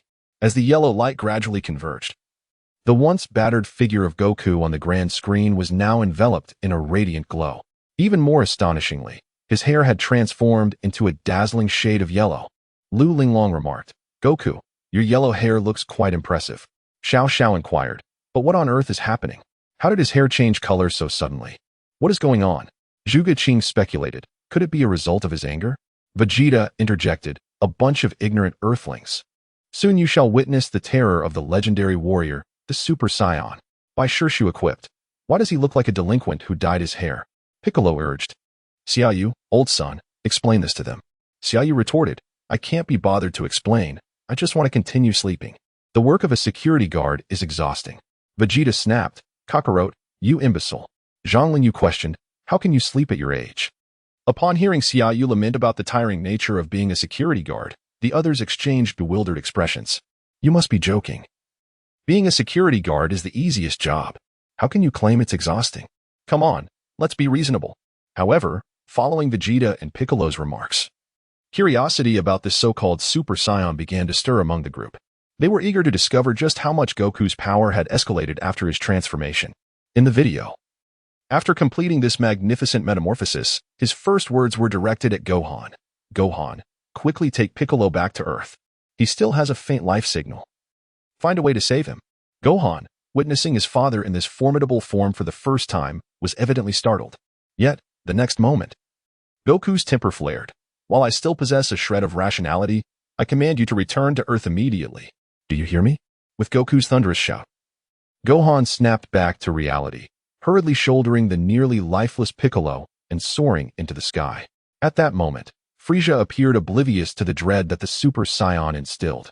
As Gohan and Piccolo attempted to flee, he extended his finger, seemingly intent on obliterating them. But in the blink of an eye, Goku interposed himself with astonishing speed, his gaze laced with contempt. He reached out and seized Frieza's hand, rendering him immobile, the sheer force of his grip leaving Frieza utterly astonished. "Mind your own hands. You worthless creature. You take pleasure in slaughtering the innocent, thinking yourself great?" In the midst of the struggle, he relentlessly intensified his strength, completely disregarding Frieza's agonizing thrashes. His tone grew increasingly severe. "You scoundrel, you even had the audacity to kill Krillin. I will show you no mercy." Upon hearing these words, Frieza's temper flared.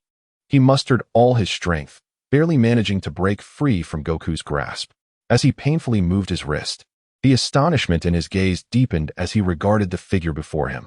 A Saiyan, within a single night, had transformed into something so formidable. How could this be possible? Could it be? Is it true that you are? Is this the legendary Super Saiyan? In the ensuing battle, Frieza finally experienced what true terror feels like. Xiao Xiao remarked, "Goku certainly knows how to play. He is actually striking Frieza's lower back. Just watching it makes my own back ache." Ji Jinhua questioned, "Is this truly the combat power that Goku can unleash?" Zhuang exclaimed, "My data has become utterly chaotic." Zhuge Qing noted, at such a critical moment, Frieza still refuses to yield. When he witnessed Frieza declaring to Goku, "You cannot defeat me," Zhuge Qing nearly spat out his drink in disbelief. Indeed, the ignorant are often the most fearless. However, you will soon come to know the true visage of hell. As the king retaliated, the onlookers in the group found even greater amusement. Song Long remarked, "I never expected Frieza to employ the prince's tactics." Isn't it the case that whoever uses such strategies ultimately loses? Dragon Ball, Vegeta commented, "You fat fool, you'd best reconsider your choice of words." Zhang Chuan added, "I am aware of the law of smoke without harm." Wang Yi expressed, "Watching Frieza take a beating is truly delightful." Returning to the video. Faced with Goku's martial prowess coupled with verbal taunts, Frieza appeared utterly deranged, unleashing a barrage of skills against Goku, yet they all proved utterly ineffective. It was as if he were merely tickling him. In response, Wukong merely lifted his hand, sending Frieza hurtling hundreds of meters away. In that fleeting moment, the disparity in strength between the two was vividly illustrated. As the relentless battles between the two continued, Frieza's mentality gradually unraveled, culminating in a catastrophic strike aimed at planet Namek. According to Frieza, the central core of the planet had been utterly annihilated, leaving only 5 fleeting minutes until its final explosion. In this brief interlude, the fate of both combatants would be determined. Yet, as their confrontation persisted, the viewers in the ether realm shifted from tension to astonishment. Zhang Chuan exclaimed, "Is this what you call 5 minutes?" While Lu Linglong remarked, "Why does it feel like they've been fighting for a century within this 5 minutes?" Chapter 61, Dragon Ball World. Trunks enters the chat. Amidst the tremors of the earth and the booming thunder, beneath the unseen depths of the planet, the destruction of the core unleashed torrents of magma, surging uncontrollably towards the surface, heralding the countdown to planet Namek's demise. In a bid to secure victory in this decisive battle, Frieza unleashed his full power, causing his diminutive but formidable physique to swell significantly, with his muscles bulging as if engaged in maximum exertion. Fortunately, the grand screen of the ether realm had undergone an upgrade, preventing his explosive display of power from inciting widespread panic, though it nonetheless left the onlookers in prolonged astonishment. Thus, the conflict finally escalated into a fervent climax. Meanwhile, amidst their battles on North Kai's planet, the North Kai, in collaboration with the Supreme Kai, deliberated on the direction of the forthcoming Dragon Ball wishes. They ultimately reached a preliminary decision to utilize the Dragon Balls of Earth to resurrect all those who had fallen victim to Frieza and his minions. At the same time, the North Kai appeared to ponder the matter of natural aging, inquiring whether, if an individual's destruction had precipitated a premature demise due to natural causes, such a person could be revived. This line of thought suggested that the Dragon Balls of Namek could fulfill their final wish once more. However, the Supreme Kai admitted his ignorance on the subject. Nevertheless, he chose to comply with the North Kai's directives. At the same time, another remarkable coincidence occurred. Wang Yi remarked, "I never anticipated that Frieza's power could be so terrifying. Even Goku, transformed into a Super Saiyan, was utterly overwhelmed." Zhang Chuan added, "I can only say that the King of the Worlds is the MVP of this encounter." Zhang Lingyu commented, "Frieza must be questioning his existence."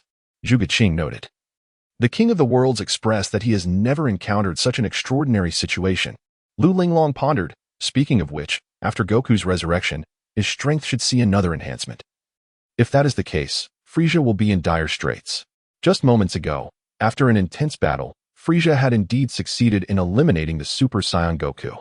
However, unexpectedly, the Dragon Balls activated their wish-granting powers at that very moment, resurrecting all those who had been slain by Frieza and his minions.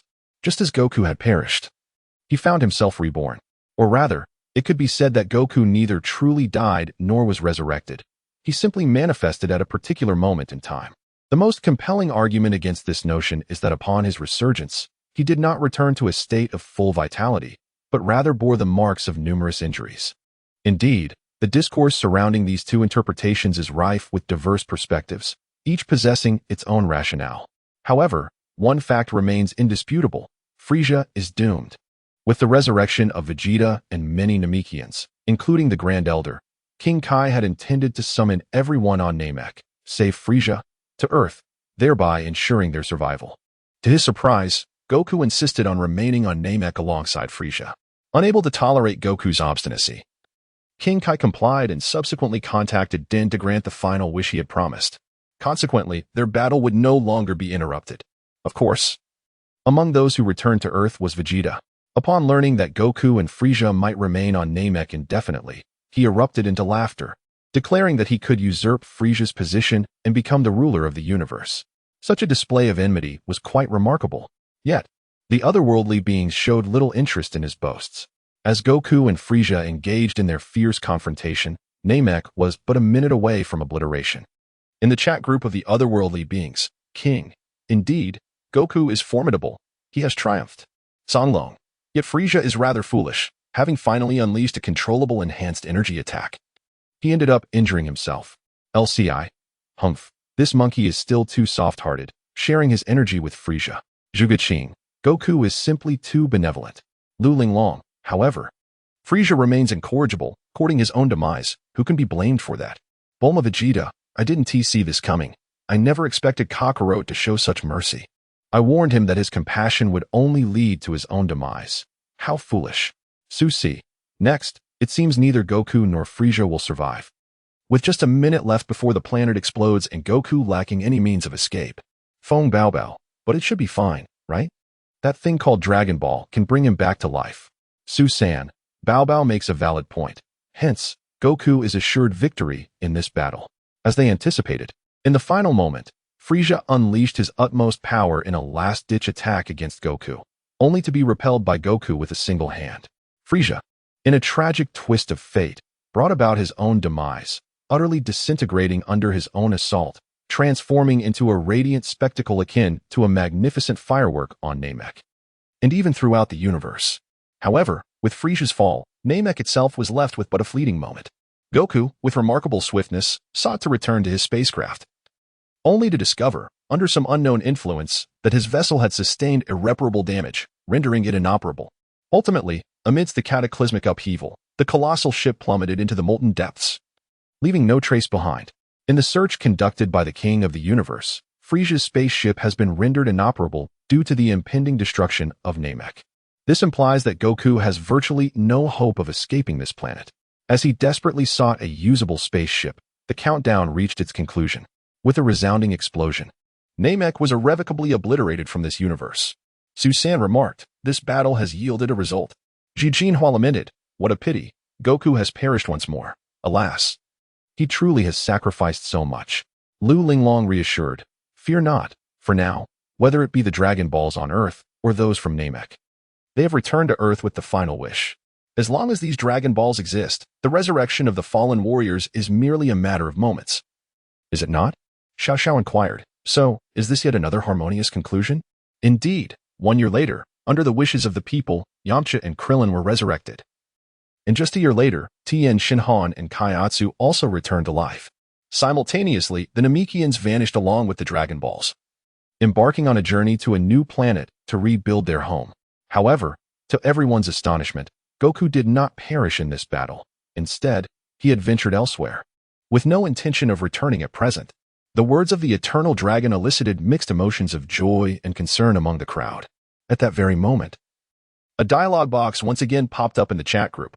Dragon Ball World, Trunks, adult, has joined the chat. Chapter 62, Frieza and Sun Strike Back. The mysterious boy appears. No one anticipated that Frieza would stage a comeback, even bringing his father along to exact unprecedented vengeance upon Earth. The catalyst for this turmoil was none other than Krillin's discovery. On that day, everyone was engaged in their usual activities. However, perhaps due to his inherently sensitive nature, Krillin suddenly sensed a formidable energy approaching Earth, prompting him to call Gohan to inform him of the situation. Gohan responded, "Yes, I feel it too. Moreover, this energy seems quite malevolent." Due to their previous encounter with Frieza, the two quickly sensed his presence. Upon receiving this revelation, Vegeta slammed his fist onto the table in a fit of fury, exclaiming, "Kakarot, that fool! How could he fail to eliminate Frieza outright?" It seemed that even the self-proclaimed overlord of the universe had instilled a significant psychological trauma within him. Regardless of whether Frieza had truly been resurrected or had never been vanquished, his arrival on Earth could only spell trouble. Consequently, warriors scattered in every direction hastily converged towards the source of the energy, gathering near a nearby rocky outcrop to observe. Indeed, it wasn't long before a spacecraft approached. When the spacecraft descended, the one who emerged was none other than Frieza. Following him was a being, both in stature and height, several times larger than himself, resembling his initial form. This entity was none other than his father. In Frieza's account, he was indeed shattered by Goku at the outset. Yet under the command of his father, he was retrieved by the warriors of his own planet. They successfully reassembled him, granting him a new lease on life. This time, His arrival on Earth was solely to seek vengeance against Sun Wukong, while simultaneously aiming to obliterate this planet entirely. This unfolding scene left the warriors in sheer astonishment, their blood nearly frozen in the face of such a formidable foe. The enemy was truly terrifying.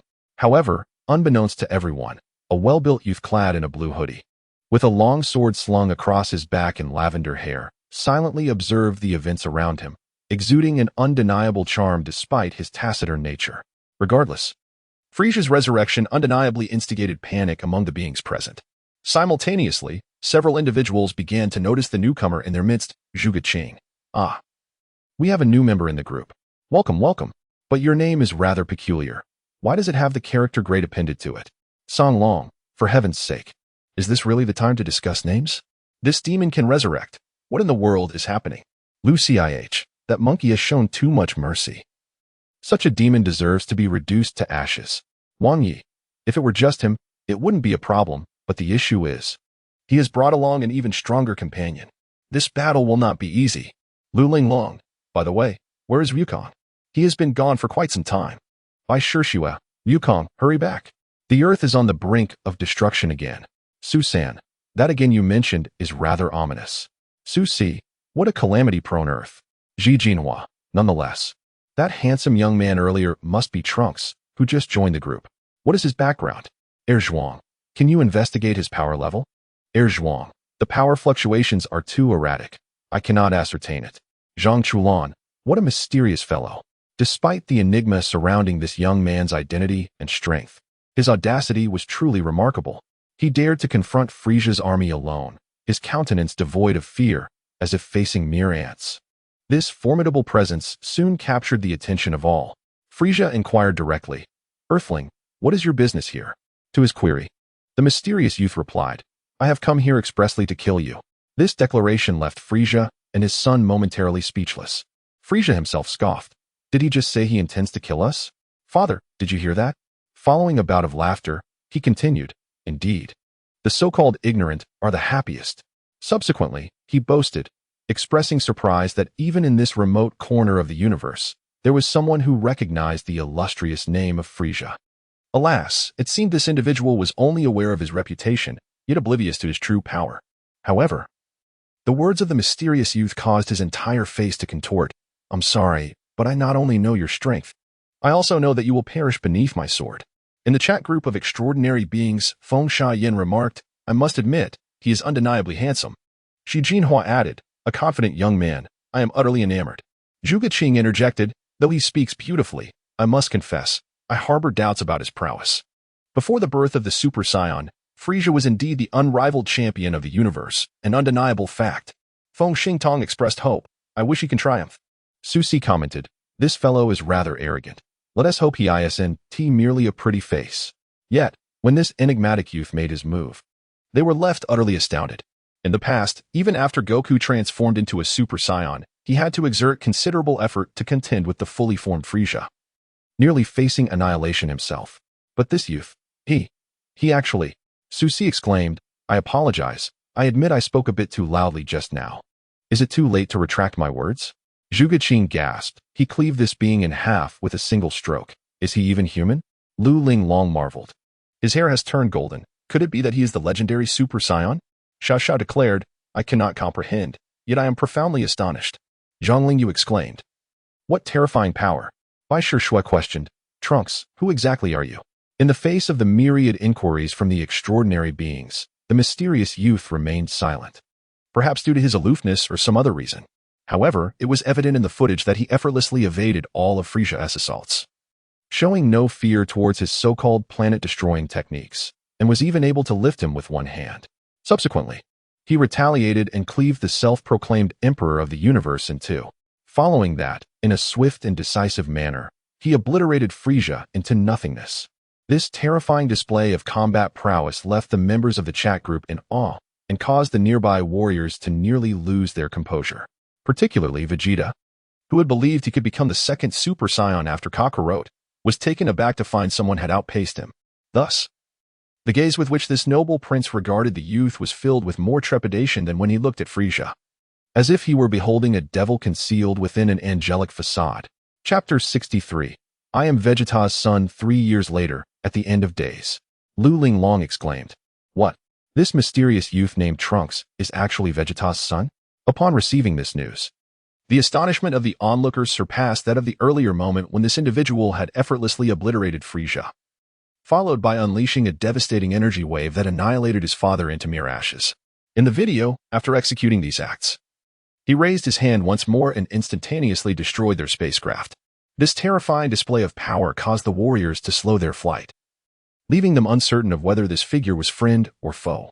Particularly, Krillin proposed that until they had discerned the true nature of this individual, they should exercise extreme caution in placing their trust in him. Regrettably, the others disregarded his warning and instead approached Trunks directly. As for the arrival of these individuals, Trunks appeared to be unfazed. Instead, he casually opened the super capsule he carried with him and produced a refrigerator, from which he effortlessly retrieved a can of beverage. He then remarked, "There is still some time before Mr. Sun Wukong arrives on Earth. There are plenty of drinks available here. Feel free to help yourselves." After saying this, he pulled the tab and took a sip, seemingly quite familiar with this group and unperturbed by any potential threat they might pose to him. As the gathering indulged in their beverages, a discussion regarding his identity ensued among the crowd. Even Gohan, Krillin, and Bulma took the initiative to engage him in conversation, yet ultimately failed to extract any valuable information. In response to his admission of being a Saiyan, Vegeta decisively interjected, "Impossible. You must be jesting. The only remaining Saiyans are myself and Kakarot, who is known on Earth as Son Goku. Aside from us, there exists only that half-breed child on this planet. No one else among us is a Saiyan." It was not until Goku's arrival that all these secrets were finally unveiled. The return of this warrior filled everyone with uncontainable joy, leaving Goku in a state of utter bewilderment as he repeatedly inquired, "What brings all of you here?"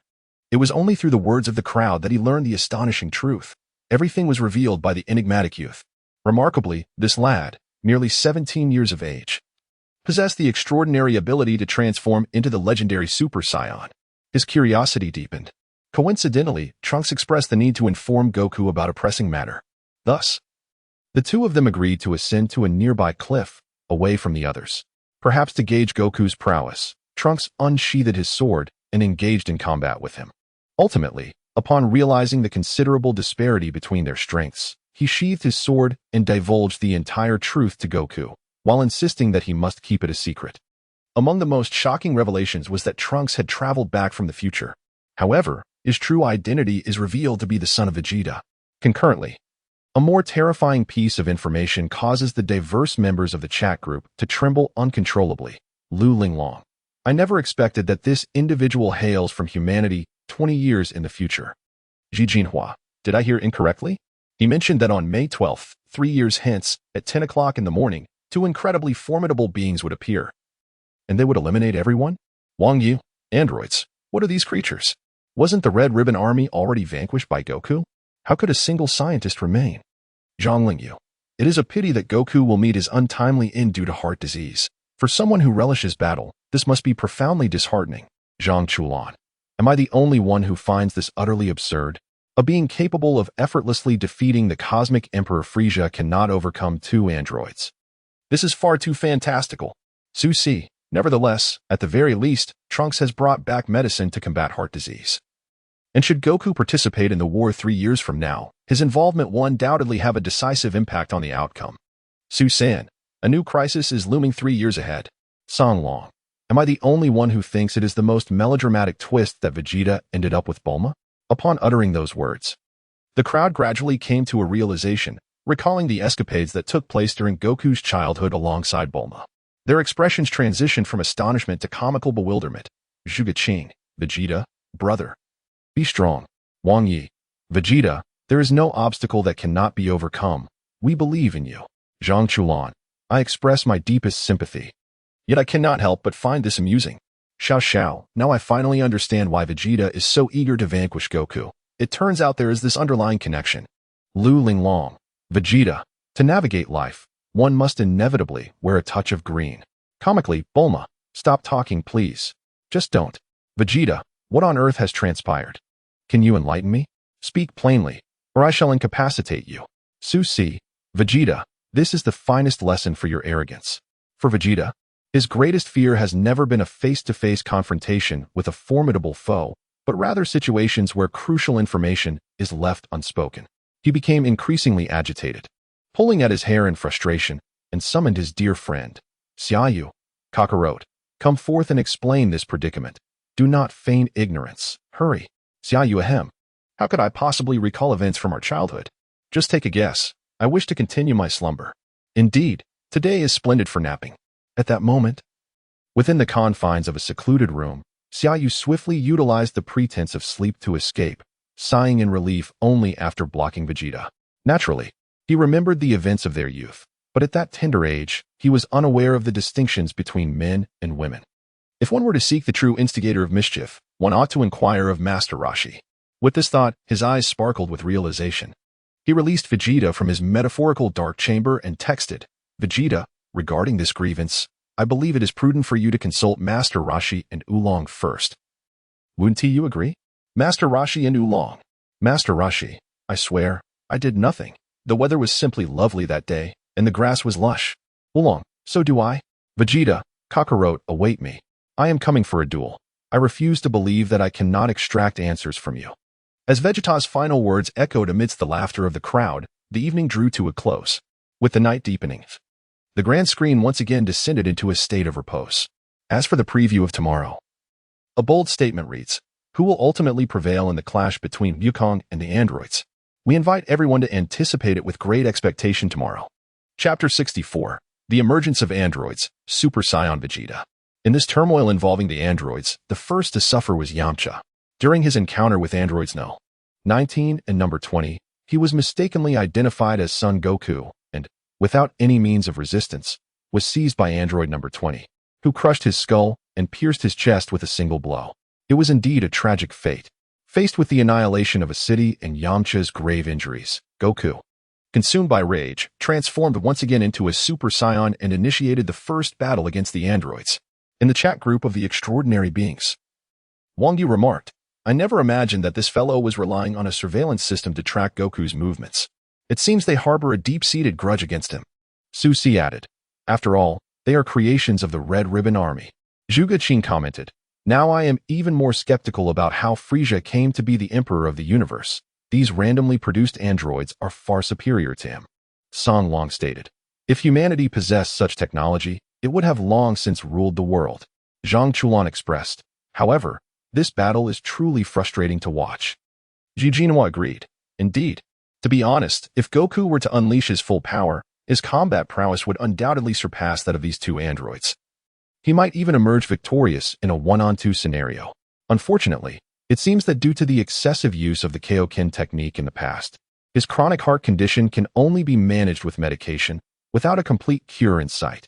In the present day, during the creation of Android 19, an unexpected cardiac episode befell him once more.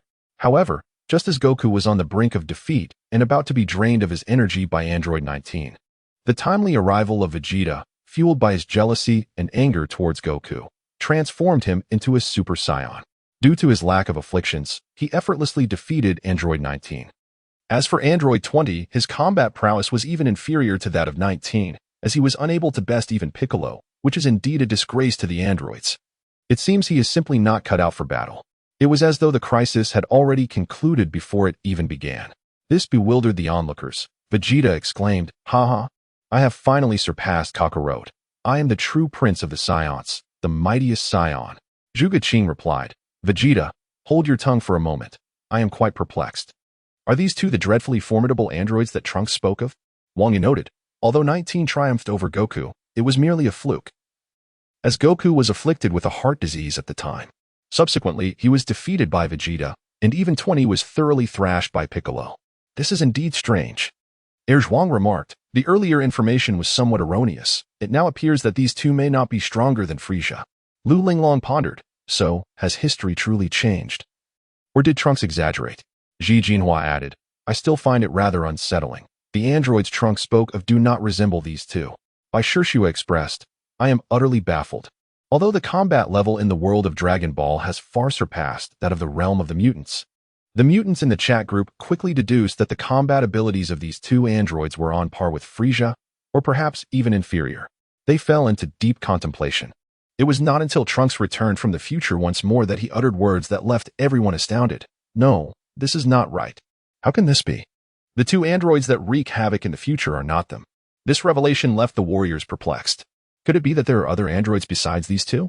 Acknowledging that his identity had been uncovered, Trunks no longer concealed the truth and revealed the existence of androids 17 and 18 in his memories.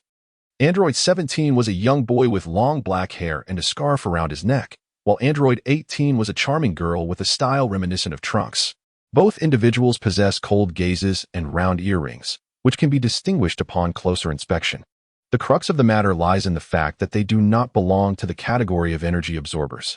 Instead, it possesses an inexhaustible source of energy. These two individuals are truly the formidable adversaries we face. Unfortunately, just moments ago, the android number 20, created by the illustrious Dr. Gero, has managed to escape back to his hidden base. Seizing the opportunity as everyone rushed to the scene, he released androids number 17 and 18. What he did not anticipate, however, was that these androids would be utterly disobedient. Android 17 not only destroyed Drive Gero's control device, but also unleashed a being that even the doctor himself found terrifying. Android number 16. You must not activate him. This android is exceedingly dreadful. I am your creator. Do you not heed my words? Driven to desperation, Dr. Gero attempted to awaken androids 17 and 18 with his pleas. Alas, his efforts proved counterproductive. Perhaps weary of the old man, Android 17 seized the moment to deliver a powerful blow, shattering the doctor's head and obliterating the once human Dr. Gero, who had become an android himself. As for Android 16, despite his muscular and formidable appearance, he maintained an air of silence and instead exhibited a fascination with the natural world. Overall, he did not embody the essence of a malevolent creation, rather. He resembled a normal human being with a passion for life. Their objective is surprisingly unified, to eliminate Goku. However, the now empowered Vegeta regards the threat posed by these androids with disdain, believing his own strength to surpass theirs. Ignoring Trunks' warnings, he insists on confronting the androids to settle the score. Yet, the androids remain unfazed by his bravado. Android 17 bluntly remarks, "It seems overconfidence is a trait of Saiyans." Goku is the same, a fool who flaunts his inadequacies, destined for an early demise. As a proud Saiyan prince, how could Vegeta tolerate such an affront? He immediately retorts, "Silence. You, a mere puppet, dare to spew nonsense? I shall ensure you meet a grisly end. Who among you wishes to perish first? The insolent child, the woman, or the giant? Shall I, in one breath, send you all to the afterlife?"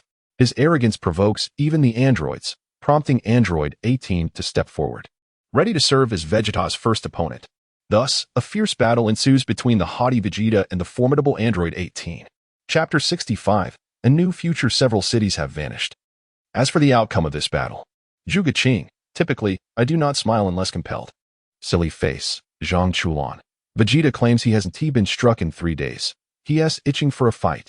Songlong, though the androids are villains, I can't help but find their fighting style captivating. What say you, Vegeta? Vegeta. Dragon Ball, Vegeta. Silence. This was merely an anomaly. That individual is unworthy of my little finger. Yet, amidst the jesting, everyone remains in awe of the android's prowess. Their combat capabilities are terrifying, far exceeding expectations.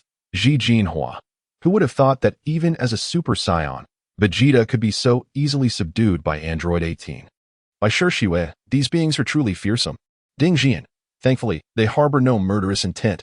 Otherwise, these warriors would likely meet the same fate as those who resisted the Saiyans before. Wang Jinxiu. But didn't Trunks say these androids were merciless killers? They seem quite different now. Zhang Lingyu. Perhaps history has altered? In Zhang Lingyu's perspective, the current era has diverged dramatically due to the fact that Wukong remains alive. A notable point of discussion is the emergence of androids 19 and 20, which were non-existent in Trunks' timeline. Simultaneously, androids 17 and 18 have prematurely revived to counter the warriors. This may explain their aversion to senseless slaughter, viewing Wukong merely as a target to be vanquished. Lu Linglong asserts that regardless of their feelings towards killing, they must still confront Wukong. Even with his heart condition seemingly resolved, can he truly defeat them? Lu Linglong, who has always held unwavering faith in Wukong, now finds herself engulfed in doubt. After all, the three opponents before them appear formidable in every regard. Certainly, Opinions vary among their ranks. Vegeta and his companions are filled with apprehension, while others, such as Krillin, find a strange delight in the situation. "He kissed me," he exclaims with glee. Yet his fanciful musings are met with indifference. To the others, the formidable and fearsome nature of the androids seems incompatible with human emotions. Moreover, given Android 18's exceptional appearance and prowess, how could she possibly regard someone like Krillin, who is physically disadvantaged? Zhang Chulan even swore a solemn oath. Should Krillin manage to be with Android 18, he would curse himself to a life of solitude and loneliness. Returning to the matter at hand, it becomes evident that, apart from their objective of confronting Son Goku, Androids 17 and 18 are strikingly different from Trunks' descriptions. They harbor no murderous intent towards ordinary humans, and, when faced with street thugs who dare to harass them, they merely respond with minimal force, scaring them off rather than engaging in violence. It appears they possess a fundamentally benevolent nature, unwilling to take lives. Nonetheless, in the interest of safeguarding Goku's life, the warriors resolve to take action. Among them, Krillin and Gohan opt to return to Goku's residence to facilitate his relocation, striving to delay the android's discovery of his whereabouts for as long as possible, at least until his health improves. As for another group of individuals, Vegeta, having suffered defeat, was engulfed in a fit of rage. Meanwhile, Piccolo, driven by the desire to protect Goku, ventured alone to the sacred temple, where he implored the deity to merge their beings once more, thereby enhancing his own power and transforming into a Super Namekian. Although the deity harbored reservations about the potential destruction the androids might wreak upon Earth, he ultimately acquiesced under Piccolo's persistent pressure. Following their fusion, a formidable Super Namekian emerged, possessing a combat strength surpassing all others, and hastily made his way to the battlefield. However, in contrast to their endeavors, Trunks and Bulma, amidst the forest, stumbled upon a peculiar egg. This egg resembled a time machine, and although it contained little energy, Trunks sensed that it had once housed a being of immense strength. Furthermore, the date inscribed upon it piqued his contemplation. The journey commenced in the year 788, 3 years prior to his own future. This indicated that the time machine had arrived in the present timeline 3 years after Trunks' own world. For years ago, this egg had already arrived here, a year and more ahead of Trunks' last visit to this timeline. It coincided almost exactly with the moment when Goku defeated Frieza. In that instant, a multitude of questions began to swirl in his mind. Who exactly is this being, and why has he come to this place? Could it be that the alterations in history are all orchestrated by him? Following the trail of the time machine, they needed to uncover various clues, such as spent shells and discarded fragments of time, including the shell of a peculiar creature that had recently shed its exterior. According to Trunks' assessment, this shell was a recent remnant. This further substantiated the notion that, besides himself, other beings from the future had also ventured into the present. Moreover, it should be quite close to them. Zhuge Qing remarked, "Why does this scenario increasingly resemble a suspense film?" Ji Jinhua responded, "In addition to the great special effects, there are actually individuals utilizing time machines to traverse back to the past. What could their intentions possibly be? I cannot believe they have returned merely for leisure." Lu Linglong exclaimed, "Oh no, Huar has fallen into her old habits again." Xiao Xiao interjected, "Honestly, I think it is unnecessary for them to concern themselves with the identity of the future person. As long as they can manage to handle the artificial beings, that is sufficient." Lu Xi insisted, "Ignorance is perilous. The unknown poses the greatest fear. I have a premonition that this enigmatic figure from the future is their most formidable adversary." Ding Jian affirmed, "Your insight is commendable." Subsequently, just as Lu Xi had foreseen, before they could deliberate on how to eliminate the artificial beings, the television abruptly broadcast breaking news. The report revealed that countless cities had gradually transformed into desolate wastelands over the course of several days. This revelation incited widespread panic, as innumerable individuals speculated whether some monstrous entity had devoured the entire populace of these cities. Fortunately, shortly after merging with the deity, Din arrived at a city on the verge of disappearance, where he unexpectedly encountered a repugnant creature resembling a green mantis. In its grasp was a corpulent man. What transpired next was utterly shocking. Amidst the man's desperate cries for help, the grotesque being suddenly inserted a tube from its tail into the man's backside, voraciously extracting something from within. Before long, the man was gradually consumed, leaving behind only a solitary garment as a testament to his existence, a grim symbol of his demise. Chapter 66. The Android Cell, the Aspiration for Perfection. During his self-introduction, Din learned that this creature was also an android, having traversed time via a time machine from the future, known as Cell. Within him resided a terrifyingly chaotic energy, seemingly amalgamated from various warriors, including Goku himself. Moreover, he possessed the ability to wield the signature Kamehameha technique of Master Roshi, his power rivaling that of Android 17. Fortunately, Din had recently merged with the Grand Elder, transforming into a Super Namekian, and thus stood as the strongest among the warriors, unperturbed by Cell's presence. However, Cell was not bound by any code of honor. While utilizing the Kamehameha to harass Din, he stealthily approached from behind and plunged his tail into Din's arm, siphoning his energy and genetic material. Although Din ultimately managed to break free from Cell's grasp, his arm had already withered away entirely. In the chat group of extraordinary beings, Zhang Lingyu remarked, "Though this monster is fearsome, with his current abilities, he should be no match for Din." Bai Shishue replied, "Perhaps Din has fallen victim to his cunning?" Ji Jinhua added, "But isn't Din capable of cellular regeneration? Why would he concede to this monster? I truly cannot comprehend." Zhuge Qing interjected, "Have you not realized that Din is merely performing?" It was this statement that illuminated the minds of the group, as if the clouds had parted to reveal the moon. Zhang Chuan exclaimed, "I thought as much. How could Din, as a Super Namekian, possibly lose to this creature? He must be gathering intelligence." Su San noted, "Truly deserving of the title of professional actor." Lu Linglong observed, "Yet, his ruse proved remarkably effective. This cockroach divulged all his secrets without reservation." In the video, as Din feigned defeat and lamented his inferiority to Cell, the latter, reveling in his perceived victory, proclaimed, "Ha ha ha, I am elated. After absorbing your level of power, I shall draw ever closer to perfection. You must feel honored to aid me in achieving my complete form." The short-haired Piccolo, with a hint of urgency, inquired, "Before you attain your complete form, may I pose a question? Who exactly are you? What is the source of your power akin to that of Sun Wukong and Frisia? Furthermore, how is it that you can wield the Kamehameha?" At that moment, Piccolo's face was drenched in cold sweat, as he seemed to be nearing the end of his existence. Particularly troubling was the fact that one of his arms had been rendered utterly useless, leaving him unable to resist. Sensing that Piccolo posed little threat, Cell divulged the truth. It was revealed that he was created by Dr. Gero's extensive computer system, which had been operational for a considerable duration. Long ago, Dr. Gero had commenced the collection of cells from all martial arts masters, aiming to synthesize them into artificial beings. However, due to the protracted timeline, he ultimately abandoned the endeavor. Yet, the computer persisted, continuing the research and indirectly gathering cells from Goku, Vegeta, and Frisia, who had pursued their way to Earth. As for the method of cell collection, it involved the use of the small, bee-like device previously mentioned by Dr. Gero, akin to a detector. The diminutive bee, owing to its minuscule size, went unnoticed by anyone. Even now, it had circled around Piccolo, gathering his cells. As for the final question posed by Din, it concerned the reason for Cell's presence. In response, Cell elucidated that he sought to attain his perfect form. To achieve perfection, merely absorbing human life energy was wholly insufficient.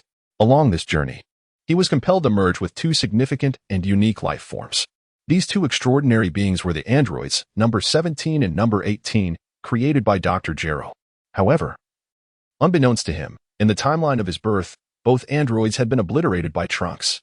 Consequently, Cell was left with no choice but to eliminate Trunks from that era and commandeer his time machine, subsequently returning to an earlier point in time, thus resulting in his current existence. This convoluted logic plunged everyone into a whirlwind of confusion. Lu Linglong remarked, "What on earth is he saying? I find myself increasingly perplexed." Ji Jinhua added, "From the original timeline to the one where Trunks arrived, followed by the timeline of Trunks' victory, and then the timeline where he was slain by Cell. For distinct timelines have emerged." Su Sin interjected, "But isn't this a temporal paradox?" Wang Jinxiu expressed his bewilderment. "I simply cannot comprehend. Just listening to this has turned my mind to mush." Zhuang stated, "According to my computer analysis, this logic suggests there may be even more than 4 timelines." Wang Yi concluded, "Well, if I can't make sense of it, I'll stop trying and continue observing what unfolds next. I wonder just how terrifying Cell's power will be should he achieve his perfect form." Feng Xian noted, "It will likely depend on Goku." With the truth finally revealed, Din ceased his pretense and coldly remarked, "I believe I now understand. How could I possibly allow you to attain your perfect form? You, who possess my cells, are utterly ignorant of the fact that my arm can regenerate. You fool. Then, to Cell's astonishment, he proceeded to detach his withered arm, following a mighty roar. A brand new arm sprouted, nearly identical to the previous one. Realizing that he was not yet a match for the formidable Piccolo, and witnessing the arrival of other warriors that further jeopardized his position, Xiayu resorted to employing Tian's cells to unleash a solar flare. Only then did he make his hasty escape. As he continued his quest for androids 17 and 18, he simultaneously drew upon the life force of Earthlings to enhance his own abilities. Thus, several cities fell victim to his relentless pursuit. Even Krillin, who was on his way to Master Roshi's house, encountered this terrifying being midway and nearly succumbed to absorption. Fortunately, Piccolo arrived just in time to save him from peril. At that moment, the viewers in the expressed their relief for Krillin's survival. Zhuge Qing remarked, "Thank goodness Krillin is alive. Otherwise, this fellow would be finished." Lu Linglong added, "Historical experience tells me that even if Cell kills Gohan, it's crucial not to let him eliminate Krillin." Humorous, Zhang Chulan congratulated Cell, stating, "Congratulations to Cell for preserving a life." Wang Yi remarked, "However, allowing him to continue absorbing like this is untenable. If he persists, his power will inevitably surpass Piccolo's, and we will all be in grave danger." Meanwhile, Goku, whose heart condition had been successfully managed, joined forces with Vegeta, bringing their sons into the hyperbolic time chamber. In this realm, a single day outside equates to a year within. Thus, after a period of training inside, they hoped to emerge capable of defeating these formidable androids. Yet, the situation regarding Cell remained unknown to them for the time being. Chapter 67, Devouring Android 17, a step closer to perfection. On the other hand, Piccolo was unable to locate the android Cell, and thus chose to confront the three androids, coming face to face with Android 17. Of course, Piccolo had his own scheme. Since he could not find Cell, his plan was to eliminate androids 17 and 18, thereby preventing Cell from achieving his ultimate form. In the chat group, Susi remarked, "Indeed, Piccolo possesses the highest intellect among them. He knows how to sever the enemy's retreat from the very source." Lu Linglong countered, "However, I believe it is unnecessary to take such drastic measures. Why not have a discussion about Cell and unite against him instead?" Zhuge Qing replied, "It would be futile. Even if you spoke, they may not believe you and might think you're merely stalling." Song Long suggested, "Could we perhaps avoid attacking 18 and focus solely on 17? By Shirshu equipped. Hey, aren't you the one who has always liked Linglong? Have you so quickly found affection elsewhere?" Song Long excitedly responded, "Could it be that the goddess Linglong might accept me?" Lu Linglong retorted, "Bye, kindly keep your mouth shut." Lu Ci interjected, "All right. Let us focus on the battle, observe more, and speak less." It must be noted that after merging with the Supreme Kai, Piccolo's combat power had escalated significantly. During his previous confrontation with Cell, the latter had only fled, failing to showcase the former's overwhelming dominance. However, when faced with the audacious 17, Piccolo's formidable aura was fully revealed. The two engaged in an intense battle, resulting in a stalemate after an extensive clash. Just as Piccolo was determined to eliminate androids 17 and 18 to thwart Cell's transformation into his perfect form, Cell arrived on the battlefield after absorbing a significant number of beings and augmenting his power.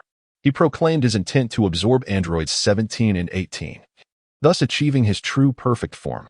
Yet, 17 dismissed Cell's declaration with contempt, retorting, "What foolishness are you spouting? You think you can absorb me? I will not let this grotesque creature do so." At that moment, Android 16, who had remained silent until now, expressed profound fear for the first time. "Run, 17. The disparity in our powers is too great. You are no match for him. We cannot allow him to become perfect. His ambitions extend beyond merely defeating Goku. He seeks to annihilate the entire universe." Regrettably, the 17th model, whether as a human or as an artificial being, possesses a significant flaw, an excessive arrogance. Even when confronted with the admonitions of the 16th model, he dismisses the threat posed by Cell entirely. He audaciously initiates an assault, intending to catch his opponent off guard. Alas, in response to his attack, Cell merely delivers a single elbow strike, rendering him utterly defeated. It is remarkable how this individual has absorbed a vast amount of energy, enabling him to triumph over Piccolo, once an insurmountable foe, through sheer overwhelming force. With just one punch, he sends Piccolo sprawling to the ground. At this juncture, the 16th model interjects, "You should flee while you still can, 18th. The 17th model is impervious to reason, should he be absorbed." no one would be capable of confronting him. The 18th model, unlike the 17th, is less obstinate.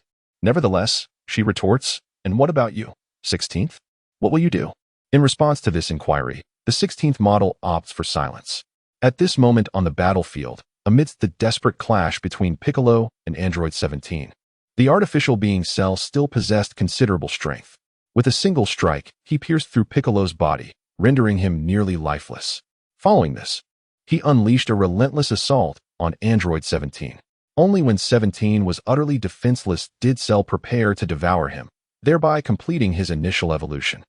It was at this juncture that Android 16 finally displayed a smile and began to approach the battlefield. Observing this, Android 18 hastily called out to him. What are you planning to do, 16? Stop. You will be killed. In response to her admonition, Android 16 slowly turned, his smile widening as he replied. You and 17 are good people.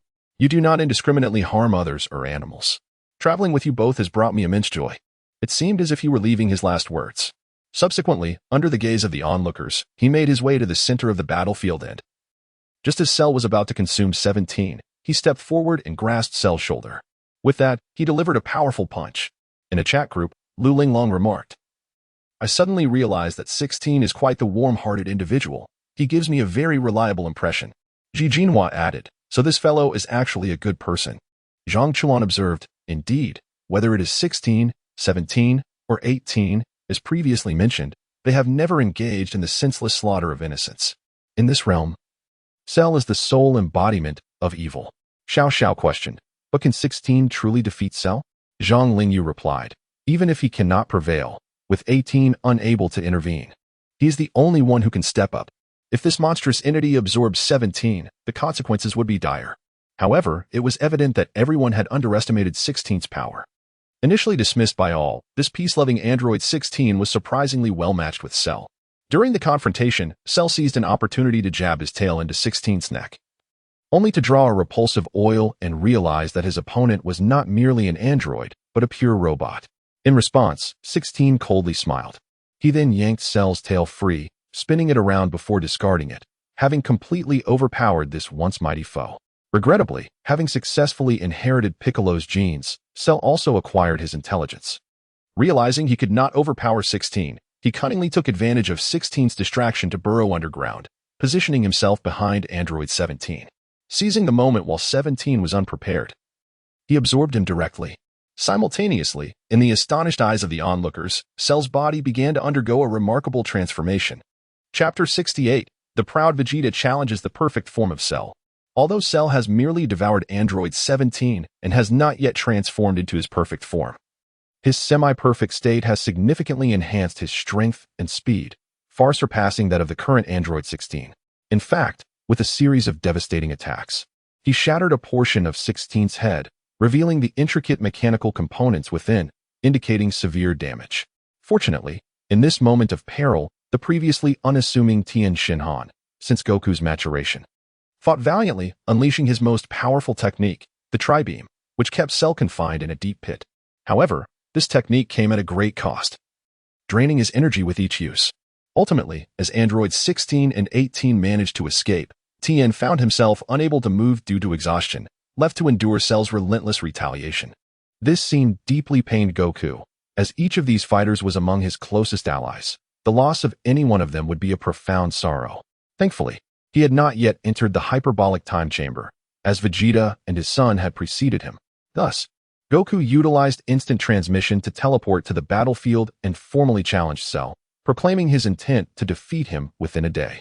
He then rescued Tien and the barely conscious Piccolo, using instant transmission once more to return to the sacred world and provide them with senzu beans, thereby saving their lives. This scene left the onlookers astonished. Zhuge Qing remarked on Goku's bravery, while Tien bashfully touched his head. Lu Linglong noted the almost supernatural utility of Goku's instant transmission, allowing effortless movement across various spaces, making rescue and escape remarkably convenient. Wang Yi pointed out that mere evasion would not suffice, for Cell aimed to annihilate the entire universe. Only through direct confrontation could victory be secured. Feng Xiayan expressed concern about whether Goku could truly defeat such a formidable foe within a single day. Even with the time dilation of the hyperbolic time chamber, Zhang Chulan observed that those who previously doubted Goku had been proven wrong. While Su Si expressed a desire to witness how the formidable opponent would act, speculating that he had already arrived on the battlefield. As his words settled, within the sacred world, Vegeta and Trunks, having undergone transformative training in the time chamber, swiftly made their way to the battlefield, prepared to confront Cell. Yet, Android 18 harbored doubts, recalling that this adversary had previously been unable to defeat her, and even with recent improvements, he could not possibly rival the terrifying Cell.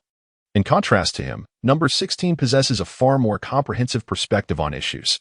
He can sense that at this moment, Vegeta is no longer the same as before, having experienced a significant enhancement in his combat prowess. Consequently, he hastily advises number 18 to make a swift escape once the battle commences, believing that the situation will be manageable under Vegeta's oversight. Perhaps due to his own possession of Vegeta's data, Cell shares a similar attitude to that of number 18, dismissing the notion that this individual could possibly prevail against him. Thus, he resorts to taunting, even going so far as to assert that the cells of this inferior Saiyan should feel fortunate to merge into a being of his cosmic superiority. However, his amusement is short-lived. Upon unleashing his full power, Cell soon realizes that Vegeta's energy has transformed into something utterly terrifying, rendering him an entirely different entity from the being he once faced, an inconceivable disparity. As events unfolded, he began to encounter the relentless onslaught of Vegeta, truly experiencing the harsh realities of societal disdain. In the chat group of extraordinary beings, Xiayu remarked, "I feel that every time Goku prepares to strike, Vegeta manages to look impressive." Zhuge Qing added, "It is unfortunate that his charm lasts no longer than 3 minutes before he faces a severe beating. If only he could temper his pride, perhaps things would be much better for him." Su Si interjected, "If he were to truly change, he would no longer be Vegeta." Su Sen observed, "The main issue is that this guy is simply too trouble-prone." Vegeta retorted, "You weaklings dare to criticize me? I, the Prince of the Saiyans, am not someone you can belittle." Song Long chimed in, Yes, you are the best, all right." Zhang Chulan commented, "Some people seem to think he is indeed exceptional." Su Si sighed, "Vegeta, it's not that you lack strength, but your arrogant shortcomings will undoubtedly become your downfall." Vegeta, with a haughty expression, shot back, "Fragile earthlings, I do not need your reminders." In truth, Su Si's words were merely casual observations based on past experiences, yet surprisingly, they struck a chord. During the fierce exchange, upon realizing he was no match for Vegeta, Cell, filled with hatred, began to boast that if he were to transform into his perfect form, his opponent would stand no chance. Only then would he be the strongest in the universe. While this might have been tolerable once or twice, his incessant boasting soon caught Vegeta's attention. As the Prince of the Saiyans, Vegeta was not one to shy away from a challenge. He arrogantly urged Cell to absorb Android 18 and attain his perfect form. Indeed, in his hubris, he was challenging Cell's perfect state. This declaration brought a gleam of delight to Cell, who recognized the strength of the Saiyan before him, yet also noted his reckless audacity in daring to challenge his perfect form. Was this not akin to courting death? Thus, with a sinister grin, he prepared to flee in search of Android 18 when he was confronted by Trunks. Unlike his carefree father, Trunks had been shaped by the devastating experiences with the artificial beings of the future, making him exceedingly cautious and determined not to allow Cell to escape. Cell, who had just been granted a reprieve by Vegeta, now found himself obstructed by an even more formidable opponent. In a moment of desperation, he called out to Vegeta, "Hey, Vegeta, can you deal with this annoying brat?" This scene was undeniably classic. In the Extraordinary Beings chat group, by Xiayu reminisced, "I remember not snitching to my parents by the age of 10. I had no idea that Cell could exhibit such a side." Ji Jinhua countered, "I actually see it as a clever tactic. After all, it is the only way for him to swiftly extricate himself from Trunks." LCI, what a fool. This Vegeta actually intends to allow the enemy to grow stronger. Isn't this akin to nurturing a tiger? How could such a temperament produce a remarkable Saiyan like Trunks? Of course, not everyone else focuses on Cell. Over with Krillin. There is also much to observe. Zhuge Qing, am I the only one who thinks that Krillin is quite adept at charming the ladies?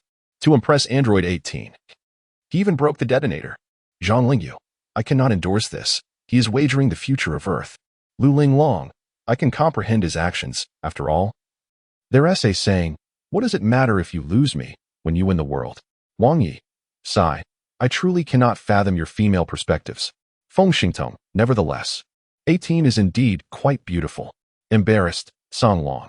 Am I the only one concerned about Zhang Chulan's earlier promise of remaining single for life? Zhang Chulan. I never said that. I take it back. It was merely in the video.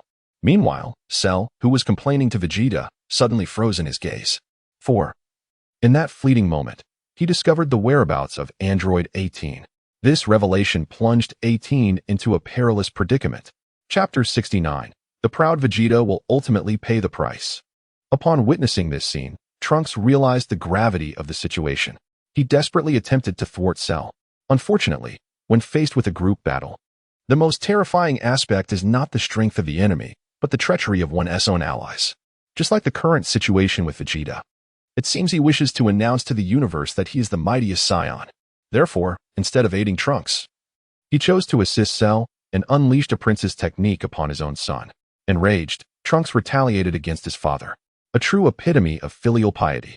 Subsequently, under the relentless efforts of Android 16 and Krillin, although they managed to delay Cell momentarily, they could not halt his advance. Ultimately, seizing upon Android 18's waning strength, he approached her step by step, a sinister smile plastered across his face. Then, utilizing his tail to expand, he indeed managed to engulf Android 18, completing his final transformation. Thus, Cell achieved his perfect form. Alien chat group, Song Long. Woe is me. That wretched Cell would dare to assimilate such a beautiful being as Android 18. I must slay him. Zhang Chulan. How peculiar, his power has increased. With a charming smile, Ji Jinhua. The current Great Trunks must feel utterly despondent. Despite his desperate attempts to intervene, he could not withstand the treachery of his father. Sever the father-son relationship. I support you. Dragon Ball, Trunks, Great No. Actually, my father is quite strong too.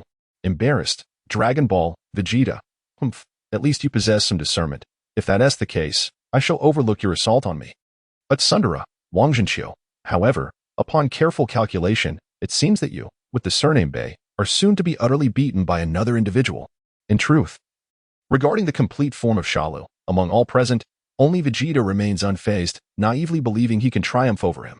The transformation of Cell emanated an overwhelming aura, instilling a sense of unease even among the Namekians residing on a distant planet, who sensed that something ominous was unfolding on Earth. The newly appointed Grand Elder unequivocally stated, "Although I am unaware of the circumstances on Earth, if this continues, not only will Earth be at risk, but the entire universe may face obliteration."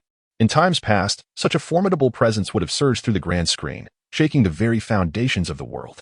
Fortunately, with recent system upgrades, the resilience of the grand screen has significantly enhanced, preventing a recurrence of the catastrophic events of yore. Nonetheless, the powerful aura emitted during Cell's transformation still radiated a blinding light through the screen, leaving the audience momentarily blinded. As the brilliance faded, the fully transformed Cell revealed himself, leaving the onlookers in awe. Their immediate impression was that he had become considerably more handsome. Yet, the menacing aura he exuded was equally formidable, causing all present to tremble in fear, save for the proud Vegeta, who appeared unfazed. Little did he realize that by maintaining such composure, he was unwittingly digging his own grave. At this moment, Krillin remained ensnared in the agony of the departure of number 18. Thus, when confronted with the monstrous entity before him, he naturally harbored immense resentment. Strangely, he cast aside his trepidation and charged forward, unleashing a flurry of punches and kicks. Regrettably, he inflicted not the slightest harm. This outcome was, however, anticipated. In response to Trunks' relentless assault, the creature remained unfazed, merely observing the two combatants with a derisive smirk, mockingly exclaiming, "Impressive. Your combined attacks are quite commendable." Infuriated by this taunt, Krillin shouted, "Step aside, Trunks." Subsequently, he summoned all his strength and unleashed his signature technique, the Qianzhen, aimed directly at Cell. This formidable attack, a hallmark of Krillin's prowess, possessed the capacity to cleave through any obstacle in existence. It had once severed Frisia's tail in two on Namek, showcasing its terrifying potency. Midway through the attack, fearing that Cell might evade, he foolishly uttered the words, "Don't move, Cell." Yet, to his astonishment, Cell remained utterly still, seemingly assured that this technique posed no threat to him. Then, with a resounding crash, the Qianzhen, capable of slicing through all, shattered into mere fragments as it struck Cell's neck, as if it had encountered an impenetrable barrier. The latter retaliated with a mere flying kick. Remarkably, This singular strike rendered Krillin in a state of near death, collapsing to the ground, barely clinging to life. Such a scene was utterly terrifying. In the chat group, by Xiayu remarked, "Her bald head, always the first to suffer, yet this time he has shown some courage." Zhuge Qing added, "However, that crafty fellow Cell didn't kill Krillin. Otherwise, Goku would undoubtedly come and obliterate him." Zhang Chuan chimed in, "Anyone can be killed. Just don't let it be the bald guy." Smirking, Krillin lamented, "Am I really affecting everyone's output just by being alive?" Indignantly, yet, beneath the jest, the group remained genuinely apprehensive about Cell's newfound strength. After all, he had previously been thoroughly defeated by Trunks, and now he seemed completely immune. The magnitude of this enhancement appeared utterly absurd. Meanwhile, Vegeta still failed to grasp the gravity of the situation, even going so far as to mock, "What's this? You're so pleased to have defeated such a worthless opponent? It seems that despite achieving your perfect form, it's not all that impressive." To this, Cell politely retorted, "Your words are quite rude. How about you serve as my warm-up exercise?" Vegeta's confidence persisted until the official commencement of the battle. As he unleashed a tempestuous onslaught, Cell seemed to defend himself with remarkable nonchalance. Yet, this casual defense effectively thwarted Vegeta's attacks, akin to playfully toying with a child. Simultaneously, it ignited a fierce anger within Vegeta. After numerous unsuccessful attempts, he resorted to his well-practiced royal combat techniques, bombarding Cell with a flurry of strikes. Alas, in that moment, he had lost his precision. His strikes were akin to mere tickles, inflicting no harm upon his opponent. In contrast, Cell effortlessly retaliated, delivering a kick that sent Vegeta sprawling 10 paces away, landing him unceremoniously in the water, a stark contrast to his earlier demeanor. It could indeed be considered a gratifying turn of events. Chapter 70, The Cell Games, a Challenge to Warriors Worldwide. Zhuge Qing, watching Vegeta getting pummeled brings me an unexpected sense of delight. Lu Ling Long, this is the most supportive episode for the antagonist. LVCI, ignoring the wisdom of elders, the consequences are evident before your eyes, young man. Do not be overly reckless. Xiao, that kick from Cell has alleviated my decade-long cerebral thrombosis. Ji Jinhua, nevertheless, one must ponder, the disparity in Cell's capabilities is astounding, having merely absorbed Android 18. He went from being thoroughly dominated by Vegeta to turning the tables. Can this being truly be called human? By Xiayu, he was never human to begin with. After landing a decisive blow that felled Vegeta, Cell crossed his arms and mockingly remarked, "How ironic. Not long ago, you told me our disparity was insurmountable, and that engaging with me held no meaning. Now, I return your words to you." It was only when Vegeta had completely lost consciousness that Trunks was ready to take action. The reason he provided was that he could not bear to let his father know he had surpassed him, which indeed served to preserve Vegeta's pride. The transcendent Trunks had indeed surpassed Cell in strength. After a fierce battle, he gained the upper hand purely through his power. Alas, after numerous skirmishes, Cell had discerned his weakness. He then remarked, "I concede that your strength exceeds mine. However, with this alone, you remain incapable of defeating me." Naturally, Trunks did not believe these words, and he charged forward once more, intent on overpowering the fiend with his newfound might. Yet, every one of his strikes was deftly evaded. In fact, due to his excessive exertion, Trunks soon found himself breathless after only a few exchanges. Even the onlookers could see that while his power had indeed grown, his speed had correspondingly diminished. Meanwhile, within the hyperbolic time chamber, Goku, who could also attain such a form, demonstrated it before Gohan. Highlighting its shortcomings, this form may appear formidable, and its power is indeed substantial. However, with muscles expanded to such an alarming degree, although strength increases, speed diminishes. Regardless of how great the power, if it cannot land a hit on the opponent, it is utterly meaningless. Consequently, it is impossible to defeat a monster like Cell.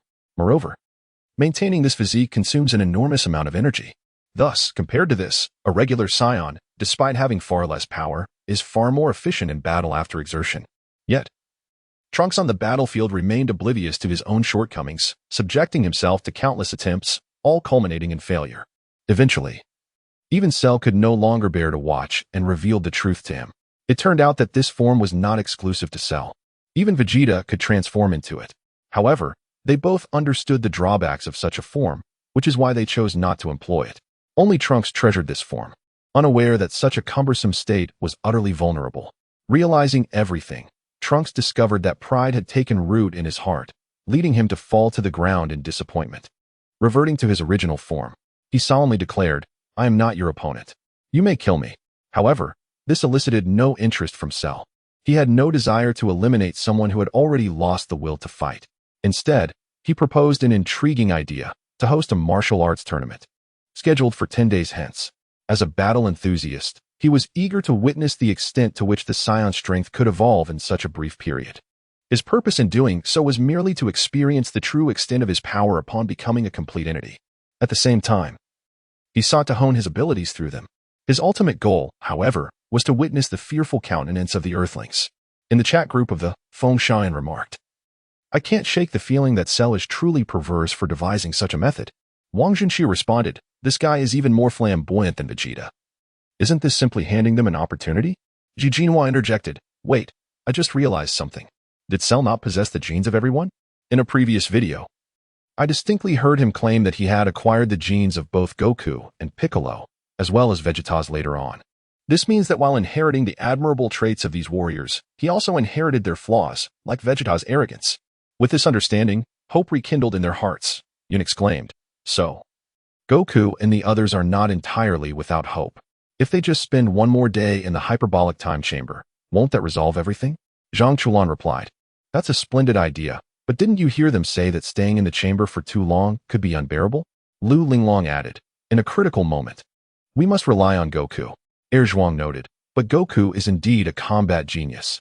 He actually thought of maintaining the Super Saiyan form in its base state while enhancing physical training.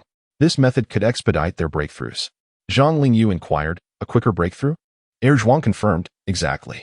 This means that when they adopt Super Saiyan as their norm and continue to break through from that state, they will evolve into Super Saiyan too."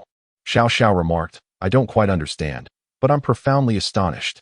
What no one anticipated was that Cell would convey the specifics of the tournament through a televised broadcast.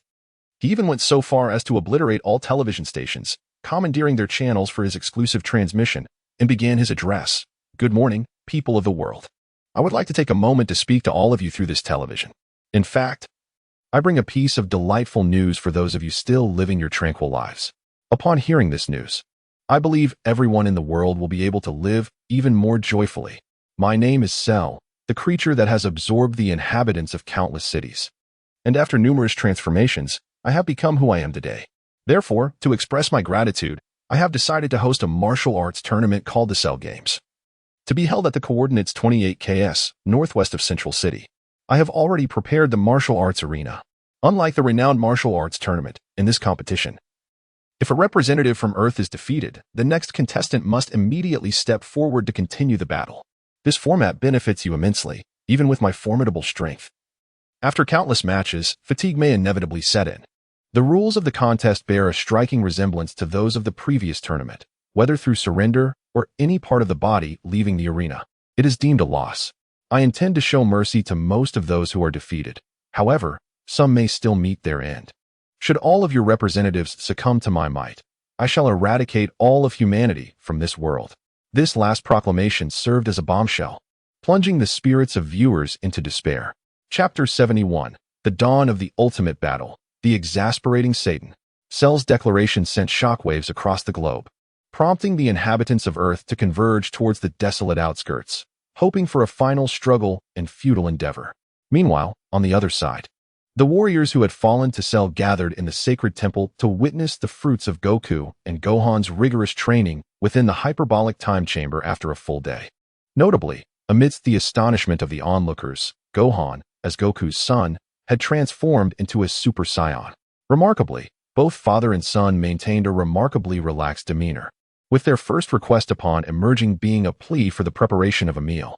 It was only Vegeta who noticed that these two had astonishingly sustained their Super Saiyan forms in a natural state. He inquired, "So, Kakarot, do you have confidence in defeating Cell?" Ryukon's response was, "But I have yet to witness the perfect form of Cell." With that, he executed a swift, instant transmission, appearing atop Cell's arena, where he engaged in a cordial and amicable exchange. Ultimately, after gauging Cell's formidable power, Ryukong remarked, "I believe this match will be truly spectacular." He then instantaneously returned, sharing with everyone his astonishment. "I never anticipated that Cell would become this powerful. If he were to unleash his full strength, I cannot fathom the extent of his might. Therefore, I fear I may not be able to defeat him.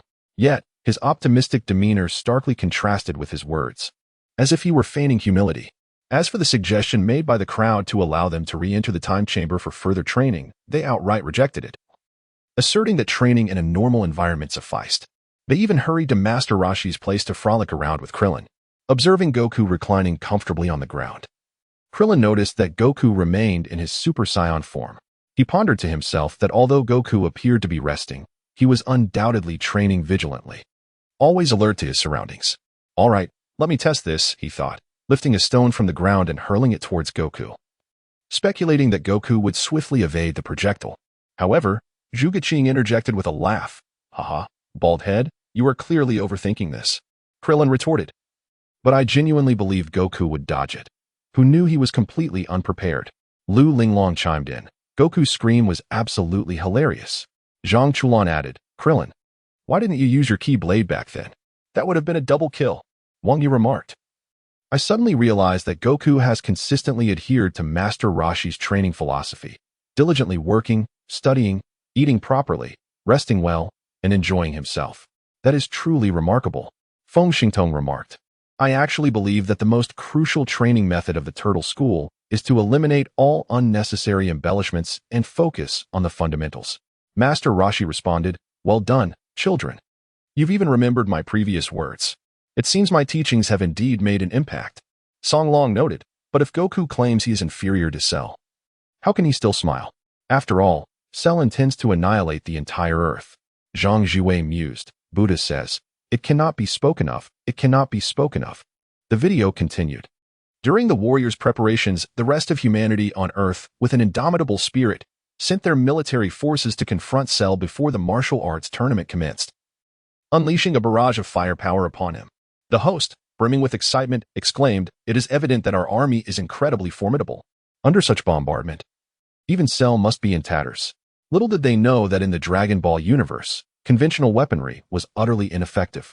This was most clearly illustrated when, after their assault, Cell remained unscathed, and with a mere wave of his hand, he reduced the fleeing soldiers to ashes. Due to the previous demise of the Supreme Kai, the Dragon Balls have also been shattered. In his quest to resurrect the fallen, Goku embarks once more on the journey to find a new Supreme Kai. He returns to the residence of the Namekians and selects Dandy, bringing him back. Under the tutelage of Piccolo, Dandy successfully utilizes the Namekian Dragon Balls to restore the Dragon Balls. However, aside from them, there exists another martial artist named Satan, who also wishes to participate in the Cell games. With the title of World Champion, he captures the attention of the audience, being hailed as the only one with hope to defeat Cell. Yet, his demeanor appears rather unsavory. It isn't until his two disciples dramatically fall in their battle against Cell that Goku makes his entrance to engage in combat. While Satan continues to spout fanciful claims, this must be an illusion. I can see through their tricks. Only I, Mr. Satan, can ultimately defeat him. Undoubtedly, his grand proclamations become the source of public adulation. Concurrently, he becomes a point of ridicule among viewers. Zhang Chulan exclaims, I wish Cell would eliminate this nuisance quickly. He is quite bothersome.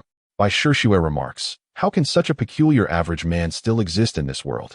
Does he genuinely believe he can defeat Cell? Is he devoid of any self-awareness? Zhuge Qing comments, Cell's punch was surprisingly gentle. He should have been obliterated. Zhang Lingyu adds, I almost want to cheer for Cell. Krillin reflects, I was thinking the same thing at that moment. Wang Yi concludes, forget it. This guy is just a comedian. Let us focus on Goku. Lu Linglong questions. But is Goku really certain he wants to unleash the Kamehameha from above? If he does, he might obliterate Earth. At this moment, in the video, facing the incredulous expression of Cell, Goku disregards everyone's warnings and begins to fully charge the Kamehameha, seemingly poised for action. Chapter 72, Goku gives in. The strongest heir emerges. What? You. Seeing Goku ready to strike, Cell is utterly bewildered. The information provided by the doctor indicated that Goku has always been Earth's protector. Why then would he choose such a reckless method that could potentially annihilate the planet to confront him? This is inconceivable. However, what no one anticipated was that, at the very moment when the Kamehameha was about to be unleashed with full force, Goku unexpectedly utilized instant transmission to place himself directly in front of Cell, wearing a triumphant grin. Seizing the opportunity while his opponent was taken aback, He unleashed the Kamehameha with tremendous ferocity. In an instant, the air was filled with swirling dust and debris. This formidable Kamehameha obliterated Cell's upper body, nearly annihilating half of him. Alas, Cell, possessing the genes of Piccolo, felt no fear in the face of such destruction. Even with his head and arms shattered, he was still able to gradually restore his mangled form using the remnants of his lower body, returning to his original state. Witnessing this spectacle, Goku was not particularly surprised. Instead, he chuckled. I can't believe I forgot that you possess the ability to resurrect. Just now, I thought I had secured victory. However, after experiencing this revival, I can sense that your energy has significantly diminished. To this, Cell retorted, likewise. Aren't you also panting from exhaustion? Let us continue. At this juncture, he smirked coldly. But I must warn you, employing the same tactic again will undoubtedly prove futile. To be frank, regardless of Cell's malevolence, this visceral clash truly captivated the onlookers, who eagerly voiced their opinions. Zhuge Qing remarked, though this battle lacks the dazzling effects of Vegeta's, it embodies the essence of true combat. Wang Yi added, Goku's focus on martial arts sets him apart from the others. Lu Linglong observed, moreover, Goku's combat intuition is remarkably high. He managed to devise such a strategy that even startled Cell. Wang Zhenxiu commented, thus, although Cell may possess greater energy according to Karen, Goku's wealth of combat experience renders victory plausible. Zhang Lingyu likened it to a scenario in the wilderness where, no matter how formidable Tyson may be, he could never outmatch a mountain special forces soldier. Bai Shihui cheered, Goku, give it your all. However, the subsequent actions of Goku left the crowd bewildered. After a prolonged exchange of blows, Goku's stamina was visibly waning. To their astonishment, he donned a serene smile and declared, I surrender. I am now acutely aware of your strength, Cell. Therefore, I have decided to concede. This proclamation left the warriors behind him in utter shock. What? Surrender? How is that possible? Goku never utters the word surrender. What is going on? Seated before the television, Chi-Chi fainted at this spectacle, for Goku's words were utterly contrary to reason, as if he were coerced into uttering them. Lu Linglong implored, Goku, if you are being threatened, just blink. Wang Yi remarked, this is so uncharacteristic of Goku. I sense something amiss. Zhuge Qing pondered, why has Goku, who never spoke in defeatist terms before, suddenly changed? Ji Jinhua noted, the critical point is, if Goku surrenders, who among us could possibly defeat Cell? Zhang Lingyu countered, I rather believe there must be a purpose behind his actions. Lu Xi scoffed, humph. This little brat has become so inscrutable that even I cannot fathom him. His words left even Cell in a state of profound astonishment, prompting a stern warning. Son Goku, do you comprehend the implications of your statement? You are aware, are you not? If this Cell Games concludes without challengers, I shall annihilate all of you Earthlings. You haven't forgotten, have you? In response, Goku asserted, Cell, you are gravely mistaken. My surrender does not imply that there are no warriors among us capable of confronting you. Cell, with a touch of arrogance, retorted, the essence remains unchanged. Regardless of how much power Vegeta, Piccolo, or Trunks may have acquired, they are still not your equals. They are certainly no match for me. At this juncture, the host, ever cooperative, addressed his microphone, all right, Mr. Satan, it is your moment to shine. However, after witnessing the previous skirmish, Satan, despite his bravado, was acutely aware that stepping into the fray would surely equate to a death sentence. Unfortunately, those around him remained oblivious to the peril. They lavished him with unwarranted praise, effectively setting the stage for his downfall. As the saying goes, when faced with uncertainty, one should feign a stomachache. This particular ruse was one Satan executed with remarkable finesse, promptly clutching his abdomen to evade the impending calamity. Yet, Goku's subsequent actions astonished the onlookers once more. Xiao Zai, has this man lost his mind? Necessitating his son to fight? Dragon Ball, Krillin. Poor Gohan, forced to battle such a terrifying foe. Dragon Ball, Piccolo, Luizhi, fool, no matter how skilled his son may be, he can never surpass his father. Zhuang. However, when Goku made that statement, I noticed an intriguing statistic. During the previous battles, Gohan's power level has indeed surpassed Goku's on several occasions. This phenomenon had occurred previously during the conflict on Earth against Raditz. At that time, Gohan's combat prowess genuinely exceeded that of Goku. Furthermore, in terms of potential, Gohan possesses even greater capacity. After all, at the age of 12, Goku was still battling dinosaurs in the mountains, while Gohan, at the tender age of 5, had already ventured to Namek to confront Frieza, even managing to suppress him at times. Each of these instances illustrates that Gohan is an entity of limitless potential. Does this imply that Gohan might triumph over Cell? Inquired Ji Jinhua. Yet, as it stands, Gohan's current strength is merely average, rendering it impossible for him to overcome the menace that is Cell, responded Wang Zhenqiu. To speak candidly, I remain skeptical of his capabilities. Surpassing one's limits is an exceedingly daunting task. However, regardless of the circumstances, since Goku has conceded defeat and has named his son to take the stage, Gohan, despite harboring deep fears, musters his resolve and steps onto the arena. Yet, can he truly prevail against Cell? Chapter 73, Android 16's Sacrifice, Gohan's epic-making transformation. Among those most enraged by Goku's decision is Chi-Chi. Upon hearing Goku's proclamation while seated before the television, she was so incensed that she overturned the set and sent her father, the Ox King, sprawling. Frantically, she exclaimed, "What? Goku intends to pit my Gohan against this fiend. Gohan. Gohan." As the man who had watched Gohan grow since childhood, Piccolo bellowed in disbelief, "Have you lost your mind? Goku? How can Gohan possibly contend with Cell?" Indeed, Gohan's prowess has evolved, but the foe he faces is none other than Cell, someone even you cannot defeat. Goku's rationale echoed that of the two warriors. Piccolo, within Gohan resides an immense power that we can scarcely comprehend. Reflect upon it. This child once fought alongside us against Frieza when he was but a boy.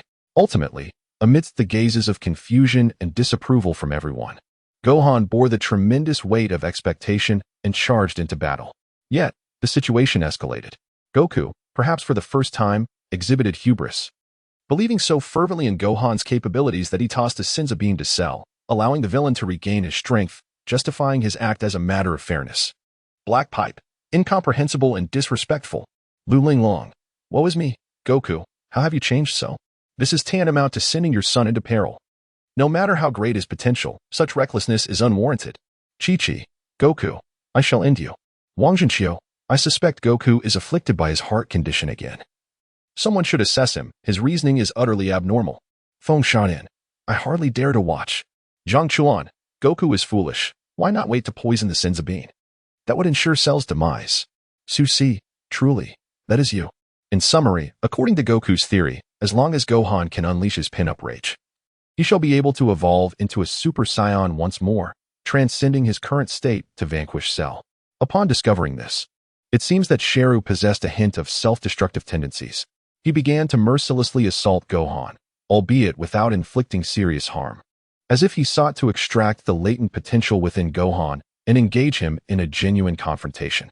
Moreover, in his quest to eliminate the things that Gohan held dear, he even unleashed 7 diminutive versions of himself, initiating one-on-one assaults against the other warriors. Due to Sun Wukong's exhaustion and the considerable disparity in strength among the other warriors, they were swiftly rendered powerless against the relentless onslaught of Little Cell. It was not long before they all succumbed. However, this was not the principal source of Gohan's fury. What truly ignited his wrath was the sight of the pure robot, Android 16, charging forward to embrace Cell despite lacking any energy. In a cataclysmic explosion, he was obliterated, leaving only his head behind. Yet, the final words spoken by this head became the genuine catalyst for Gohan's rage. Gohan, if it is for a righteous cause, there is no shame in fighting. There are indeed beings in this world with whom words cannot suffice. You must unleash your anger without delay. I understand your feelings, but it is time to stop enduring. And remember, I cherish nature and all its creatures. It is you who must protect them. No sooner had he uttered these words than Cell's foot came crashing down, mercilessly crushing the head into oblivion. At this moment, Xiayu let out a cold sneer, exclaiming, "Who asked you to meddle in affairs that do not concern you, worthless fool?" Little did he realize that this very step marked the commencement of his own demise. Meanwhile, Gohan stood in a daze, his gaze captivated by the unfolding spectacle, as visions of nature danced before his eyes, reminiscent of birdsong.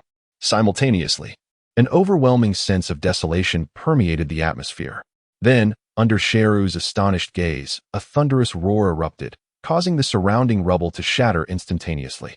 It was as if the earth echoed the lamentations of his heart, fracturing violently and trembling incessantly. The ruptured ground resembled immense scars, mercilessly revealing the anguish and fury of the planet, while an endless cloud of dust obscured the heavens, heralding both a future and a glimmer of hope. As the roar subsided, the parched earth resembled a withered canvas, starkly laid bare under the golden light, eternally bearing the tribute of fallen warriors to those who still breathed, along with an everlasting glory. Upon witnessing his demeanor, Cell mistakenly believed that he had merely enhanced his strength like Trunks had before. Thus, he unabashedly mocked, "You, like Trunks, have committed the same blunder. Simply augmenting your power will not suffice to triumph over me." Unbeknownst to him, this was merely the precursor to what was to come. In a surge of unbridled fury, Gohan's golden aura coalesced into arcs of lightning, his hair becoming significantly more voluminous, and the oppressive energy radiating from him astonished even Cell. Once his transformation concluded, Gohan, facing Cell and the throng of brutal warriors behind him, coldly declared, "I will never forgive you. This is utterly intolerable." He then advanced with deliberate steps, sweeping his hand to reclaim the senzu beans that Cell had seized, a speed so remarkable that it left Cell utterly astonished. Subsequently, those diminutive Cell clones were swiftly vanquished with but a few casual moves. The sheer force of the air was so tremendous that it caused the television station to explode instantaneously, even in the realm of the extraordinary. The recently upgraded large screen trembled slightly under the impact. Fortunately, this tremor soon subsided, allowing the beings of that world to exhale in relief. Songlong remarked, "I still vividly recall the moment Goku transformed into a Super Saiyan.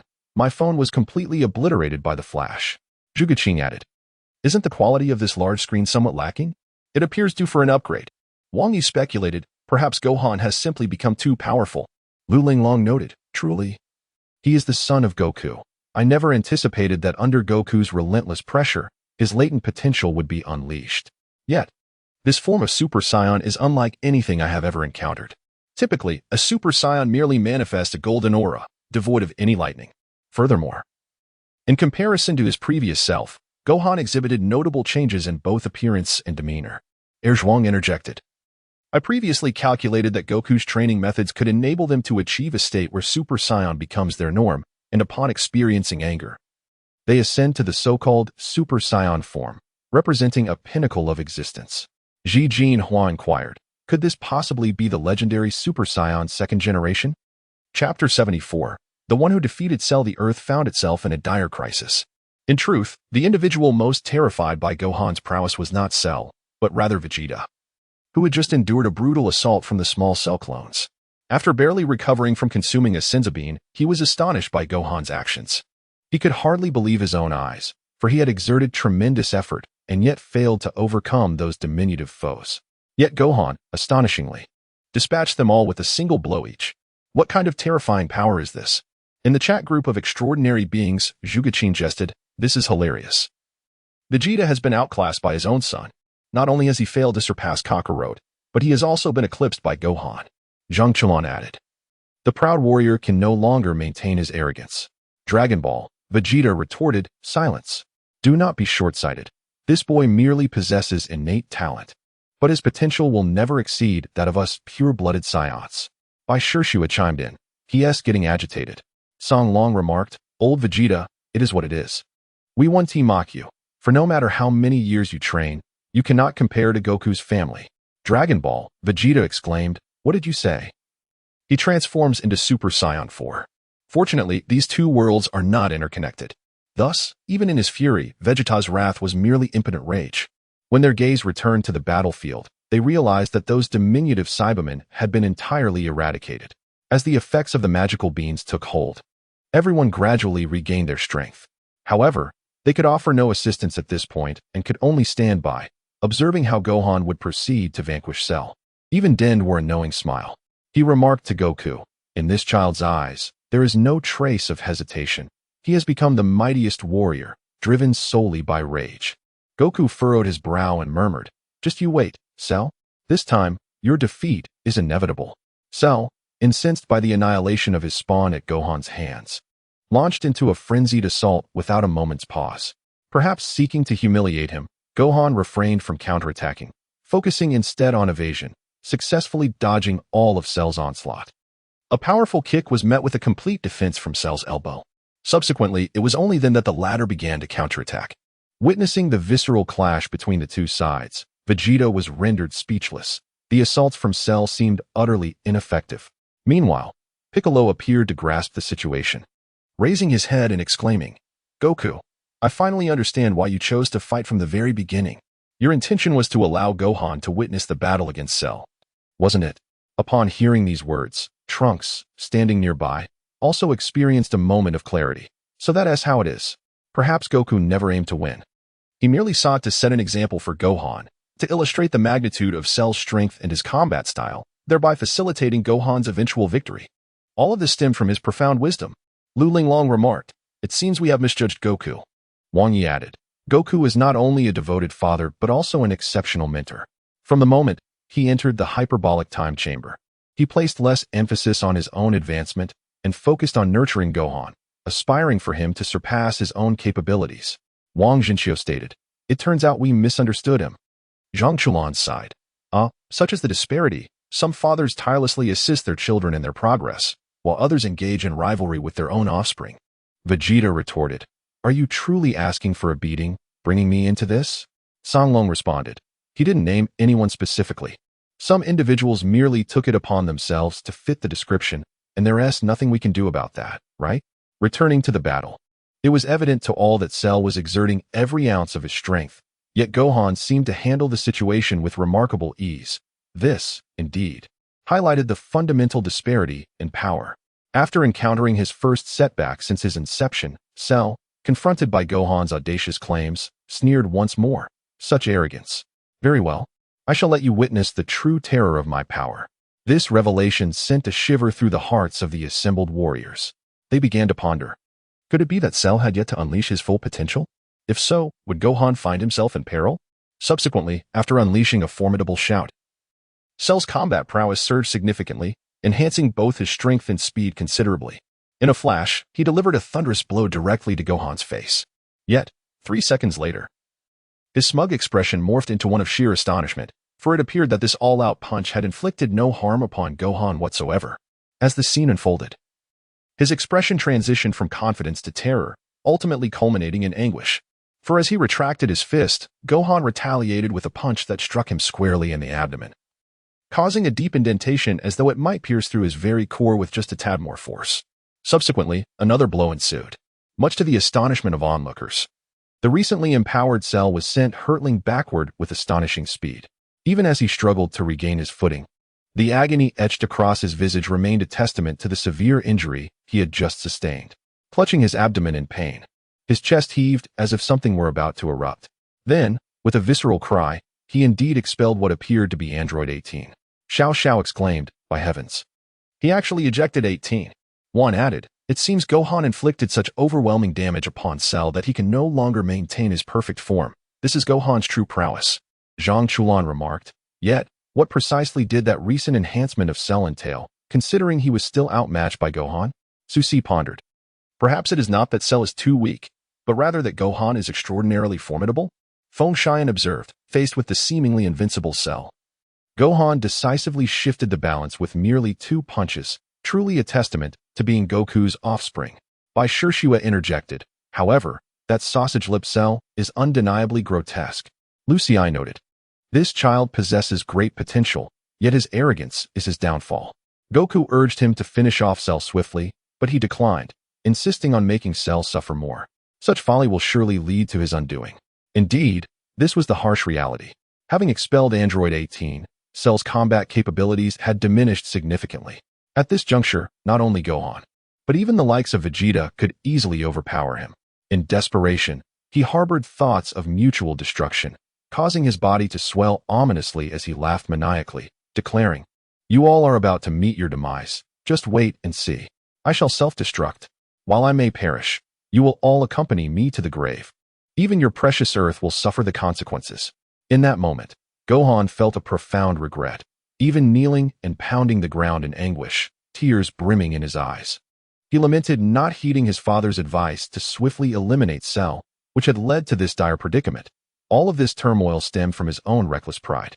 The explosion is utterly unstoppable. In other words, the Earth will be reduced to ashes in just 10 seconds. However, at the moment when despair envelopes everyone, a figure steps forth to shield them all. Chapter 75, The Teachings Across the Yin-Yang Realm, The Final Confrontation. You have truly performed admirably, Gohan. Upon your return, please convey my apologies to Mother. Forgive my selfishness in making unilateral decisions time and again. Upon witnessing the final smile of his father, Gohan appears to suddenly grasp something profound. At that moment, Goku is poised with 2 fingers against his forehead, preparing for his instantaneous movement.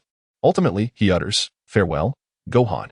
In the next instant, Goku's imposing figure, along with the self-destructing cell, vanishes from this realm, leaving behind only the anguished cries of Gohan, Krillin, and the others. As for their destination, it is now the North Kai's planet. Damn it, why have you brought this creature back? The North Kai is thrown into a state of panic upon beholding the colossal entity before him, as if he has encountered a ghost. Yet, an impending explosion that threatens to annihilate everything in its vicinity is akin to a specter, and perhaps even more terrifying than one. In response to his inquiry, Wukong could only offer a helpless smile and said, "I apologize, Lord of the Realm, but all I could do was bring him here." Unbeknownst to Xiayu regarding the events that had transpired, he let out a furious exclamation of frustration before his body succumbed to an uncontrollable state of readiness. As the energy within him reached its zenith, the terrifying force surged forth, engulfing the entirety of North Kai's planet, along with Goku, North Kai himself, and the accompanying Baburus and Bregali, all submerged in a sea of blinding light. Moreover, in an instant, North Kai's planet was rendered to mere nothingness. In the chat group of the extraordinary beings, Lu Linglong remarked, "What is Goku doing? He has evoked both tears and laughter. It is so touching that he selflessly sacrificed himself for the earth, yet I ended up exclaiming, and all my merits have vanished." Jijinwa added, "Indeed. I found it amusing as well." Zhuge Qing chimed in, "Ha ha ha. North Kai expresses his gratitude, for it is you who has warmed the seasons." Su Xin questioned, "What grievance does North Kai have?" Bai Shishua pondered, "Am I the only one who feels sympathy for that gorilla and that insect?" Lu Xi sighed, "Alas. While the outcome is somewhat favorable, it is lamentable that Goku has become an unwarranted casualty.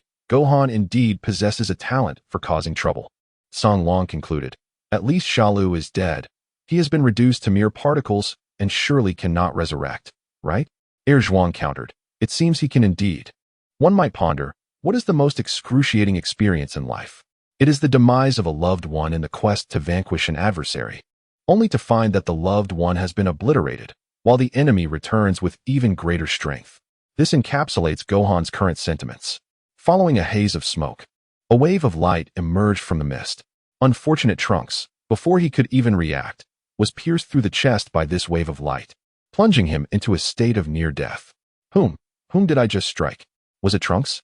As this familiar voice resonated, amidst the astonished gazes of all, a figure slowly emerged, completely unscathed, embodying the perfect form of Cell. Remarkably, this individual, in a bid to clarify his inexplicable resurrection to the bewildered onlookers, took the time to elucidate his circumstances. It turned out that within his brain resided a crystal core, the true essence of his life. As long as this core remains intact, Cell shall endure eternally. In the recent explosion, the crystalline core within Cell's brain astonishingly survived, gradually restoring his physique to an immaculate state. Most terrifyingly, Cell possesses the genes of a Saiyan. Thus, having experienced this brush with death, his power underwent a qualitative transformation, akin to Gohan, radiating golden light accompanied by arcs of lightning. Undoubtedly, he ascended to become a second-generation Super Saiyan. The battle resumed. However, Zhuge Qing observed, "It is evident that although the prince displays a certain arrogance, he genuinely loves his son, plunging into a state of fury for his sake." Wang Zhenxiu interjected, "But why resort to the prince's battle tactics? Isn't that a strategy destined for defeat?" Zhang Chulan quipped, "Thus, he is lost." Humorously, Lu Linglong remarked, "This fellow seems to have cheated. Despite being obliterated, he revived and even enhanced his strength, now overpowering Gohan. This is significantly stronger than the previous Frieza who could not resurrect." Yun added, "Frieza expresses his gratitude for being remembered." Su Si humorously noted, "Let me tell you a joke. The Cosmic Emperor Frieza?" Yet, jokes aside, Cell's augmentation surpassed everyone's expectations. In the midst of their conflict, Gohan even suffered the loss of his left arm. As Cell unleashed his Kamehameha wave, Gohan, in a moment of despair, uttered discouraging words. At that moment, Goku's voice, a beacon of hope, resonated once more. "What nonsense are you spouting, Gohan? To surrender so easily is uncharacteristic of a Saiyan." Meanwhile, in the other world, Goku employed his old method, placing his hand on King Kai's back, conversing with his son, "The world's last hope. You carry the blood of the warrior race. the Saiyans. Seize this moment and unleash your Kamehameha with all your might. This will surely defeat Cell. Goku's encouragement served as a soothing balm for Gohan, dispelling his fears. Even with but one hand, he concentrated all his energy into a Kamehameha wave, creating a counterforce against Cell's assault. As Gohan struggled to maintain his stance, the other warriors rallied, exerting their full strength to attack Cell from behind, alleviating Gohan's burden. Ultimately, the only one capable of breaching Cell's defenses, Vegeta, summoned all his power, delivering a descending strike that genuinely impacted Cell. As Gohan seized the opportunity, he gritted his teeth and unleashed his utmost potential. In the duel of masters, every second counted. Thus, in the fleeting moment when Cell faltered, Gohan's Kamehameha, akin to a ferocious beast, devoured his opponent's energy wave. Amidst the brilliance, Gohan, with one hand braced, lifted a leg, his body in tatters, yet he summoned the last vestiges of his fighting spirit to sustain his weary form. Together with his father, he fought to safeguard the Earth. In that instant, inheriting Goku's indomitable will, Gohan transformed into a veritable god of war, the shockwave emanating from his hands completely enveloping Cell. Fortunately, the large screen exhibited commendable resilience. Thus, even as the scene before the spectators was engulfed in blinding light, they could still witness Cell's body gradually disintegrating under the relentless onslaught of the Kamehameha, even the core within his mind utterly annihilated, leading him inexorably to the end of his existence. Chapter 76. 7 years later, a new adversary approaches. Regrettably, due to having perished once before, Goku could not be resurrected again. However, just as everyone contemplated using the Dragon of Namek to bring him back, Goku's voice reached them through King Kai. I am speaking to you from the afterlife. Please allow me to finish. He then began to reminisce. Long ago, I remember Bulma once told me that those villains seemed to have been drawn to Earth because of me. In hindsight, it does appear to be the case. Hence, I believe that in my absence, perhaps Earth could indeed attain peace, a sentiment that King Kai concurs with.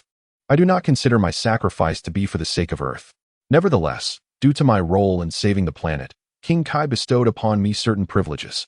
Typically, villains like Cell leave behind only a wisp of soul upon death, but I, having perished, still retain a physical form, and from now on, I shall not age. Here in the afterlife, I can see many old friends. Life is quite enjoyable. I could have been revived through the power of the Child of Destiny, but he chose not to. He insisted on accompanying me, so whether I return to life or not is of no consequence. And Gohan, you are now far stronger than your old man, so while I am away, you must take charge and continue to uphold the peace of Earth. Upon hearing these words, a sense of emotion lingered in everyone's hearts. After all, Goku's entire life was a relentless battle. It seemed he had never truly rested. Likewise, his speech evoked deep reflections among the onlookers. Lu Linglong remarked, how despicable. Goku, even in death, must strike me once more. Are my tears truly so worthless? Wang Yi mused, yet, in a certain sense, to possess a complete body and infinite life after death, along with the ability to cultivate, is indeed a form of joy. Zhuang lamented, oh, how envious. Jihua sighed, is this truly the end of Goku's life? I find it so hard to accept. He should not conclude his journey in such a manner. Xiao Xiao pondered, I wonder whose life will be showcased next. Regardless of the next individual's strength, they could hardly compare to Goku's excellence. Su Si added, indeed, after all, the system has undergone an update, which is quite alarming. However, the subsequent comments from the Dragon Ball characters plunged them into contemplation. Krillin exclaimed, hey, everyone, dry your tears. This is not the end. Vegeta scoffed. A bunch of feeble earthlings crying now. Are you not shedding your tears a tad too early? Gohan insisted, Dad won't perish so easily. There's more to come. Upon hearing these words, the onlookers stifled their tears, their expressions turning to astonishment. Zhang Chulan exclaimed, what nonsense. Surviving an explosion? This is utterly preposterous. Lu Linglong, overjoyed, declared, I knew Goku would not leave us so easily. Shi Jinwok asked, you gave me a fright, Goku. Wang Zhenqiu interjected. But there's a problem. Didn't Goku just say he didn't wish to be revived again? Why the contradiction? Feng Xian speculated, could it be? Piccolo affirmed, indeed. New foes have emerged, and Goku's journey is far from over. The following scenes predominantly depicted Goku training in the afterlife, including his participation in the first martial arts tournament of the underworld, stirring a fervor within all. This realm encompassed heroes from across the universe. He even encountered Reboku Fan, who was comparable to a Super Saiyan of the second generation. All of this made Goku realize that life after death was not as tormenting as he had imagined. Moreover, following Cell's demise, Earth experienced an unprecedented period of prolonged peace, until 7 years later. With a quaking of the grand screen, a series of notifications erupted. Dragon Ball World, Goten has joined the chat. Dragon Ball World, Trunks, Young, has joined the chat. Dragon Ball World, Bulma has joined the chat. Dragon Ball World, Mr. Satan has joined the chat. Dragon Ball World, Majin Buu has joined the chat. Dragon Ball World, Android 18 has joined the chat. Zhuge Qing, oh my, what is happening? Why have so many people suddenly appeared in the group? It startled me. Feng Bao Bao, so many newcomers. Dragon Ball, Goten, hello everyone. My name is Son Goten, and I look forward to your guidance. Lu Linglong, wow, what a polite newcomer, but that name is rather peculiar.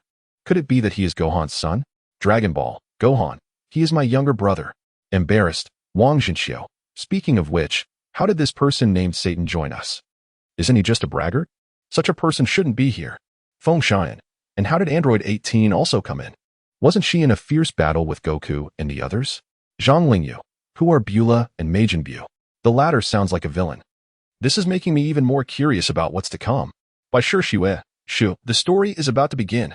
As the grand screen illuminated, 7 years swiftly passed. In the astonished gazes of everyone, that little boy's son Gohan from 7 years ago had grown taller and transformed into a high school student, even enrolling in an exceptionally prestigious school with the highest accolades. However, the location of this high school was quite extraordinary. Zhuge Qing, Satan City, conveniently. You are also in the group, Satan. Please explain this to me. Dragon Ball, Satan. Just watch, just watch. Embarrassed, Feng Xingtong. This change in atmosphere is striking. Gohan is completely different from 7 years ago, and he has really become a model student. This is surreal. Lucy, I feel like this kid has gone a bit too far with his studies. However, Gohan soon proved through his actions that he had not lost his edge, as his strength remained formidable, albeit his opponents were rather weak. On the way to school, he encountered a group robbing a bank as soon as he entered the city. To disguise himself, he transformed into a Super Saiyan and caught bullets with his bare hands, leaving the robbers in utter shock. Subsequently, as they attempted to flee, Gohan chose not to pursue them, but merely waved his hand, sending their getaway vehicle tumbling over. Xiayu. This scene reminds me of some unfortunate memories. Lu Liang, sister. Our old car seemed to flip over in just such a manner. Yun, the atmosphere is quite fitting. Yet the plot makes me feel as if I'm reading an urban fantasy.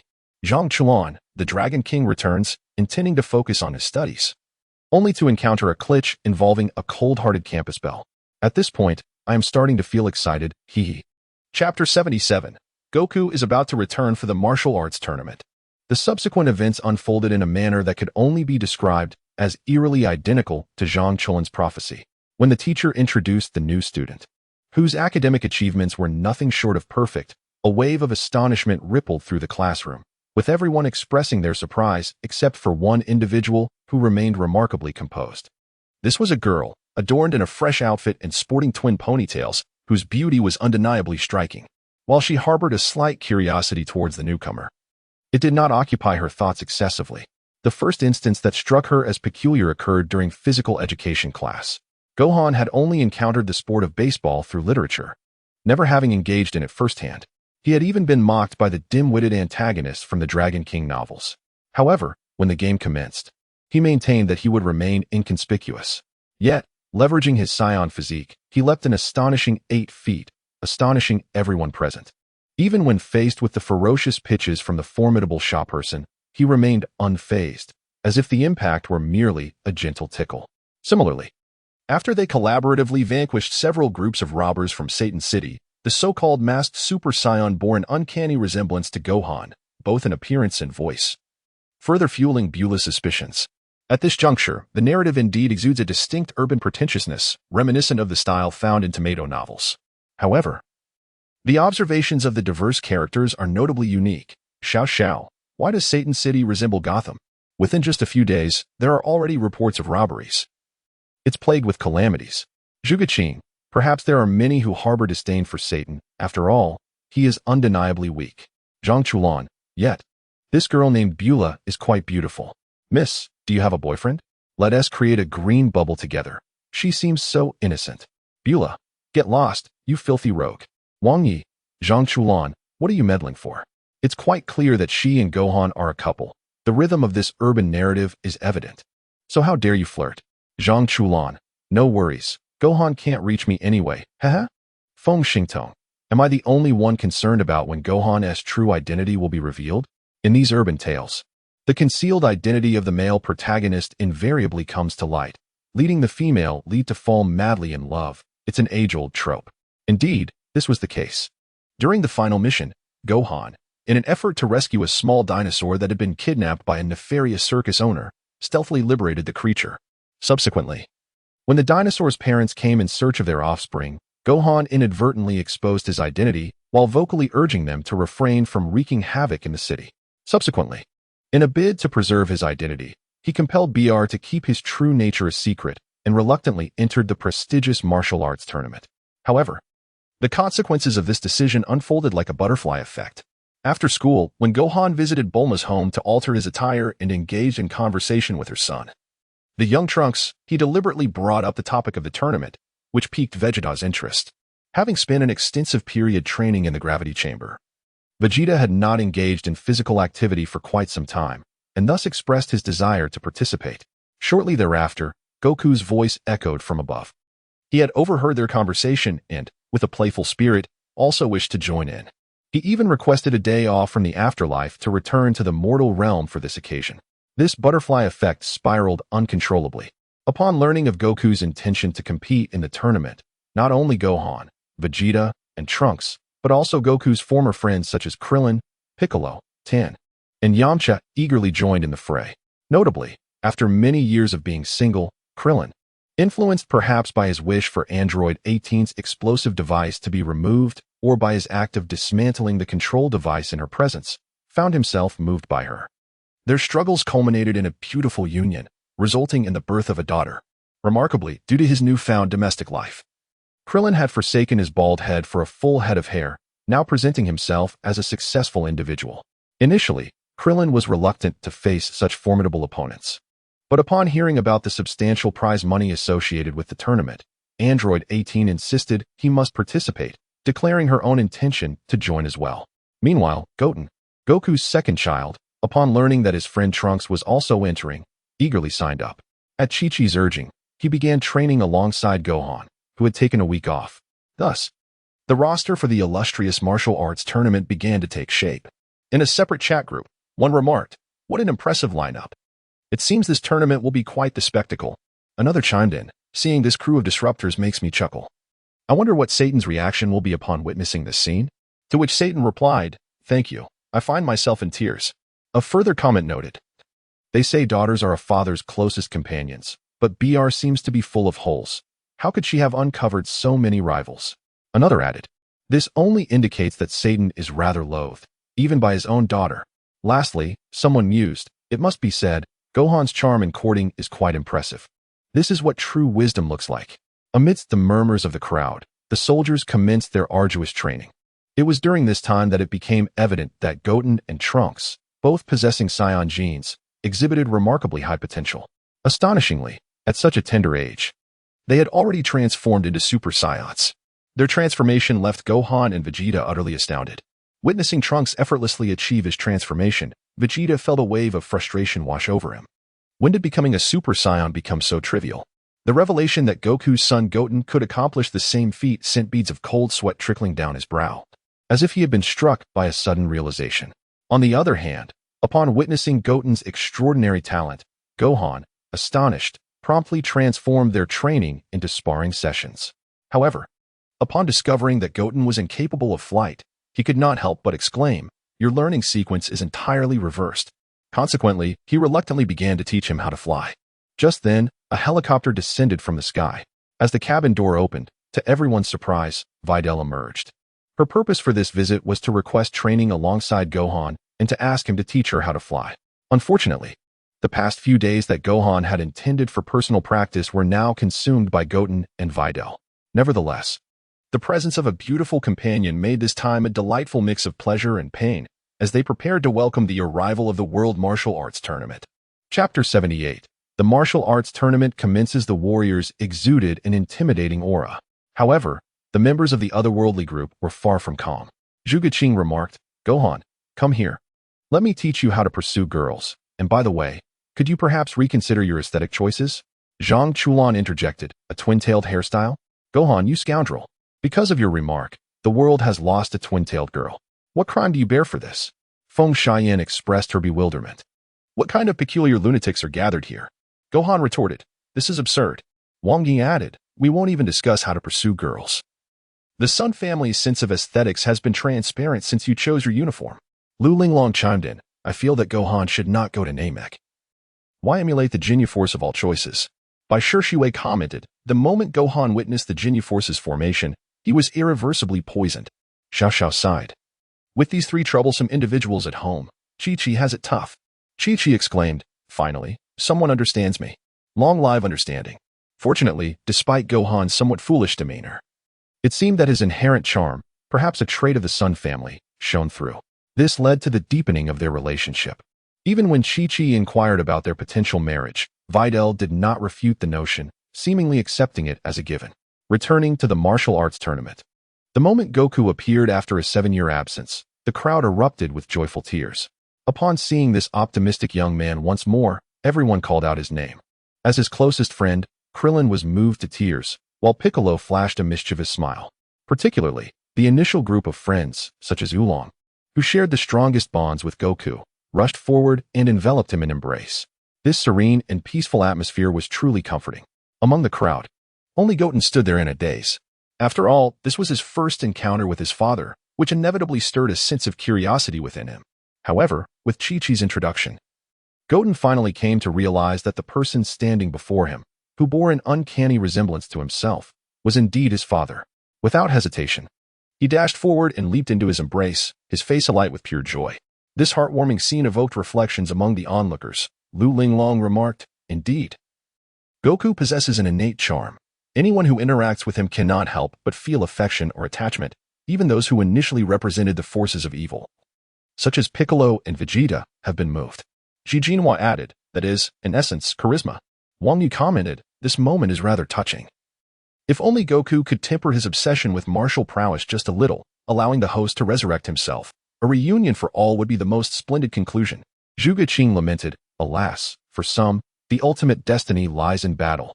Lu Jin concluded, "Goku is indeed someone who sacrifices personal happiness for the greater good." As the crowd embraced one another and entered the arena together, the new edition of the World Martial Arts Tournament officially commenced. However, compared to the previous tournaments, several years had passed, and there were notable alterations in the competition's structure and regulations. Firstly, the participants were divided into junior and senior groups. This distinction meant that Goten and Trunks would compete separately from the others. Upon hearing this news, Trunks was exceedingly discontent, as he had no desire to engage in combat with children. Was that not a form of child abuse? Regrettably, the rules were immutable. Consequently, they begrudgingly proceeded to the junior group. As for the senior group, the competition format had evolved over time, possibly due to an increase in the number of contestants.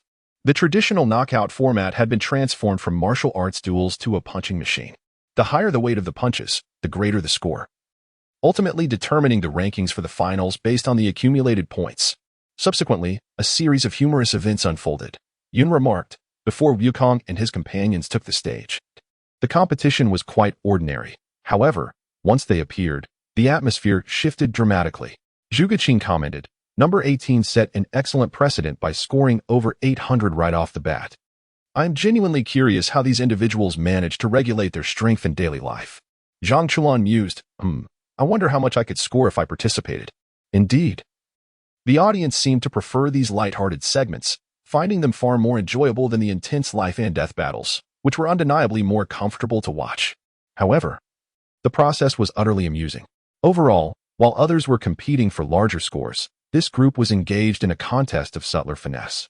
Alas, the prowess of these individuals was undeniable. Thus, even when they exerted minimal effort, their scores consistently hovered around 200. This overwhelming pressure made those around them hesitate to even breathe audibly. Of course, this was not the most absurd moment. Wang Yi exclaimed, "Vegeta's decisive blow. Dragon Ball," to which Vegeta retorted, Such trivial matters should never exist. Zhuge Qing quipped. What is this? Has Old Bei's prideful disposition not been cured yet? Wang Jinxiu added. Do you know how excruciating it is to suppress laughter while on a mission? Vegeta's punch had me in stitches. Bai Shishue interjected. Come on now. He just upgraded to a new punching machine, and you've already shattered it. This behavior will cost you friends. Zhang Lingyu lamented. Such actions utterly disturb my sense of purpose. Once the adult group concluded their segment, the youth group officially commenced their competition. As expected, Trunks and Goten swiftly advanced to the finals of the youth division, showcasing their overwhelming prowess throughout the competition. In their concurrent duel, Trunks, being the elder by a year, exhibited a strength that surpassed Goten's, ultimately securing the coveted victory. This triumph, however, brought with it not only a substantial monetary reward, but also the esteemed opportunity to compete alongside the reigning world champion, Mr. Satan. In truth, from the onset of the match between Goten and Trunks, Mr. Satan had been observing from the sidelines. His intention was to ascertain the capabilities of these two youngsters, aged 6 and 7, who managed to outmatch their 15-year-old counterparts. However, after witnessing the entire spectacle, had he not possessed a somewhat resilient disposition, he might have found himself utterly overwhelmed. Were these truly mere children? What manner of extraordinary beings had emerged before him? Moreover, the mere thought of selecting one among them as a rival caused his expression to freeze, as if he had already glimpsed the dismal fate awaiting him. However, Mr. Satan's emotional intelligence remained intact. Thus, he swiftly devised a scheme that would leave everyone in tears of laughter. Chapter 79. An odd competition and even odder opponents. Xiao, could this be the first instance of a staged match in the Dragon Ball universe? Chuckles. Lucii, a rather unremarkable character. Zhuge Qing. Yet, Mr. Satan truly possesses remarkable resilience. After receiving a punch from Trunks, he managed to stand unharmed and walk away. Quite impressive indeed. Wang Yi. This exemplifies the power of belief. Comically, facing Mr. Satan in a staged match and relying on the audience's preconceived notions, he crafted an illusion of deliberate defeat that elicited peals of laughter from the crowd. Nonetheless, amidst the merriment, the youth category's competition concluded with Trunks' victory, marking the end of that segment. Subsequently, the adult category commenced. However, aside from the few warriors advancing, the other finalists appeared rather peculiar. First among them were two odd characters, one tall and the other small. The towering figure donned a striking red robe reminiscent of a ceremonial gown, cinched at the waist with an orange sash, and his pink skin exuded an air of solemnity. The diminutive figure, clad in attire akin to that of his taller counterpart, bore a strikingly peculiar appearance with a shock of white hair atop his head and skin of a faint lavender hue. It was indeed a curious sight. Yet, the oddities did not end with them. The other two competitors appeared to be companions as well, their pallid forms accentuated by prominent veins and a baldness reminiscent of albinism. Notably, emblazoned upon their heads was a large uppercase letter, M. The significance of this remained a mystery. As for the remainder of the participants, they were rather unimpressive, mere foot soldiers in the grand scheme. However, during the subsequent draw, while most groups yielded predictable outcomes, one pairing was particularly surprising. Goku found himself matched against Vegeta, effectively commencing the grand finals. Krillin's first opponent was a typical brute, whose brashness was unparalleled. Yet, he failed to withstand even a single punch from Krillin and collapsed to the ground. Yet, issues began to arise in the second match. Piccolo's adversary was the shorter of the two peculiar individuals. At first glance, he appeared composed, yet due to his diminutive stature, he seemed exceptionally vulnerable. Likely an easy target for Krillin as well. Consequently, the onlookers initially dismissed him. Yet, for reasons unknown, Piccolo was gripped by an inexplicable anxiety before the match commenced. Once the contest began, he found himself unable to strike or even move against his opponent. This was not a matter of strength, rather. It was as if Piccolo harbored a deep-seated fear of his foe. Reluctantly, he chose to concede defeat. Zhuge Qing. Piccolo, what is happening? How could you lose without a fight? This is not in line with your character. Piccolo, it is not a question of strength.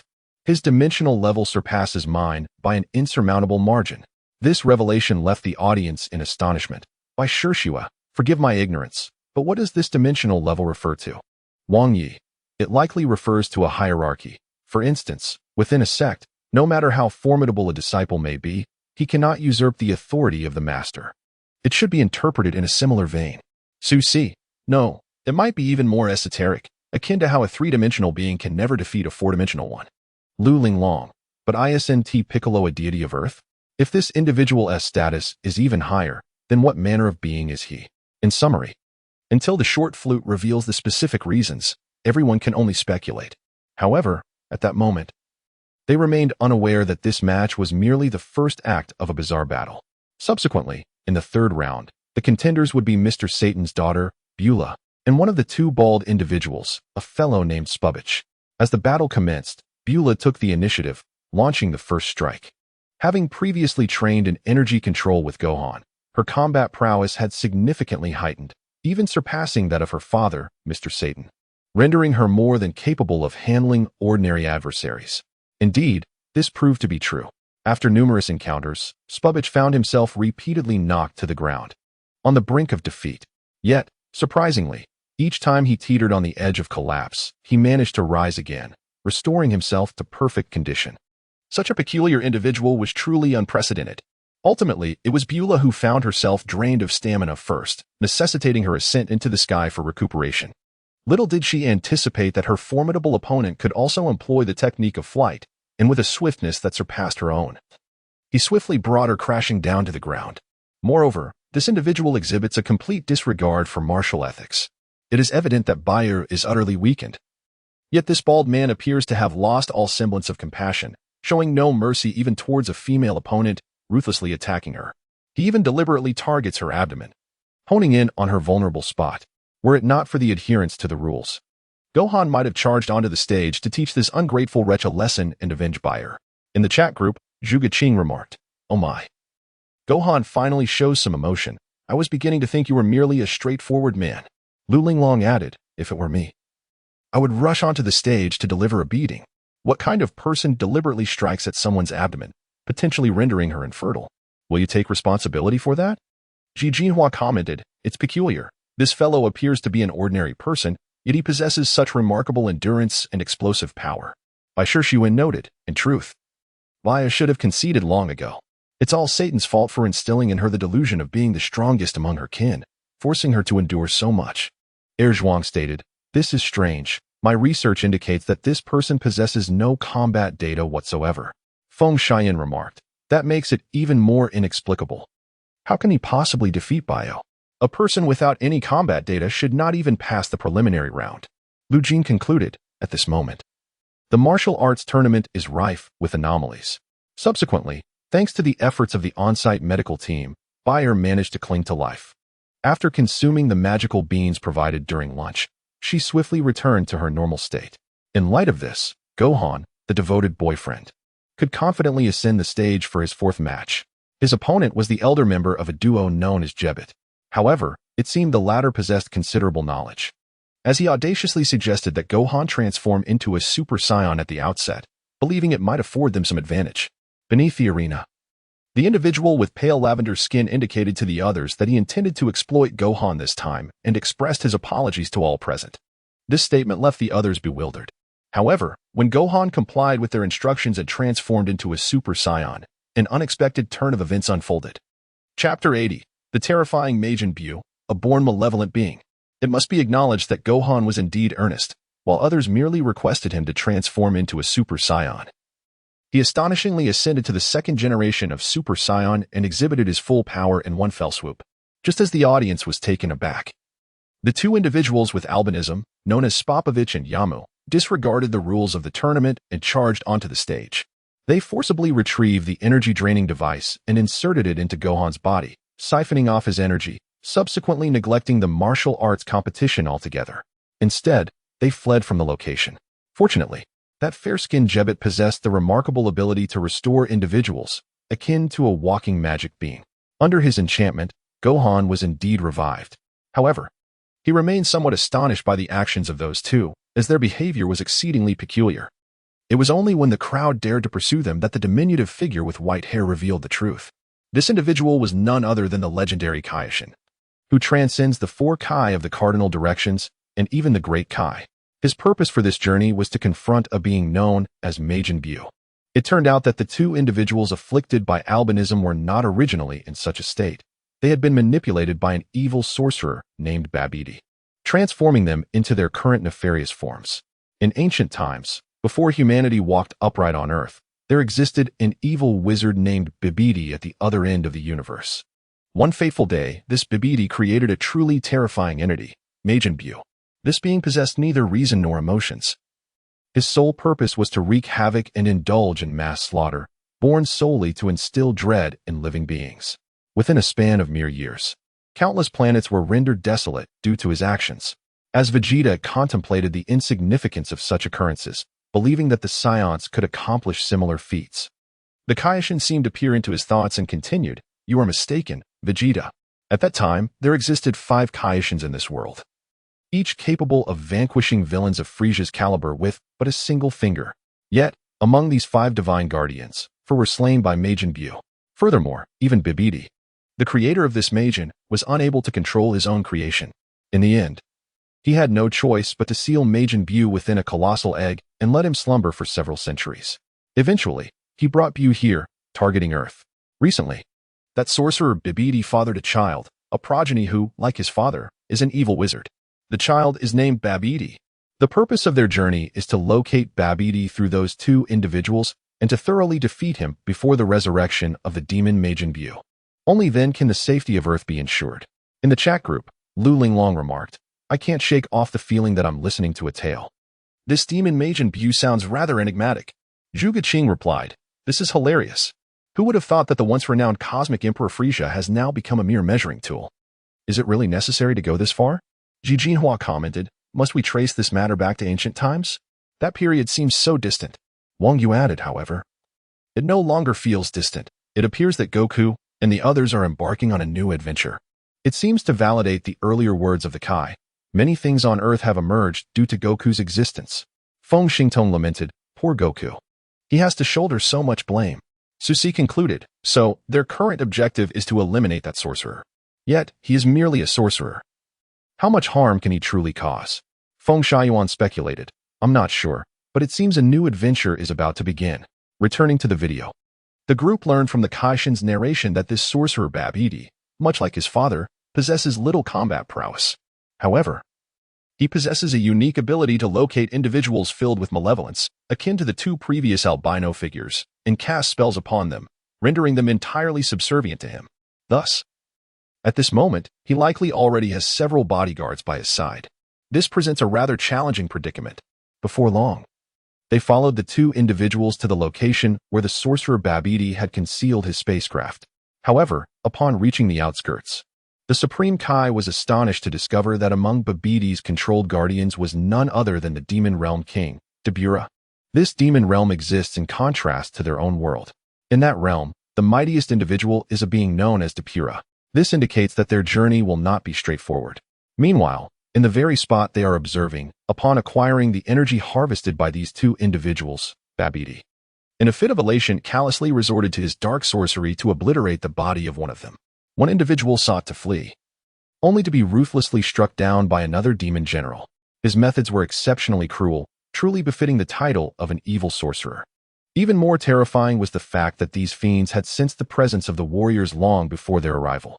Subsequently, the demon King Dabura, adhering to Babidi's command, soared over alone after the warriors returned to their spacecraft.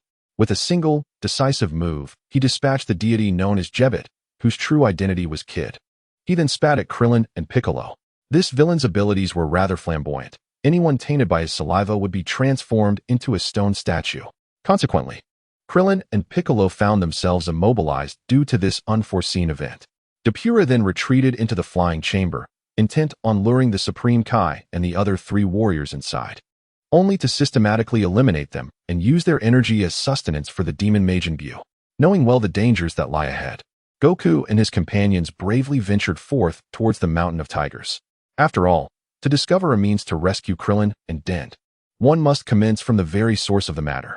However, opinions within the otherworld were rife concerning this scene. Zhuge Qing remarked, "Perhaps I have been exposed to too many elite battles. I find this Dabura lacking in strength. His speed of movement seems inferior to that of the former Cell." Wang Yi added, "At present, it appears that as long as we avoid his spittle, we should be fine." Zhang Chulan interjected, "Turning into a stone statue is a trivial matter. Everyone, quickly turn on your flashlights and illuminate him sufficiently." Susi exclaimed, "Get lost. You've come to the wrong place. This is not Ultraman Tiga." Su-san commented, I feel that this King Kai is rather exaggerated, appearing as though he has never encountered the world. He seems to find everyone formidable. Does he not know of Goku and their glorious deeds? By Xiayu encouraged. Let the challenge commence. Goku, give it your all and defeat them. As the three warriors, along with King Kai, entered the spaceship, the true spectacle was poised to commence. Chapter 81. Vegeta controlled. Buu finally revived. Following the instructions of Lord King Kai, the three individuals aboard the spaceship refrained from causing any destruction, opting instead to wait and observe what methods would be employed. Before long, the first warrior from Babbidi's side made his appearance. This individual, known as Pei Pei, was the one who had previously obliterated another albinistic combatant with a mere flick of his hand. As soon as he entered the arena, he displayed an air of arrogance, proclaiming his intent to vanquish them all. Unfortunately for him, Goku and his companions paid him no heed. Instead, they directly commenced a game of rock, paper, scissors, absurdly attempting to determine who among them would be the prey of the figure before them. This scene left the Supreme Kai in a state of bewilderment. He could hardly fathom that in the face of such peril, these three Saiyans were prepared to engage in one-on-one combat. Despite his persistent admonitions regarding the formidable warriors that Babbidi had gathered from various corners of the universe, he urged them to confront the threat collectively, yet alas, his words fell on deaf ears. After several rounds of decision-making, fortune favored Vegeta, who emerged victorious in the game of rock, paper, scissors. Thus, he was designated as the first warrior to engage in a one-on-one duel with the being known as Pui Pui. It is worth noting that this spacecraft was specially designed by Babbidi, equipped with a sensory system that would convert a portion of any injured individual's energy into nourishment for Majin Buu. Hence, Pui Pui merely needed to inflict harm upon them. Regrettably, the ensuing battle could hardly be deemed a confrontation. It was a one-sided obliteration.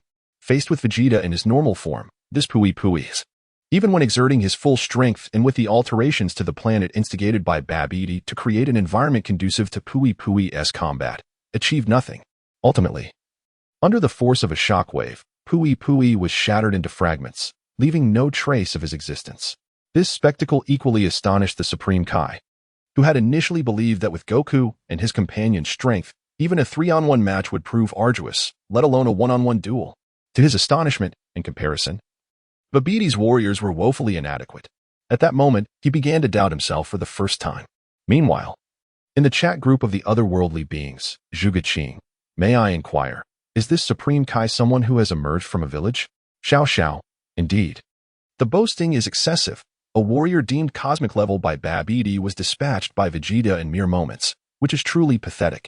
By Xiayu, in this light, I suspect that the Demon Realm King Dabura and even Majin Buu might not be particularly formidable. Zhuang, that may not necessarily be the case. At least judging by Gohan's Super Saiyan 2 energy, which cannot suffice to meet Buu's energy requirements, Majin Buu is undoubtedly stronger than Super Saiyan 2. Ji Jinhua. At this juncture, it is uncertain whether Majin Buu can even be resurrected. Feng Xiayan. This Supreme Kai is remarkably foolish. Having squandered a Super Saiyan 2's energy, I am utterly infuriated by his incompetence. In truth, even though the Supreme Kai perceives their fighting capabilities, they remain in a state of underestimation. The next challenge they face is a creature named Yego, a ferocious beast that is far from human, having once wreaked havoc across the galaxy. This entity possesses formidable combat strength, instilling fear even in the Supreme Kai. Regrettably, when confronted with this terrifying opponent, Goku battles with a surprising ease, even surpassing Vegeta's fervor. In a favorable setting on the Dark Planet, he transforms effortlessly into a Super Saiyan and defeats Yego with light, leading to an unexpected outcome. However, just as everyone believed victory was assured, a complication arose in the third round. Faced with the Demon Realm King, Dabura, Gohan, in his Super Saiyan 2 form, should have easily triumphed. Unfortunately, after 7 years of rigorous study under Chi-Chi's insistence, he had not engaged in combat, and thus had lost much of his former prowess. In the ensuing battle, he found himself evenly matched with Dabura, failing to gain any advantage. Goku, exasperated, covered his forehead, suspecting that Gohan had been slacking off during these years. Lu Linglong remarked, "It's over. Gohan has genuinely forgotten how to fight. Had he retained his strength from 7 years ago when he faced Cell, he would have dispatched Dabura in a heartbeat." Zhuge-Ching added, "Gohan has transformed into a mere shadow of himself." Song Long noted, "Indeed, as Mr. Lu Sun said, reading cannot save the world." Zhang Chulan interjected, "You illiterate. He clearly stated that slaughtering pigs cannot save the world. Su-san corrected, it was about studying medicine. Wang Yi observed, even Vegeta can hardly contain himself. His expression reflects a profound disappointment. Vegeta, exclaiming, forgive me, but I find joy in this. I never expected Kakarot's son to be so useless, it's utterly satisfying. Ha ha ha. Nonetheless, regardless of Gohan's diminished state, battling with a second-rate adversary like Dubra proved rather simple. He quickly regained his combat instincts and began to dominate the fight. Yet, during their confrontation, the Demon Realm King inadvertently discerned something peculiar. He perceived that the individual known as Vegeta possessed an inherent aura of malevolence, setting him apart from the others. The malevolent energy, indeed, could be wielded by them. Thus, after a spell cast by Babidi, Vegeta unleashed his full potential. Concurrently, an insignia manifested upon his forehead, signifying his subjugation, marking him as a pawn of the adversary. He and Goku returned to the arena, where the true confrontation between the two commenced. In truth, Vegeta willingly succumbed to this control, having observed that those ensnared by Babidi experienced a significant augmentation in power. Aware of his inferiority in the face of Goku's current prowess, he opted for submission, hoping to bridge the chasm between them, or perhaps even obliterate it entirely, as a means to appease his wounded pride. Witnessing the fervent clash between the two, the Grand Kai, resigned, chose to refrain from intervening, instead leading Gohan deeper into the spaceship in a bid to thwart the resurrection of Majin Buu. Alas, they were ultimately a step too late. Amid the fierce battle between Goku and Vegeta, as both sustained injuries, the energy radiating from them was gradually absorbed by Majin Buu. As the colossal egg pulsated and emitted a radiant glow, the demon Majin Buu was finally resurrected. Chapter 82. High Energy Ahead. Attention, this is not a drill. Zhuge Qing, is this truly the demon Majin Buu? Are you certain he is formidable? It is not that Zhuge Qing is arrogant. It was not merely Gohan, who witnessed the hatching of Majin Buu, that was taken aback. The surrounding individuals were equally flustered. Logically speaking, a foe of such a caliber should exude a presence comparable to that of Frieza or Cell. Yet, this pink, rotund figure lacked any semblance of intimidation, instead evoking an impression of endearing clumsiness, reminiscent of a failed creation. The appearance of the Grand Kai undeniably confirmed this was indeed Majin Buu. Do not speak. I am in contemplation, declared King Kai. Zhang Chulan remarked, this fellow appears far too casual, resembling a mere sphere, and with such a vacant expression, is he truly formidable? Bai Shishue added, he seems even less impressive than that Demon King. Zhang Jiwei cautioned, children, it would be prudent not to be deceived by superficial appearances. Cannot you discern the immense malevolence lurking beneath his charming exterior? Feng Xiayan inquired, Old Master, may I ask how you perceive this evil? Feng Xingtong speculated, could it be that all squinting eyes belong to monsters? Feng Baobao commented, this child seems rather intriguing. Su Si concluded, let us disregard our doubts and await the outcome. Has he not already clashed with the Demon Realm King, Dubra? A confrontation is inevitable. However, the ensuing battle surpassed all expectations. Faced with this Demon Realm King, who could engage Gohan in a grueling contest without a clear victor, Majin Buu, this plump figure, swiftly blinded him with a mere poke to the eyes. Following this, he maneuvered behind and delivered a flying kick. In the span of these two actions, the formidable Demon Realm King was utterly vanquished, displaying no sign of counterattack. This terrifying display of combat prowess left not only the onlookers in shock, but also instilled a sense of dread in Gohan and the Grand Kai. In the ensuing battle, Gohan, determined to press forward, found himself unable to contend with Buu, even after transforming into a Super Saiyan second grade. He was nearly brought to the brink of death by Buu's overwhelming might. Fortunately, the Kaioshin intervened, rescuing him alongside the reborn kid and transporting them to the Kaioshin realm. Within this realm stood a sword, said to grant boundless power to whomever could draw it from its sheath.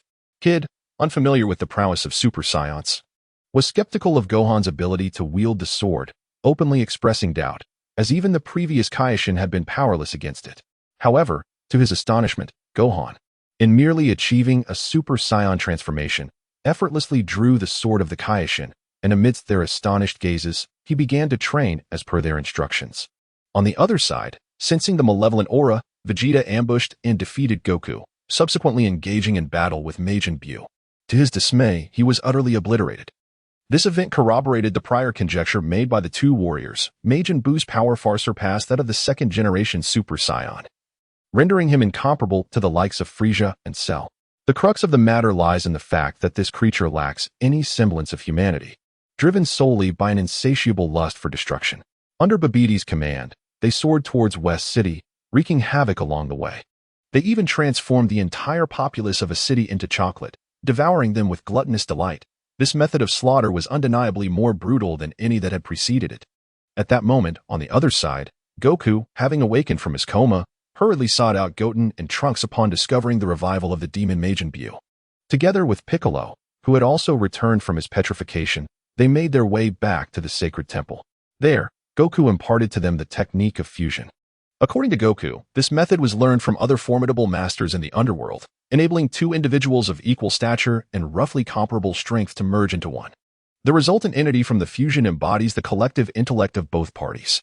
Its strength will be significantly enhanced. However, this method of amalgamation necessitates practice. Moreover, what is now of paramount importance is to grant Trunks ample time to retrieve the Dragon Radar. Thus, in order to buy some time, Goku resorted to instant transmission, positioning himself directly in the path of Majin Buu. Confronted with the latter's arrogance, he sincerely remarked, "I and Vegeta have greatly underestimated the two of you. I never imagined that Majin Buu's power could be so formidable. It is indeed quite shameful." In response to his praise, Majin Buu chuckled in agreement, appearing quite pleased. Babbidi, brimming with pride, declared, "Of course. He is the creation of my father. By the way, what brings you here? Are you intending to hand over those three rascals to us?" To this, Goku replied that two of the children among them were diligently practicing a secret technique and would join the fray once they completed their training. However, until then, they would not permit any harm to come to innocent lives.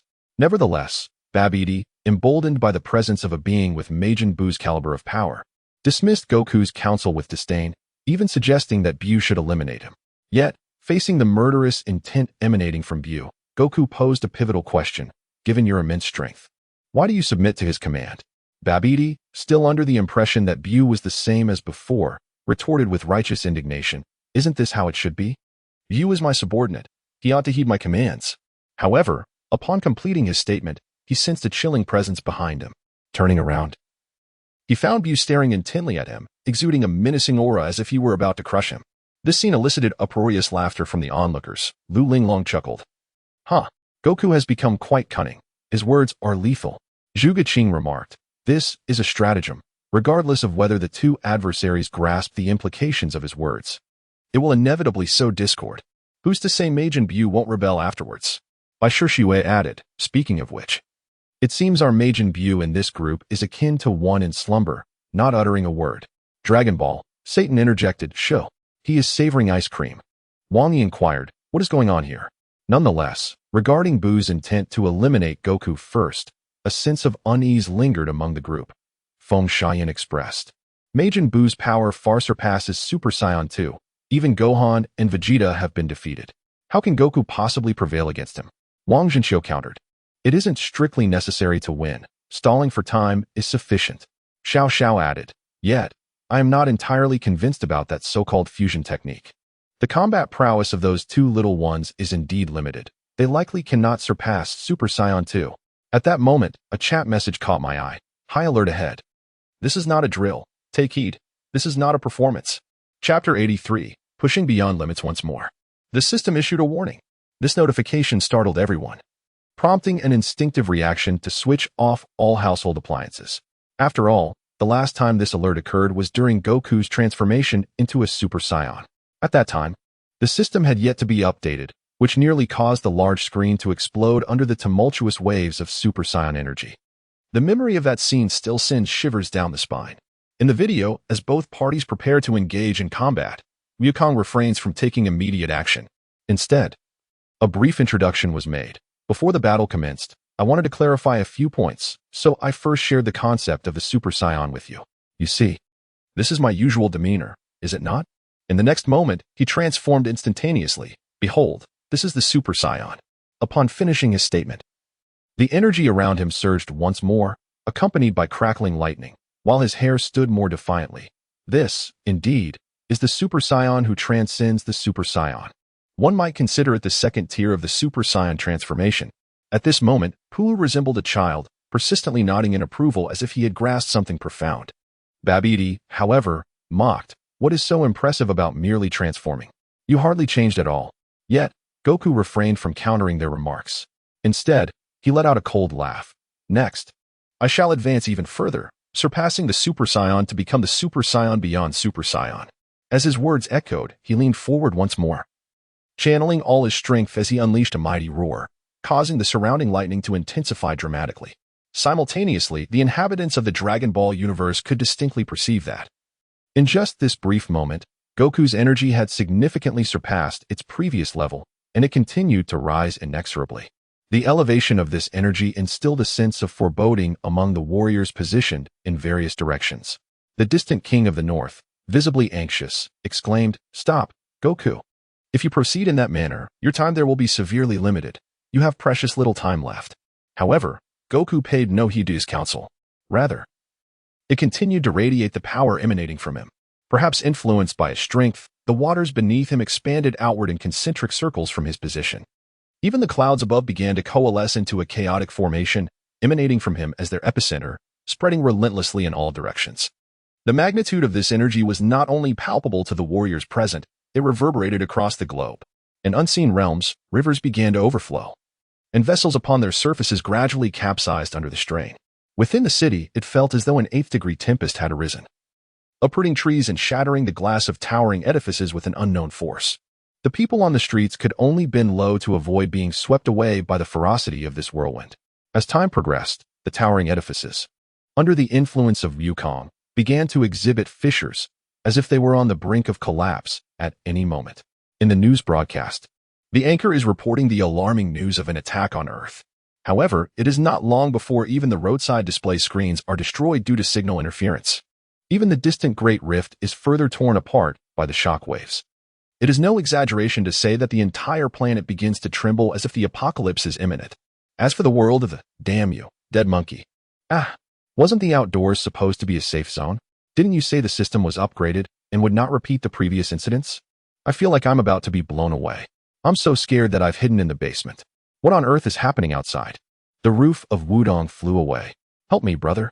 A strong wind just blew me up into the sky. And now I'm hanging from a tower spire. Woo-woo. This tremor is even more terrifying than the fight against Frieza. What is going on? Goku. Don't transform. Out of nowhere, all 5 of my computers exploded. Me too. Initially, due to the recent system upgrade, they had assumed that even if Gohan transformed into a Super Saiyan 2, the big screen would only show a more intense shaking without affecting their world again. Thus, they took the warning lightly. However, once Goku began to shout, the world instantly fell into chaos. The most immediate effect was that all electrical circuits in the Wudong and Xuanzhen sects were severed in an instant, plunging the surroundings into darkness. At the same time, a violent wind began to blow, sweeping through every corner of the world, even tearing the roof off the prestigious Liu family's motorcycle residence. As Zhuge strolled outside, his diminutive stature rendered him vulnerable to the ferocious winds, which swept him skyward. The cacophony of the howling wind intertwined with his cries, both engulfed by the surging tsunami that followed. It seemed as though the events transpiring in the Dragon Ball universe were materializing within their own realm. Cowering in the safety of her home, Bai Shue trembled and exclaimed, "What on earth is happening? Was it not stated that this phenomenon merely showcases the past lives of other worlds? How can it possibly affect our own? This defies logic." In truth, the very emergence of the grand screen was inherently illogical. Amidst the flickering yellow light, the updated system appeared taken aback, unable to anticipate that Wukong would unleash yet another formidable surge of power. Consequently, a pop-up window emerged once more. Warning: due to the overwhelming force exerted, the system has entered a state of malfunction and is commencing another automatic update. We kindly ask for your patience. After a lengthy 10-minute update, tranquility finally returned to the realm of the extraordinary beings. When the crowd once again lifted their gaze to focus on the scene before them, they were astonished to witness that, with the release of energy from the furious roar, Wukong's hair began to expand as if it had been treated with a potent hair growth serum. This radiant golden light emanated ceaselessly, instilling a profound sense of dread in both Babidi and the demon Majin Buu. When the transformation concluded, Goku reappeared before everyone, having undergone a complete metamorphosis, as though he had been reborn. Chapter 84. Flashback. The Proud Warrior, Vegeta. Zhuge remarked, Could this form be the legendary Super Saiyan 3rd generation? Such terrifying combat prowess, far surpassing the magically enhanced Vegeta who just fought against Buu. Zhang Chulan added, "Thank goodness Vegeta didn't witness this scene. Otherwise, he would surely be livid." Wang Yi pondered, "So, does Goku truly possess the capability to vanquish Buu?" Lu Linglong encouraged, "Go for it, Goku." At this moment, while the crowd cheered for Goku, they couldn't help but recall the self-sacrificial act of Vegeta. Their previous battle had been both thrilling and tragically memorable. It was during a perilous moment that the sudden appearance of Vegeta had indeed saved them all. Similarly, facing the formidable foe, the grotesque Buu, Vegeta wore a cold smile. "You're quite something, to have killed Gohan." Yet, as he confronted the fully prepared Majin Buu, the shadow of his arch-nemesis flickered in his eyes. He muttered, "Kakarot. To be honest, you're truly insufferable. You always manage to get ahead of me, only to timely rescue me, and then choose such a fate for yourself. But this time it shall be different. This time, I shall resolve this matter. You rest easy for a while. By the time you awaken, this should all be over. Though it's possible I may no longer exist in this world." With that declaration, he summoned all his strength, transforming back into a Super Saiyan, and made a final vow, "I shall not descend into hell alone. I will take you all with me." This passage not only signifies his final farewell, but also represents the most profound transformation of Prince Vegeta. He has long since shed his previous cold-blooded ruthlessness, evolving into a being of genuine compassion and loyalty. Once dismissive of Earthlings, he has now become a valiant warrior fighting for their cause. All of this has changed entirely because of that nemesis. Upon hearing these words, the battle-worn Supreme Kai slowly lifted his head, incredulously murmuring, "This is bad. Vegeta intends to take them down with him." Yet, at that moment, he had already lost the strength to intervene, left only to witness the unfolding events. Transformed once more into a Super Saiyan 2nd grade, Vegeta, empowered by his malevolent aura, now emanated a force that transcended his own limits. Even the nearby Piccolo gasped in astonishment, exclaiming, "What on earth is this power?" Then, the battle was on the brink of eruption. At the moment the two adversaries clashed, the furious Vegeta unleashed his iron fists, striking relentlessly at the face and body of Majin Buu, forcing him to stagger backward with each blow. Just when everyone believed that Vegeta had thoroughly subdued the malevolent Majin Buu and victory was assured, the latter sprang forth from the deep pit as if nothing had happened. With a vigorous shake, he restored the freshly carved hole, leaving no trace of scars. Even the gaping wound in his abdomen, pierced by a ki blast, was miraculously filled in, as if he had never been harmed at all. Subsequently, this source of wickedness slowly opened his small eyes. His body radiated a purple glow, and the waves of light began to spread across the sky, creating a terrifying chasm nearly 1,000 meters in radius centered around him. After the explosion of energy, he casually opened his mouth, and an instant explosion reverberated at Vegeta's location. Soon after, a second and third explosion followed, compelling his opponent to dodge repeatedly. As the entity seized the opportunity, it elongated the flesh that had fallen from its body into a long strip and hurled it towards Vegeta, ensnaring him completely. Following this, it delivered a powerful kick, sending him flying. Then, mounting Vegeta, it struck him mercilessly, delivering blows to the very spots where Vegeta had previously inflicted harm, doubling the pain. Witnessing his father being mercilessly assaulted, Trunks, filled with fury, transformed into a Super Saiyan and charged forth. Goten, seeing this, attempted to intervene and followed closely behind, though it was regrettably too late.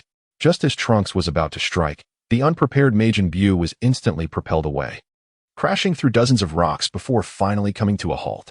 Subsequently, he and Goten freed the bound Vegeta. However, at that moment, Vegeta was acutely aware of the vast chasm that separated him from Majin Buu and sensed that his end was near. Thus, he turned to Trunks and uttered a phrase so tender, it seemed inconceivable for the proud prince to say, "Come here, let me embrace you." This statement was delivered with such gentleness that it appeared entirely out of character for the typically aloof Vegeta. Yet, it indeed transpired. As Trunks nestled in his father's embrace, he remained bewildered and stammered, "Father, what are you doing? Please, this is so embarrassing." However, Vegeta paid no heed to his son's shyness, instead gazing thoughtfully at his offspring. His eyes filled with an indescribable emotion. In that moment, time seemed to stand still. But in the next instant, a swift strike landed. Before Trunks could even react, he was struck on the neck and promptly fell unconscious, his hair reverting to its original state. Witnessing this, Goten rushed forward, exclaiming, "Uncle, why? Why did you strike Trunks? He grasped Vegeta's arm, repeatedly questioning, Why did you knock Trunks out? In the following moment, without uttering a word, Vegeta bent down and delivered a punch to Goten's abdomen, causing him to follow in Trunks' unfortunate fate. He then implored Piccolo to swiftly take Trunks and Goten away from this place. The highly intelligent Namekian, Piccolo, calmly lifted Goten and Trunks, then turned back, uncertainly asking, You don't intend to take your own life, do you? Vegeta offered no response. Yet his subsequent words seemed to narrate his fate. I only wish to ask you one thing. If I die, will I be able to meet Kakarot in the afterlife? In this moment, Din genuinely yearned to offer him solace, to instill a flicker of hope within him. Yet, driven by reason, he opted for candor. At this juncture, my words hold no weight. I must speak the truth. It is impossible, for during your life, you have taken the lives of countless innocents. Upon your death, not only will your corporeal form vanish without a trace, but your soul shall be cast into a realm distinct from that of Goku. Upon your arrival in the underworld, your memories will be erased, only to be replaced with a new existence. Although he had long anticipated this outcome, upon hearing Din articulate it, Vegeta could only muster a resigned smile. Is that so? What a pity. Nevertheless, he clung to his final vestiges of dignity. Very well, you must depart swiftly. He then turned, obstructing Majin Buu's pursuit, simultaneously commencing the countdown to his own demise. Chapter 85, Goku's Choice, Entrusting the Future to the Living. Halt, Majin Buu. You may pursue him, but first, you must defeat me. Do you comprehend, you grotesque, gas-spewing creature? This declaration struck a nerve with Buu. Unexpectedly, rather than succumbing to rage at Buu's mocking retort, Vegeta transformed back into his Super Saiyan 2 form, a frigid smile gracing his lips. This time, I shall vanquish you, ensuring you can never regenerate. I will reduce you to mere fragments. Yet, within the depths of his heart, he whispered farewell to Bulma, Trunks, and you, Kakarot. In the next instant, propelled by his furious roar, a radiant golden light descended upon the world, shimmering in a hemispherical aura around him. Its expanse so vast that it enveloped Majin Buu entirely. In that moment, the noble prince, amidst this anthem filled with love and pride, sacrificed his own being to carve out the final path to survival for the warriors. Under this miraculous beam of light, a warrior vanished. This warrior was named Vegeta, the most proud prince of the Saiyans. Thus, when Goku completed his transformation, the onlookers were unaware that in their fervent encouragement, they had inadvertently invoked another's name, as if they had embraced him as a co-protagonist. Ji Jinhua. Goku, go for it. Return not just your own strength, but Vegeta's as well. By Shi Shui, for the peace of Earth. Zhang Lingyu. Goku has inherited the will of the Saiyans, successfully transcending his limits once more. He may truly fulfill the promise of this battle. Song Long. Awesome, charge forth. In the frame, Goku, having completed his transformation, wore an entirely new visage. Though he had lost his eyebrows, his hair had grown significantly longer, and the electric currents emanating from his body radiated with a brilliance far surpassing his previous form. Subsequently, through Goku's own words, this transformation was bestowed with a name, the third tier that transcended Super Saiyan. As the battle commenced, Goku, having successfully transformed, exhibited speed and power that were incomparable to his former self. He surged forward, seizing Majin Buu by the tail and unleashing a series of precise military-style punches, truly embodying the essence of overwhelming dominance. At this juncture, Babidi was genuinely alarmed, shouting, Majin Buu, what are you doing? However, Buu was no feeble opponent. At that moment, he possessed power far exceeding that of Super Saiyan 2 and was more than capable of contending against the third tier. Even after enduring a full barrage of Goku's military punches, his resilient form remained unscathed, and he instead broke into a grin. Thereafter, he retaliated with an entire repertoire of princely combat techniques, simultaneously unveiling his nefarious eyes. One must acknowledge that this creature's capacity for learning was astonishing. Once engaged in combat, he could absorb all of his opponent's techniques and apply them, continually enhancing his own combat prowess. As the battle commenced, both sides engaged in a tumultuous clash, shaking the very foundations of the world, which seemed to serve merely as an accompaniment to their epic confrontation. Wang Zhenxiu remarked, Is it possible that this demon Majin Buu can actually hold his own against Goku, who has transformed into a third-generation Super Saiyan?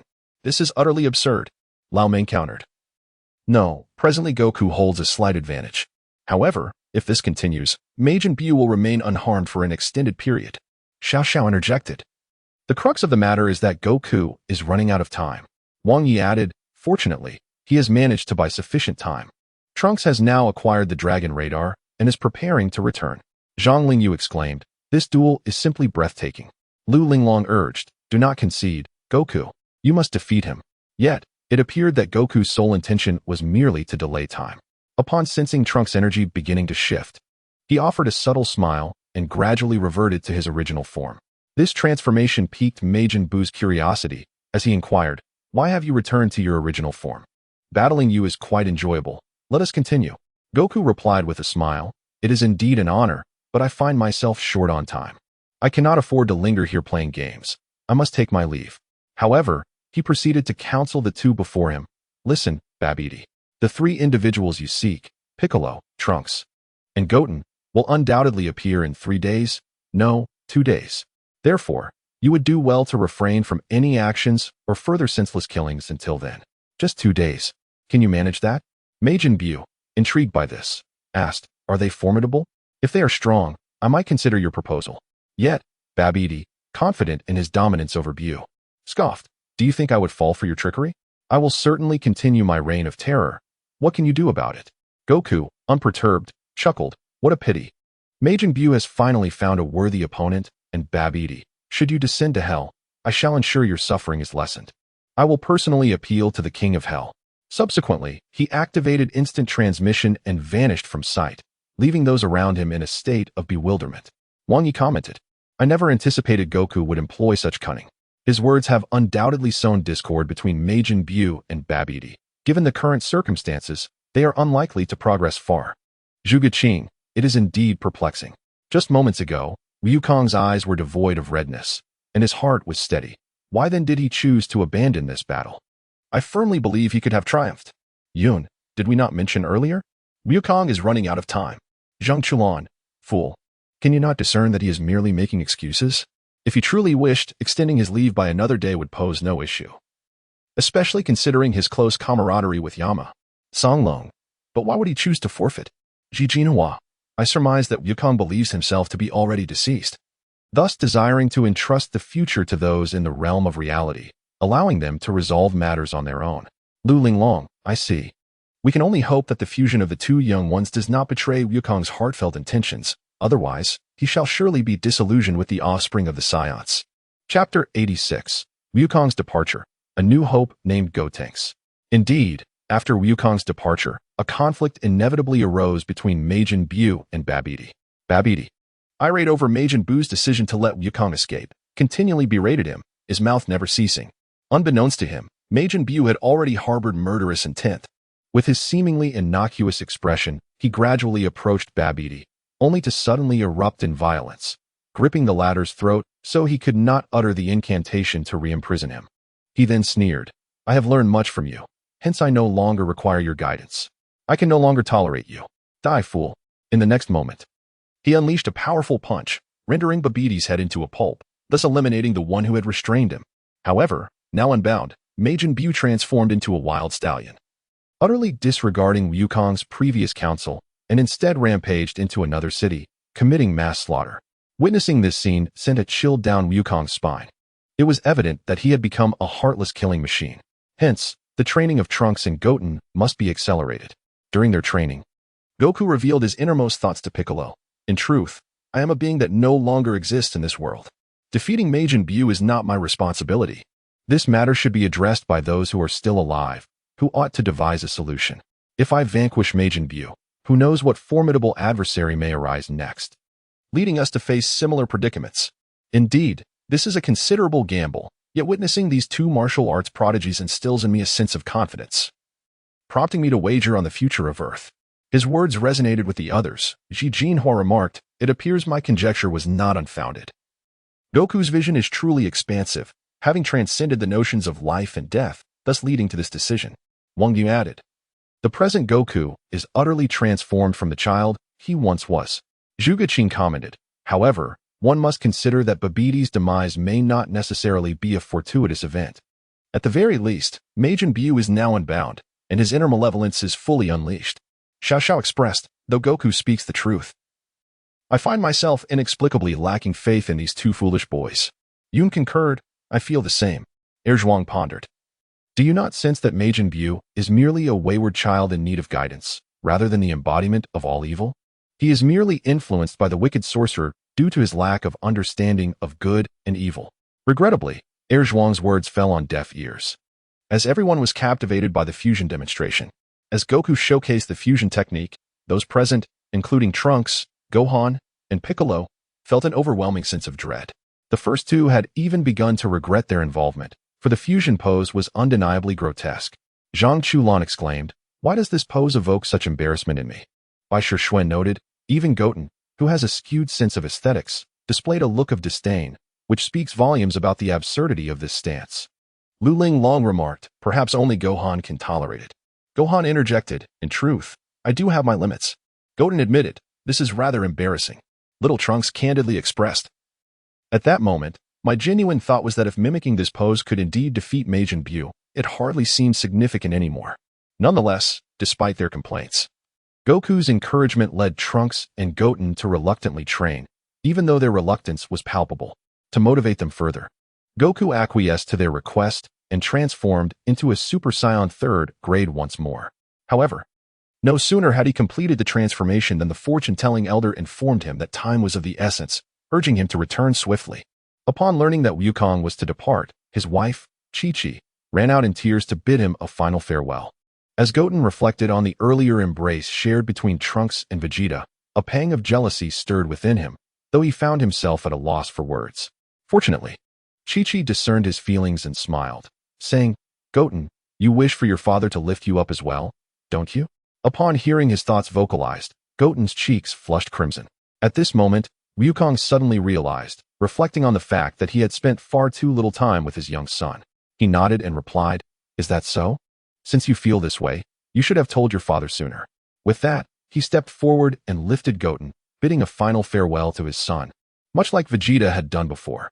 Following the urging of the fortune-telling old woman, amidst this symphony of love and praise, he waved to everyone, saying, "Take care, everyone.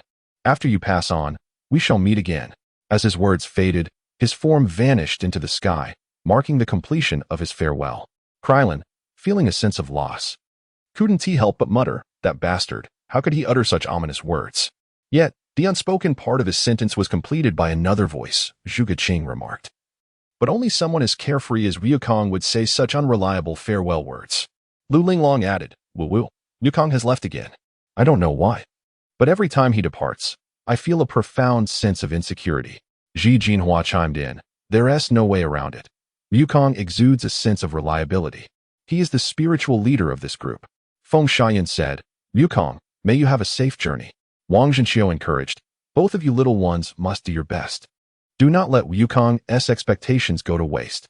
However, it soon became evident that Wukong could not place excessive hopes on the younger generation. For doing so would only lead to greater despair. Upon returning to the underworld, Wukong inquired about Gohan's whereabouts, only to learn from King Yama that Gohan was still alive. After some contemplation, he pinpointed Gohan's location and activated instant transmission, unexpectedly arriving at the King Kai's realm.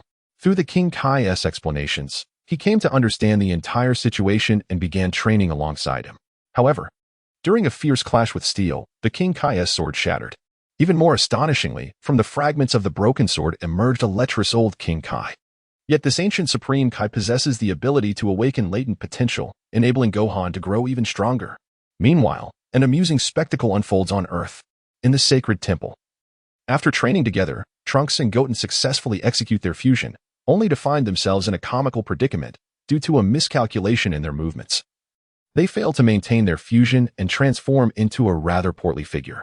In the second fusion attempt, half an hour later, they once again failed due to a miscommunication in gestures, resulting in a figure that appeared to be emaciated and lacking vitality. This raised doubts about his ability to endure for another 30 minutes. Fortunately, in their final attempt, they flawlessly merged and successfully transformed into the formidable fusion warrior Gotenks, officially challenging the malevolent Majin Buu. However, the disparity in power led to a swift defeat at the hands of Buu. At that moment, an unexpected individual emerged as the harbinger of salvation for Earth. Chapter 87. The arrival of the evil Majin Buu Gotenks was overwhelmed. In the chat group of extraordinary beings, Zhuge Qing remarked, "Satan, Well done, old comrade. You've ventured down a path we could scarcely have imagined. Ji Jinhua added. I should have realized that when Majin Buu assisted the little beggar in regaining his sight, his true nature was not purely malevolent, but rather childlike. Wang Yi reflected. I am reminded of a saying by Mr. Xuanzi. At birth, a person's nature is inherently evil. It requires guidance to cultivate goodness. Satan has seized this opportunity.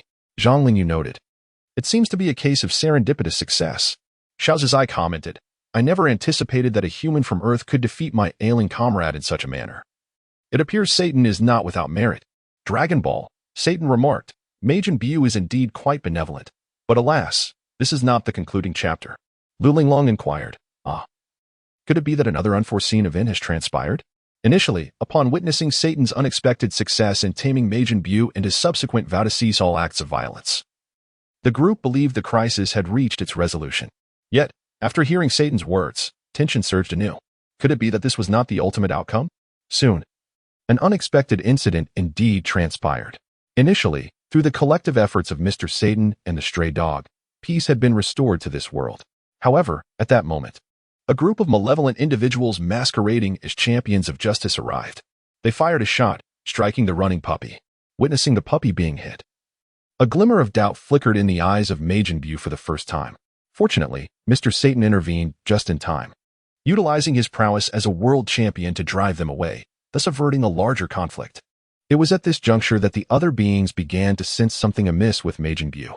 Yet, no one anticipated that the next victim of gunfire would be Mr. Satan himself. When the nefarious group returned seeking vengeance, Majin Buu could only watch in horror as Satan was struck by a bullet, allowing the seeds of malevolence to take root once more within him, plunging him into an uncontrollable state. After suppressing his inner darkness to aid Satan in regaining his vitality, Majin Buu lost all semblance of control. He immediately urged Satan to flee while he himself, after a tormenting struggle, unleashed a terrifying plume of smoke from the gaping wound in his forehead. Amidst the swirling smoke, another incarnation of Majin Buu manifested. In stark contrast to the previously plump and troublesome Majin Buu, this new figure was slender and entirely purple, resembling a frail and ailing being. Yet, even through the grand screen, the onlookers could unmistakably sense that this entity was the very embodiment of evil, the malevolent source residing within the core of Majin Buu. The ensuing battle underscored this point. As the conflict commenced, the formidable Majin Buu, capable of matching Super Saiyan 3, found himself effortlessly overpowered by the newly emerged slender figure. Perhaps a consequence of his fragmented strength. Ultimately, he was transformed into chocolate by the same technique and devoured. Following their official fusion, the slender figure successfully absorbed Majin Buu. Although his physique remained unchanged, the purple hue of his skin gradually morphed into Buu's characteristic pink. Thus, a new generation of Majin was born. This scene incited considerable frustration among the onlookers. Zhuge Qing remarked, I am astounded. Majin Buu had clearly been tamed by Satan and was beginning to embrace goodness. How could such a nefarious group arise to awaken the seeds of evil within him? Wang Yi added, as I have previously stated, humanity's inherent nature is malevolent. There will always be malevolent individuals in this world, and the current evil Buu may well be a product of their resurgence. Ji Jinhua warned. This Buu is even stronger than before. We are in grave danger. Bai Shishua expressed. I can only hope that Trunks and Goten are diligently training in the hyperbolic time chamber to eliminate this root of all evil. Wang Zhenxiu questioned. Must we ultimately resort to force? However, it was soon that Gotenks acquired an additional moniker, the King of Naughtiness. In simpler terms, he had become excessively frivolous. Before their fusion, Trunks and Goten had trained rigorously in the time chamber, enabling them to transform directly into Super Saiyan 3 post-fusion. Such power should have allowed them to vanquish Majin Buu, yet he remained carefree. This carelessness resulted in both he and Piccolo being ensnared by Majin Buu's schemes within the time chamber. The latter mercilessly strikes at the multitude, who are powerless against the external forces of the spiritual realm.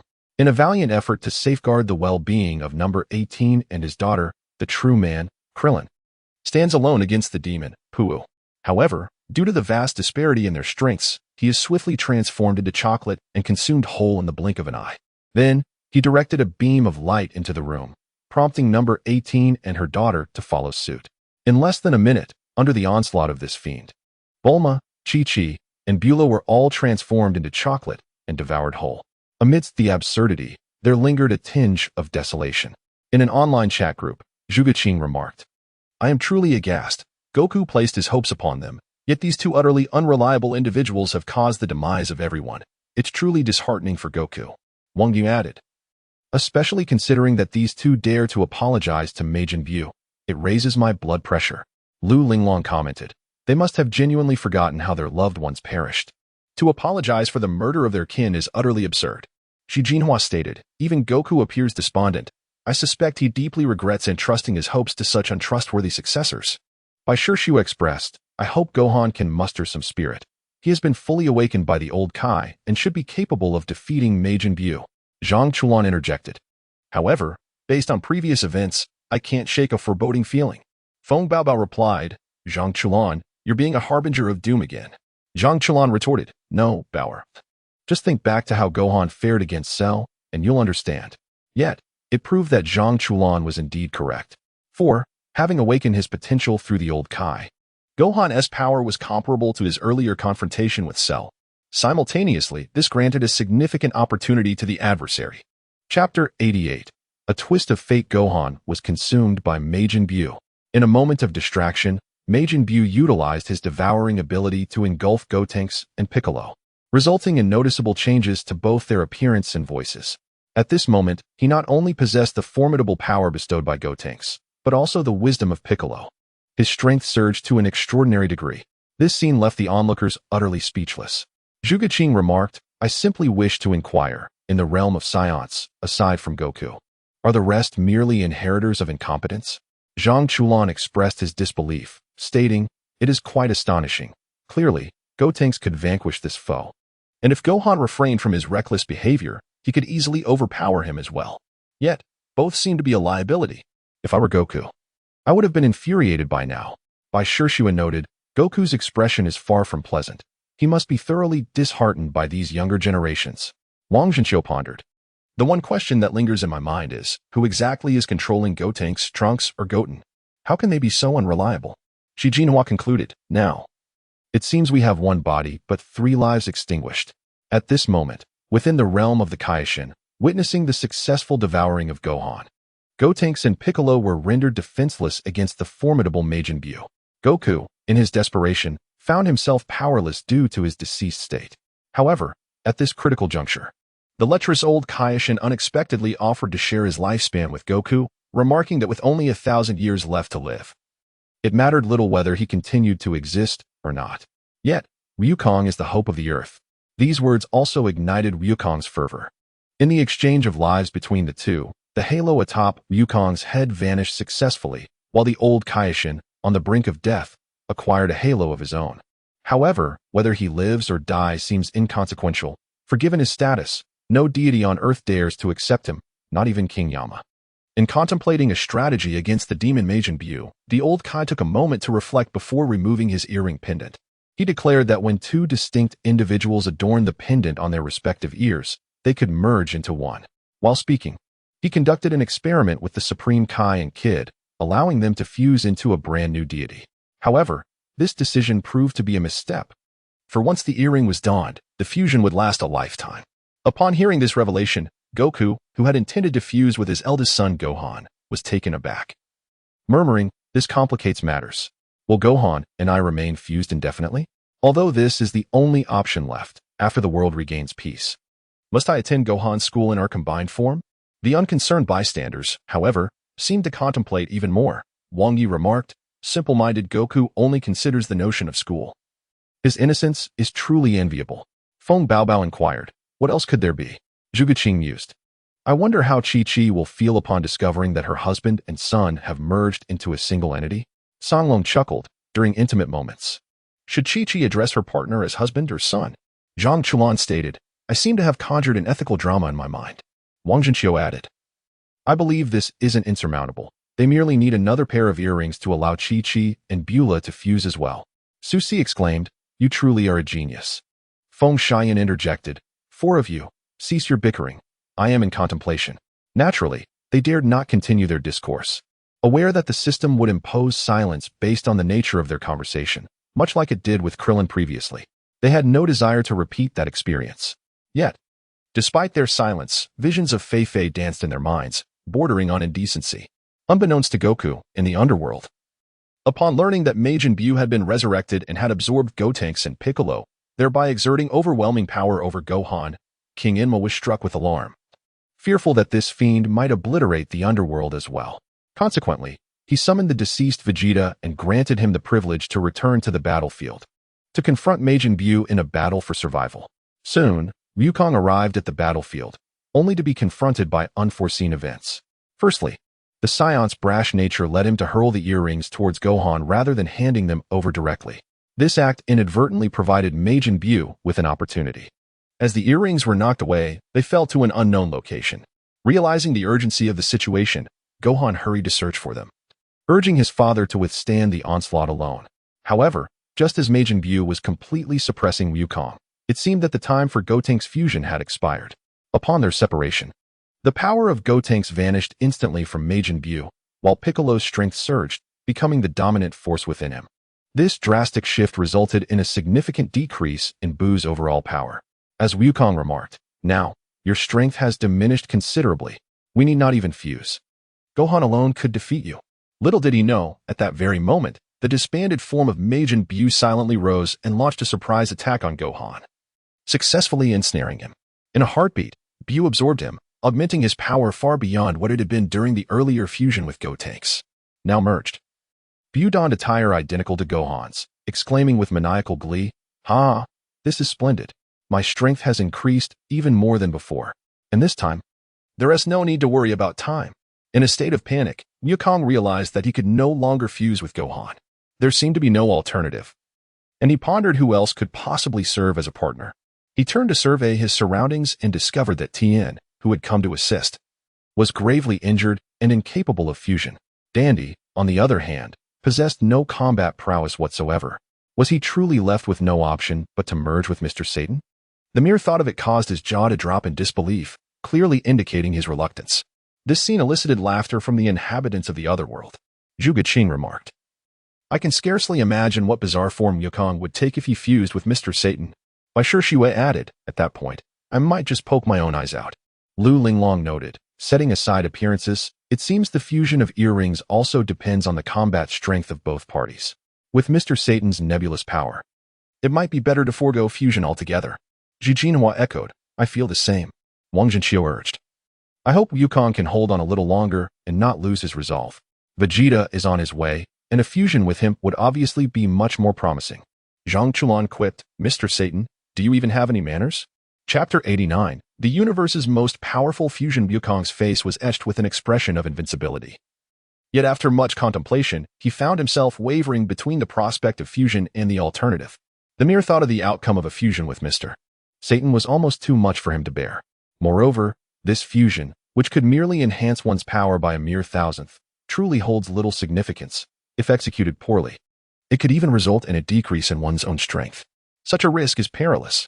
However, without the fusion, he would undoubtedly be no match for the fiendish Majin Buu. Contemplating this, he resolved to surrender to fate. Thus, he shouted, "Mr. Satan, catch this." Yet, just as he was about to fling the earring, he suddenly sensed a familiar aura swiftly approaching. What an incredibly potent energy. Could it be?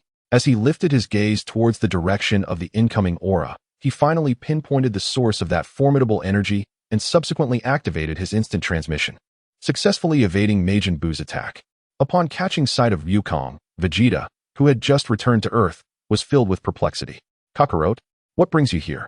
Beside him, the fortune teller who had accompanied Vegeta to this place wore an expression of curiosity as she inquired, "Aren't you supposed to be no longer in this world? How can this be possible?" In regard to his circumstances, Goku offered a brief explanation. However, he suddenly sensed the approaching energy of Majin Buu, rapidly drawing near. He exclaimed, "Let us discuss this later. Majin Buu is coming at an alarming speed. Old fortune teller, you must escape to the underworld at once." After ensuring her safety, Goku turned to Vegeta and urged, "There is no time to waste, Vegeta.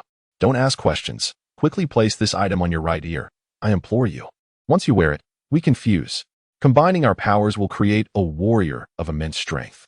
Yet Vegeta dismissed this notion with a scoff. "Stop joking. I don't believe in such nonsense." Nevertheless, the smile that briefly graced his face betrayed his true desire to grow stronger and utterly defeat that foe. However, His pride would not allow him to concede, and despite Goku's pleas, he resolutely refused, transforming instead into Super Saiyan second grade, preparing for a life-and-death battle against Majin Buu. Goku, left with no choice, joined him in combat. To respect Vegeta's dignity, he refrained from transforming into Super Saiyan third grade and opted to fight alongside him in his second form. Regrettably, Vegeta soon realized the truth of Goku's newfound strength. After a fierce skirmish, he chastised, "When we fought previously, your power had clearly surpassed mine. How dare you conceal this from me? It's outrageous. I witnessed your Super Saiyan third grade form in the underworld. It's nothing short of a joke. Every encounter with you infuriates me. How could I possibly fuse with someone like you?" Seeing Vegeta's fury, Goku offered an apology. "I'm sorry. The transformation time for Super Saiyan third grade is limited." But at that moment, Vegeta, akin to a feisty wife, interjected, "At this point, I don't want to hear your excuses. You didn't fight with your full strength.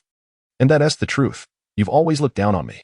In a chat group, Lu Linglong remarked, "I don't know why, but watching them argue feels like witnessing a couple bickering. Does anyone else feel this way?" Bai Shishue replied, "I feel the same. A domineering wife and her little president." Feng Xian added, "I'm shipping them."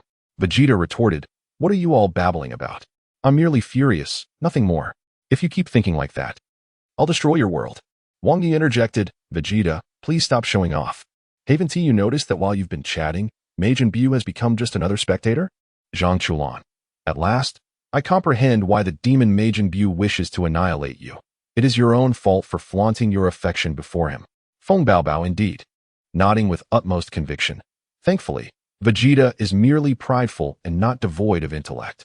Especially upon hearing Goku mention that this individual before them has eradicated Trunks and Bulma, two people he deeply cherishes, Vegeta's fury ignited instantly. The last bastion of his restraint began to waver. "Kakarot, if we fuse, shall we truly triumph over him?" Upon hearing the glimmer of hope, Goku's face lit up with a smile. Yet, his inherent purity rendered him incapable of deceit. He could only respond honestly, "I cannot ascertain that. However, it is certain that we will gain immeasurable power." As Majin Buu prepared to launch another assault, Vegeta seemed to have resolved himself, shouting, "Kakarot, hand me the earrings quickly. Do not squander any more time." Goku's heart surged with joy at this declaration, and he swiftly tossed the earrings over. With the decision made, Vegeta wasted no time, putting the earring onto his right ear without hesitation. Even when Goku warned him that they would not be able to separate again, he begrudgingly accepted the reality. In the next moment, amidst a blinding light, the two of them, under the immense gravitational pull of the earrings, achieved the greatest fusion in history. The universe's mightiest warrior, named Vegeta, made his grand entrance. The very name reveals that this newly birthed warrior is dominated by Vegeta, as the portion of Goku's name included is Kakarot, rather than his original moniker. However, it must be said that their combined strength had indeed surged remarkably. Even in their original form, they could contend evenly with the fully unleashed Majin Buu, engaging in a fierce back and forth, and at times even gaining the upper hand. Nonetheless, the others harbored concerns. "Su-san, although Vegeta is formidable, I have an unsettling premonition that this fellow is still going to be reckless." Wang Zhenxiu, your intuition is correct. If he were not reckless, he would not be a Saiyan.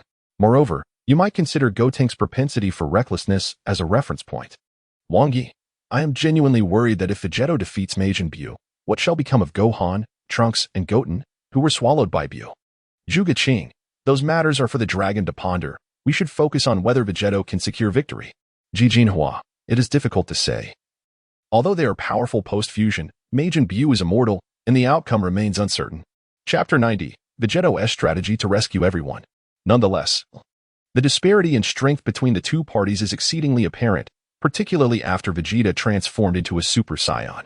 In his attempts to confront him, Majin Buu resorted to nearly every tactic at his disposal, such as enveloping him with his silicone-like form or employing his magical abilities to turn him into a gumball.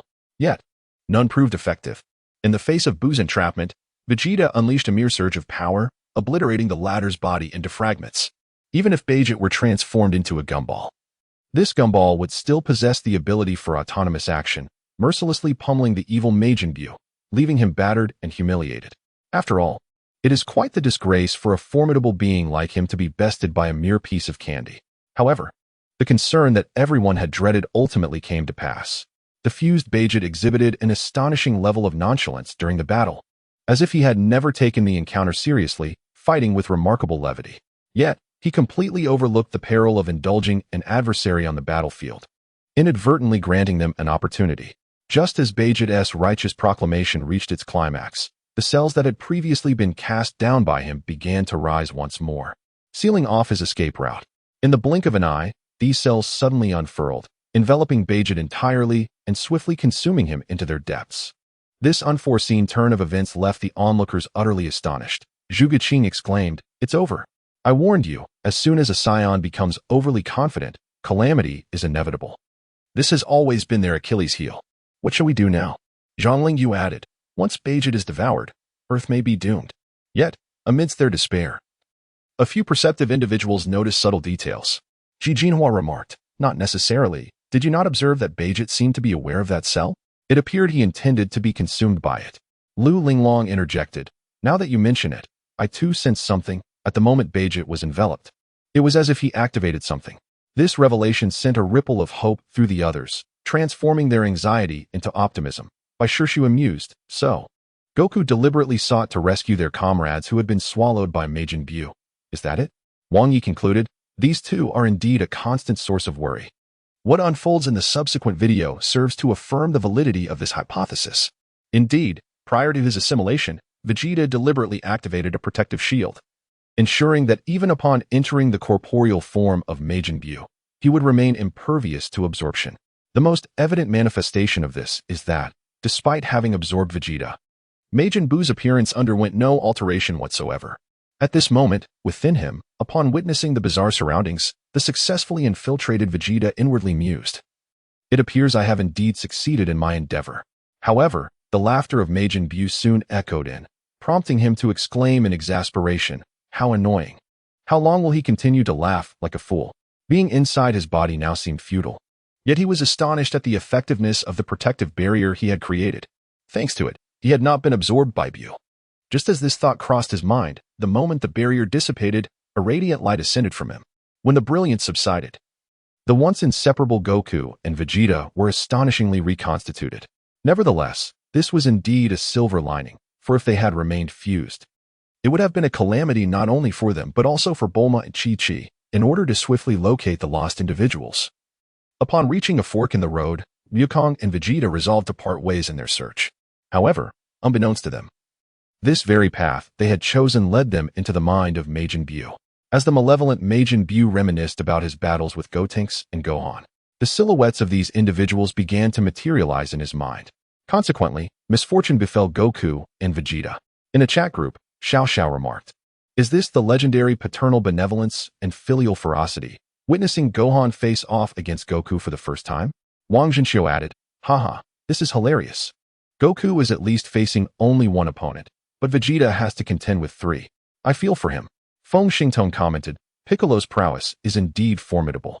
Zhang Chulan expressed surprise. "I never anticipated the horrors lurking within Majin Buu's body, rife with serpents and tsunamis. And now they must confront phantoms of equal strength to his true form. What a dire predicament." Susi noted, "Nevertheless, it is a relief that they are able to rescue Gohan and the others." Initially, Goku and Vegeta found themselves ensnared in a grueling struggle against these immortal phantoms. Fortunately, as Majin Buu's memories surfaced, he grew hungry and made a beeline for a cake shop. As he indulged in the confections, the phantoms in his mind morphed into delectable cream cakes, thus granting the two warriors a glimmer of hope. As they ventured deeper, Wukong and Vegeta finally beheld Gohan, Trunks, Goten, and Piccolo ensnared within cocoons. They promptly sprang into action, liberating them from their bindings. Simultaneously, as the captives extricated themselves, the form of Majin Buu began to revert to its original state. This development instilled in him a foreboding sense that turmoil was brewing within his being. Consequently, he summoned his doppelgangers into his body to quell the unrest within and engaged in a fierce struggle against them. Regrettably, Vegeta, having no desire to fuse with Wukong again, shattered the earrings, which resulted in the two of them being mercilessly overpowered by Buu. However, amidst the fray, Vegeta discerned a vulnerability in Majin Buu. He possessed the energy of the former Fat Buu.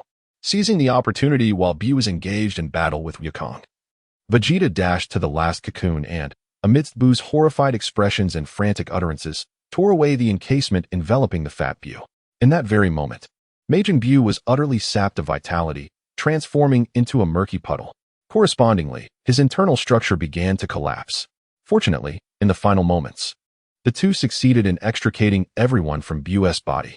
Yet, they witnessed the transformed Majin Buu, now bereft of the Fat Buu's support, drenched in cold sweat, convulsing uncontrollably. And ultimately, with a roar, his form began to shrink, evolving into another shape. Compared to before, his power appeared largely unchanged, perhaps even diminished. However, upon closer inspection, they could sense that this newly emerged small Buu harbored a far more terrifying malevolence within. Chapter 91, The Destruction of Earth, The Horrors of Small Buu. The source of all evil. Zhuge Qing. Could this be the true form of Majin Buu? Zhonglingyu, even from afar, I can perceive an exceedingly pure essence of evil emanating from this creature. It far surpasses his previous incarnation. Lu Linglong, no need for perception. I can ascertain it just by looking. Jihua, I am uncertain if it is merely my illusion, but while this small Buu may not possess greater strength than before, I have an unsettling feeling that this is indeed the greatest adversary for Wukong and his companions. Song Long, yet? It seems to me that he appears easier to contend with than before. Zhang Chuan, this child is beyond saving. Returning to the video. At the moment when Majin Buu's form diminished, both Goku and Vegeta sensed that this being might not be as formidable as before. Yet among the onlookers, only the Supreme Kai, upon glimpsing him through the crystal ball, broke into a cold sweat, as though confronted by a horrifying presence. Simultaneously, long-buried memories surged to the forefront of his mind. In truth, at the very outset, the nefarious sorcerer's creation, Majin Buu, manifested in this very form. Thus, this diminutive Buu is the true embodiment of malevolence. It was only after he eliminated the three Supreme Kais and subsequently absorbed the Grand Supreme Kai that he transformed into the later, corpulent version of himself. Previously, the malevolent Kid Buu was disobedient even in the presence of his creator. However, after transforming into Fat Buu, he became considerably more innocent, akin to a being easily appeased by mere candies. Thus, for him, the true terror resided in the original Kid Buu. This assertion proved accurate, as upon his emergence, Kid Buu obliterated Earth into smithereens. Fortunately, Goku and Vegeta managed to escape to the sacred world before the explosion, narrowly avoiding catastrophe. Likewise, Mr. Satan and Din found refuge in the sacred world, preserving their lives. Tragically, others perished in this calamity. Frustrated, Goku descended towards the ground, his face etched with reluctance. Though he managed to escape, what about Earth and Gohan? Mr. Satan, perplexed, muttered to himself, is this heaven? Meanwhile, Vegeta's face was enveloped in fury. He seized Goku by the collar, exclaiming, "Hey, Kakarot, why did you save those two first instead of Trunks and the others? And what of this wretched little creature?" In response to this inquiry, Gohan offered nothing but an unending silence. The crux of the matter lay in the fact that the once destroyed Majin Buu had inexplicably revived in the universe, and as he sought Goku and Vegeta, he annihilated planet after planet in his wrath. To him, it seemed as though only endless slaughter mattered. Ultimately, he made his way to the Grand Kai's planet, wreaking havoc upon the martial arts masters of the otherworld, nearly reducing them to ashes once more. As Majin Buu prepared to annihilate the Supreme Kai's planet, Goku and Vegeta conspired to protect the peace of that realm by unleashing their full energy. This act successfully drew Majin Buu towards them, setting the stage for their ultimate confrontation upon the sturdy grounds of the Supreme Kai's domain.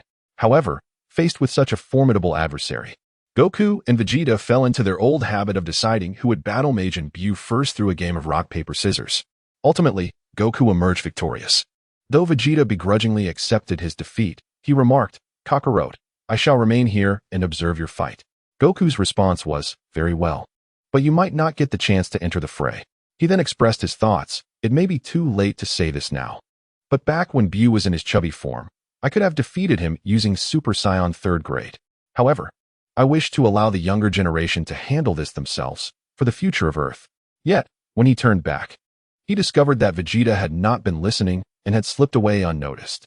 With a sigh of exasperation, Goku lamented, "That guy Vegeta wasn't even paying attention." Even more absurdly, during their game, Majin Buu, perhaps out of sheer boredom, had fallen asleep. This prompted Goku, in a fit of frustration, to transform back into Super Saiyan 3rd grade and engage Majin Buu in battle. Simultaneously, under the North Kai's guidance, this epic confrontation began to be broadcast live. resonating throughout the Supreme Kai's realm, the underworld, and even the Supreme Kai's planet. At this moment, Goku's terrifying combat prowess left the likes of Cell and Frieza in the underworld utterly astounded, seemingly unable to fathom that the once formidable adversary they had struggled against had now ascended to such extraordinary heights. However, as the battle progressed, Goku soon realized that this diminutive Majin Buu, in terms of both speed and resilience, far surpassed the fat Buu he had previously encountered. Even under the onslaught of his Kamehameha, the creature merely dissipated before reconstituting itself, splitting into countless copies. Consequently, the already weary Goku was brought to his knees. Witnessing Goku's defeat, Vegeta cried out in alarm, "Kakarot," and immediately soared forward to assist him. Injured and exhausted, Goku cautioned, "Vegeta, that foe is incredibly powerful. You must exercise caution." Vegeta nodded, affirming, "I understand." Enraged, the prince unleashed a combat technique that dispatched the entire group of foes, then charged forth to engage in earnest combat with Majin Buu. Yet, Zhuge Qing observed, "It seems that Vegeta has finally come to terms with the disparity between himself and Super Saiyan 3. I hope his pride remains unscathed." Zhuge Qing added, "Although this is a serious moment, I cannot help but find it amusing that while Goku manages to hold his own against Majin Buu, Vegeta is being thoroughly overwhelmed." "Ha ha ha." By Xiayu remarked, "The prince must be questioning his existence right about now." Feng Xian noted, "Nevertheless, the prince's concern for Goku was genuine." "I feel as though I've stumbled upon a profound truth," Lu Linglong proclaimed. "For the sake of the love between you two, I would willingly relinquish Goku."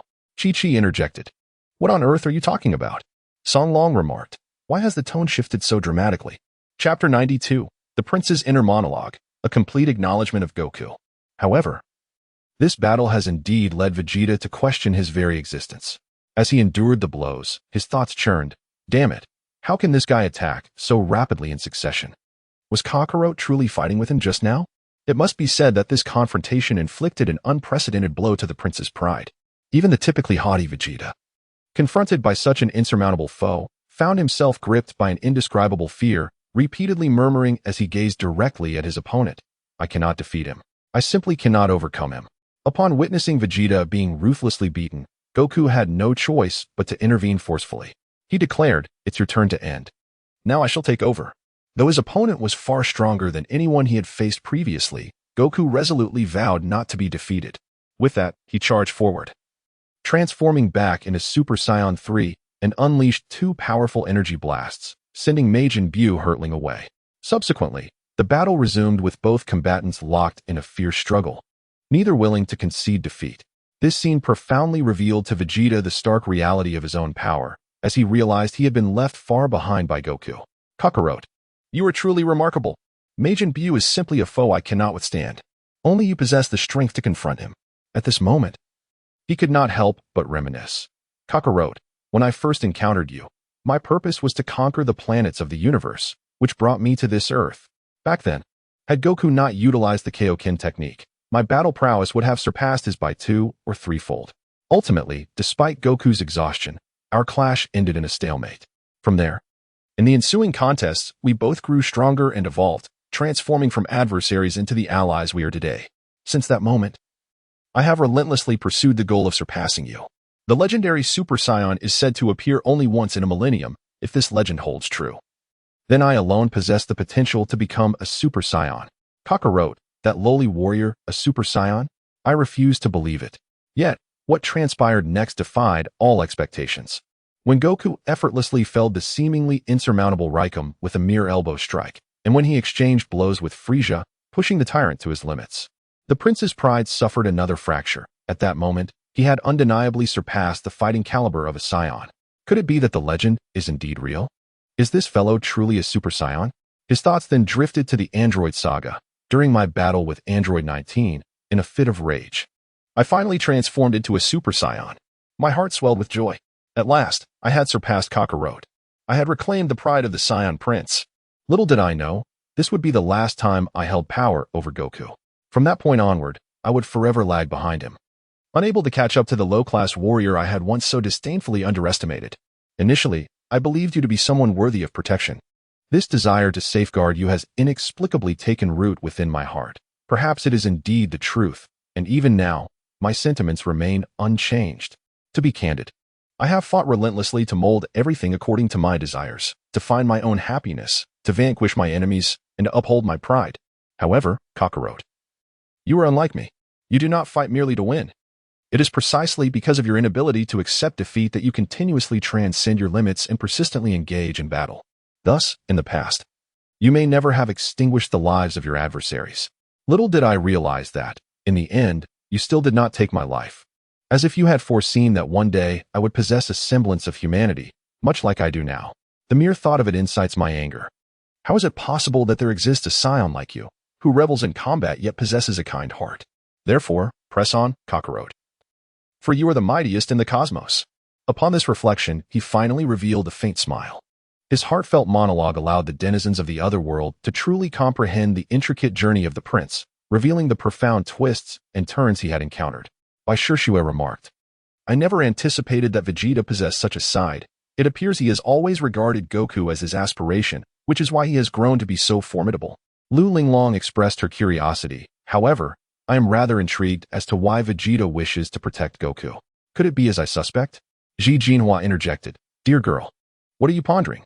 In Vegeta's heart, Goku is a Saiyan, one of his own kin. Thus, he yearns to protect him. Xiao exclaimed. You nearly led me to misinterpret the situation. Feng Xiaoyan observed. For the first time, I find Vegeta's smile quite enchanting. However, that final smile must be one of acceptance. Susan noted, he has indeed captured the essence of it all. Goku's battles have always been those he cannot afford to lose, and at his core, he is a benevolent soul, which is why he often spares his adversaries. Wang Jinxiu reflected, hearing him speak. I feel as though I have suddenly come to understand Goku. Feng Xingtong affirmed, thus, as Vegeta has stated, Goku, you must not lose this battle. Wang also encouraged, keep fighting. Yet, due to the invincible nature of Majin Buu, even after such an extended confrontation, he exhibited no signs of fatigue, seemingly endowed with boundless stamina. Under such circumstances, Goku found himself unable to contend against him. After numerous encounters, he collapsed once more. However, at that moment, he seemed to have an epiphany and urgently requested Vegeta to buy him a minute. Vegeta, recognizing that Kakarot was surely devising a plan, valiantly held on for a minute with his life force. Unfortunately, an unexpected turn of events unfolded for Goku, causing the time he required to stretch indefinitely. Just as Satan took over for Vegeta, utilizing his unparalleled luck to stall Majin Buu for a time. He was on the verge of being defeated when suddenly Little Buu's body began to convulse uncontrollably. After expelling a thick phlegm, it astonishingly transformed back into the original Fat Buu. Witnessing the imminent peril facing Satan, Fat Buu bravely stepped forward, resolutely declaring, I despise you. You shall not bully Satan. Subsequently, amidst the bewildered gazes of the onlookers, this being, whether out of a newfound sense of virtue, a rejection of malevolence, or simply a desire to protect those he cherished, began to engage in a desperate struggle with Kid Buu, using himself as bait. Chapter 93. The ironic celebrity effect. The spirit bomb finally coalesced. Regrettably, Kid Buu proved to be exceedingly ferocious. As soon as they clashed, Fat Buu exhibited a distinct disadvantage, being sent flying by a single kick. However, he possessed one notable advantage, his resilience and formidable physique. As I observed, it seemed that hope had all but vanished for Yukong. After a prolonged period of contemplation, Vegeta appeared to have an epiphany, and he suddenly exclaimed, "To Supreme Kais, dandy. Can you hear me? You must have seen the situation here through that orb. If you can hear me, please respond swiftly." Upon receiving the reply, he continued, "Excellent. You are to immediately journey to the resurrected Namek and retrieve all the Dragon Balls located there." Following his command, the Supreme Kai promptly transported Dandy and the old Kai using instant transmission, and they arrived at Namek in an instant. In the realm of the Supreme Kai, Goku found himself perplexed by Vegeta's words and inquired, "Vegeta, what are your intentions? You must realize that it is still premature to utilize the Dragon Balls." Typically, Goku relied on his own strength to vanquish foes, only resorting to the Eternal Dragon to restore Earth and humanity once he was assured of their safety. This approach allowed him to safeguard them from peril to the greatest extent possible. However, to Goku's question, Vegeta offered no response. Instead, he retorted, "Kakarot, how many times have you saved the Earth before this?"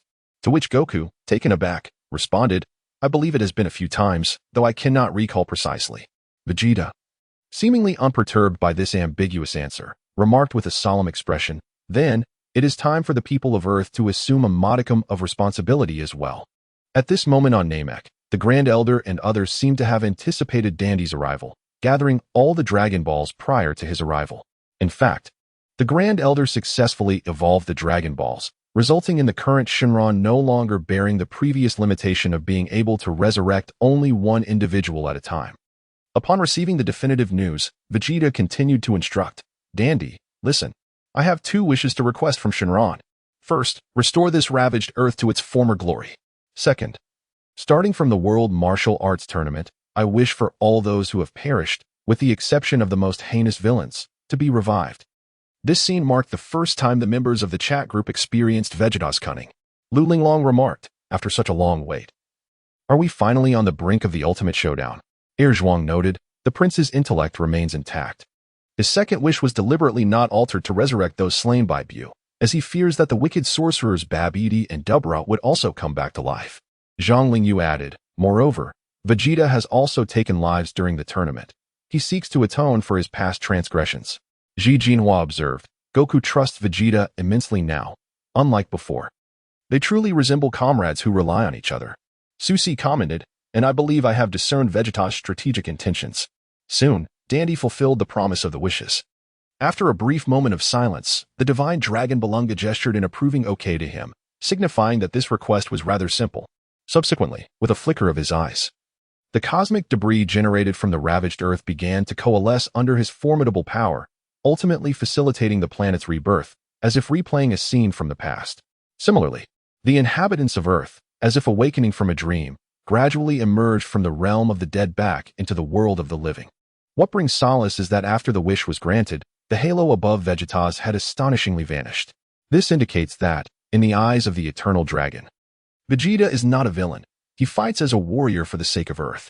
It was only at this moment that Goku understood that Vegeta's plan was to revive all the people of Earth and concentrate their energy into a single powerful spirit bomb to obliterate the fiend known as Majin Buu.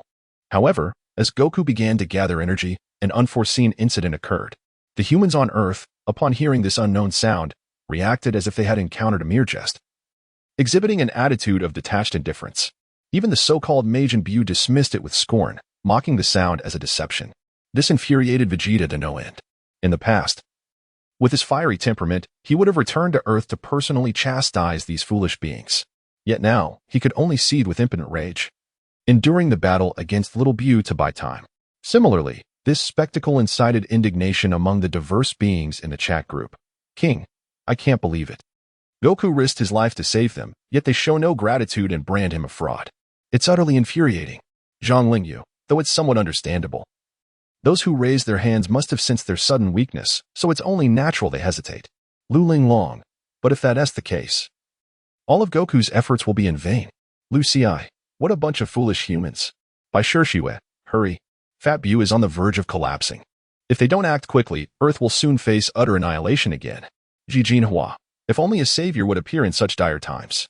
Little did they expect that this so-called savior would turn out to be none other than the seemingly ineffectual Mr. Satan. Observing Goku's inability to gather energy, Satan, in a fit of desperation, shouted, listen carefully, all of you. Hurry and lend a hand. Do you mean to say that even if I, Mr. Satan, beseech you, you will ignore me? It was at this moment that the phenomenon of star power began to exert its decisive influence. The people of Earth did not recognize Goku's voice or Vegeta's. However, they were intimately familiar with Mr. Satan's. Under the compulsion of his earnest call, even knowing that raising their hands would drain their strength, they collectively lifted their arms above their heads.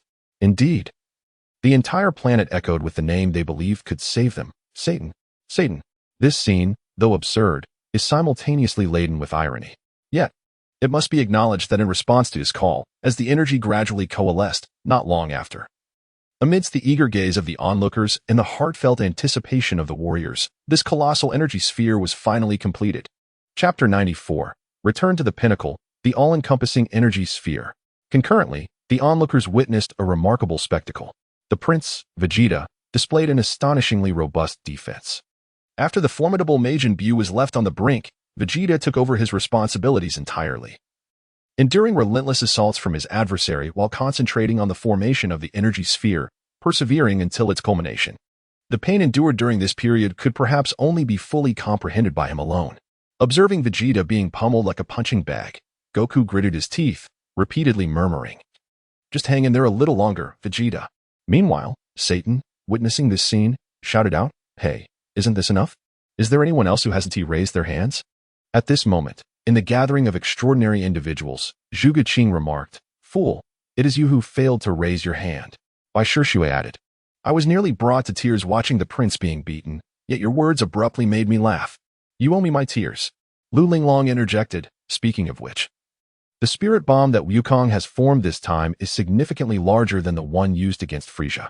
It must be the largest spirit bomb ever." Vegeta scoffed, "You are overestimating. This is merely the energy of Earthlings, and it falls far short." Xiao Xiao queried, "Could there possibly be an even larger one?" Wang Yi asserted, "Let's discuss that later. Our immediate concern is to defeat Majin Buu, for he is undoubtedly the most formidable adversary Wukong and his companions have ever faced."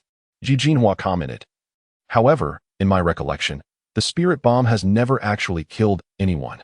Zhang Chulan retorted, "Silence, you harbinger of doom." Until Vegeta, utterly exhausted and collapsed on the ground, was left at the mercy of Majin Buu. It signified that the collective spirit bomb of all humanity had finally been assembled. This consumed all of Goku's strength. However, witnessing the standoff between Majin Buu and Vegeta, Goku found himself in a quandary. For if the spirit bomb were to descend, it would not be a trivial matter. Not only would Majin Buu be obliterated, but even the not entirely benevolent Vegeta would face catastrophic consequences. As he hesitated, the demon Majin Buu seized the opportunity and launched a series of princely maneuvers against him. Fortunately, just as Goku was on the verge of exhaustion, the plump Buu awakened to the moment and, seizing the last vestige of Goku's energy, suddenly lunged forward, pinning him down with considerable force. He then exclaimed, "Satan, quickly!" In an instant, Satan comprehended his intent and, undeterred by the peril, rushed forward and lifted Vegeta, fleeing to safety. Witnessing this scene, Goku smiled and acknowledged him, saying, "Well done, Mr. Satan. You truly are the savior of the world." With every ounce of strength he could muster, he hurled the spirit bomb, a culmination of the energy of all Earth's inhabitants, and proclaimed his final declaration, "Go to hell." In that moment, Majin Buu felt an intense threat. He immediately concentrated his formidable purple energy sphere and launched an assault against the spirit bomb. However, it proved futile. Miraculously, due to his boundless stamina, the diminutive Buu managed to grasp the trajectory of the spirit bomb with both hands, resulting in a standoff with Goku. What? Goku was taken aback to see the spirit bomb being caught. He summoned all his strength once more, engaging in a final tug of war. Regrettably, having previously exhausted his energy in battle, Goku found himself unable to push the spirit bomb even an inch, and it seemed he was being pushed back by Majin Buu. Enraged, he shouted, "Damn it, I can't exert any force. How infuriating, just a little more." As Vegeta, who had just regained consciousness, witnessed this scene, he immediately grasped the situation and murmured, "I understand now. We miscalculated. Launching such a massive spirit bomb, Kakarot simply lacks the stamina." Simultaneously, far away on Namek, the Elder Kai and others, observing this moment through the crystal ball, were filled with trepidation. Could it be that the power of Majin Buu is truly so formidable that even the spirit bomb, capable of vanquishing all evil, cannot contend with him? In the underworld, the scene prompted King Yin to seize the television, his teeth gritted in frustration. How is this possible? That spirit bomb contained the power of the entire Earth. In a moment of urgency, Dandy suddenly proposed a strategy. "King Kai, could you please take me to Goku immediately? Perhaps his strength can help revive him." However, King Kai faced a dilemma. "I apologize, but I have already exhausted my energy. It is impossible to perform instant transmission until I recover my strength. To vanquish the malevolent Majin Buu, the current state of Goku is utterly insufficient, unless there exists a means to restore him to his prime." However, the gathering of the spirit bomb is no longer feasible.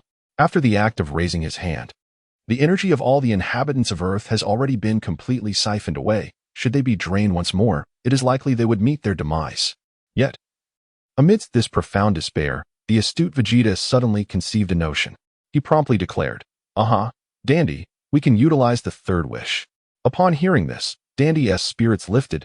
Indeed, seizing the moment as the eternal dragon Purunga was on the verge of vanishing, he stepped forward and implored, "Wait, Purunga.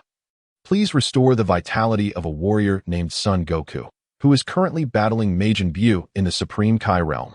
Purunga responded, Restoring this individual's vitality to its original state is certainly within my power.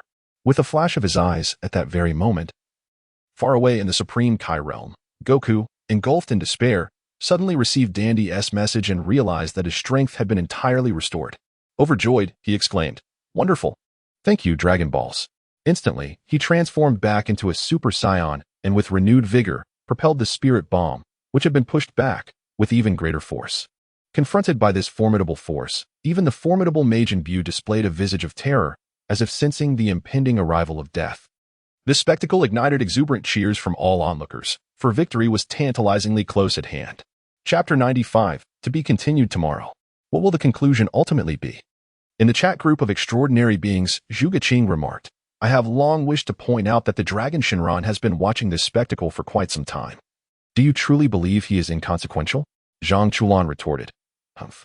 Anyone can play the role of an afterthought," Ji Jinhua added. "In truth, such a situation is quite normal. When individuals are under duress, they often overlook certain aspects, and this is quite inevitable." Lu Linglong expressed relief. Fortunately, they have succeeded. Zhang Lingyu hoped, "May the spirit bomb obliterate this little Buu and restore peace to the universe." Lu Jin confidently stated, "There is little cause for concern. The very essence of the spirit bomb is to target all malevolent energies, rendering them incapable of escape. Compared to Frieza and Vegeta, this Majin Buu embodies pure evil. Thus his destruction is assured." Amidst the discussions of the crowd, in the video, as the spirit bomb delves deeper, culminating in Goku's final, powerful strike, the colossal entity gradually succumbs to the radiant light engulfing Majin Buu. With Goku's fingers poised in a farewell gesture and the fervent, hopeful cry from his companions resonating, "Goku, unleash your power." Amidst the tremors of their desperate shouts, Majin Buu is completely consumed by the brilliance of the spirit bomb, and under the weight of such overwhelming destruction, he is obliterated, reduced to mere dust, vanishing from this world. The warriors have triumphed at last. Lu Linglong. Indeed, Goku is forever the strongest. Zhuge Qing. Farewell, Majin Buu. May your journey be peaceful. Wang Zhenqiu. I suddenly feel that the North Kai teaches nothing but divine techniques. First the Kaioken, then the spirit bomb. These are Goku's trump cards for victory. Wang Yi. Though we have won, the conclusion was quite convoluted. Zhang Lingyu. No worries. As long as we have emerged victorious. Xiayu. Finally, it's all over. Watching this has left me sore. But what relief. Song Long, this time. It should all come to an end. Majin Buu is so formidable. I cannot believe anyone stronger could emerge. Zhang Chuan. A flag has been raised. Awaiting the moment of truth. In the video, as Majin Buu faces his demise, Vegeta initially intended to eradicate the plump Buu as well, to eliminate any lingering threats. However, his endeavor was fervently thwarted by Dend, who stood directly in front of Majin Buu, pleading with Vegeta not to proceed. With Goku's support alongside, Vegeta ultimately relinquished this notion. When the buffering time for Dragon Balls came to an end, everyone made a wish for the people of Earth to completely forget about Majin Buu, allowing the gentle Buu to live a normal life. Subsequently, a prolonged period of peace enveloped the Earth. However, as serenity descended, Goku began to act rather frivolously, choosing to abandon the hard-won gathering to assist dinosaurs in protecting their eggs. It was only after the eggs hatched that he arrived at the banquet, disheveled and in tatters. Such a thought process is indeed beyond the comprehension of an ordinary person. But that is Goku. Years passed, and the transformations in this world were profound. Trunks had matured into a wealthy heir of Capsule Corporation, while Goten had evolved from his innocent, charming self into a master of romance. Even Mr. Satan had undergone a striking change, losing his once luscious locks to a more Mediterranean appearance. It was evident that everyone had aged, except for Goku, Vegeta, and the non-human Piccolo, who maintained their original forms. In Vegeta's words, Saiyans belong to a warrior lineage, which accounts for their prolonged youth. However, the most significant change was the birth of Pan. What an adorable little Pan! She resembles Bra so much. Her calling out Grandpa melts my heart, exclaimed Bulma. Could it be, Linglong, that you wish to become a grandparent as well? Teased Snow. I never imagined time would pass so swiftly. I still vaguely recall Goku as a child, and now he is a grandfather. Zhang Chulan remarked. Goten has grown up and is no longer cute. All my affection is now devoted to Pan, said Ji Jinhua. What a heartbreaker, retorted Song Long. Strictly speaking, this child is the daughter of Gohan and Videl, marking the true first female descendant of the Sun family. Thus, the family cherished her dearly. Goku, in particular, fully embraced the joys of being a grandparent, taking Pan along to the upcoming World Martial Arts Tournament as if they were merely strolling through a park. His adoration was unmistakable. Nevertheless, owing to her Saiyan lineage, even at such a tender age, Pan exhibited remarkable combat prowess, effortlessly sending a massive opponent flying with a single kick during the tournament. Yet, Pan's training was but a secondary concern. The true purpose of Goku's participation in the tournament was to seek out someone, an heir of Majin Buu. This individual, reincarnated as a child named Ub, bore an unmistakable resemblance to the original Majin Buu. As the narrative unfolds, Wukong once again exhibits his unpredictable spirit in his quest for greater strength. He takes UPU as his disciple, disregarding the puzzled gazes of those around him, and continues on his path of cultivation. Just as the video reaches this point, it abruptly halts, amidst the bewildered expressions of the crowd. The big screen does not transition to the next individual's past life, but instead displays a message. Today's video has concluded. Tune in tomorrow. This implies that Wukong's journey is far from over. Zhuge Qing exclaims, "Incredible. Is it possible for Wukong to live on like this?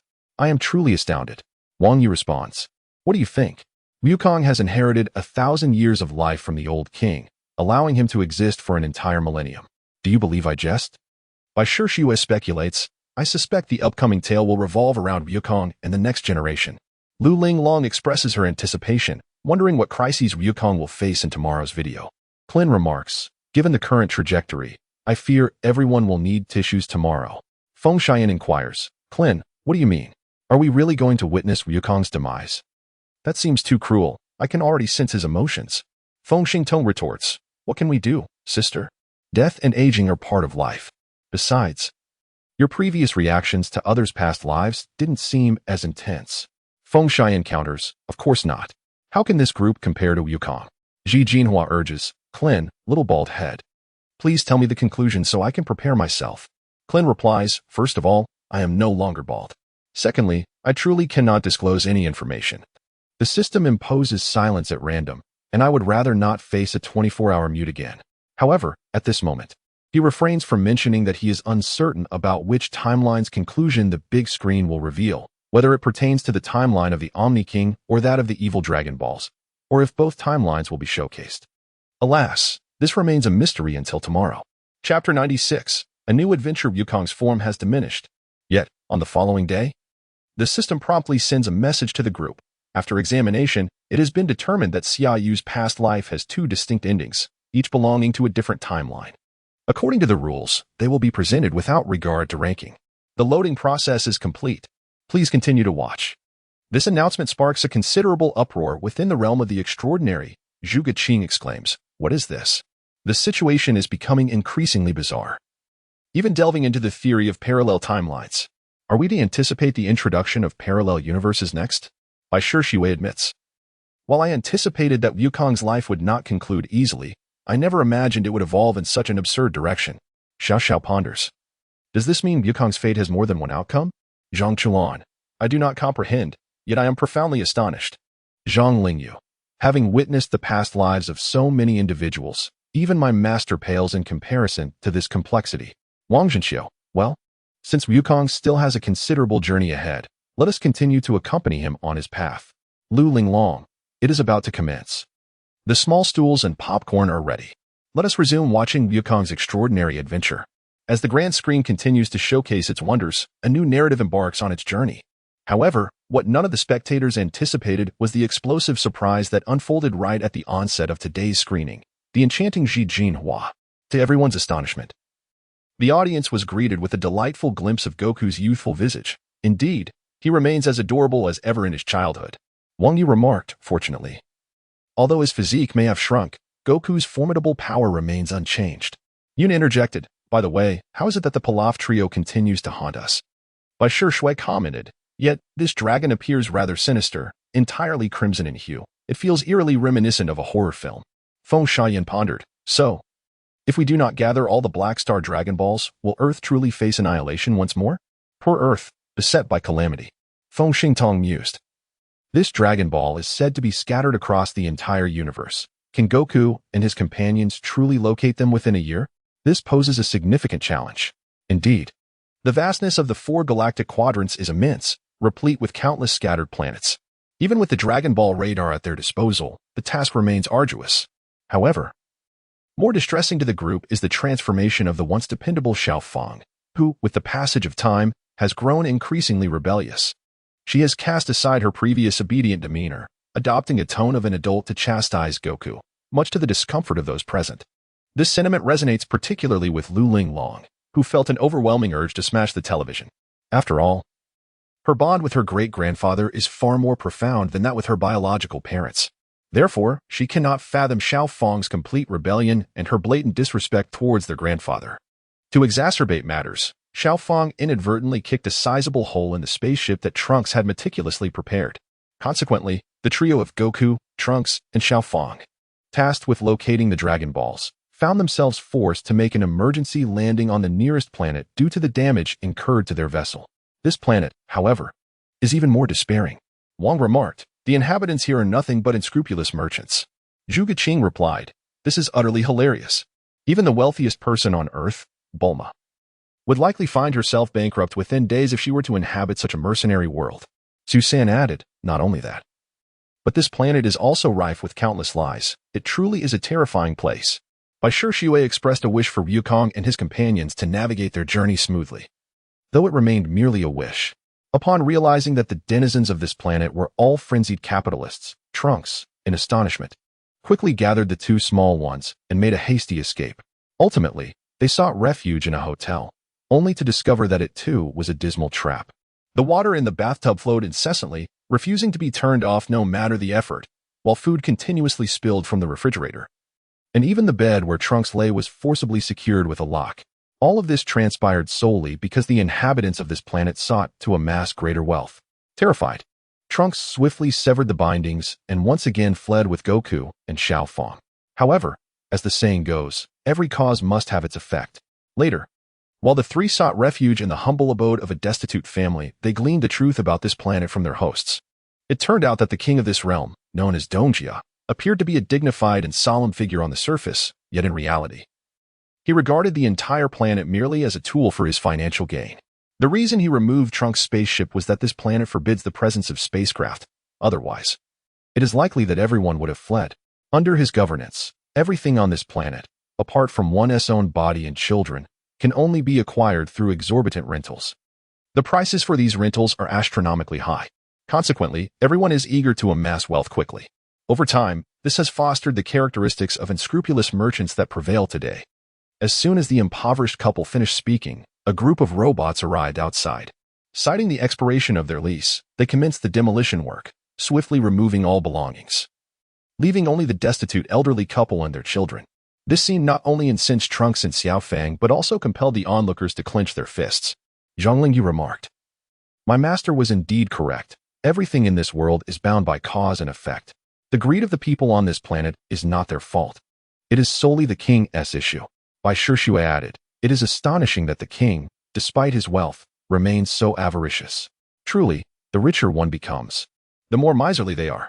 Lu Linglong observed, "This particular dimension feels different from the previous ones. It seems more realistic. Have you noticed?" Zhuge Qing interjected, "I have something to say, though I am uncertain whether it is wise to speak." Zhuge Bai cautioned, "Brother, I advise against it. I fear that if you speak your mind, you may be subjected to scrutiny." Feng Shadin concluded, "Fortunately, this planet has encountered Wukong. The king's audacity in seizing their spaceship signifies that his fortunate days are numbered." Indeed, after bidding farewell to the elderly couple, Wukong and his companions made their way to the palace, where, with the strength of three, they rendered the entire army of this planet incapable of resistance. However, the reason Dongjia dared to act so brazenly and withheld his subjects' wealth was not merely due to his formidable military might, but also because of an exceptionally skilled bodyguard named Lijia. Chapter 97. Journey and Training. They successfully acquired 2 Dragon Balls. It must be said that Lijia possesses remarkable prowess. During his battle with Trunks, he effortlessly dispatched the latter with a single punch. While Trunks' carelessness played a role, it is undeniable that Lijia possesses formidable strength. In fact, in subsequent confrontations, he could contend with Wukong in his normal state without a clear victor emerging. In the Celestial Beings chat group, Zhuge Qing, "Let me tell a joke. The Universe Emperor Frisia, Zhang Chuan, you're going to make me laugh to death and then inherit my Aunt Huabe?" Wang Yi, though amusing, the truth remains. In his normal state, Wukong can undoubtedly annihilate Frieza, yet he is exchanging blows with him. This truly makes Frieza a laughingstock. Feng Shaodin retorted, "You're missing the point. It's evident that Wukong isn't exerting his full strength. If he were to go all out, even Trunks alone could easily defeat him." Zhang Lingyu concurred. "I see it too. Wukong has no intention of fighting seriously." Song Long remarked, "This quest presents little challenge. It seems we will soon turn the page." It must be said that the collective assessment of Wukong's strength is remarkably accurate. After engaging in combat for a brief period, Wukong discerned the true extent of his opponent's capabilities. In an instant, he transformed into a Super Saiyan and commenced a one-sided assault, epitomizing the principle that one should never challenge the Sun family. Fortunately, the bodyguard named Leijia did not entirely serve Dongjia. He was merely a practitioner with a sense of competition, particularly upon hearing Wukong's words. "I believe that if you rest for a while longer, you will undoubtedly grow stronger. I too am diligently training to enhance my abilities, and we shall compete again then." Leijia responded with a faint smile, saying, "What a peculiar child you are. It appears that my martial skills are still in their infancy. Nevertheless, son Wukong, the next time we meet, I shall surely defeat you." He then disregarded Dongjia's fate and set off to continue his training alone. As for Dongjia, witnessing the humiliating defeat of the master he had entrusted, he realized his days of comfort had come to an end. He immediately knelt, pleading for mercy. "I am sorry. I acknowledge my mistakes. Whatever you demand, I shall comply. Please, spare my life." At this stage, although Xiao Feng exhibited rebellious tendencies, her inherent kindness remained intact. Thus, she directly proposed the immediate abolition of the leasing system on their planet. Though Dongjia was exceedingly reluctant, the threat of Wukong's formidable power compelled him to acquiesce, albeit begrudgingly. As dawn broke, the sun ascended as it always does, yet the inhabitants of this planet remained oblivious to the impending transformation that awaited them. It was not until Wukong and Xiaofang emerged from the palace, burdened with a substantial load, that realization dawned. Xiaofang joyfully exclaimed, "Grandpa, Grandma, inside this is a gift from Dongjia for all of you. Each of you shall receive a contract.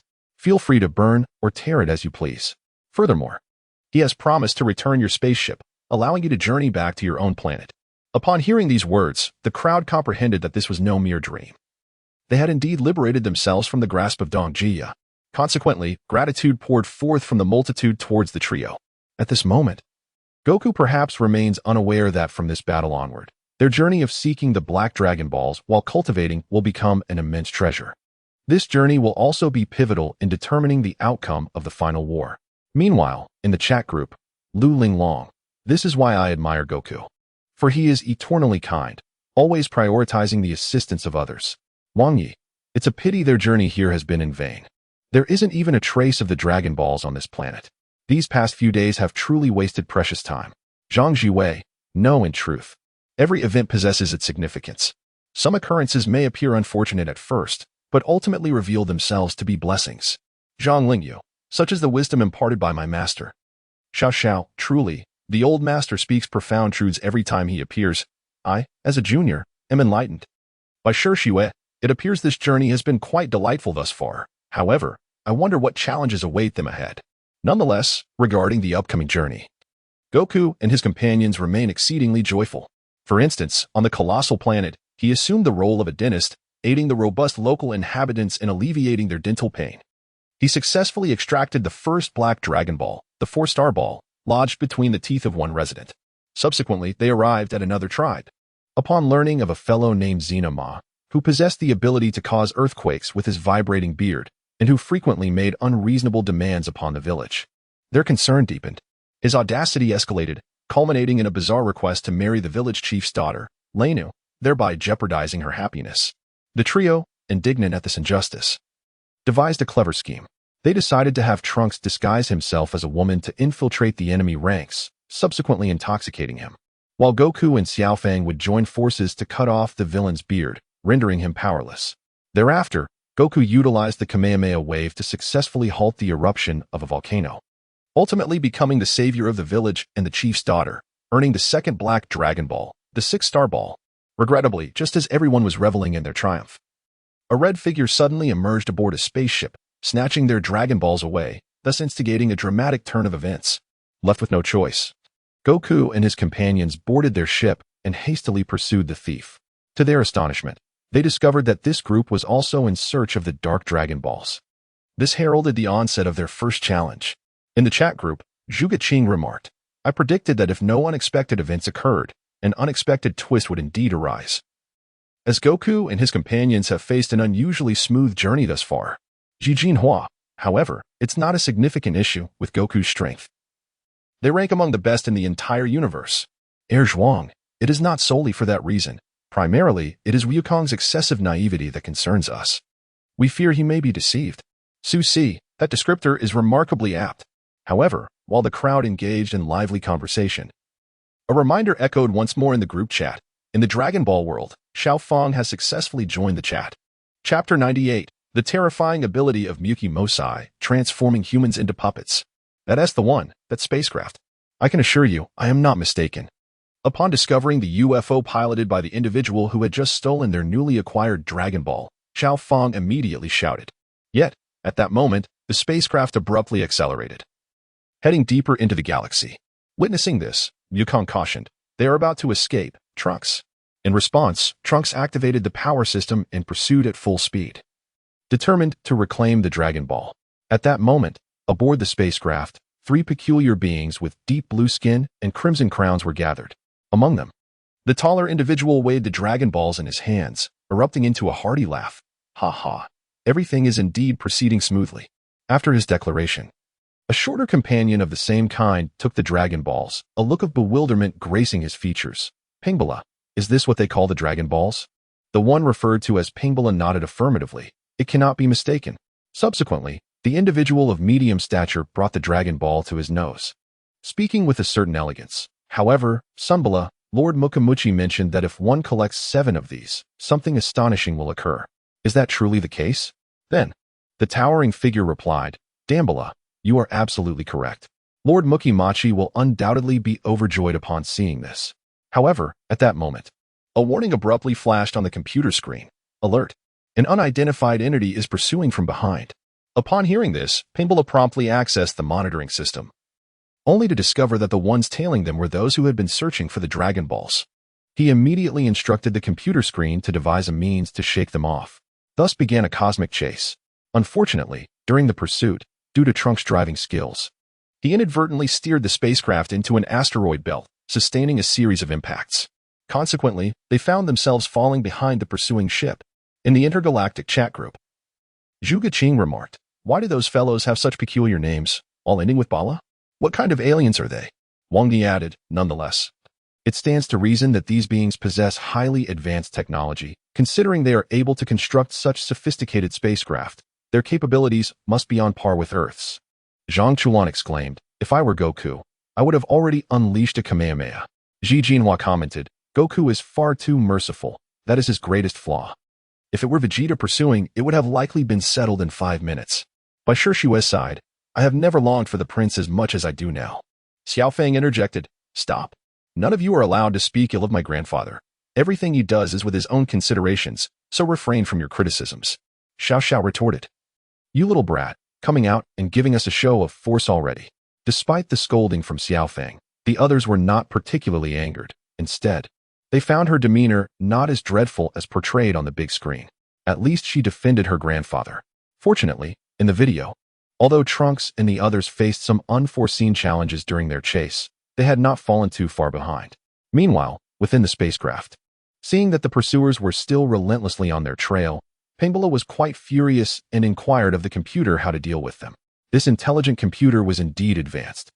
After a moment of contemplation, it proposed a solution. At location NE367, there exists a planet known as He, inhabited by a ferocious carnivorous creature called the Emoma.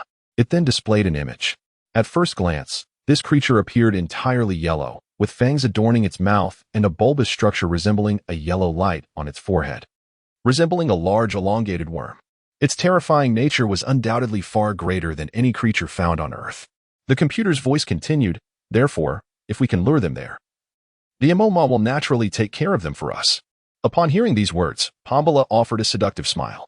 He then promptly directed Trunks and the others into a pitch-black cave, with the dark planet of He as their ultimate destination. Under the calculations of the computer, the probability of Trunks and his companions escaping was a mere 0. 0.0000112.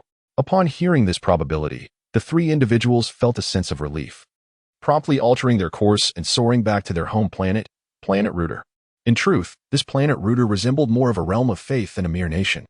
At that moment, within a certain edifice, a group of individuals, seemingly fervent devotees, donned red hoods and engaged in continuous worship, chanting fervently, Yuan Yajaya, Jaya Rooter the Great King. They incessantly repeated this phrase. Upon the elevated platform, a figure of slightly greater stature, clad in a crimson robe, exuded an air of solemnity that was simultaneously eerie and unsettling. With arms outstretched, he proclaimed, "All right, next." At the sound of his words, a green-haired alien with yellow skin trembled, feeling utterly out of place among the others. However, the imposing figure on the platform, known as Mokomoki, showed no semblance of compassion. Instead, he struck the ground with a whip, demanding, "What is the status? Have you indeed located the Dragon Balls for me?" Upon receiving a negative response, he lashed out with the whip, ensnaring the alien's neck with a fierce grip. Amidst the terrified gazes of the crowd, the eyes of the statue behind them suddenly ignited with a crimson glow. Following this, the individual ensnared by the whip inexplicably lost all vitality and transformed into a mere doll. Such a skill is undeniably bizarre. Likewise, this scene left the onlookers in a state of astonishment. Zhuge Qing exclaimed, "Goodness, this is truly a figurine collector. Apologies, but I seem to have conceived yet another audacious idea." Lu Linglong remarked, "However, we are not inclined to listen." Who is unaware that Zhuge Qing from the Zhuge clan is a notorious flirt, with an imagination brimming with eccentric thoughts. By Shi Shiwei added, 1. Wang Zhenqiu pondered, "That aside, why does Wukong and his companions keep encountering such peculiar beings outside the Milky Way? Did Frisia not eliminate this group during his conquest of the universe?" Su San replied, "You overestimate him. I believe that even Frisia may struggle against them." Haiguaner concurred, "Indeed, the ability to transform others into dolls is truly unsettling. It gives me a headache just to witness it." Zhang Chulan remarked, "Yet, upon considering the potential for Wukong and his companions to become dolls themselves, I suddenly feel a surge of excitement." Song Long responded, "Zhang Chulan, you understand me." Following this exchange, two individuals from different regions of the simultaneously exhibited the same expression, akin to a train enthusiast. Their demeanor was comically absurd. Chapter 99, The Ballera Trio, a dance troupe of peculiar and enigmatic charm. This scene also sent shivers down the spines of the Ballera Trio. After all, witnessing a living human transform into an emotionless doll in front of everyone is enough to evoke fear in anyone. Of course, for them, this was merely the beginning. After executing this horrifying act, the leader audaciously proclaimed, "You should all rejoice. This individual's body and soul have now completely merged with the great king of the road. There is no greater honor than this. How should one put it? This is nothing short of a grand display of manipulation." Observing this spectacle, the diminutive Sun Ballera was instantly terrified and whispered, "Perhaps we should make a swift exit." However, the towering Ballera restrained him. "What are you afraid of? Do not forget, we possess the Dragon Balls. We can stride confidently without fear." Once they regained their composure, the trio approached with a demeanor of solemnity and poise, as if they were accomplished heroes. Upon reaching the stage, the trio immediately knelt on one knee. Ballera even offered the Dragon Ball reverently. "Please take note. The Dragon Ball is now in our possession. We humbly present it to you." Upon seeing the precious Dragon Ball in his hands, Mukamosai stepped forward, seized it, and after a thorough examination, stated solemnly, "Ah, indeed, this is undoubtedly a Dragon Ball. Damba, Pambala, and Sumbala, you have performed admirably." However, just as these three were indulging in dreams of promotion and wealth, the individual on stage abruptly shifted his tone. "In truth, I had intended to reward the three of you handsomely. Yet, it appears you have been rather foolish. According to the directives from King Luther, the three individuals from whom you snatched the Dragon Ball seem to possess another Dragon Ball as well. This implies that although the Dragon Ball is indeed within your grasp, you have allowed it to slip away once more." With this declaration, he struck them off the stage with a whip, right before their terrified faces. The trio appeared to be greatly intimidated by the might of Mukamoki. Consequently, the leader, Pambala, hastily implored, "Please, I beg you, grant us another opportunity to prove ourselves." Yet, in the very next moment, that familiar whip lashed out once more.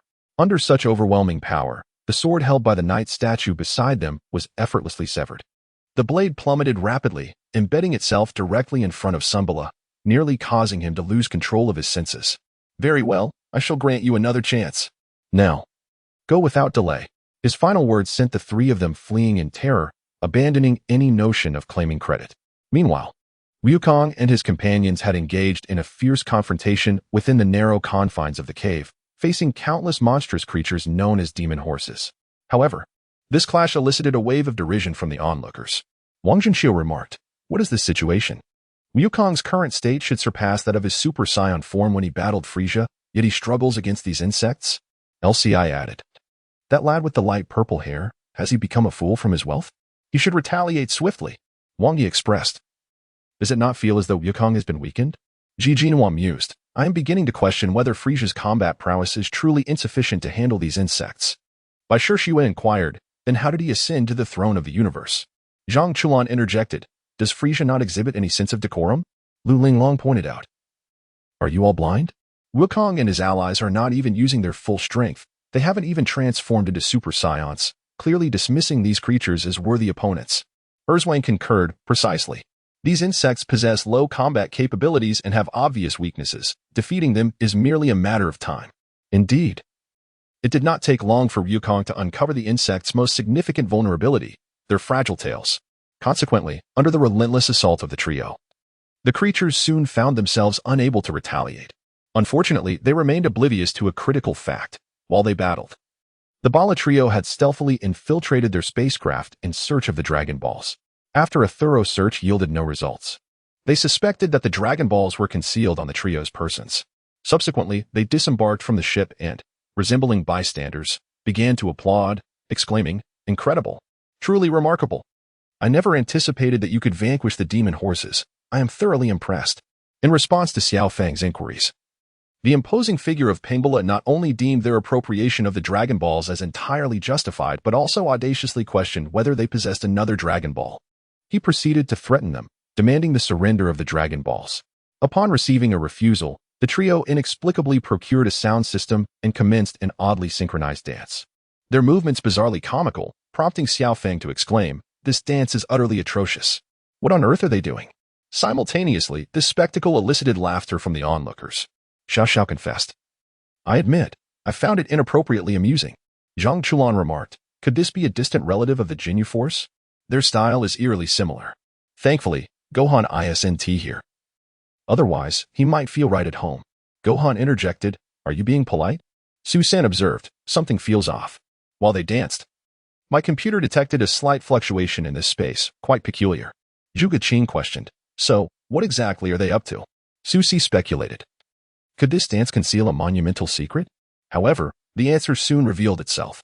During the trio's performance, the nearby robot Jilu was the first to be affected, joining in their awkward dance. It was only then that Goku and his companions realized that the hypnotic choreography, coupled with the entrancing music, could disrupt human nerves, compelling them to mimic the movements unconditionally. Regrettably, by the time they comprehended the situation, it was too late. Witnessing the trio succumb to the influence and join in the bizarre dance, the Ball-era trio displayed satisfied grins, even taking the opportunity to land playful punches and kicks during the dance. Although such attacks bore little harm to the Saiyans, they were imbued with a profound sense of humiliation. As time progressed, the enchanted steeds behind began to sway in a mesmerizing dance. Fortunately, it wasn't long before their sound system ran out of power. Bereft of musical influence, Wukong and his companions abruptly ceased their rhythmic movements, swiftly subduing the Ball-ala trio and binding them. They then extracted the whereabouts of the Dragon Balls from their captives and set their cosmic vessel on a course toward the planet route. Chapter 100. Xiao Fang transforms into a doll. The arrival of the rude priest. Alas, due to their inability to control the cosmic saucers wielded by the Ball-ala trio, when Xiao Fang and Jilu approached, the computer misinterpreted their intentions, sealing the hatch and propelling them uncontrollably toward Root. Thus, it seemed that Xiao Fang was destined to confront the enemy's stronghold alone. Fortunately, Wukong and Trunks soon pressed for the ultimate destination of Xiao Fang's journey, launching their own spacecraft in pursuit of her. Regrettably, on the other side, Xiao Fang had already arrived at her destination, guided by the Dragon Ball radar on Jilu. She boldly infiltrated the Rude Temple. However, as she stepped inside, she was promptly met with two blades poised at her throat, indicating that she had been detected. Fortunately, Xiao Fang inherited the bloodline of the Saiyans, endowing her with formidable combat prowess even without extensive training. In mere moments, she dispatched those who sought to hinder her. Descending from the platform, she immediately spotted the six-star ball and pointed accusingly, exclaiming, "You, listen closely. You are the leader here, are you not? It is utterly reprehensible to pilfer from others. Did your mother never teach you that as a child?" Her words left the figure before her, muki-moki, utterly bewildered, unable to muster a retort. Yet, Xiaofang's verbal onslaught continued. "That six-star ball was bestowed upon us after we tirelessly assisted Garbo. Yet you have the audacity to seize it. As grown individuals, do you not find such behavior disgraceful?" Simultaneously, her remarks left the members of the in a state of astonishment. Zhugeqing, I can't shake the feeling that I'm witnessing a child reasoning with a bandit. Susi, to be fair, this child may be a bit unruly, but her principles are commendable. With some guidance, she could flourish, though her arrogance certainly needs addressing. Dragon Ball, Xiaofang, uncle, didn't your mother teach you that it is quite impolite to judge others indiscriminately? Zheng Chuan, haha. Seeing Sigu get schooled brings me unexpected joy. Susan, children speak without guile, indeed. Wang Yi, in truth, after disembarking. Xiaofang should have awaited Wukong and Trunks instead of acting alone, for such a course of action is bound to lead to trouble. Feng Xian, enough said. A problem has already arisen. Xiao Xiao, who knows if life is turned into a mere doll? Is there still hope for salvation? In the video. Facing the threats posed by Xiaofang, Mukamoki remained unfazed, instead letting out a cold chuckle and uttering, "So it is you. Indeed it is you. Since you have come to me willingly, you might as well hand over the other Dragon Ball in your possession. The other Dragon Ball, adorned with 4 stars, must surely be with you." Simultaneously, he took the liberty of introducing himself. "Allow me to inform you. I am the prayer master here, Mukamoki." He then gestured towards a nearby statue. "This is our magnificent god of destruction, Lord Luther, and the resurrection of Lord Luther is the singular wish we all share. We aspire to see Lord Luther revived soon, to wreak havoc upon this tumultuous and unstable universe, thereby establishing a new order for all of Lord Luther's devoted followers." Yet, as he concluded his eloquent self-introduction and turned back, he discovered that the young girl and the Dragon Ball on the altar had vanished without a trace. Upon looking up, he realized the 6-star ball had been taken by her, who now stood at the exit, poised to make her escape. However, in the next moment, the so-called Lord Luther astonishingly opened his left eye, emitting a terrifying beam of light from within, due to her failure to evade in time. Xiaofang was struck by the light and transformed into a peculiar doll. This unfortunate turn of events not only caused her to sacrifice herself, but also resulted in the return of the newly acquired 6-star orb. Just as he intended to cast aside Xiaofang's doll and merge with Lord Ruth, a sudden and intense tremor caught his attention. "What is happening?" he exclaimed, only for the explosion to resonate from directly above him, accompanied by the ominous sound of the stone wall collapsing.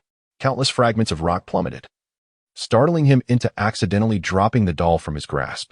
In the next moment, Trunks and Goku arrived on the scene. Regarding the 3 individuals who had been abducted, Mukamosai wore a look of disdain and inquired repeatedly, "What is your situation?" Upon witnessing the anger of the prayer master, the trio swiftly began to fabricate lies in an attempt to deceive him, only to be promptly exposed by the former's incisive words. Under the radiant beam of King Luther, the 3 individuals instantaneously transformed into dolls. This terrifying power indeed evoked a sense of dread. Subsequently, the devotees behind truly grasped the meaning of divine conflict, where mortals suffer. Amidst King Luther's relentless beams, although Wukong and Trunks could effortlessly evade them, these rays subsequently afflicted the helpless devotees, transforming them all into dolls. Terrified, the remaining onlookers scattered in panic, fearing that they might share the same fate. Seeing that King Luther's beams posed no threat to them, Mukamosai summoned his colossal thunder lion. This blue-haired beast appeared as a fierce creature. However, this formidable ally was swiftly vanquished by a single energy blast from Wukong. In a resounding explosion, the previously arrogant Mukamosai was also engulfed by the dazzling light, meeting his demise. Yet, this was not the end, as Wukong tended to Trunks' injuries. The whip left behind by Mukamosai suddenly spoke. "He. It seems you both possess some skill. While you have defeated Mukamosai, do not celebrate too soon. He was merely my puppet." As it spoke, the whip astonishingly stood upright, as if imbued with its own consciousness. "Now, allow me to reveal my true form." With that declaration, its shape began to morph, ultimately transforming into a creature resembling a mantis, adorned in a blend of gold and crimson. Wielding the former whip as its weapon, it then unveiled its identity. I am Muki, a priest of King Luther. Simultaneously, Wukong and Trunks sensed an overwhelming aura emanating from this being, significantly more potent than that of the puppet they had just vanquished. Chapter 101. The True Mastermind, Dr. Miao.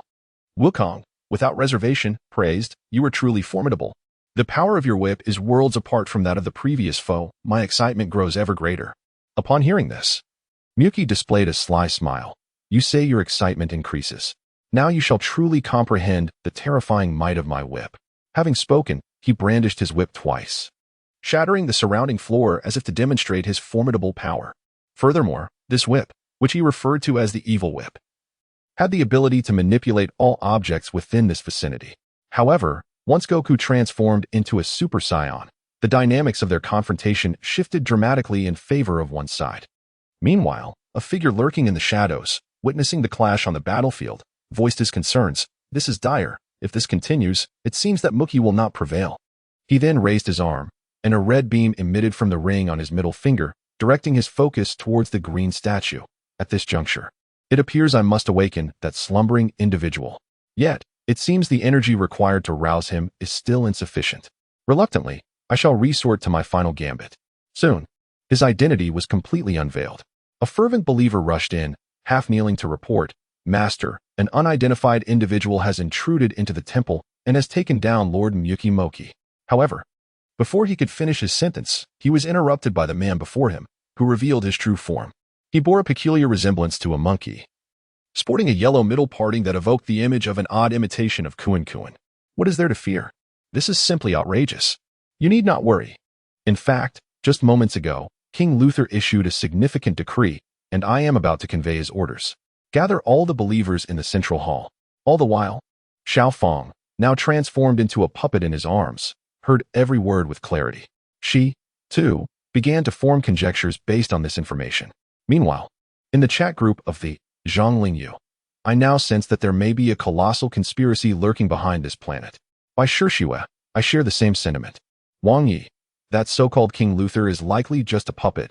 Perhaps he doesn't even exist, merely a tool for this master to manipulate the hearts of the people. Xiao, it is indeed ironic that the master enslaves the believers through faith. Lu Linglong, but is the truth really so simplistic? I can't shake the feeling that there might be an even more formidable mastermind lurking behind this master. At least their preliminary conjectures were correct. The reason this master gathered all the believers in the hall was to completely strip away their remaining value, even boldly asserting that their lives would be sacrificed to King Luther. It was only when he activated the machine in his hand that the believers began to comprehend the reality.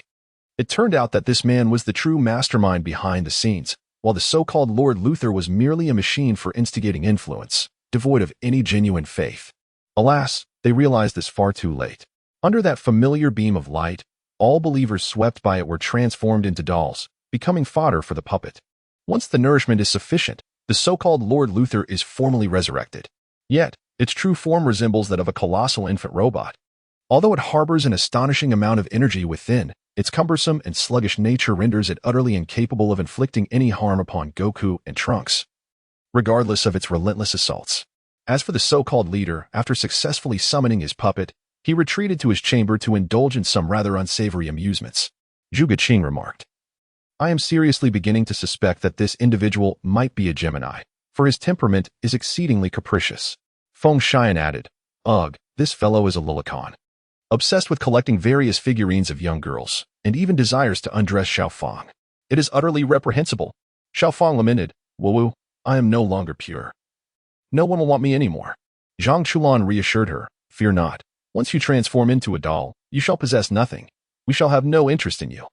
Susi interjected, "Zhang Chulan, are you offering her comfort or delivering a heartless blow?" Ji Jinhua exclaimed, "It is truly unbearable to witness." Lu Linglong observed, "Wait. Where has he gone again?" As I suspected, this leader is not the mastermind. There exists another puppeteer behind the scenes.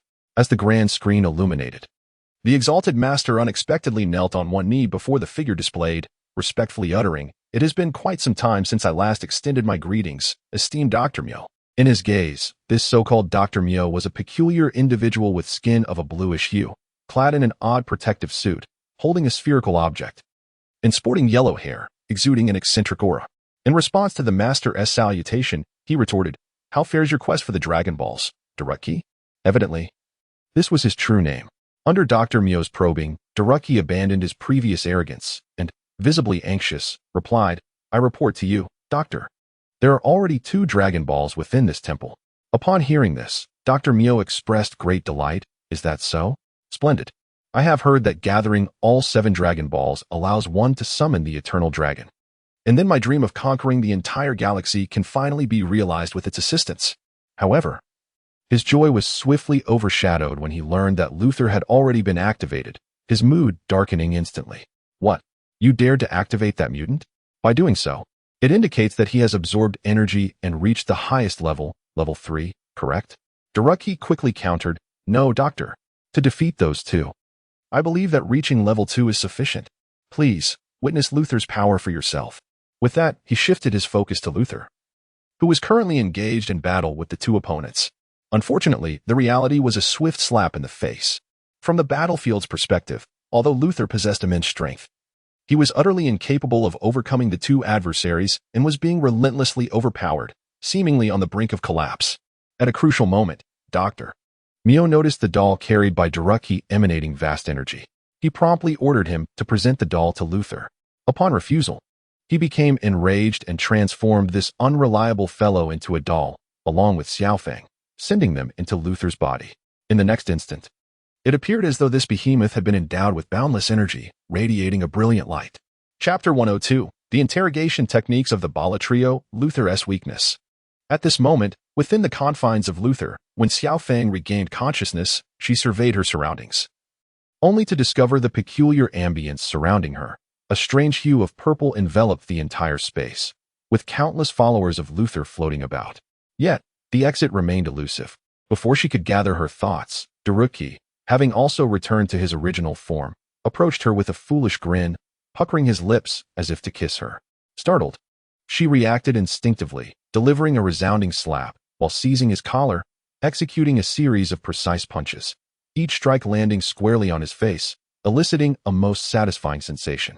the?, taken aback, began to question his very existence. "Ah, you are not my beloved Xiaofeng.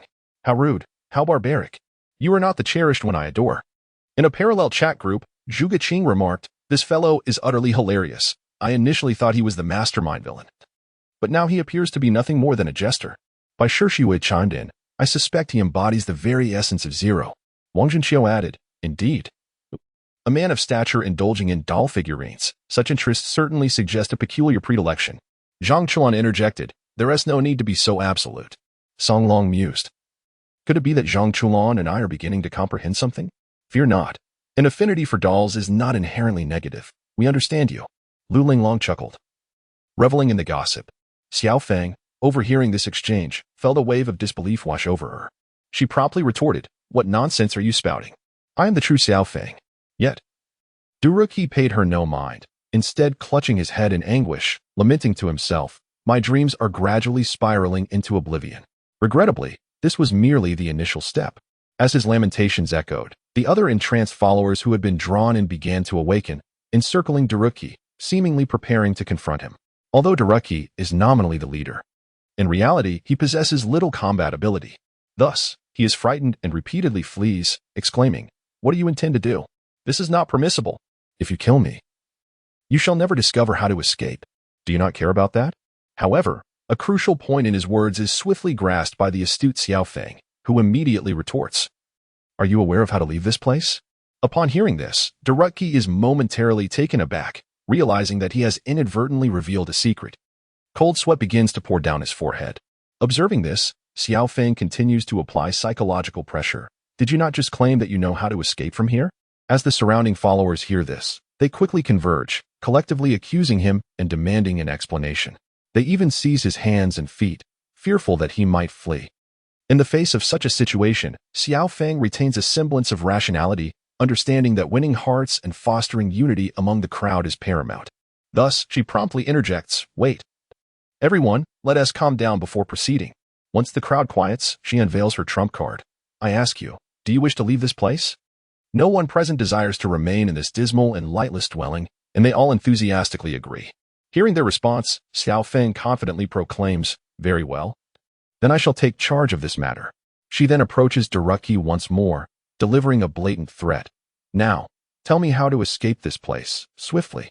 However, Daruki is acutely aware of the terror of Dr. Mio and understands that if he betrays him, he will be marked by him, likely leading to a fate worse than death. Thus, he chooses to remain silent. Unfortunately for him, he underestimates Xiao Fang's cunning. Seeing his unwillingness to speak, the girl scoffs. Really? If that is the case, I have my own methods. Previously, during their ordeal in the wormhole, she had suffered greatly at the hands of the Bala brothers. Now, as teammates aligned against a common foe, she intends to utilize their abilities to her advantage. Accordingly, she snaps her fingers and commands, Bala brothers, you three, teach him a proper lesson. Seeing the trio approach, Daruki is utterly panicked, repeatedly warning, what is the meaning of this? What do you truly want? Regrettably, the three brothers of the Bala clan are formidable individuals. Without uttering a word, they immediately commence their mesmerizing performance, engaging in a captivating dance. Moreover, given that Dalut possesses minimal combat capabilities and his resistance is notably weak, he was soon swept into the rhythm of their dance, his thoughts ensnared. Seizing the opportunity, the brothers approached him without hesitation. Sun Bala was the first to inquire, what is your name? Huang Mao promptly replied, I am Dalyataji. His face beamed with delight, revealing that he had fully immersed himself in the dance, presenting an utterly comical sight.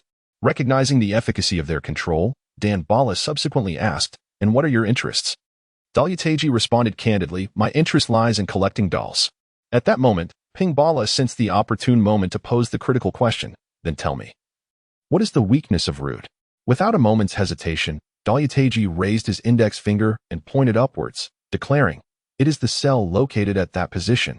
However, once he uttered those words, a sudden realization dawned upon him. He had divulged a closely guarded secret. His eyes widened in shock, as though he had committed an unforgivable blunder. This scene elicited bursts of laughter from the chat group. Zhang Chulan remarked, so it turns out the Jinyu Force is merely the beginning. These three are the pinnacle.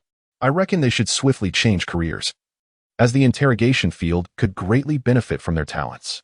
Lu Linglong added, Xiao Fang is quite cunning, devising such interrogation methods. Her personality is nothing like the simplicity of Goku. Dragon Ball, Xiao Fang retorted, nonsense. I am merely a demure girl. I'm not simple at all. Song Long quipped. If you are simple, then the very notion of simplicity should vanish from the dictionary. Xi Jinhua stated, regardless. At least Xiao Fang and the others have uncovered the weakness of this formidable creature. Next, they simply need to target that area for an effective strike. Feng Shaoyuan concluded. However, this will likely require the assistance of Goku and his companions. With Xiao Fang's individual strength, it would be challenging to inflict harm upon that central core.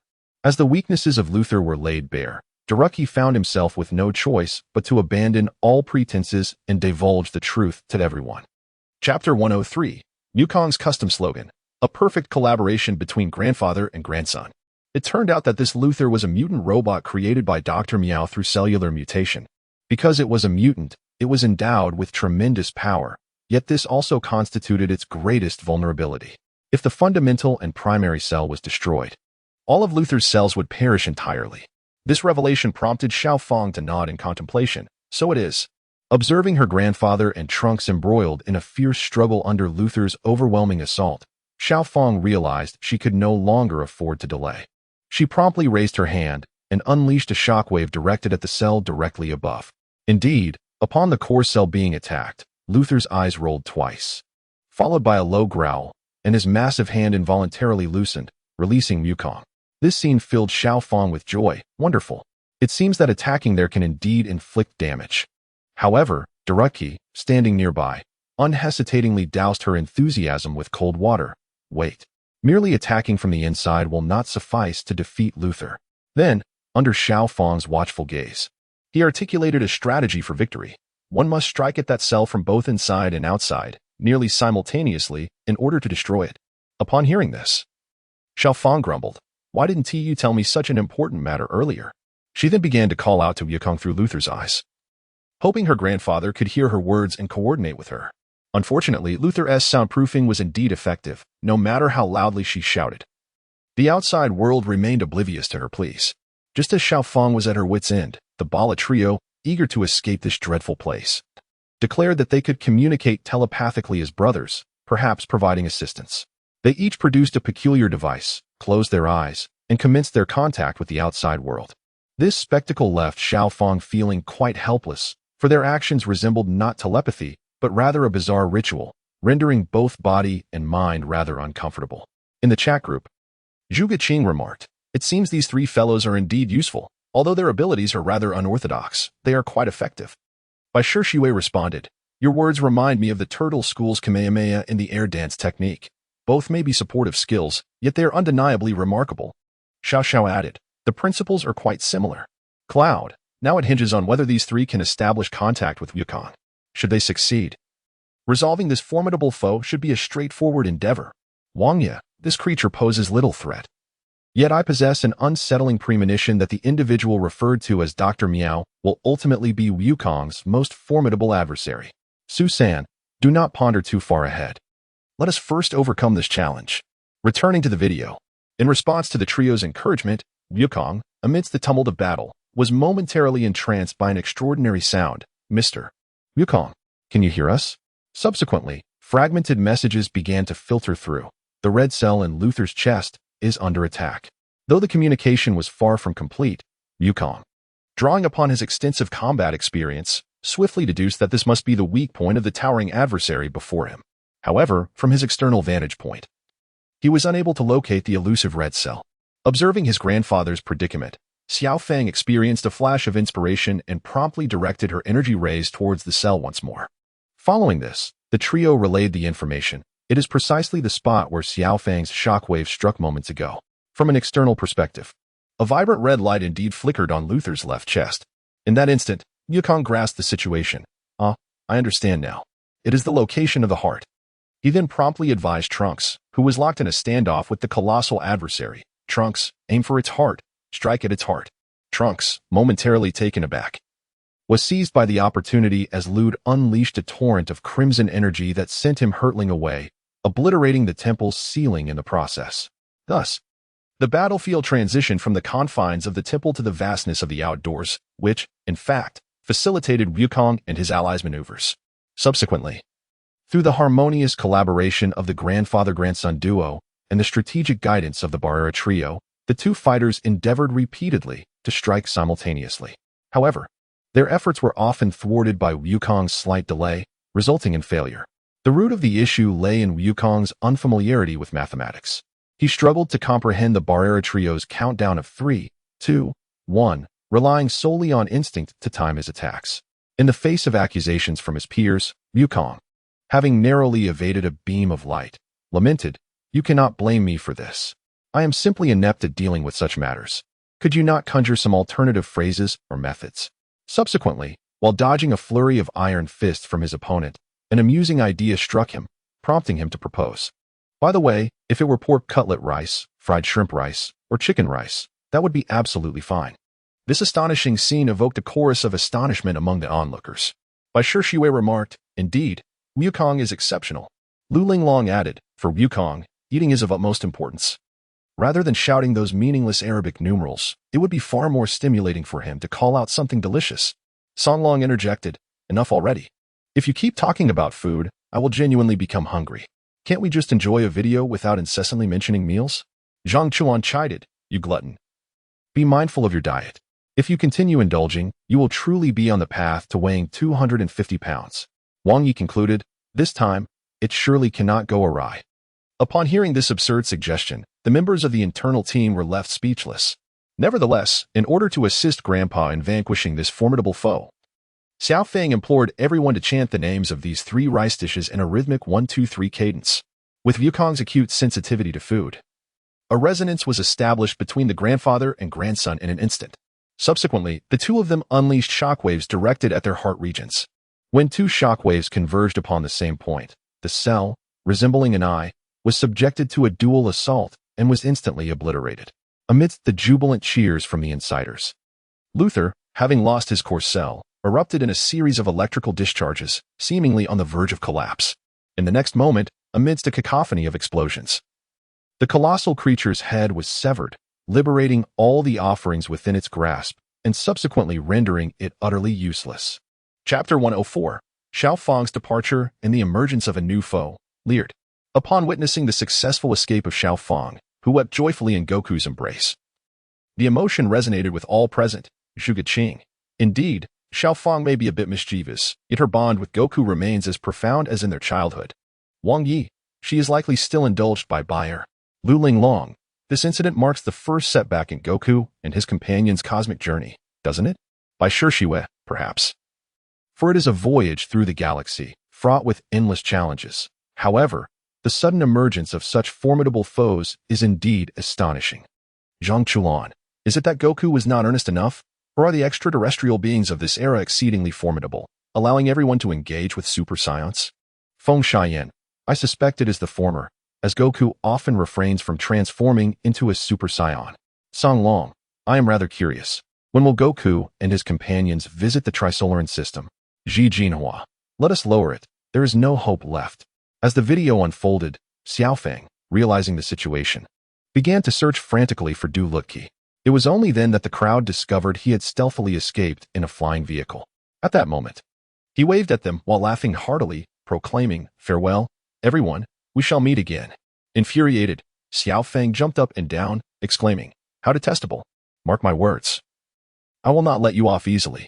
Fortunately, this matter has reached a temporary conclusion.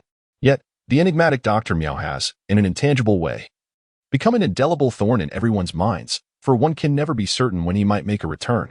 At this moment, aboard the spaceship, Trunks and Goku were engaged in a discussion about how to confront Dr. Mu. They proposed to swap the position of Xiao Fang with Goten, which would facilitate their fusion. However, this conversation was inadvertently overheard by the latter. Xiao Fang, who had been cooking, was so enraged that she crushed an egg in her hand and immediately exclaimed, "Wait a minute, this is too much. Do you think like this too, Grandpa?"